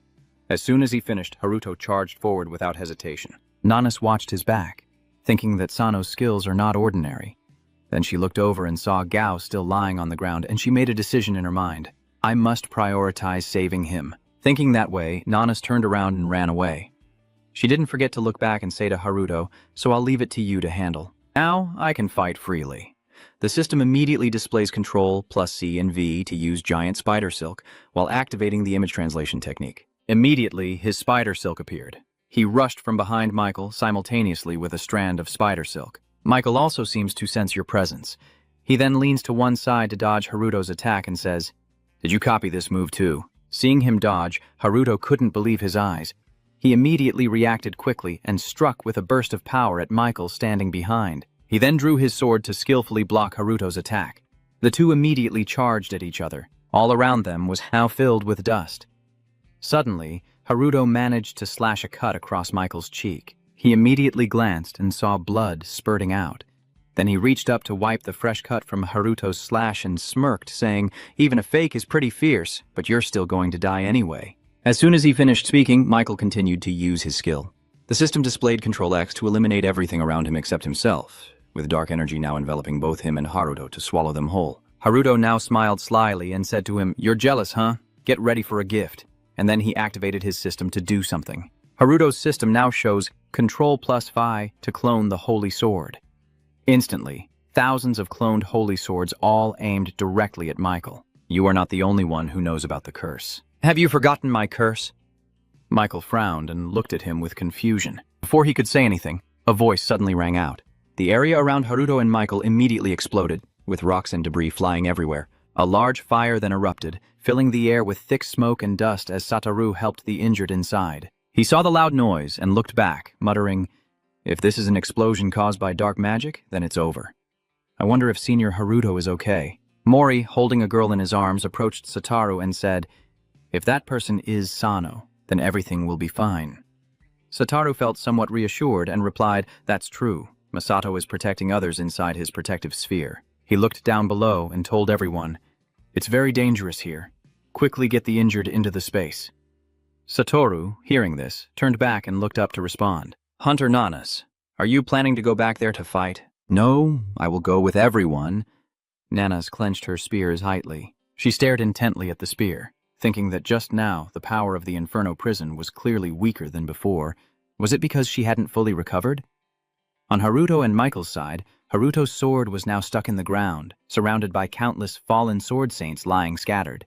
At this moment, Michael is the one who reaches out to draw Haruto's sword, trying to pull it out with both hands. Seeing it was impossible, he raised his hand to look at it. Before he could think, Haruto appeared right behind him. "You can even copy yourself. You turned the curse Q-Troll plus C into this thing." He placed your sword in your hand and smirked, saying, "So if I destroy it, will everything go back to normal?" Hearing Michael threaten like that, Haruto reached out and responded, "Not necessarily, but if he likes, he can do it. Anyway, his time is almost up. So your body also has a limited lifespan, right?" "I'll probably find out soon enough." Haruto smirked, raised his hand, and said to him, "What are you rambling about? My curse can't kill me." Hearing that, Michael sighed and replied, "My curse can destroy your existence and cannot be undone." He looked at Haruto's arm, wounded by his dark energy, and said, "I was also a bit shocked to learn you could do this, but it seems there are limits. Once I kill you, even if you copy yourself, you'll just be an increasingly weaker version. The more I enjoy killing, the less you'll be able to fight back." Haruto's whole body was now wrapped in Michael's dark energy. He raised his hand and looked inside his mind, thinking that, as he said, he couldn't fully copy himself. "If this drags on, it will put us at a disadvantage. We must finish it in the next move." At this moment, Haruto opens his status window to check. You touch it, and your information is immediately displayed. Haruto Sano, Basic Defense, 245, 35%, Skill Level 7, Mastery Level 10. After reading this, Haruto was thinking to himself that he would activate Berserk when his HP drops below 25%. He must be at least level 600. You are now crouching on the ground, turning to look at Michael in front of you, then continuing to think that in a Berserk state, you might land a hit. Let's go with that. Thinking quickly, Haruto reached down and shot out his spider silk. The system now displayed that pressing Control plus V would activate Iris's branch. Haruto's spider silk immediately rushes to catch Michael, who is floating in the air. After dodging Haruto's silk, he quickly moves behind him. Haruto, immediately alert, glanced at Michael's sword as it stabbed toward him. Haruto couldn't dodge in time, and the blade sliced across his neck, blood spraying out. Haruto can only grit his teeth and endure the pain as he looks at him. Just then, Haruto's system displays again. Troll's HP dropped below 25%, activating Fury. Immediately, a flame erupted along with Haruto's sword. Haruto quickly drew his sword engulfed in blazing red flames and spun around, unleashing powerful slashes toward Michael. He stood frozen, witnessing the scene before his eyes, and immediately Michael reacted. He immediately activates his skill. Control plus X removes everything around him except for the user. Haruto's strike, glowing with a fierce red energy, slashed straight ahead. Michael had just blocked Haruto's attack, still surrounded by a dark aura. "So the furious sword is dangerous. Is this your scheme?" Haruto's body is now being increasingly enveloped by his dark aura. You grip your sword tightly and glare at him as a flash of light crosses Michael's eye. "So now all you have left is a curse? It will be interesting to see if it can stand up to mine." The system immediately displays Control plus X to remove the target. A circle of Michael's dark power is now surrounding Hato. Seeing that, he looked around. Michael's dark power was slowly swallowing him. Haruto immediately glared at him, and just a second later, he used his skill. Pressing Control plus V, he uses Giant Spider Silk while activating the image translation spell. Michael's black pond has now appeared. Michael didn't notice, while Haruto's spider silk had quietly appeared behind him, without him realizing. And as Michael kept looking forward, Haruto suddenly appeared behind him with his sword. Michael immediately realizes something and glances around cautiously. As soon as he sees Haruto, he quickly activates his skill. Press Control plus X to remove all surrounding areas except the user. Haruto is holding a sword very close to him. Michael's dark power is once again swallowing both of them. At this moment, he adjusts his skill. The system immediately appears. Control-C plus X retains the removed area for 10 seconds. Instantly, Mikale's dark black hole reappears. Haruto seemed about to be swallowed by Michael's power, so he shouted loudly.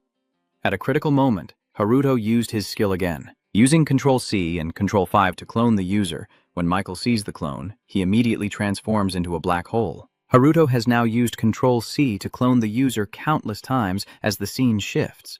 At the same time, inside the space, Lucas is now sitting in a corner, with his body covered by green lightning bolts. Lucas was clutching his face with his hand, looking distressed and panicked. As he was thinking about having a copy of the Holy Sword, something caught his attention.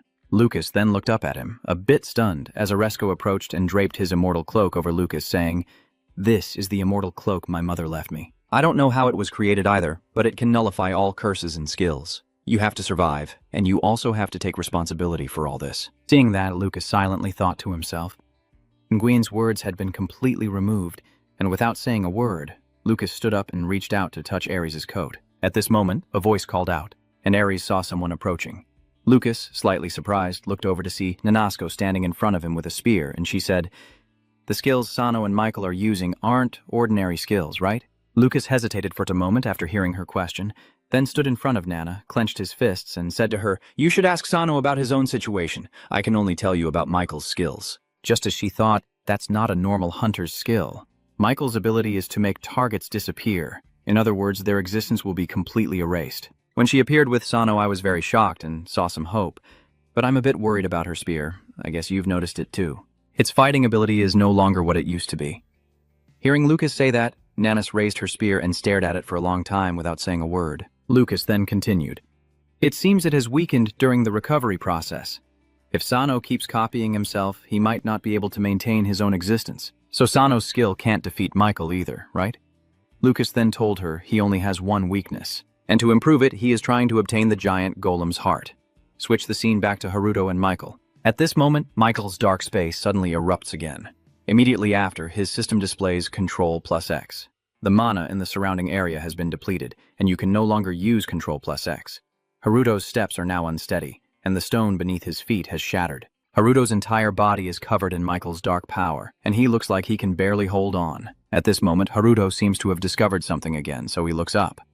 Michael, seeing this, just frowns and looks at Haruto in front of him. "Your curse has erased the mana in the surrounding area, so this is why you crave the golem's heart. It's too late to realize now. What can you do? You're barely standing." Haruto is now silently thinking to himself. He's right, there's nothing he can do right now. The system then sent a red alert, indicating that the user was seriously injured and unable to use Kalao. Seeing that, Haruto quickly opened his system and looked into it, gritting his teeth as he thought hard. Is there anything in the warehouse he can use? At this moment, Haruto noticed a glowing square, the 3/5 space fragment. Seeing this, he thought to himself that the space fragment was resonating. Haruto looked at Michael and saw that he also had a resonance fragment, so he thought he must also have a space fragment. When Michael saw the resonance fragment on his system glowing, he smirked and asked Haruto, "So you also have this resonance?" Hearing him say that, he was somewhat convinced. It must be so. At this moment, Haruto suddenly remembered something important. His eyes widened. Wait a minute, the one with more space fragments can combine them. I have 3 fragments, so he only has 2. The explosion from 3 shards is already pretty intense, so it's worth a try. After thinking, Haruto now pulls out a sword from his inventory. That broken sword, your skills might be impressive, but if you're weak, what can you do? Haruto, hearing that, refused to back down and retorted, "You can't use mana, so what's the difference?" Michael, hearing this, launched his attack while saying to Haruto, "Even without curses, you're not skilled enough to fight me." As Michael finished speaking, he lunged forward and thrust his sword through your body, blood instantly spraying out. He sneered contemptuously and said to Haruto, "Give me the space shard before you die." "Gao, so what? I hope you can handle it." As soon as he finished speaking, he threw the 3 space fragments to Michael. The 3 space fragments that Haruto just threw up immediately soared into the sky and shone brightly. Haruto's 3 fragments immediately flew to combine with Michael's fragment. Seeing that, he froze and said, "What, you didn't need permission to do that and opened my personal storage." "It's my fault. I forgot to mention that the one with more space fragments can summon the remaining ones no matter where they are." Immediately, Michael's space fragment was summoned by Haruto's 3 pieces, and when they combine, they explode with quite a force. "If you can't copy, then what are you going to do now?"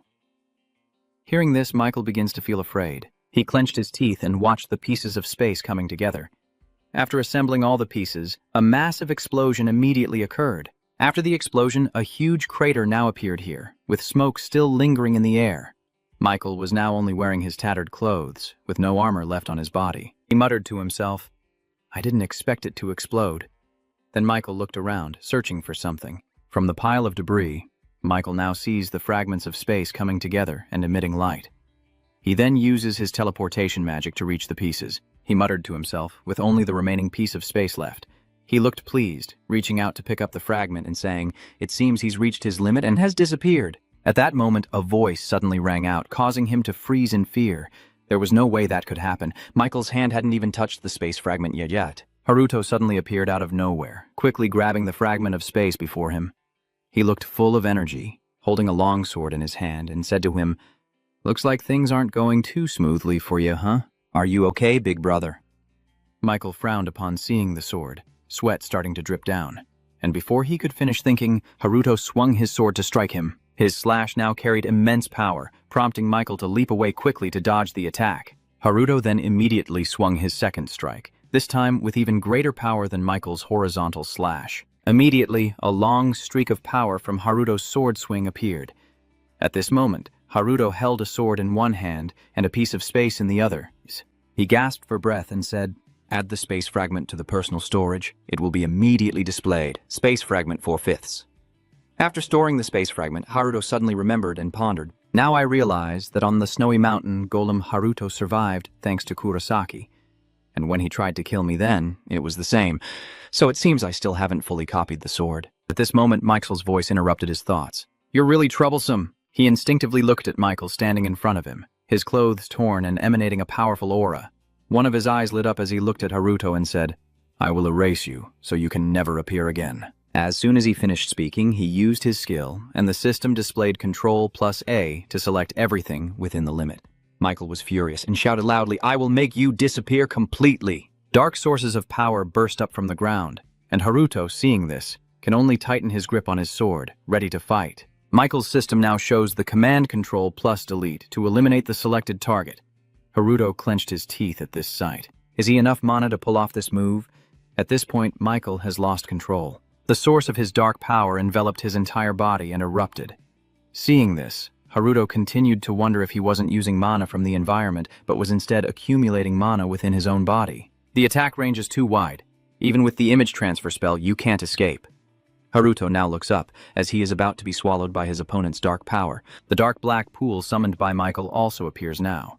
At this moment, Tuner is also present here. He looked at Michael's dark black pool as he entered, and muttered to himself, so that the black sphere is Michael's ability. Help is right here. The country is now trying to weaken the military forces, and the situation is getting out of control. Makoto also stepped out from the teleportation gate, and as soon as he arrived, he spoke, "It seems we have no other choice."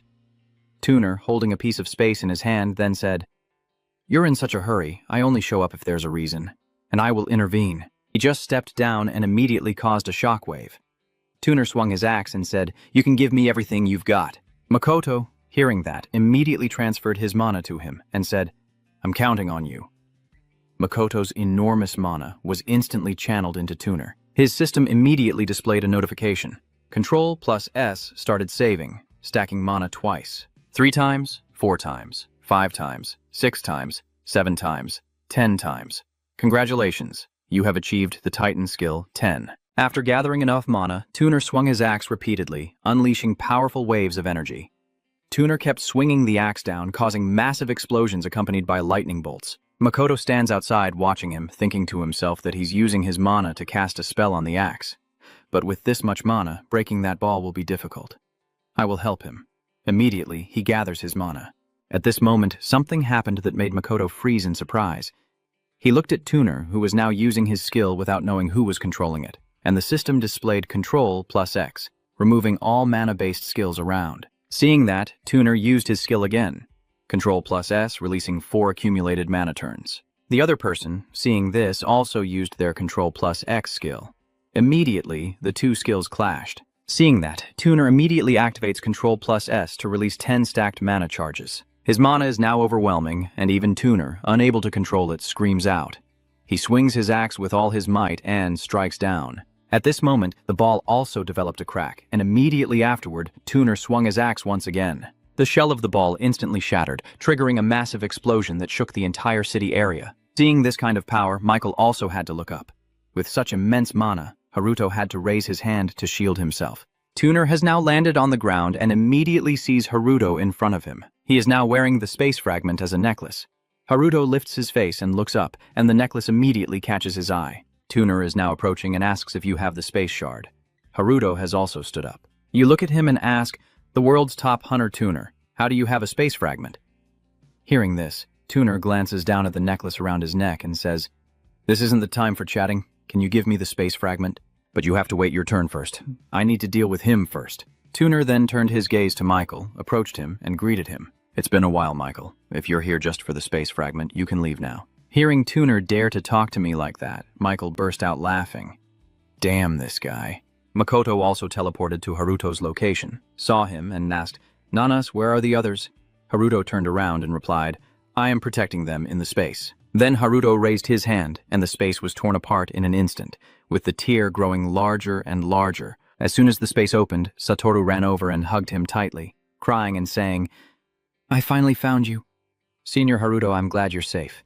It seems I underestimated you. I'm leaving now, but remember, my collection of space fragments is not just for the power of the chameleon. The saint who once cursed this place will appear again. We can't banish him with just these minor skills. That's why Nishihara Tomoka broke the key into pieces and sealed that space. Opening the door to that space is also inviting them. Be prepared for that moment. Be prepared." He clenched his fists tightly before leaving and told Haruto, "Remember to be stronger next time we meet, or I will kill you." Haruto listened to him and just stared silently. At that moment, Tuner approached from behind and asked, "Is it okay to let him go like that?" Haruto, hearing him ask that, replied, "My current condition can't fight him anymore. Don't worry. I'll kill him someday." Tuner then looked at Haruto and asked, "So I haven't learned your name yet." Hearing that, you told him your name is Haruto Sano. At this moment, Tuner took off the space fragment from his neck. He handed one to Haruto and said, "I have a space fragment here. Haruto still has his." Hearing that, Haruto smiled and said, "I have the remaining number." Tuner, hearing this, quickly asked Haruto, "Really? Then let's gather them all to make a key." Seeing how hurried he was, you reached out your hand and said, "Calm down. Look at this." You are referring to the large depression caused by the explosion. And I continue, "This is what happened when the 4 space fragments were combined. I don't know if this place can withstand the explosion of 5 fragments anymore. We need to find a safer place." Tuner, hearing this, pointed to himself and said, "Then let's go to the United States. If you give me these pieces, I will keep them within the guild." Haruto heard him and immediately asked, "I don't want to go to such a dangerous place like the Ouroboros Guild." At that moment, he instinctively looked ahead and saw Satoru walking with Mori, and he said, "A guild?" "Yes. If you want to get stronger, it's best to form an alliance, right? If you want, I can change the conditions." Haruto looked at him and straightforwardly said, "No thanks. You look very happy now as you tell Tuner that you will establish your own guild with your friends."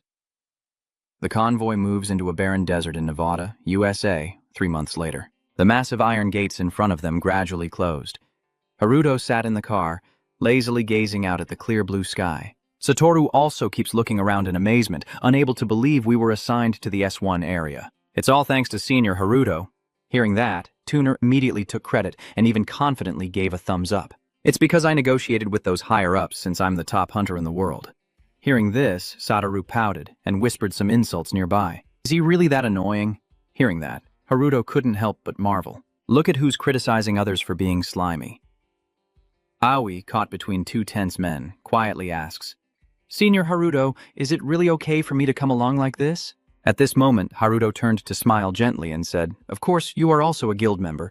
Let's unite the fragments of space together." As for Gao, this person has a high and expressive face, constantly complaining about everything around him. Are we really going on a long journey just because of that? What kind of useless vehicle is that? Toon immediately announced that this place isn't just inhabited by aliens.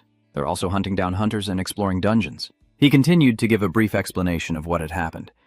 Our main research focuses mainly on items from other spacefaring races. Recently, we have also been studying a unique skill called cursing. As the story makes Arita Sarah sit still and start to understand, she realizes this is the reason she had to come along. Then, Tuner held up the space fragment from his neck and said, "We have always looked forward to uniting the space fragments to complete the key." Not everyone is like that, only My. Outside the space gate, you're not just temporarily interested in research. Oh, you're overthinking it. From a global perspective, we can all look forward to new research and breakthroughs when the space gate opens. And your father Sano's research will become clearer too. Amidst the noise, Haruto, deep in thought, gazes outside reflecting on his father. Dad, what were you researching back then? And since we're always together, how could you do research here? Deep down, he was secretly thinking that the real reason he came to America was to uncover the truth. Going back 3 months to Tokyo, where at the headquarters Nana's presentations echoed, and Saffield was a multinational organization. Only the International Hunters Association had the authority to disband it. She continued to explain that Michael had been expelled from the guild and is now a global fugitive. Everyone around kept discussing nonstop, until a black-haired man asked with curiosity, "So what about restoring Tokyo?" The answer was almost immediate, that it will proceed as we just discussed. Nanas calmly explains the current situation in Tokyo.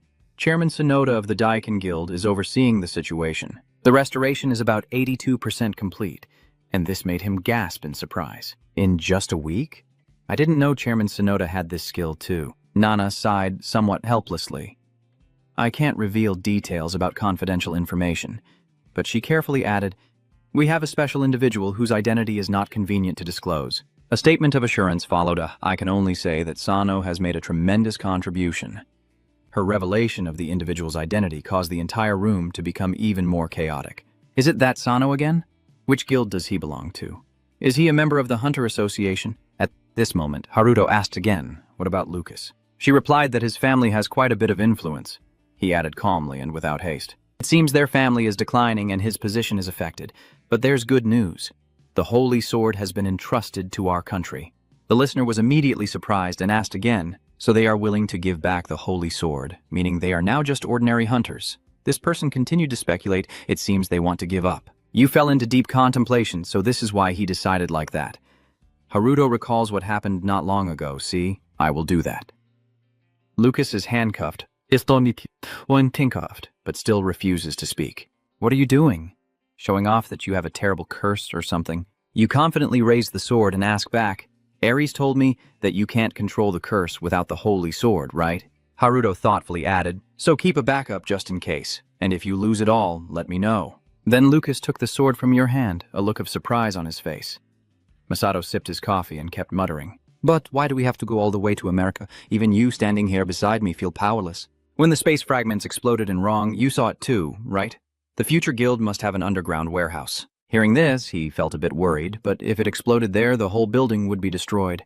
He continued, "That's right, you can do it inside the space. I've tried, I can take out the space fragment, but merging them doesn't work. You seriously state that the only safe place for us to do this is the desert in America. And I have to say, I agree. I can't imagine the power of the explosion that 5 merged space images would cause." Masato, surprised by that answer, also turned around in panic. "Don't tell me you're planning to join the Arbaros Guild and give them a space key in perfect condition." At this point, you just smile faintly.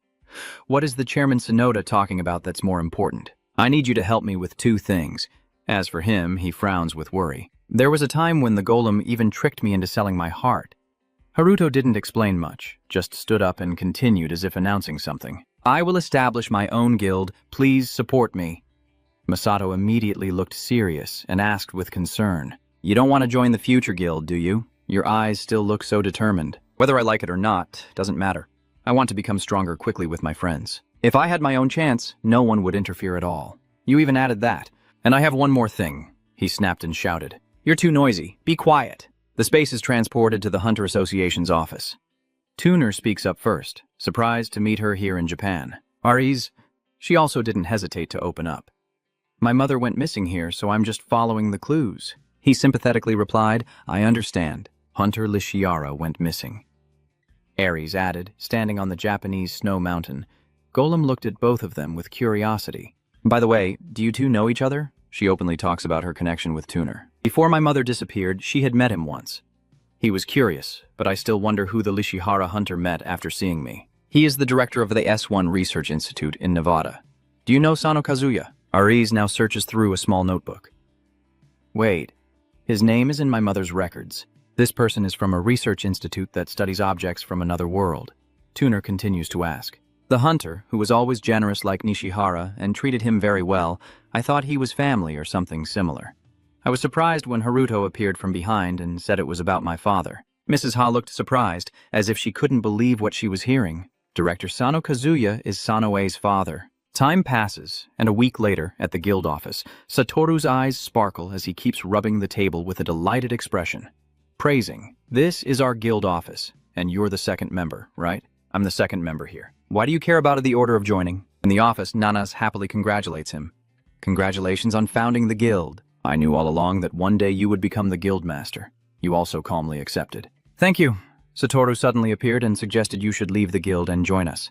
Haruto also chimed in with an invitation. "We always welcome Miss Nanas." Tokuo laughed loudly and spoke on behalf of his group.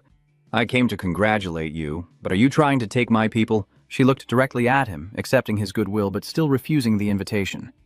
"It's an honor, but I will stay with the association. There I have more room to work."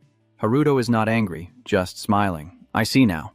Masato still keeps his tough expression, sneering at those who do nothing. "After submitting the documents to the association, I order the office supplies. I handle all that myself. Who else would?" You casually thank him as if it's nothing. "Thanks for your help." So the mission is complete. Seeing that attitude, he seemed about to lose his temper and rush to beat the opponent. "Shut your mouth. Do you want to fight?" A sudden voice rings out, catching Haruto's attention. "Is your guild's name a bit too straightforward?" The silhouette of an familiar person appears. Lucas shows up. "Lucas, why are you here?" he calmly responded, as if he had no need to explain his situation of losing everything. "I lost my position as an international minor. My family also turned their back on me, so I have nowhere else to go, and I decided to join your guild as the first member." Satoru smugly walks up to him and acts superior. Even a rookie like me has to play second fiddle to him. "Don't cut in line, brother." Rand stood up and voiced his question. "So who was the first one then? Are they really that powerful?" "You didn't answer at all. You raised your hand and spoke as you walked away. It's time for us to pick up our first member at a place as deep as an abyss, where dry skulls and decayed bones lie like a ruined tomb. Number one, what are you doing? You forgot to bring the bone sword of the High Elves." "Yes." He kept bowing his head repeatedly, unable to stop, and said, "I brought it here." "Sorry." The guy next to him is full of questions. "What is its name? Why do they keep calling it by a number?" He wondered to himself, what was his name again? Then he quickly remembered, oh right, he owes the Muse Guild 10 billion, so he's basically a slave here for life. The person next to him couldn't help but be stunned by the amount of debt a single person could accumulate. Is the debt that huge? Cut to another scene. Ben, with his backpack on, turns back to explain. "Ao Ikanaga has been sneaking in and out of the dungeon for a while now. I heard he joined the Muse Guild," Haruto asked back with confusion, and he hesitated a bit before explaining about the Muse Guild. "The guild is well known locally, but they treat members like slaves." Hearing this, you were taken aback. The servant was still there, listening to the story from behind as someone loudly called out to the signboard announcing the departure time. He hurriedly said goodbye and turned to run away. "That's all I know. The rest is up to you to discover," as the two of them took steps on their journey to find the first member of the guild. Satoru spoke up. "Do you really think that's true? The infamous Midas Guild treats its members like that. You don't rush to answer, we need to verify first." Sitting in the car, Haruto is deep in thought, with hundreds of questions running through his mind. Maybe he left the powerful guild to become stronger quickly, but why join Mayusker's official team? He ordered Satoru, "Let's go to the Muse Guild." He obediently replied, "Fine." The Midas Guild headquarters, a magnificent high-rise building, appeared as Satoru looked up in awe. "That's impressive. I always feel a bit envious every time I see it." Haruto turns around, curious. "Have you been here many times?" He quickly explained that I had been there many times before with my father. "You stand aside to calm your thoughts about this seemingly clueless person, right? I almost forgot that his behavior and words make me forget he's the young master of the second-ranked powerful guild in the country." Behind them, a group of people in black quickly rush past in the background. A respectful person stands beside an open car door, and from inside the car, a well-dressed man in a suit steps out as all his subordinates bow in greeting. Satoru, standing to the side, was a bit surprised and exclaimed, "That's Takashi." He didn't know who it was, so he asked someone. He explained it to Haruto. He is the older brother of Takashi, the guild leader. He is a very influential person. He manages the Muse Guild except for who. Even though he's not a hunter, his management skills are impressive. These two brothers, Takashi and the other, only managed to get Miyas through some secret deal. Hearing this, you become even more surprised by the other person's abilities. He's not a hunter, but he controls the Midos Guild. It seems the two of them have been staring at each other so long that Takashi's attention was drawn. He turned around and asked curiously, "Satu." Satoru also bowed politely to greet his superior. "Long time no see." Takashi nodded and asked, "Jiao Village." "That's right. President Sonoda is busy stabilizing the city, isn't he?" He responded a little shyly, "Yeah, but I'm sure Dad will finish quickly." You also noticed the person next to him greeting, "You're Sano." Haruto politely greets Zhao Dao as well. "Nice to meet you. I am Haruto Sano. It seems you know about me, huh?" Takashi pushed up his glasses with a look of evaluation and a hint of sarcasm. "You are the key player in breaking the recent illegal use of the Beng, so there's no way I wouldn't know. Why did you come to the Muse Guild? You don't hesitate to get straight to the point." "I'm here to find a younger brother. You still kindly reached out to get the tablet without forgetting to ask." "So, your younger brother is in our guild. What's his name?" Haruto responds, "Ao Aikanaga." Takashi quickly looked up the information. "He is currently in the bone-carving dungeon." His face flickered for a moment as he continued speaking. "Like this person." Takashi concludes confidently that the dungeon is simple and he'll be back soon. "Now I'll take my leave." Satoru exhaled in relief, feeling the tension in his nose ease after the fierce one left. Haruto looked at the figure of the Midas Guild leader with admiration. Takashi, the guild president, may not be a hunter, but he possesses a very formidable aura. You seem completely unconcerned, even praising the top player, and Ikanaga is also among the highest ranks in the Midas Guild. I bet he's quite enjoying this, and he's definitely doing a great job in the team. Haruto smiled upon hearing the information, realizing that his rank was high, and the guild needed his abilities. He was quietly assessing that his dungeon knowledge was on par with Chairman Kinosaki, and that his situational awareness was very sharp.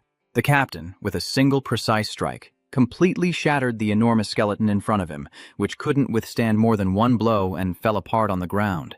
He then turned to his companion and said there was only one more left, so this place was now clear. The red-haired, sweaty man exclaimed happily, while the other two continued enthusiastically fighting monsters. He then crouched down near a skeleton, holding a piece of bone that looked dark and cursed, thinking it might be black mana. Unlike what he studied, and upon quick research, he realized it was different, with a dungeon difficulty level C, weaker than in other dungeons, making clearing easier. His mind started calculating. Hak mana should be very scarce or non-existent. So why is it releasing black mana like this? As if it has figured something out. He quickly rushes forward, his mana like a lifeline for the army of skeletons, and then they continue to conclude.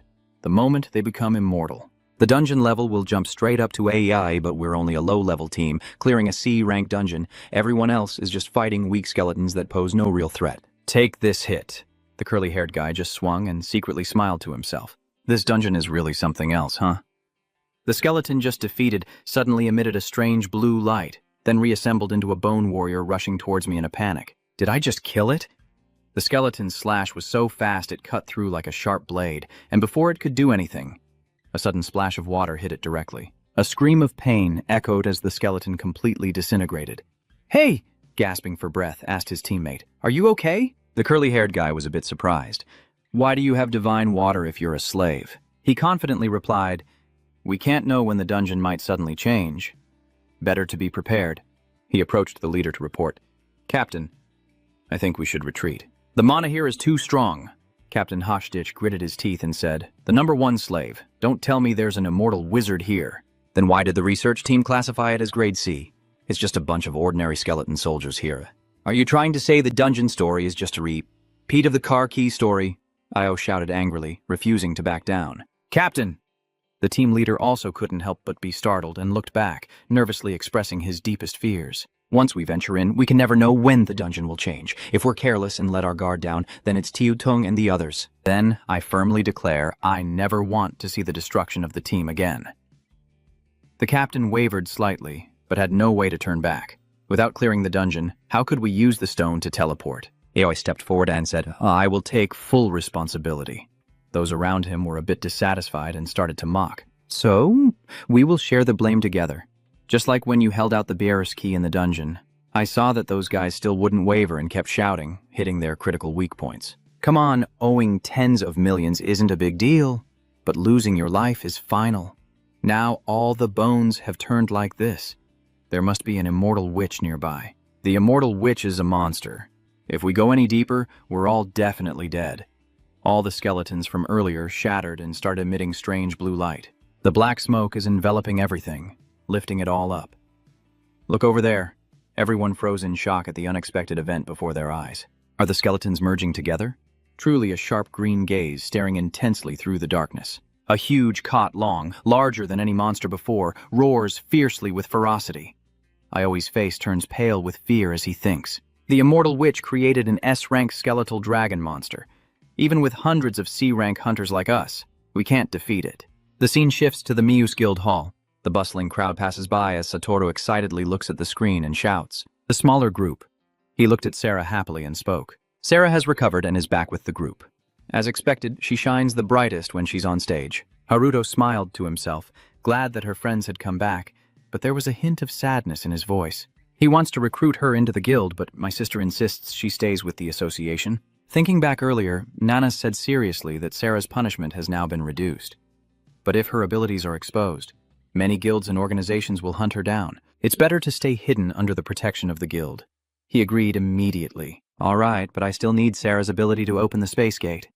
She agrees wisely. Understood. Since this is an issue of international importance, we will do our best to support you. Haruto looked up at the screen pensively, sighing in helplessness, and thought to himself, still have time, then suddenly turned to see a group of people gathering beside him. Is something wrong? Did you see that person look at you in horror? Were you the Sansano worker back then? He softly explained. Something strange happened in dungeon level C, and it seems to have turned into a level A dungeon. Haruto hesitated. What dungeon is this? He quickly replied, the core. Haruto was stunned. It's over. That's the dungeon I is currently clearing. The blazing red entrance to the dungeon opens, and a heavy detection device is placed on the ground. He loudly says, Captain, we have finished installing the magic measurement device. Nanas quickly ordered to immediately measure the mana and darkness levels in the dungeon, when a panicked voice rang out from behind. Satoru hurriedly approached, suspicious. Has the guild already sent rescue forces? She was confused. Satoru. She looked at Haruto in confusion. Sano too has been called here. He speaks softly. I have a younger brother trapped in the dungeon, so I think I can go help. I see. Something has happened in the dungeon? The dark energy is too strong? We can't go inside? We detected high-level magic and dark energy near the dungeon entrance. She reports softly. It seems the defeated wizard has been resurrected. Shota Haruto is panicking. That wizard is an S-rank undead monster capable of regenerating dark energy. You panic and remember, yes, dark energy can be used for dark magic. When traveling through that space, Kunosaki and I have experienced it before. So the dark aura should be... Nana said seriously, unfortunately we can't go inside right now. I think I can use dark energy. I will teleport closer to Ioi. The bone dragon keeps attacking the team. Ioi shouted in panic. Captain, quickly use the teleportation stone. Captain panicked and shouted, I'm trying, it's not working. Yen silently thought, damn it, the mage's barrier is affecting the stone. Ai quietly considered that if there was a way to defeat him, but with that dragon there was no way to get close. Then he angrily cursed to himself, damn it, with this formation, we're all going to die here. Think I can't die here. Ran quickly rushes to attack the Kotlong. Holy thunder, confused. Can you use holy magic? He answered loudly. I'm not a priest, but I can create a small shield. A suddenly remembered that the barrier itself, I have enough divine water power to use it now. He quickly poured out the divine water, asking if with this amount he could create a barrier to protect the entire team. Ran is a bit confused. It might work, but it won't last long against the dragon's attacks. Aoi said firmly, you just need to create a barrier. The water spirits are plunged directly into the ground. Morenza quickly uses his magic to attack the dark skeletons. Someone looks confused at the barrier. Is this a barrier made of divine water energy? The person next to him was stunned. It must have taken a lot of divine water to create this. Moran said loudly, that's the divine water of the number 1. The water of divine power forms a barrier that surrounds them. The Kotlong eyes them menacingly and attacks the barrier with its claws. Kotlong's claws are being corroded by holy water, and the barrier is also cracking a bit. The captain is confused. This barrier made of light can withstand Kotlong's attacks, but with such violence it won't last long. I tried to reassure them. It's okay, this barrier is just to attract the attention of the dragon. Why are you panicking? He immediately broke through the barrier and shouted, here's the Kotlong for everyone. The people inside are panicking. He used us as bait to escape. Right? Len shouted angrily. What, you bastard? Io silently thinks to himself, using divine water power. Whatever he wants to think, let him think. Caught long doesn't matter. He pours holy water onto his sword. He silently thinks of the leading mage floating above. If you don't eliminate that wizard, everyone waiting to travel to the next life might as well go now. Io quickly throws his sword toward him. I have sprinkled divine water on the sword, so it will temporarily function like a holy sword. If it gets pierced by the holy sword, he won't be able to summon the immortals anymore. The dark mage quickly casts a terrifying spell at him. The blackened bones fall, merging into a giant bone king. It reached out with its hand to block the sword, but the holy water-infused blade pierced through its body. The dark bone king disintegrates, leaving him pale and panicked, having wasted his last bottle of divine power. Behind him, a dark skeleton lunges to attack. Io glared silently, cursing under his breath. Haruto had already rushed in to deflect its attack. He looked in awe at the golden light. Aoi nervously spoke up. Sano Aoi looked at Haruto in panic. Why are you here? He speaks seriously. We'll explain later. Darkbone King continues to attack downward. Haruto quickly leaps up. You draw your sword aiming straight at its head. The long sword blazes with fierce flames. You strike down with your sword. A flash of light erupts, and the Darkbone King is shattered instantly. Hey, stunned, open-mouthed, wonder. One strike to kill the immortal monster. It must be really Sano, right? A blinding blue light made him turn his head as the bone dragons were engulfed in flames and howled wildly. The scream suddenly stopped, its bones melting away. Are you confused? Isn't it regenerating? Yanaga quietly confirms that only the prison fire could do that. Nana's hunters. They cheer with joy. The Hunters Guild Nana's has arrived. How come the guild reacts so quickly? Everyone marvels at Nana's for defeating the bone dragon with her sword. I have to say, with Nana as the team leader, the situation is completely different. Thanks to her, the number of casualties in the dungeons has decreased significantly. I heard she even resigned from her position as vice president of the powerful guild and stayed in the association. Someone quietly breathes a sigh of relief. She really is a trustworthy person. I guess we're safe now. The captain immediately warned. It's no longer too early to loosen up. The surviving mage's name appears. Dark energy from the mage surges again, and the fragments of the Bone King close up. Hurry up so much, I have a special treat for you all. A series of system screens keep appearing. Control plus Phi to clone the Holy Sword. He continues to give commands. Control plus V to summon infinite Holy Swords. The Shining Swords are continuously being summoned. The mage looked at you in panic as the Holy Sword stormed toward him to attack. Hey, oi! Open your mouth in shock! What the hell, those are all Holy Swords, but where did so many come from? The mage was terrified and dodged. Haruto softly sneered as a blinding light slowly appeared. A holy sword swiftly materialized, piercing through the mage's body, causing him to shatter instantly. The holy swords keep changing direction and stabbing into his vital body. The mage's bones are shattered and gradually dissolve. Someone approaches to warn them. Be careful, that's prison fire. Touching it would be a serious matter, not a joke. Haruto softly asked, Are you okay, Han? He turned his head awkwardly and looked at him. It's okay, Sano-san. Nana from behind said sternly that the remaining immortals had also been dealt with. This dungeon is now clear, Haruto replied softly. Thank you. You look at the two of them in shock. Sano, who used to be just an outsider, clearing the dungeon, has defeated an S-rank monster. He gently reaches out to Aoi, who is still stunned. All right, let's go back. It seems I finally kept my promise. Then I smiled to reassure him. I said I would treat you to a meal. Let's go. Who would wear a reluctant smile? All right then, just get me some good stuff. Takashi whispered, Thank you for helping our guild members. Nanas politely said that the guild would investigate the abnormalities in the dungeon. He replied happily, That's great. Truly worthy of Chairman Tomi Kazu. She stood up from her seat and said firmly, All hunters are extremely important. We cannot lose even one person because of the incident in the dungeon. I need to report this to the guild. Please excuse me. The door to the room slammed shut. Takashi gently pushed his glasses and silently thought that even in a crisis, he maintained his personal principles, and Chairman Sonoda must be under a lot of pressure. He then raised his voice to the two of them and said, Let's get straight to the main issue now. Chairman Sonoi seemed overwhelmed by one shock after another. Chairman, it's you, Sano, huh? You nodded, so you knew too. Then it's simpler now, Haruto said loudly. I want to recruit Ikanaga to my guild. Aoi stood up, confused. So you really formed a guild, huh? He asked softly. Yes, it's called the Little House Guild. Tak said seriously in a higher voice. You understand then you're probing. Do you know Ikanaga's current situation? I speak seriously, I will pay off his debt. Aoi couldn't help but be stunned.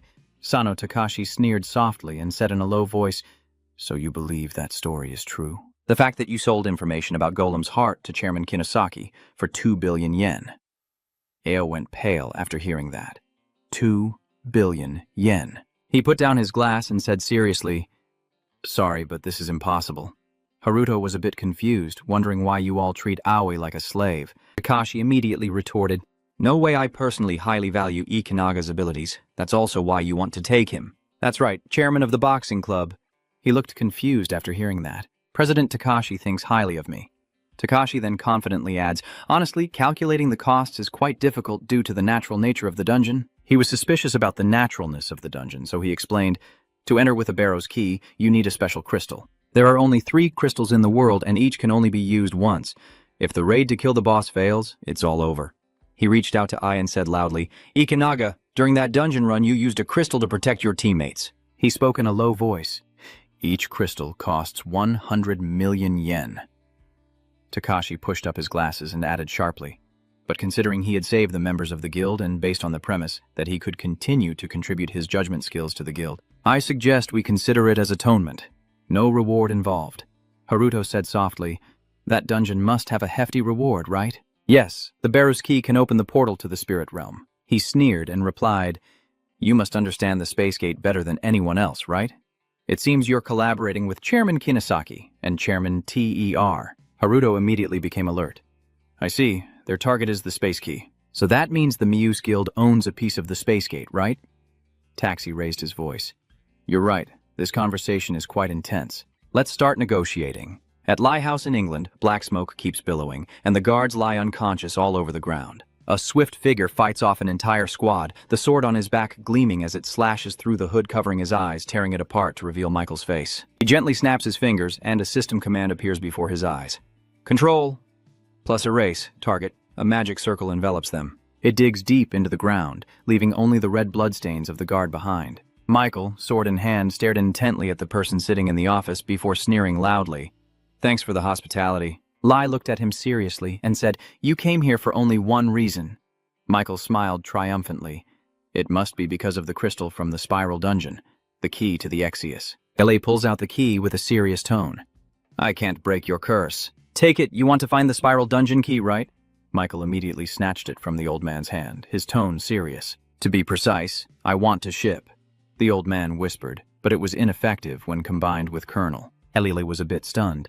"Don't tell me you want to take the ship combination plus delete." Michael sneered. "It seems you've done your homework carefully for your son." "That's right.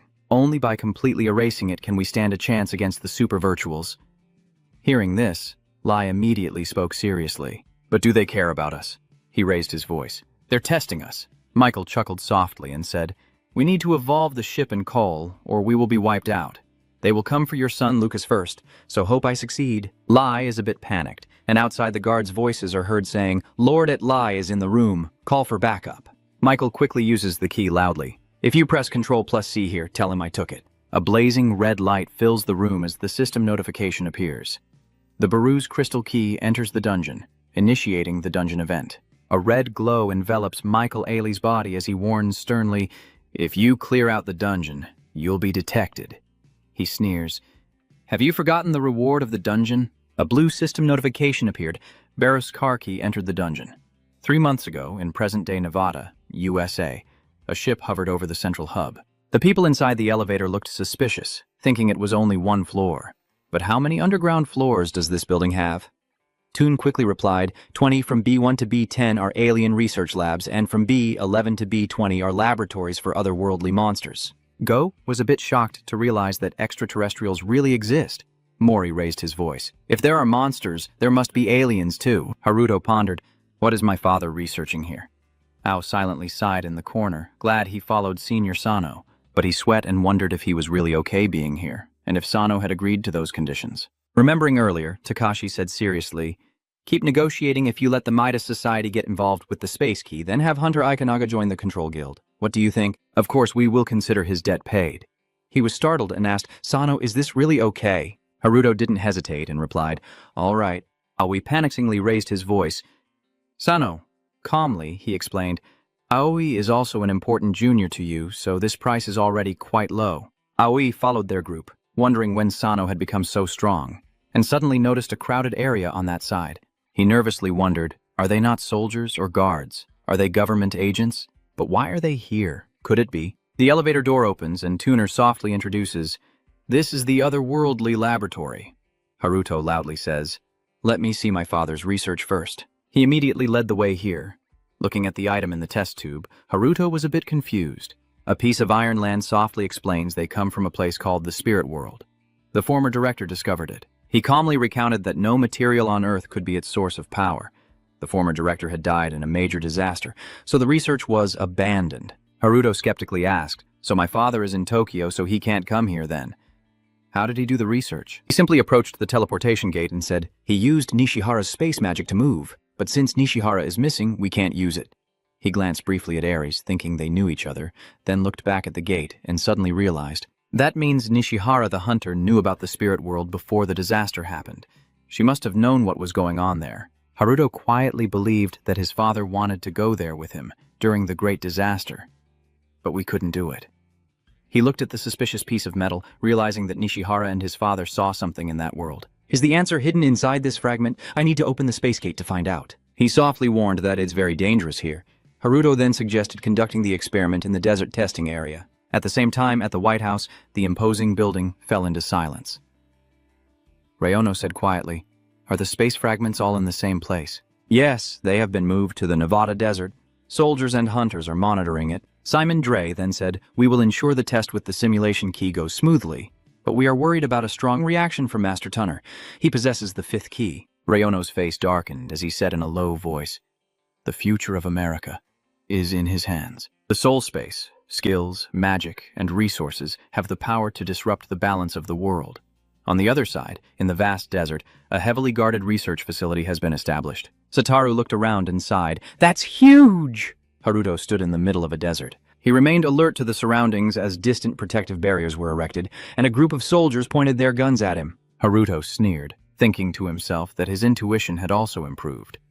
"There are many people gathering around here. Just as I said, America won't leave us alone." Ao sternly warned Sano Sr., "There are people here from the government. They might be after the key. Be careful." He raised the radio and shouted, "Launch the plane!"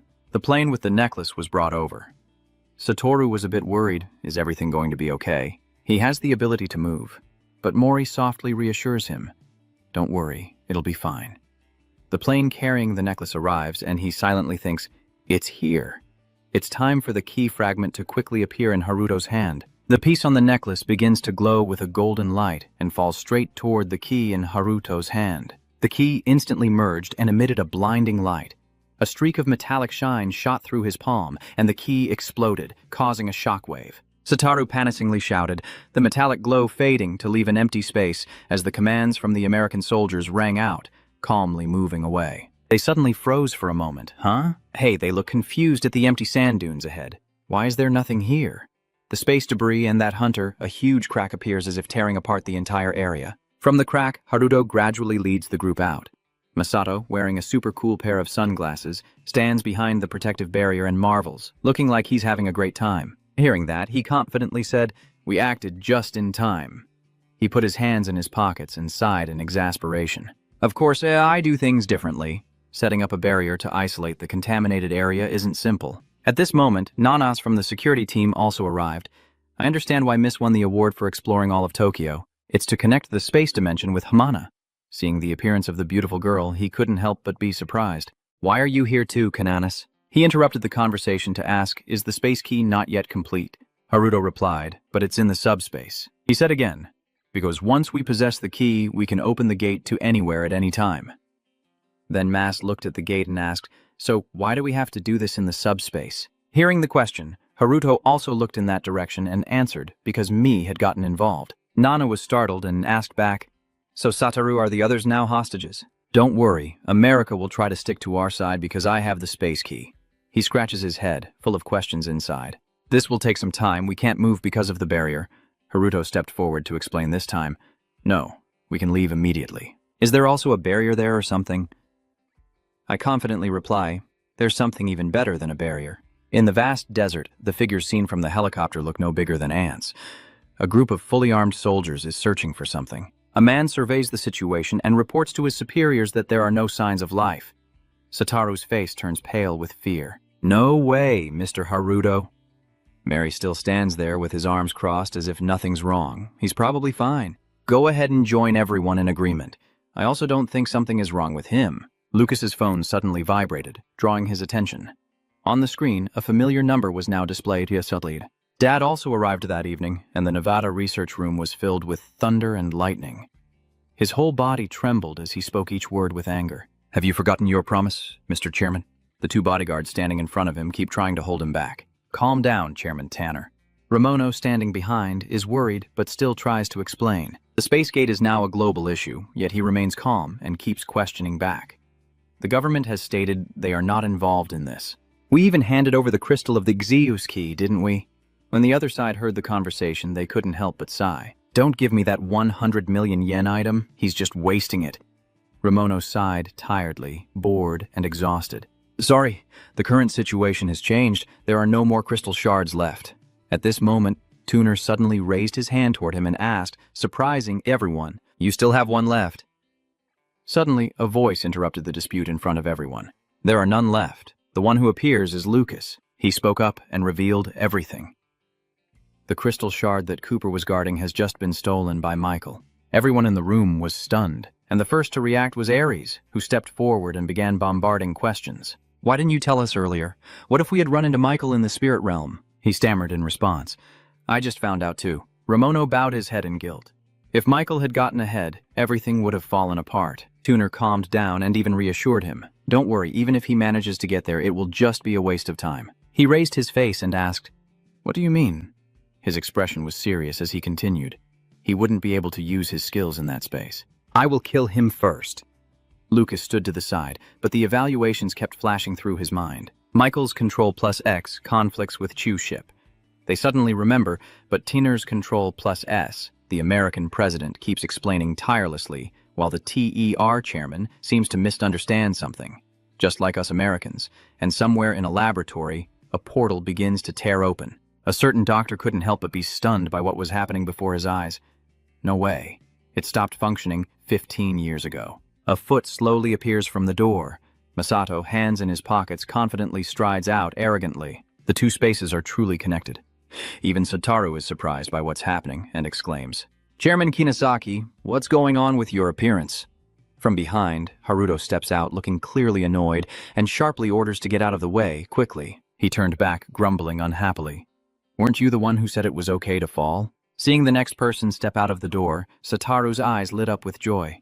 "Haruto, you're still safe." And even Aoi couldn't hide her surprise. "Sano-san." Aritasara couldn't help but smile. "I knew it."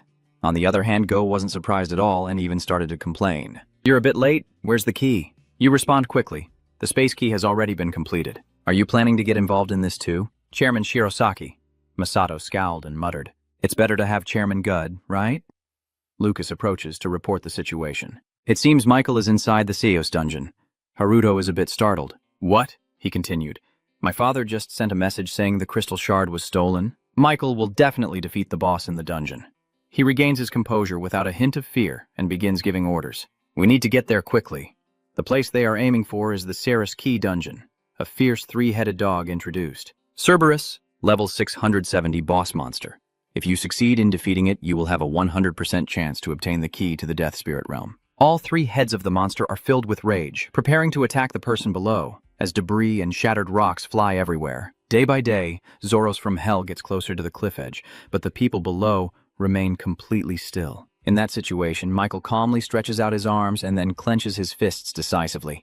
I can't believe that with just a simple move, the three-headed monster, so powerful, was completely shattered. A notification appears showing a silver key falling down. You have defeated the hellish Cerberus and earned a reward. He read it carefully before slowly approaching to pick up the silver key. Then Michael examined the item closely. The silver key in his hand is revealed. The Barris key can open the portal to the spirit realm once, and once you step through, there's no turning back. Then Michael gritted his teeth, realizing this was a one-way ticket. He quickly understood that this was the reason Missile was always anxious about the space key. And then he inserted the key into a nearby stone, which immediately glowed with radiant patterns. A portal was instantly activated. Michael's determined gaze remains fixed ahead as he confidently steps through the door. I guess there's no way back now. The scene shifts to a gate, where a group of fully armed people are ready to fight at any moment. Satoru was a bit tense, sweating constantly.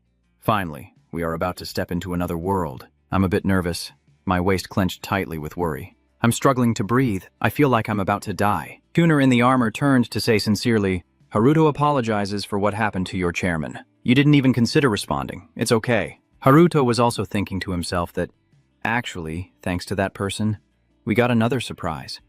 Going back to earlier when Aono made his request, Chairman Sano, if you are capable of launching an attack into another dimension, I hope you will prioritize sending the U.S. reconnaissance team there. At that time, you didn't give in or outright refuse. No, Japan will send people first. There's no other choice left, he can only compromise. So being second is fine with us. We can't keep falling behind in this space expansion race either. Haruto looked at the still object in the lens and said, All right, but in exchange, I need to ask everyone for a favor, he replied. Go ahead. Hearing that, he reached out and grabbed the key, while thinking he couldn't copy or clone those space fragments, since their properties were similar to a space key. A declaration was made, certain that what they sought was just ahead. At the same time, in a tower amidst the desolate land, loud screams echoed through the corridor. Chief, something big has happened. Don't panic like that. Then a small girl gradually calmed down and approached to report, but the space gate has already opened. Did you know? A 50-year-old dwarf warrior, Duo's grandson, holding the key fragment in his hand as he explains. Of course I am the one who created that key, Pio said excitedly, no longer panicking. So in the end we were able to find its fragment again.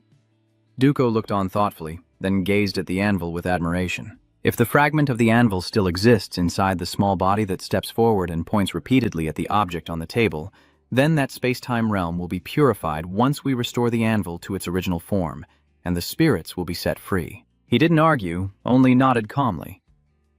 I hope so. Then he stroked his long, thoughtful beard, but there was still that human's name. In a giant tree with lush purple leaves spreading out like it didn't belong to the human world. A hand covered in sharp, painful thorns keeps bleeding endlessly. Giselle is immersed in the thorns, tears falling one after another, full of sorrow. Missile, you kept your promise. A devilish face stained with red keeps whispering behind him. But that no longer matters. The important thing now is that the final portal has finally opened. The continuous voices echoing like swallowing everything. Now I can dominate that space. Blood keeps flowing at the ground as a foot steps into this land of death. Michael lifts his face, gazing beyond the leaves. In front of him, a harmless fairy was flying just above. I must be in the death spirit realm. It suddenly transforms from gentle to a fierce demon with a savage face and sharp teeth bared wide open. Witnessing this, he only smirks confidently as if he knows everything. Are you kidding? I didn't know the spirits still existed. Not just one, but a whole swarm of fierce fairies suddenly rushes toward him. Michael's face is full of rage as he reaches out his hand. From that hand, a small black hole appears. Then a message flashes. Control plus delete target. In an instant, all the flying spirits explode in midair before they can do anything, and a cloud of black and blue smoke merges together right after the misty fog disappears. High above, after the devastating attack, the spirits did not vanish, but gathered back together as before, revealing their toothy mouths roaring in fury. From above, a bunch of spirits suddenly appeared out of nowhere and covered a large area. Since they are spirits, Control plus C and Control plus X are useless. A powerful black sword summoned like a demon god. Michael, with a sword, charging forward, couldn't destroy them. In fact, there are even more of them. It's really troublesome. Loud explosions continue to echo through the ruined ruins, with broken wooden fragments scattered everywhere, as a group of people huddles close together, moving deeper into the wreckage. Satoru looked around and couldn't help but wonder if this place really was the Death Realm space. Downgrade and hold on. Lucas crouched down, picking up a small book to examine it. I need to look around more to figure it out, but it's most likely correct. Name M said his homeland has almost been wiped out. He quickly used his ability, with streams of information continuously flowing into his mind. Control plus F to trace information from the target. Seeing that the person next to him looked a bit unwell, Haruto asked, "Are you okay?" Lucas picked up the small notebook, sighing in frustration. Basically, it's a long story, and he starts explaining in detail from the beginning what happened in this land. Dwarves and elves coexist in this world, but it was corrupted by a dark spirit. Remor, the first affected beings were the spirits, And then a battle broke out between the races. Speaking again of how the spirits control giant monsters, it seems he is the culprit destroying everything. As Haruto listened thoughtfully, Grior revealed that he is the owner of the space he had copied. A tentacle from the corner of the ruins catches someone's attention, and an exclamation follows. I've finally arrived. This person with a curious face approaches to examine. What is this? Sensing something was wrong, Masato immediately shouted a warning, "Don't touch anything!"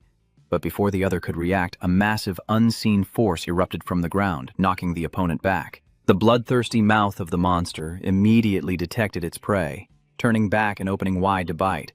Before he could react, the soldier was already completely at the mercy, lying in the grasp of the ferocious beast. Gao quickly shifts to his combat form and loudly orders everyone to prepare for battle. Masato also enters a fierce fighting stance, muttering under his breath, "What a useless guy."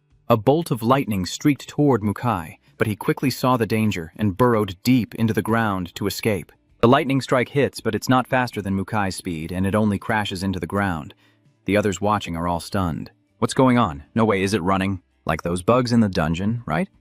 As one red-hatted guy still standing nearby keeps assessing the situation, a foot suddenly presses down right on his head. I was going to ask the reconnaissance team for help, but now it's pointless. In an instant, the red-helmeted figure had completely disappeared. The spirit uses its strong foot to lift an adult into the air, its face growing more and more ferocious with a twisted smile stretching to its ears as the spirit suddenly drops the red-hatted man. Mukai now emerges from underground, but this time it is not alone, accompanied by a bloodthirsty group of spirits. Somewhere deep beneath the earth, pipes are continuously being lowered into the abyss.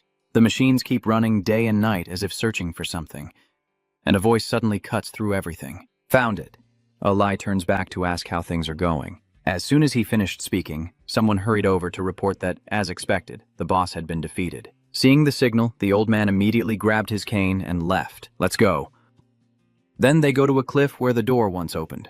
The three of them stand staring at it. This is the sign that Michael is trying to open the portal to another dimension. In this situation, Lai asks, "How much longer can we keep him here?" The henchman replied, "A week with current technology. But isn't it useless without the key to the space gate?" Hearing this, the old man immediately picked up the phone and made an important call, ready to proceed. Lai's voice sounded cautious. "Sorry to call at this hour, Chairman. Regarding our discussion, can you give me an answer?" The old man continued to make a promise.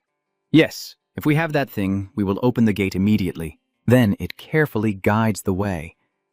So, we in the United States also have our reasons to get involved, right?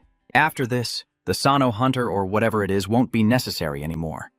Meanwhile, Mukai rushes toward Gao with a bloodthirsty open mouth, followed by a decisive bite that strikes down with such force that the surrounding earth and rocks are shattered. The power of the magma stone user before us cannot be underestimated. Its bite cannot crush him. Faced with this situation, Gao couldn't hold back and shouted loudly, "I'll hold them off! Hurry up!" A strong, battle-ready shoulder, tense with murderous intent, as the tuner fights with two sharp spears in hand. A message appears when the skill is activated. Control plus S. His hand clenches the weapon tightly after the attack. But that's not enough. The continuous barrage of attacks keeps increasing the power of Tuner's two axes, with a surge of mana so overwhelming it could shatter the earth. He soars into the air, aiming at Mukai, and without a word, unleashes a devastating slash that strikes down. Mukai is shattered into 100 pieces before it can burrow into the ground, while Tuner lands softly, as if nothing happened. Haruto stands to the side, watching everything unfold and constantly assessing, trying to channel mana into the axe and unleash a burst of power at the same time. It's also the Cannel Curse, but completely different from the copy skill. If I can improve my ability this way, it would definitely be very useful. There are not just one, but two Mukai. On the other side, a new one has emerged and is wildly burrowing up from the ground, chasing after the surrounding people. It appears again. At the same time, Ares begins to summon magic. Huge ice blocks sprouted from the ground beneath those people, forming an ice barrier. Tuner's massive axe continues to strike with full force, soaring up again to deliver a powerful blow down on Mukai once more. Up above, two figures on a tall tree are watching and assessing everything in their sight. Letta, a bit curious, asks, "Are they hunters?" The person next to me also replied within their understanding. "It must be possible that they are humans." He gazed thoughtfully, witnessing all the strength of those who entered here, struggling and fighting. That's right. Mukai was originally a gentle monster living peacefully underground. I didn't expect it to become so aggressive towards us. If they can't find the cause of this, they'll be eliminated right here. The Holy Sword's attack is too weak, not suitable for fighting monsters, but it's perfect for them. The spirits flying in the air pose a great threat. Lucas leapt off the ground, his sharp sword and swift movements knocking away the monsters, as the spirits began to regain their original forms even after being shattered. Lucas clenched his teeth and held his sword tightly as a tremendous power filled with blue light engulfed all the spirits. All the spirits were submerged in that terrifying light. They no longer reincarnate but turn into yellow crystals. The crystals keep rising upward, making both of the people on the tree stunned in amazement. Letta looked down below at Lucas, curious about what had completely purified the evil spirits. Those are the pure crystals of the spirits. Could that one strike really purify all the corrupted spirits? Is that thing a holy sword? These guys were brought here by Miso, right? Mukai roared again in anger, but there was also a hint of fear as it quickly burrowed back into the ground to escape. You are even more surprised to see that huge creature acting so strangely. It has broken free from the spirit's chains and returned to the depths of the earth. This thing can even purify the space trees just as Mo said. The remaining spirits, seeing the terrifying power of the sword, also hesitated and dared not act rashly anymore. Haruto laughed loudly and knelt on one knee. It seems the key to the solution is the holy sword. From your hand, the vines sprouted wildly as if infused with new life. Normally strong, they now gained even greater power, rapidly doubling in strength using the Jigashis branch of space. The giant tentacle-like vines rush to capture the spirits, refusing to stay still as they fly upward to escape being trapped. Another key combination is used to completely cut off their escape route. The spider silk keeps pouring out, activating the giant web that tightly wraps around the spirits, trapping them all in one go. Their fierce vitality makes them show signs of self-destruction to escape the spider silk's grip. Masato kindly approaches and reminds Sano that the fairies are fleeing. You're not panicking at all, just reminding me. Look up. He instinctively looked up at the sky. All the spirits managed to escape, but not a single one could run away. LTA was surprised by his ability. How does he have Mo's space sword? Miss, are you in trouble? Also, the person beside her also voiced the same question. Where does he get so many holy swords? Haruto just flicked his hand lightly. A series of cleansing swords strike down, leaving no impurity untouched. The corrupted spirits are finally purified into golden crystals. He reached out to touch a crystal while commenting if it was a pure spirit, but as soon as he touched it, a bright yellow light appeared and the crystal gradually shattered. As if something struck Haruto's mind directly, causing him to shiver involuntarily, the overwhelming energy made even he collapse. Satoru and Aoi both startled, shouting loudly, "Haruto, Sano!" A large golden tree with the iriso 3-to-1 seed, copied from the spirit crystal and sprouting, grows from Haruto's body as frantic roots surge up from the ground. Another system message appeared indicating that the iriso 3/1 seed had partially copied the crystal soul and was sprouting. Haruto did not resist as they enveloped him. Not yet. Another notification appeared. To ensure full germination, purification with prime essence and the core of the space tree are required. Then your figure disappeared behind the tangle of roots. Seeing that, Aoi hurriedly ran over. Mr. Sano, what just happened? Masato couldn't help but curse. Damn it, what is this? A space plant seed? How did he get it? At that moment, he suddenly noticed something. Lita and her friends were secretly observing the situation. Only then did everyone notice them, with Satoru's eyes full of curiosity. They are real fox spirits. Meanwhile, another energy vortex is swirling nearby. The fairies disintegrate upon close contact, with Michael himself standing at the center. Michael activates this Control X skill, which also removes the surrounding mana. If mana runs out, the user will consume their own mana and be in danger. All the nearby spirits have disintegrated. Now, another dialog box appears, indicating the user's mana has been depleted. You can't continue using Control plus X. Michael can no longer stand firm. He just collapses to the ground. The fairy gang finally regained their composure. A second later, one of them howled wildly. Yet the spirit beasts all turned and bit simultaneously, as if hypnotized, unable to distinguish friend from foe. The situation has changed and the spirits are attacking each other. Michael's lips curl up weakly. The side effects of constantly being erased also do not exclude the form of the spirit.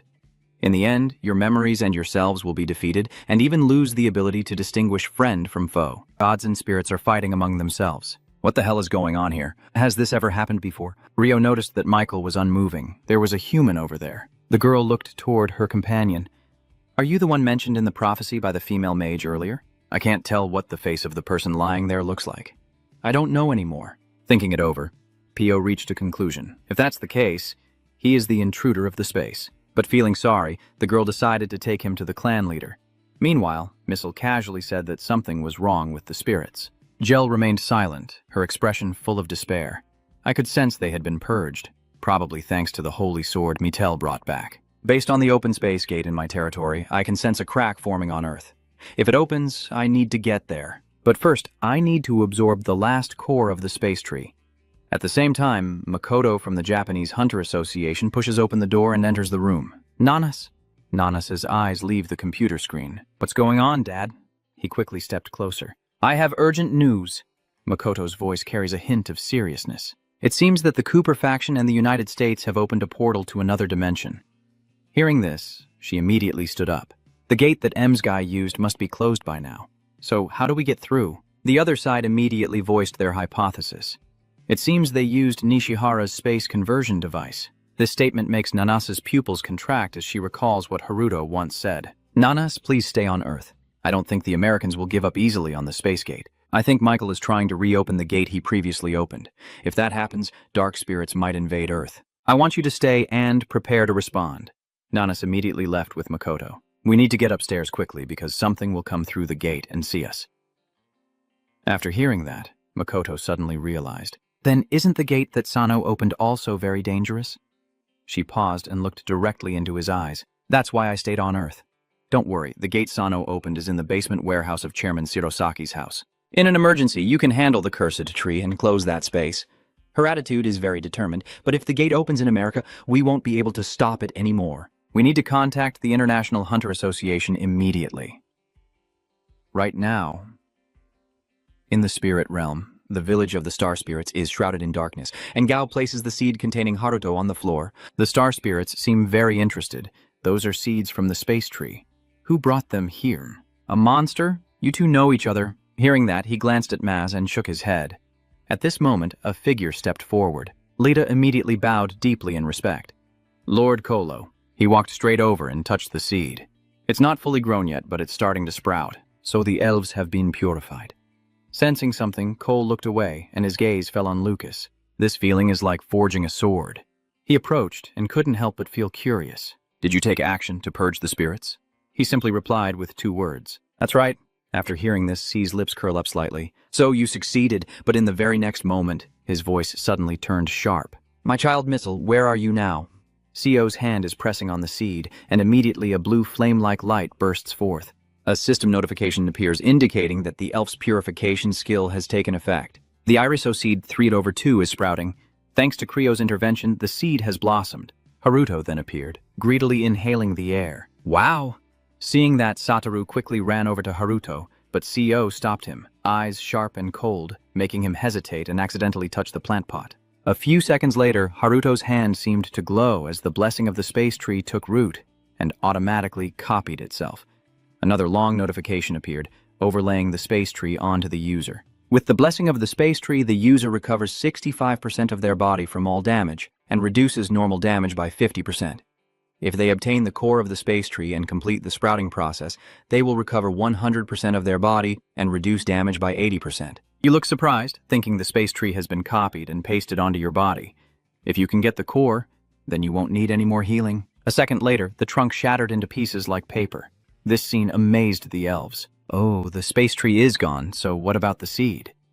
Now C notices something. The organs inside Haruto are glowing. They haven't disappeared, but are sprouting inside this human. Now he gets straight to the point. Tell me where my son Missile is now. Creo is getting more and more anxious. I granted you the blessing of the spirit to monitor its situation. So you straightforwardly said, Missile has already perished on Earth. This statement made his face turn pale. The others were stunned too, unable to believe it. An ordinary human being who killed a Fu. Haruto said each word fiercely without any hesitation. To us, MO is the monster that tried to destroy the Earth. Tears welled up in Creo's eyes. Is that why my child lost his life? A dark aura emanates from his body. The next moment, Creo charged forward wildly, rushing towards where Satoru was standing. Creo shouted in madness as he chanted a spell. How dare you come here after taking my child's life? The next second, he struck him directly in the chest.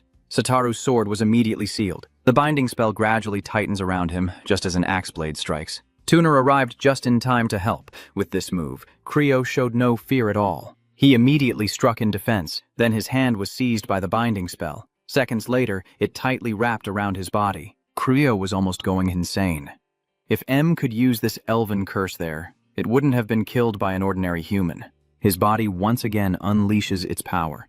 With those pathetic skills, you won't be able to escape the grip of this spell. This scene leaves Ares stunned as the curse spreads like a snake to this side, then tightly seals the others, trapping the entire team in the curse. Gao struggled to break free, but failed. Damn it, I can't use my skills. Masato beside me is also very dissatisfied.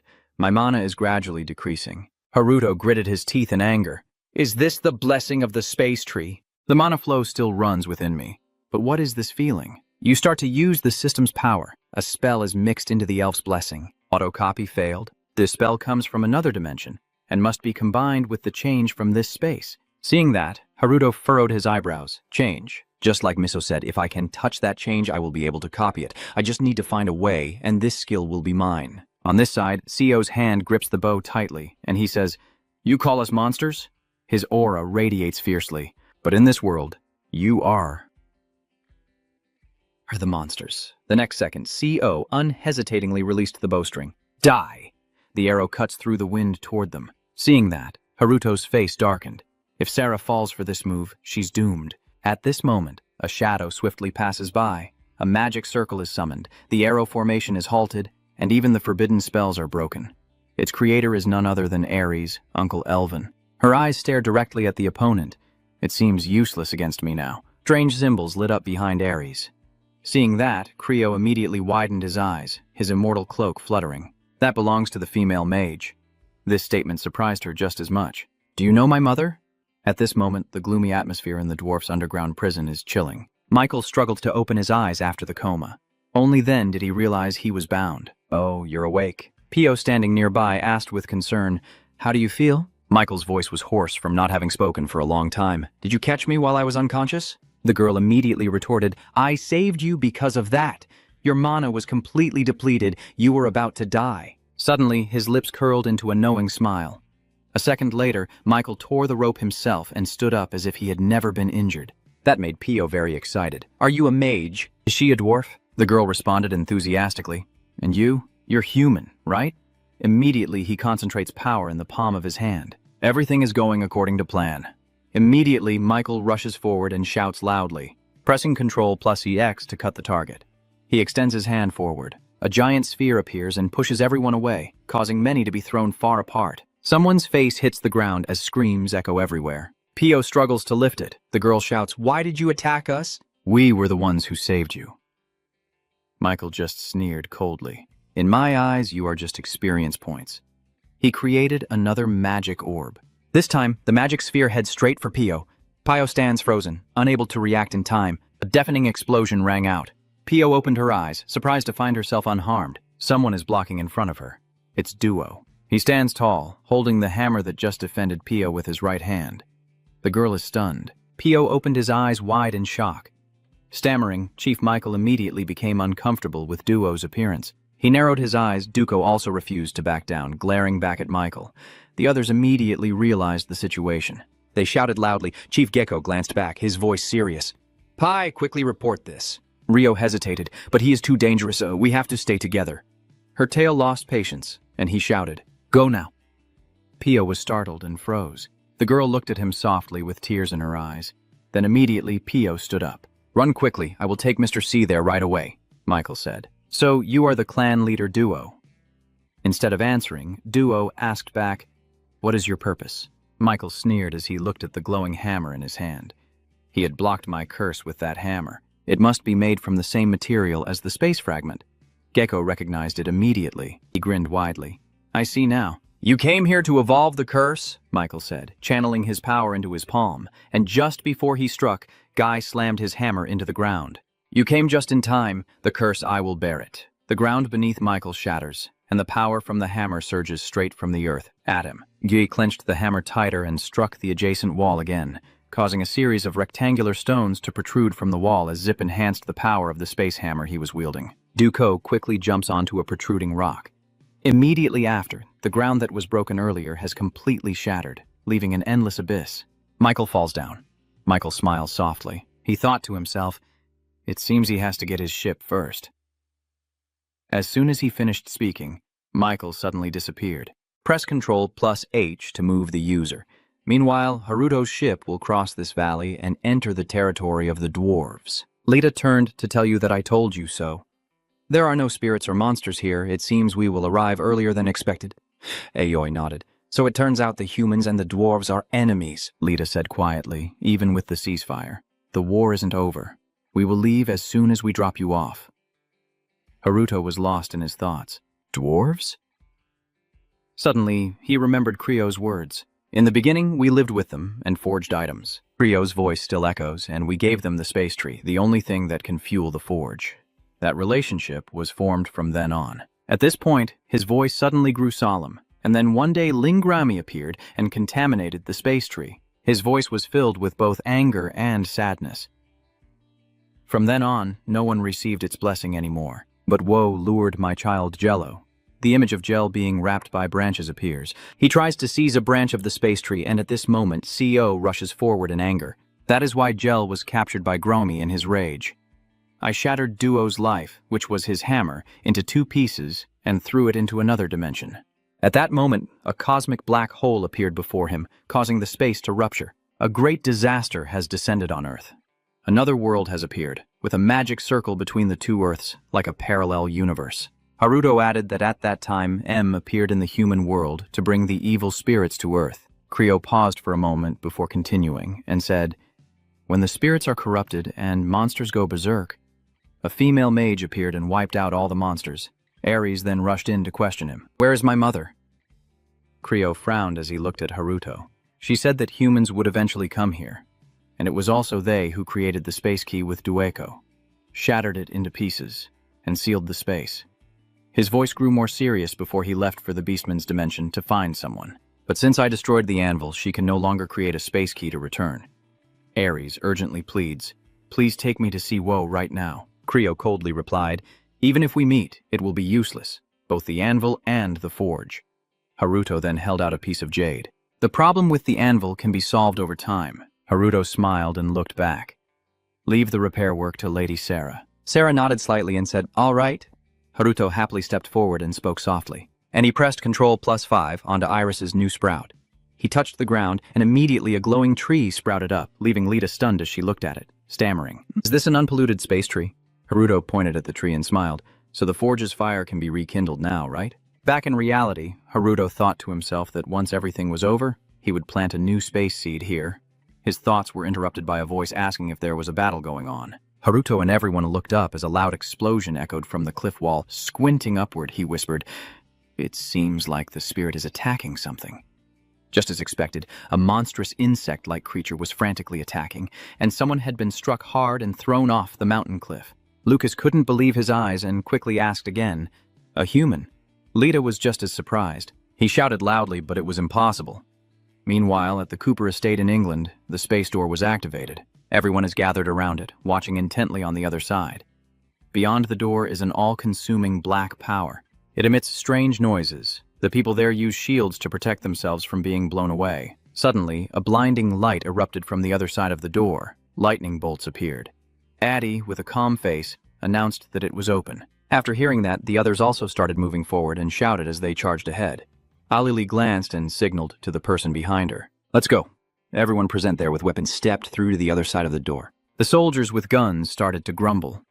"What's going on? What's with this dark bone?" Suddenly someone collapses and his teammate screams out loud, "Stop!" But just a second later, he himself was also attacked by something. Blood splattered everywhere. A number of armored soldiers collapsed at the same time. The others started to panic, and the hunters began shouting at each other. "Anyone who is not a hunter, fall back. This area is severely contaminated." As soon as he finished speaking, Mukai suddenly burst out from underground to attack. Those hit or bitten by it collapse immediately. The screams begin to ring out. Meanwhile, the others tried to stay calm and fought with all their might against Mukai. While Mukai was focused on attacking, some soldiers were hit by a hunter's strike. It clenched its sharp teeth and roared in fury. Mukai charged directly at the attacker, ramming its head to force the ground to give way. The person just attacked by Mukai starts trembling in fear.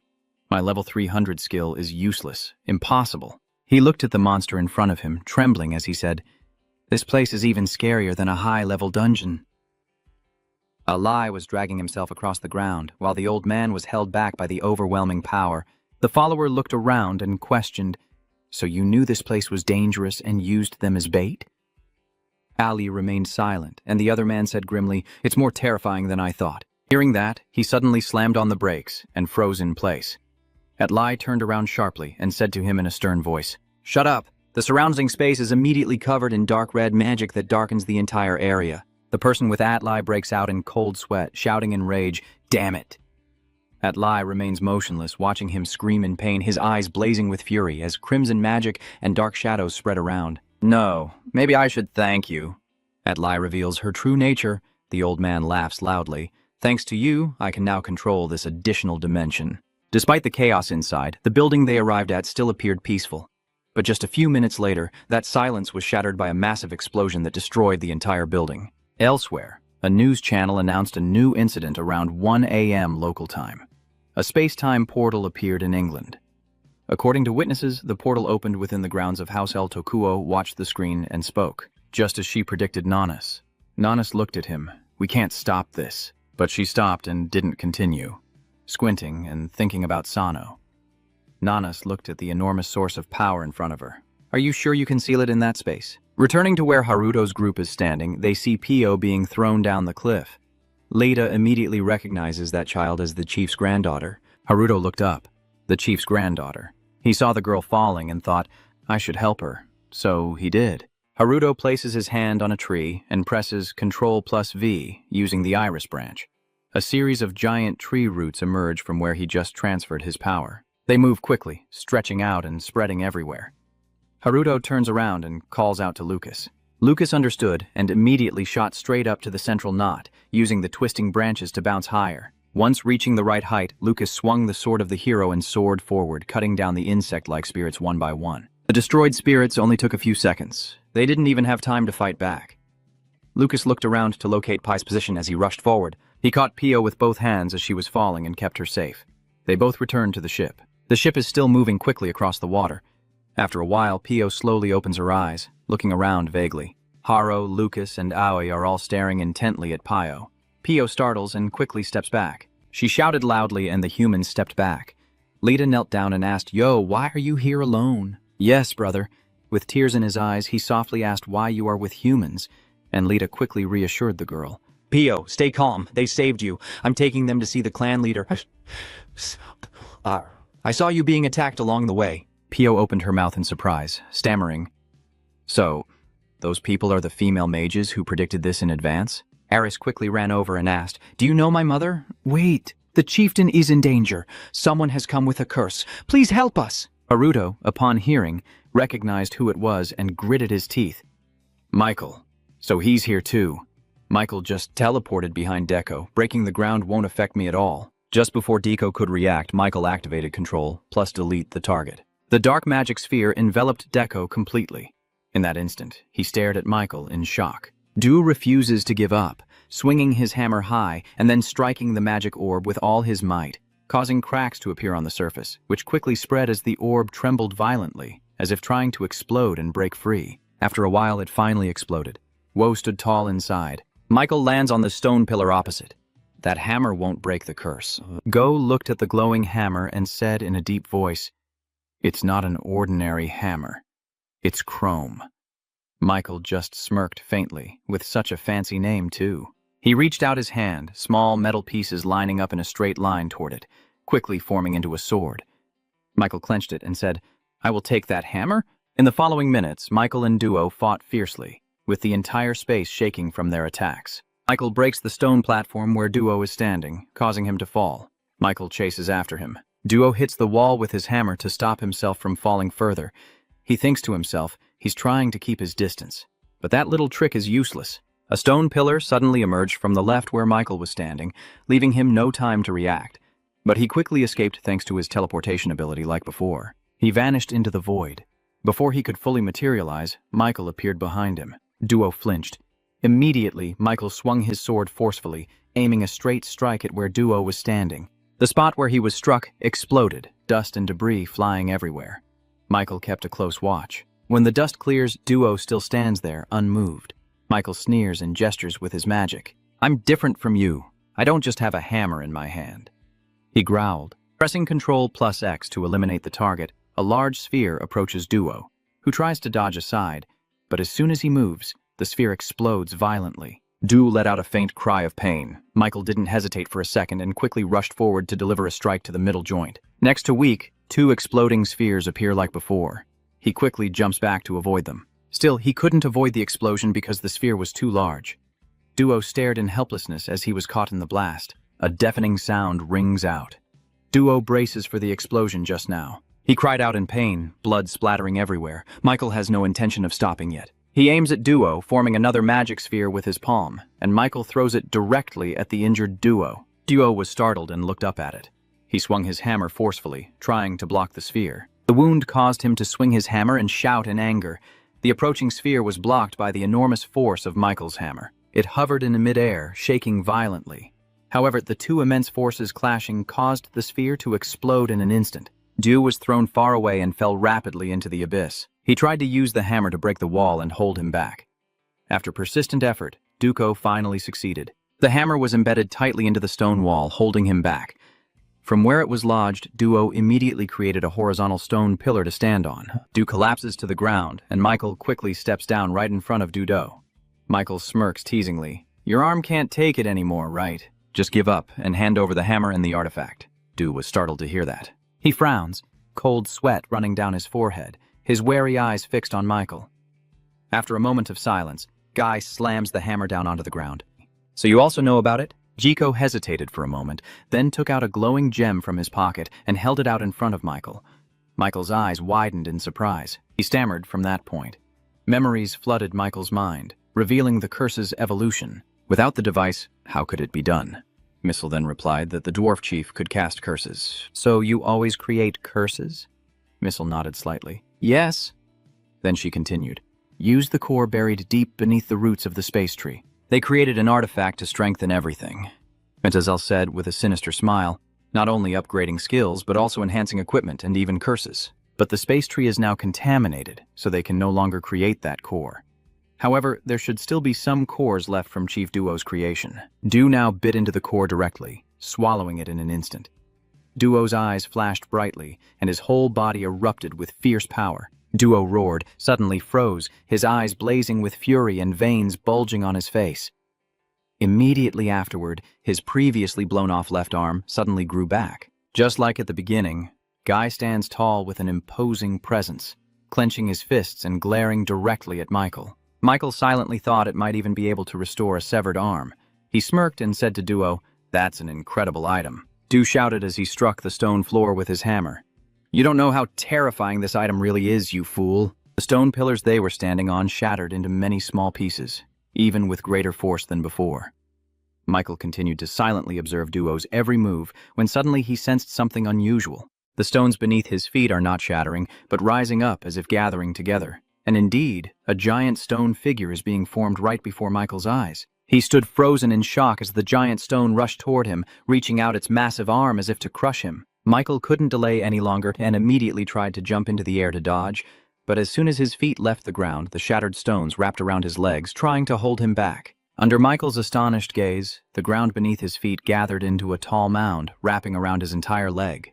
The surrounding stones also began to crack and rise into the air, enveloping Michael's whole body. The stone giant, taking advantage of Michael being bound, swung its fist at him. Under Nico's control, the stone giant punched forcefully at the restrained Michael. But instead of celebrating his victory over Michael, he was stunned and wide-eyed. At that moment, in the celestial realm where the sacred tree Iriso stands, the atmosphere seemed shrouded in darkness. Masato, rubbing his chin, said, "A strengthening item, something that can improve everything." Satoru is really excited. I hope Haruto can bring back a lot of those. On the contrary, Creo sighed heavily. "Don't get your hopes up," Satoru shouted. "Why is G also there listening carefully? Creating that thing is very difficult, and now it can no longer be produced. The space tree has been contaminated by gramarye." Creo's voice remains steady as he gently explains the roots holding it back, But Gramarye's approach to the core of the tree is only a matter of time. At that moment, an entire dimension would be heading toward its end. Masato glanced at him questioningly, while he was about to bring such a dangerous creature to Earth. At the same time, one of his subordinates entered it and said that when they bring Gramarye here, they will imprison it in a space-altering dungeon. Creo also added firmly that if we could send Gramarye to Earth and save the space tree core, we could use its power to create the key and the space-transforming prison. Masato stood up with his hands on his hips, his voice deep. Wait. He looked blankly at Creo, the key entering the space-changing dungeon. Creo nodded slightly. It must be possible to create it. Did you ever go there before? Maso nodded and replied, yes, with my younger brother. Creo glanced at him coldly and said, if it belongs to that dungeon, he will be able to do it. As he finished speaking, Maz lost all strength and collapsed to his knees. He wiped the tears from his face and silently thought, Sudo, finally you can come to save me. You, Creo said, prompting Maz to snap out of it. But there's not much time left. If the core of the space tree is absorbed, it will no longer be able to create keys from now on. Back on the battlefield, Michael shouted and pressed Ctrl+Delete to erase the surrounding space. Except for the user, a black hole appears and continues to grow, swallowing all the surrounding earth and rocks. The entire stone platform Weo is standing on is being pulled in. The more it pulls, the larger the black hole becomes. At first, Geiko strained, his muscles tensing as the black hole moved closer and closer. After a struggle, Duo could no longer hold on. He was tense, his body almost being pulled into the black hole. Duo struggled to smash the remaining pieces of rock just as the black hole approached. A stone wall quickly appeared, blocking him from the black hole. The suction was reduced. Geiko took the opportunity and quickly jumped back to avoid it. The higher the stone wall rose, the more it was pulled into the black hole. But Weo keeps going, continuously building it higher. Then, a series of stone walls appear, shielding him from the immense pull. The walls then couldn't withstand the enormous pull and shattered as the black hole reached them. The more stone walls he destroys, the bigger and more furious the black hole becomes, and Duo can only watch helplessly. No matter how much he tries to build, he can't stop it. In the end, Duo decided to take a risk. As the black hole approached him, he swung his hammer forcefully at it. That attack didn't affect Michael's black hole at all. Duo could do nothing but stand there, helpless as he was pulled in. He groaned in pain. After a while, the black hole disappeared. Michael slowly approaches the spot it just swept through. The black hole passes by, leaving behind a deep, endless abyss. Michael stands in the middle of the abyss and gently lifts Duo's hammer lying on the broken ground. Michael looks at him collapsing and says in a deep voice, "Bring out the relic." Duo, buried deep under the rocks, still struggles. "You think I absorbed the relic just to regrow my hand? That's the last one. There's nothing left to give you." Michael's face darkened completely. "I came here first because I listened to Missile. It was truly painful. But I guess I will have to go to another dimension to find it." Geiko was startled and asked again, "Missile, Creo's child. So you knew about him?" "So you also know he has to bear the curse of shipping." His face turned pale and his eyes widened. "No way. You're not here for the item. Your goal is the ship skill and the erase." Michael turned his back and walked away, glancing with a slight smile. "I think the previous ship skill wasn't bad either." On the same day, at the Alley Estate in England, many hunters are gathered around magic circles. Only Lai sits quietly alone on a chair in a dark corner. The old man was lost in thought, just as Ray Mori still hadn't taken a definite form. As long as we don't face them directly, we can still resist their mental attacks. With that in mind, Lai tightened his grip on the sword in his hand. "Luckily, the government returned the holy sword to me. I drove the sword deep into the ground, but it seems I can't escape. I underestimated him. This is not a foe that can be defeated with just a sword. If this continues, the whole of England will be buried. We want to seal Gramarye in the space we stole from him." Lee hesitated and asked again, "How?" Miss simply replied, "Use the holy sword to force him in." Her voice calmly explained, but it must be done before he absorbs the core of the space tree and transforms into his true form. If he reverts to his true form and reclaims that space, he will be able to move freely between dimensions. Back in the present, Lai silently thought that the hunters now possessed the space and had opened a teleportation gate inside it. Suddenly, a voice called out, interrupting Lai's train of thought. A middle-aged woman approaches. She is the British Prime Minister's hunter. May questions sternly, "How do you plan to handle this?" Adley stood up suddenly. "I want to mobilize the hunters to resolve this matter at all costs." May still hesitated. "Is that really feasible?" Adley nods firmly. "We still have time. What if our plan fails? There is a teleportation gate in Japan, and the Black Spirit Gramarye can pass through it." Hearing that, Mei immediately fell silent. Don't say you're going to blame Japan, but this will affect the whole world. And that's not a permanent solution. Lai moved behind her. Rei Mori will soon regain his true form. Once that moment comes, we won't be able to control him with magic anymore. The old man suddenly pressed his face close, startling Mei. Prime Minister Mei, have you forgotten what happened 15 years ago when the gate opened in our country? Lai whispered into her ear. Either the gate opens in England or in Japan. She has to choose one. And she also knows how devastating this incident will be for the world. Meanwhile, Pio led Haruto's group to the spot where they stood on the cliff overlooking the ruined canyon. Pio stammered, "The village is gone." Pio's eyes welled up with tears. The girl hurriedly ran down the cliff, shouting loudly, "Chief!" Haruto loudly stopped her, telling her to stop. Maybe Michael is still inside. Pio didn't hear and rushed to where Duo was lying motionless. The girl covers her mouth with her hand. Pio rushes over, trying to shake him awake and shouting loudly. Chief Duo remains motionless, his breathing faint, eyes rolled back with no response.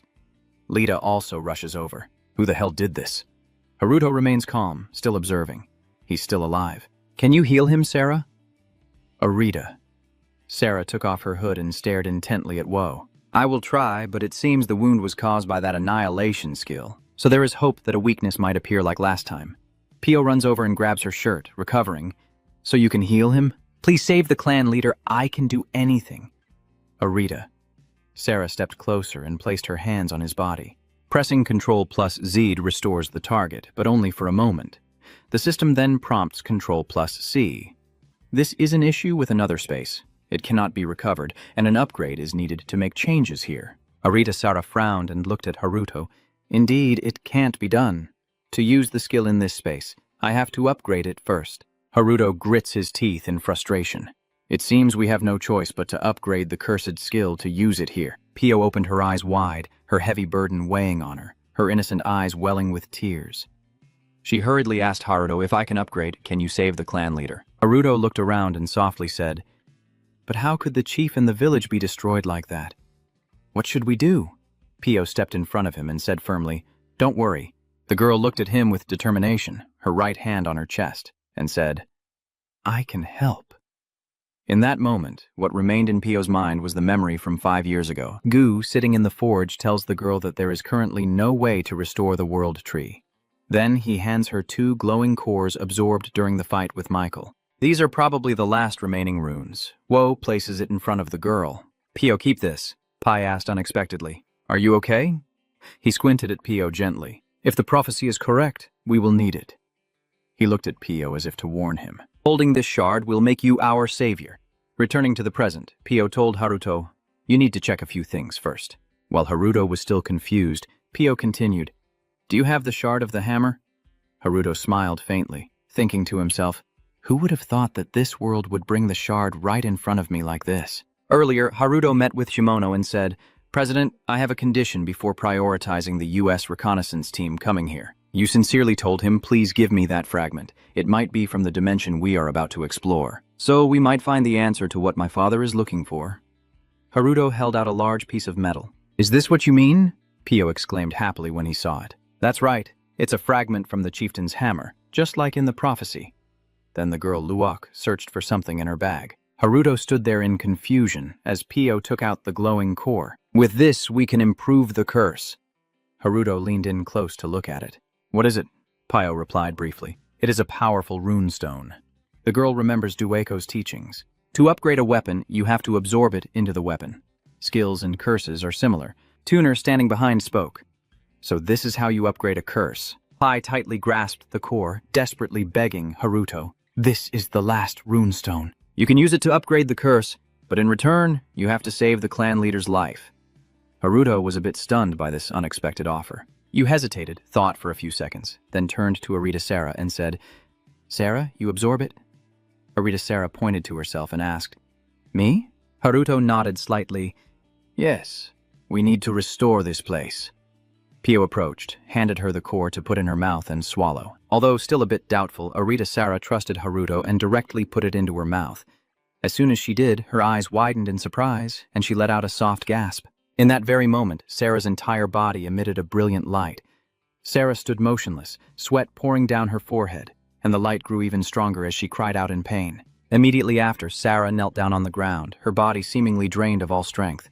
The light now not only emanated around her but lit up the entire space. Haruto covers his eyes with both hands, and after a moment, the bright light softens, filling the air with smoke. Sarah clutches her chest, panting heavily. Haruto saw that, immediately ran over and shouted, "Sarah, are you okay?"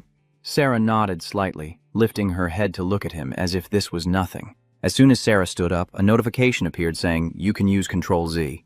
She looked at the message with suspicion, her voice trembling slightly, and Haruto stopped her from saying more about it. She realizes she misspoke, and quickly nods.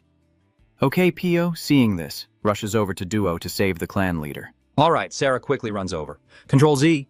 Control Z Level 2 uses space-time power to upgrade and restore the target within space. A fierce dark blue flame erupts around them, and the rocks crushing Duo slowly lift up, revealing his shattered body. Duek's bleeding wounds have been stopped thanks to Aritasara's power, and the deep cuts are gradually healing without leaving any scars. The onlookers around them began to marvel, unable to believe this was no longer an ordinary healing skill. The arm has regenerated itself.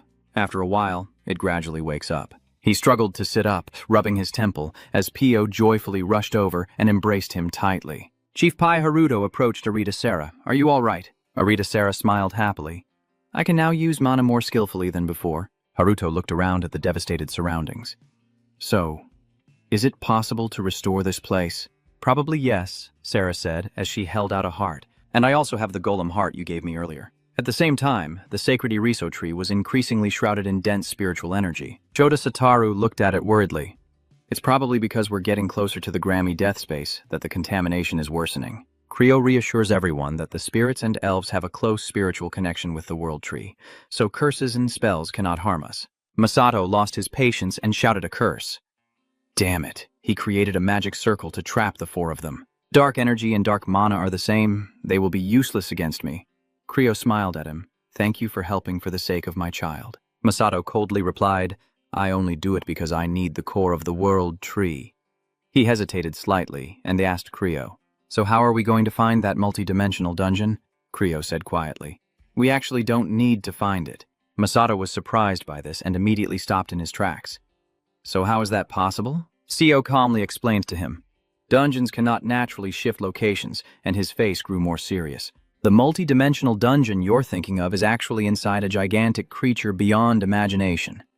Masato's eyes widen in surprise as Seo continues. "When the dungeon is cleared and the boss's core appears, it will try to escape the pain by running away. And that's exactly the multidimensional space we're talking about." Creo agrees with him and says the key is the boss's core. Go can recreate it. He then looks at Maso and adds, "But to be certain which dungeon it is, we still need more information." "I know." He clenched his teeth, veins bulging on his forehead. "My brother is there." Suddenly, a piercing roar echoed, causing the sacred iriso tree to shake violently. A series of trees snap and break. Creo immediately becomes alert and scans the surroundings. Romori is starting to absorb the core. He shouts loudly as he rushes forward. "We don't have any more time. Under Seo's warning, everyone runs after. If that thing absorbs and fully refines the world tree's core, then everything is lost." Turn to Hataru. 30 minutes before the space tree was invaded, her tail was standing idly in front of the blazing kiln. He watched it intently without looking away, and softly said, "The kiln is burning again." He then suspiciously glanced to the side, slightly frowning. The space tree was still shining brightly and healthy. "How can the space tree be?" The other dwarves also start to step in. They looked confused. "Is this really the space tree?" "No, it can't be." They whispered and gathered together in a crowd. "Is the furnace really burning again?" Haruto said as he patted his chest. "This is a space seed planted inside my body. The space tree is not extinct yet." Du paused for a moment after hearing that, then asked in surprise, "But C gave it to Miss. Are you saying he's already dead?" Haruto remained silent without answering. Sarah quickly said Mizel carried out the plan to bring the dark spirit to Earth. "We are just fighting back." Haruto finally spoke. "You're right, I took this from Missile using my cursed skill." Giko sighed and looked at the sword beside him. "So, you came here to upgrade that curse." "All right, I will help you forge the rune stone," Haruto smiled. "Thank you. You secretly feel happy." "All right. Now I just need to touch a space somewhere." Giko looked around at the others and then continued, "But I only made enough for the people here. If Michael gets his hands on it, it's all over." Ares Hill runs over and asks, "Chief, can you create a space key?" "That cloak, I made it for Nishihara Tomoka's daughter." "Of course I can, but I need black steel." He looked at Ares Hill with a knowing expression.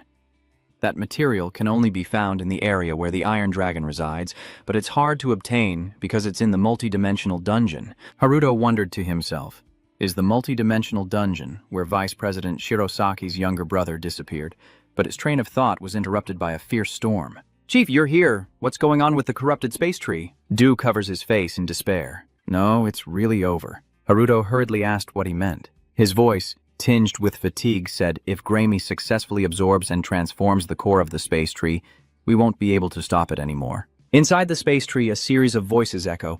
Our goal in this dimension will soon be achieved. The core inside is glowing with each voice. Giselle, I'm sorry. My strength is only this much. I can't protect you anymore, but I have a strong feeling you'll survive. It's a very strong intuition, so please, don't give up hope. Jay stared blankly into the void. Could he sense the aura of his ancestors approaching? Suddenly, a chill ran down his spine as a voice echoed. Looks like there's a lost worm here. But Jel, don't get your hopes up. This space now belongs to me. The deadly aura increasingly envelops the sacred tree Iriso, and the space seems to be stained with red. The surrounding spirits are also gradually affected by that deadly aura. They hadn't had time to react before a giant object crashed down and crushed the tree. That voice still echoed in Dewey Seal's mind. After I successfully transform, I will make the person invincible. Masato looked up at the fallen stone on the protective circle as the ground trembled. Creo suddenly shouted, "We don't have time to stand around anymore." Masato looked at him confused. What's going on? Why do you look so confused? He looked around, licking his tongue in annoyance. There must be another space-time dimension here. Creo has also become a bit calmer. The giant object has turned into a multi-dimensional dungeon. Nevertheless, he couldn't hide the fear that arose when the Black Spirit King, a being without a physical form like Grimori, possessed the creatures within the space trees of each dimension.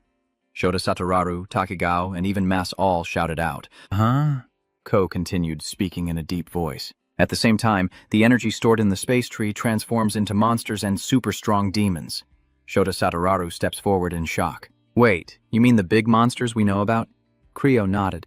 Exactly. Masato also realized how serious this was. If this continues, not only his son, but all of us will become monsters in the dungeon. Sonoda Sataru's face turned pale. He knew about this, but still led us here. Masato is extremely tense, a series of problems flashing through his mind. There is a space core, we need to get out of here now. But Kei's child, in that moment, he remembered his brother's words.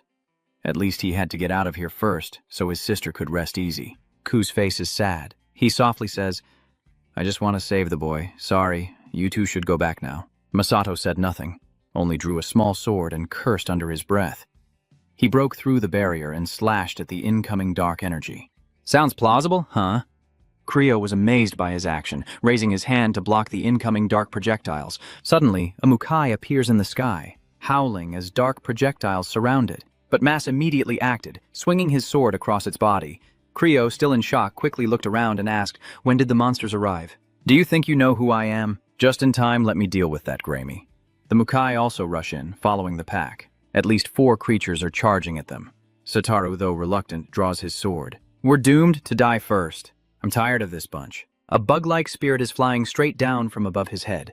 Satu is startled and can't react in time, but Masato quickly creates a barrier. The ferry was blocked. Shota Sataru took the opportunity to slash it with his sword. He looked at the defeated spirit and sighed in relief. Luckily, this barrier also works against spirits. I called Chigao to turn and shout at him, but it was useless against the monster. He was just blocking the mouth of a Mukai while shouting, Stop causing trouble, Masato. He slowly runs his tongue along the blade, channeling his inner energy and doing something, then points the tip of the sword at the ground, ignoring the incoming flying darts. Dark magic lightning bolts erupted around him, striking directly at the Mukai. They howled in pain, but the lightning didn't stop and grew even stronger. Sataru kept marveling that Chairman Shirasaki's wide-area attack was truly top-notch, taking out so many monsters with just one strike. Seo quickly spoke up when he saw the situation calming down, but killing all these monsters wouldn't matter at all, since they are the reason the dungeon was destroyed. He pointed at the floating spirits, revealing that those monsters could be endlessly reproduced by them. Masato waited for that moment and shouted, Then take them all out! The spirits quickly split and dodge as the lightning strikes, leaving Masato stunned. Wait a moment, did they just disperse? Gao frowned. We need to strike and wipe them out completely. Satoru suddenly realizes something from the recent attack and shouts out loud. Masato looked at Satoru, who was focused, and asked, "What are you doing?" He replied, "I just remembered that Haruto gave me a bunch of them." What? Hearing Haruto's name, Mas was startled and asked curiously. As soon as he finished speaking, Satoru threw out dozens of balls. He shouted, "My subordinate!" The palm-sized balls turn into stone people as soon as they hit the ground, and they quickly crawl forward. The stone creatures quickly leap straight at the core when they lock onto their target, clinging onto the spirits. The spirits try to push them away but fail. They scream in discomfort before being crushed by the stone people and sent flying into the dirt. Satoru excitedly shouted, "Chairman Shirasaki, use the Thunderbolt technique quickly." Masato gaped. "Are we really fighting like this?" Satoru grinned triumphantly. "This is a trick Haruto taught me." Masato nodded, raised his sword in front of him, and roared. Lightning struck from the sky, causing the ground to shake. The lightning strikes hit the stone figures and spirits, causing them to cry out in pain. Soon after, the other spirits also get hit and are unable to resist. The lightning disappears. The spirits are completely defeated. Only the stone figures stand tall. Satoru approaches, pats one of the stone figures on the head, and says, "Well done." But right after, this stone person also vanished into nothingness. It seems that without the holy sword, there's no way to fully purge them. Masato looked towards Satoru, silently thinking that Sano must be quite skilled at training guild members. Over on the other side, Gao is fighting fiercely against the giant Mukai.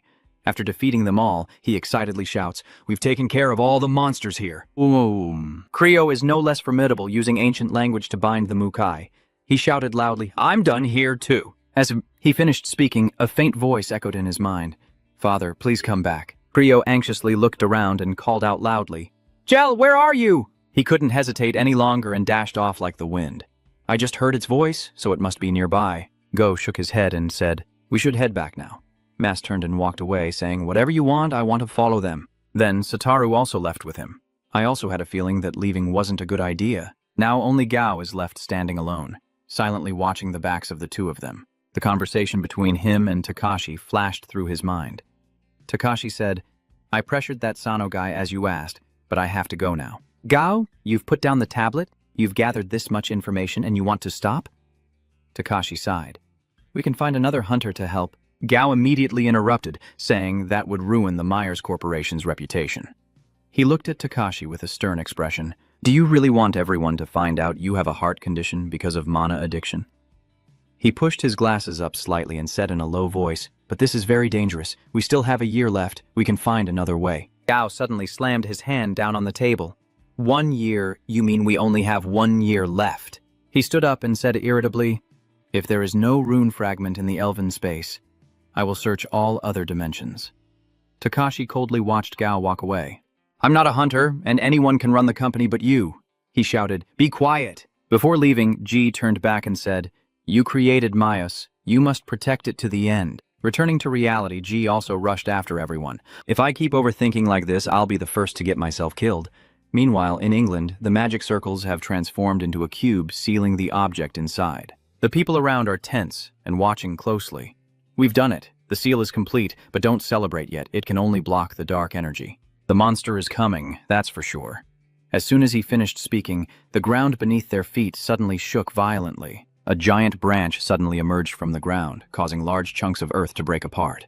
The surrounding people quickly shouted as its physical form became clear and the physical hunters were called in. Then, more and more branches burst out from the ground, filling the space with deadly projectiles.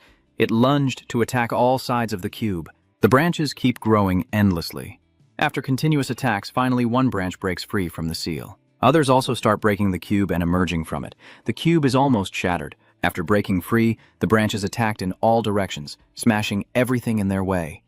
The people nearby were terrified and helpless. It's too big and it attacks without hesitation. Despite their desperate resistance, they could not stop this enormous power.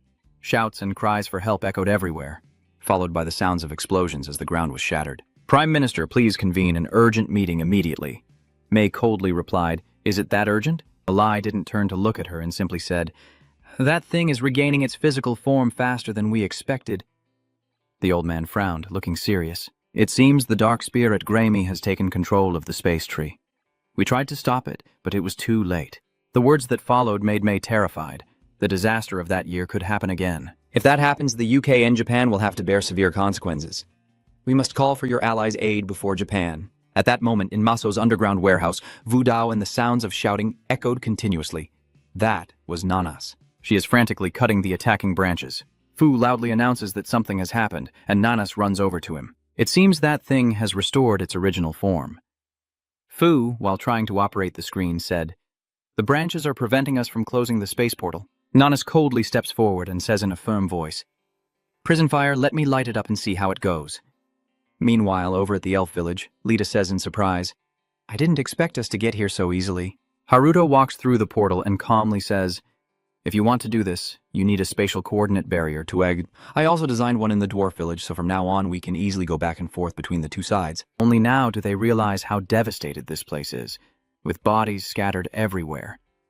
Haruto is stunned, frowning, his face darkening as he looks around to assess the situation. Haruto noticed the large holes in the floor and immediately sensed that something was terribly wrong.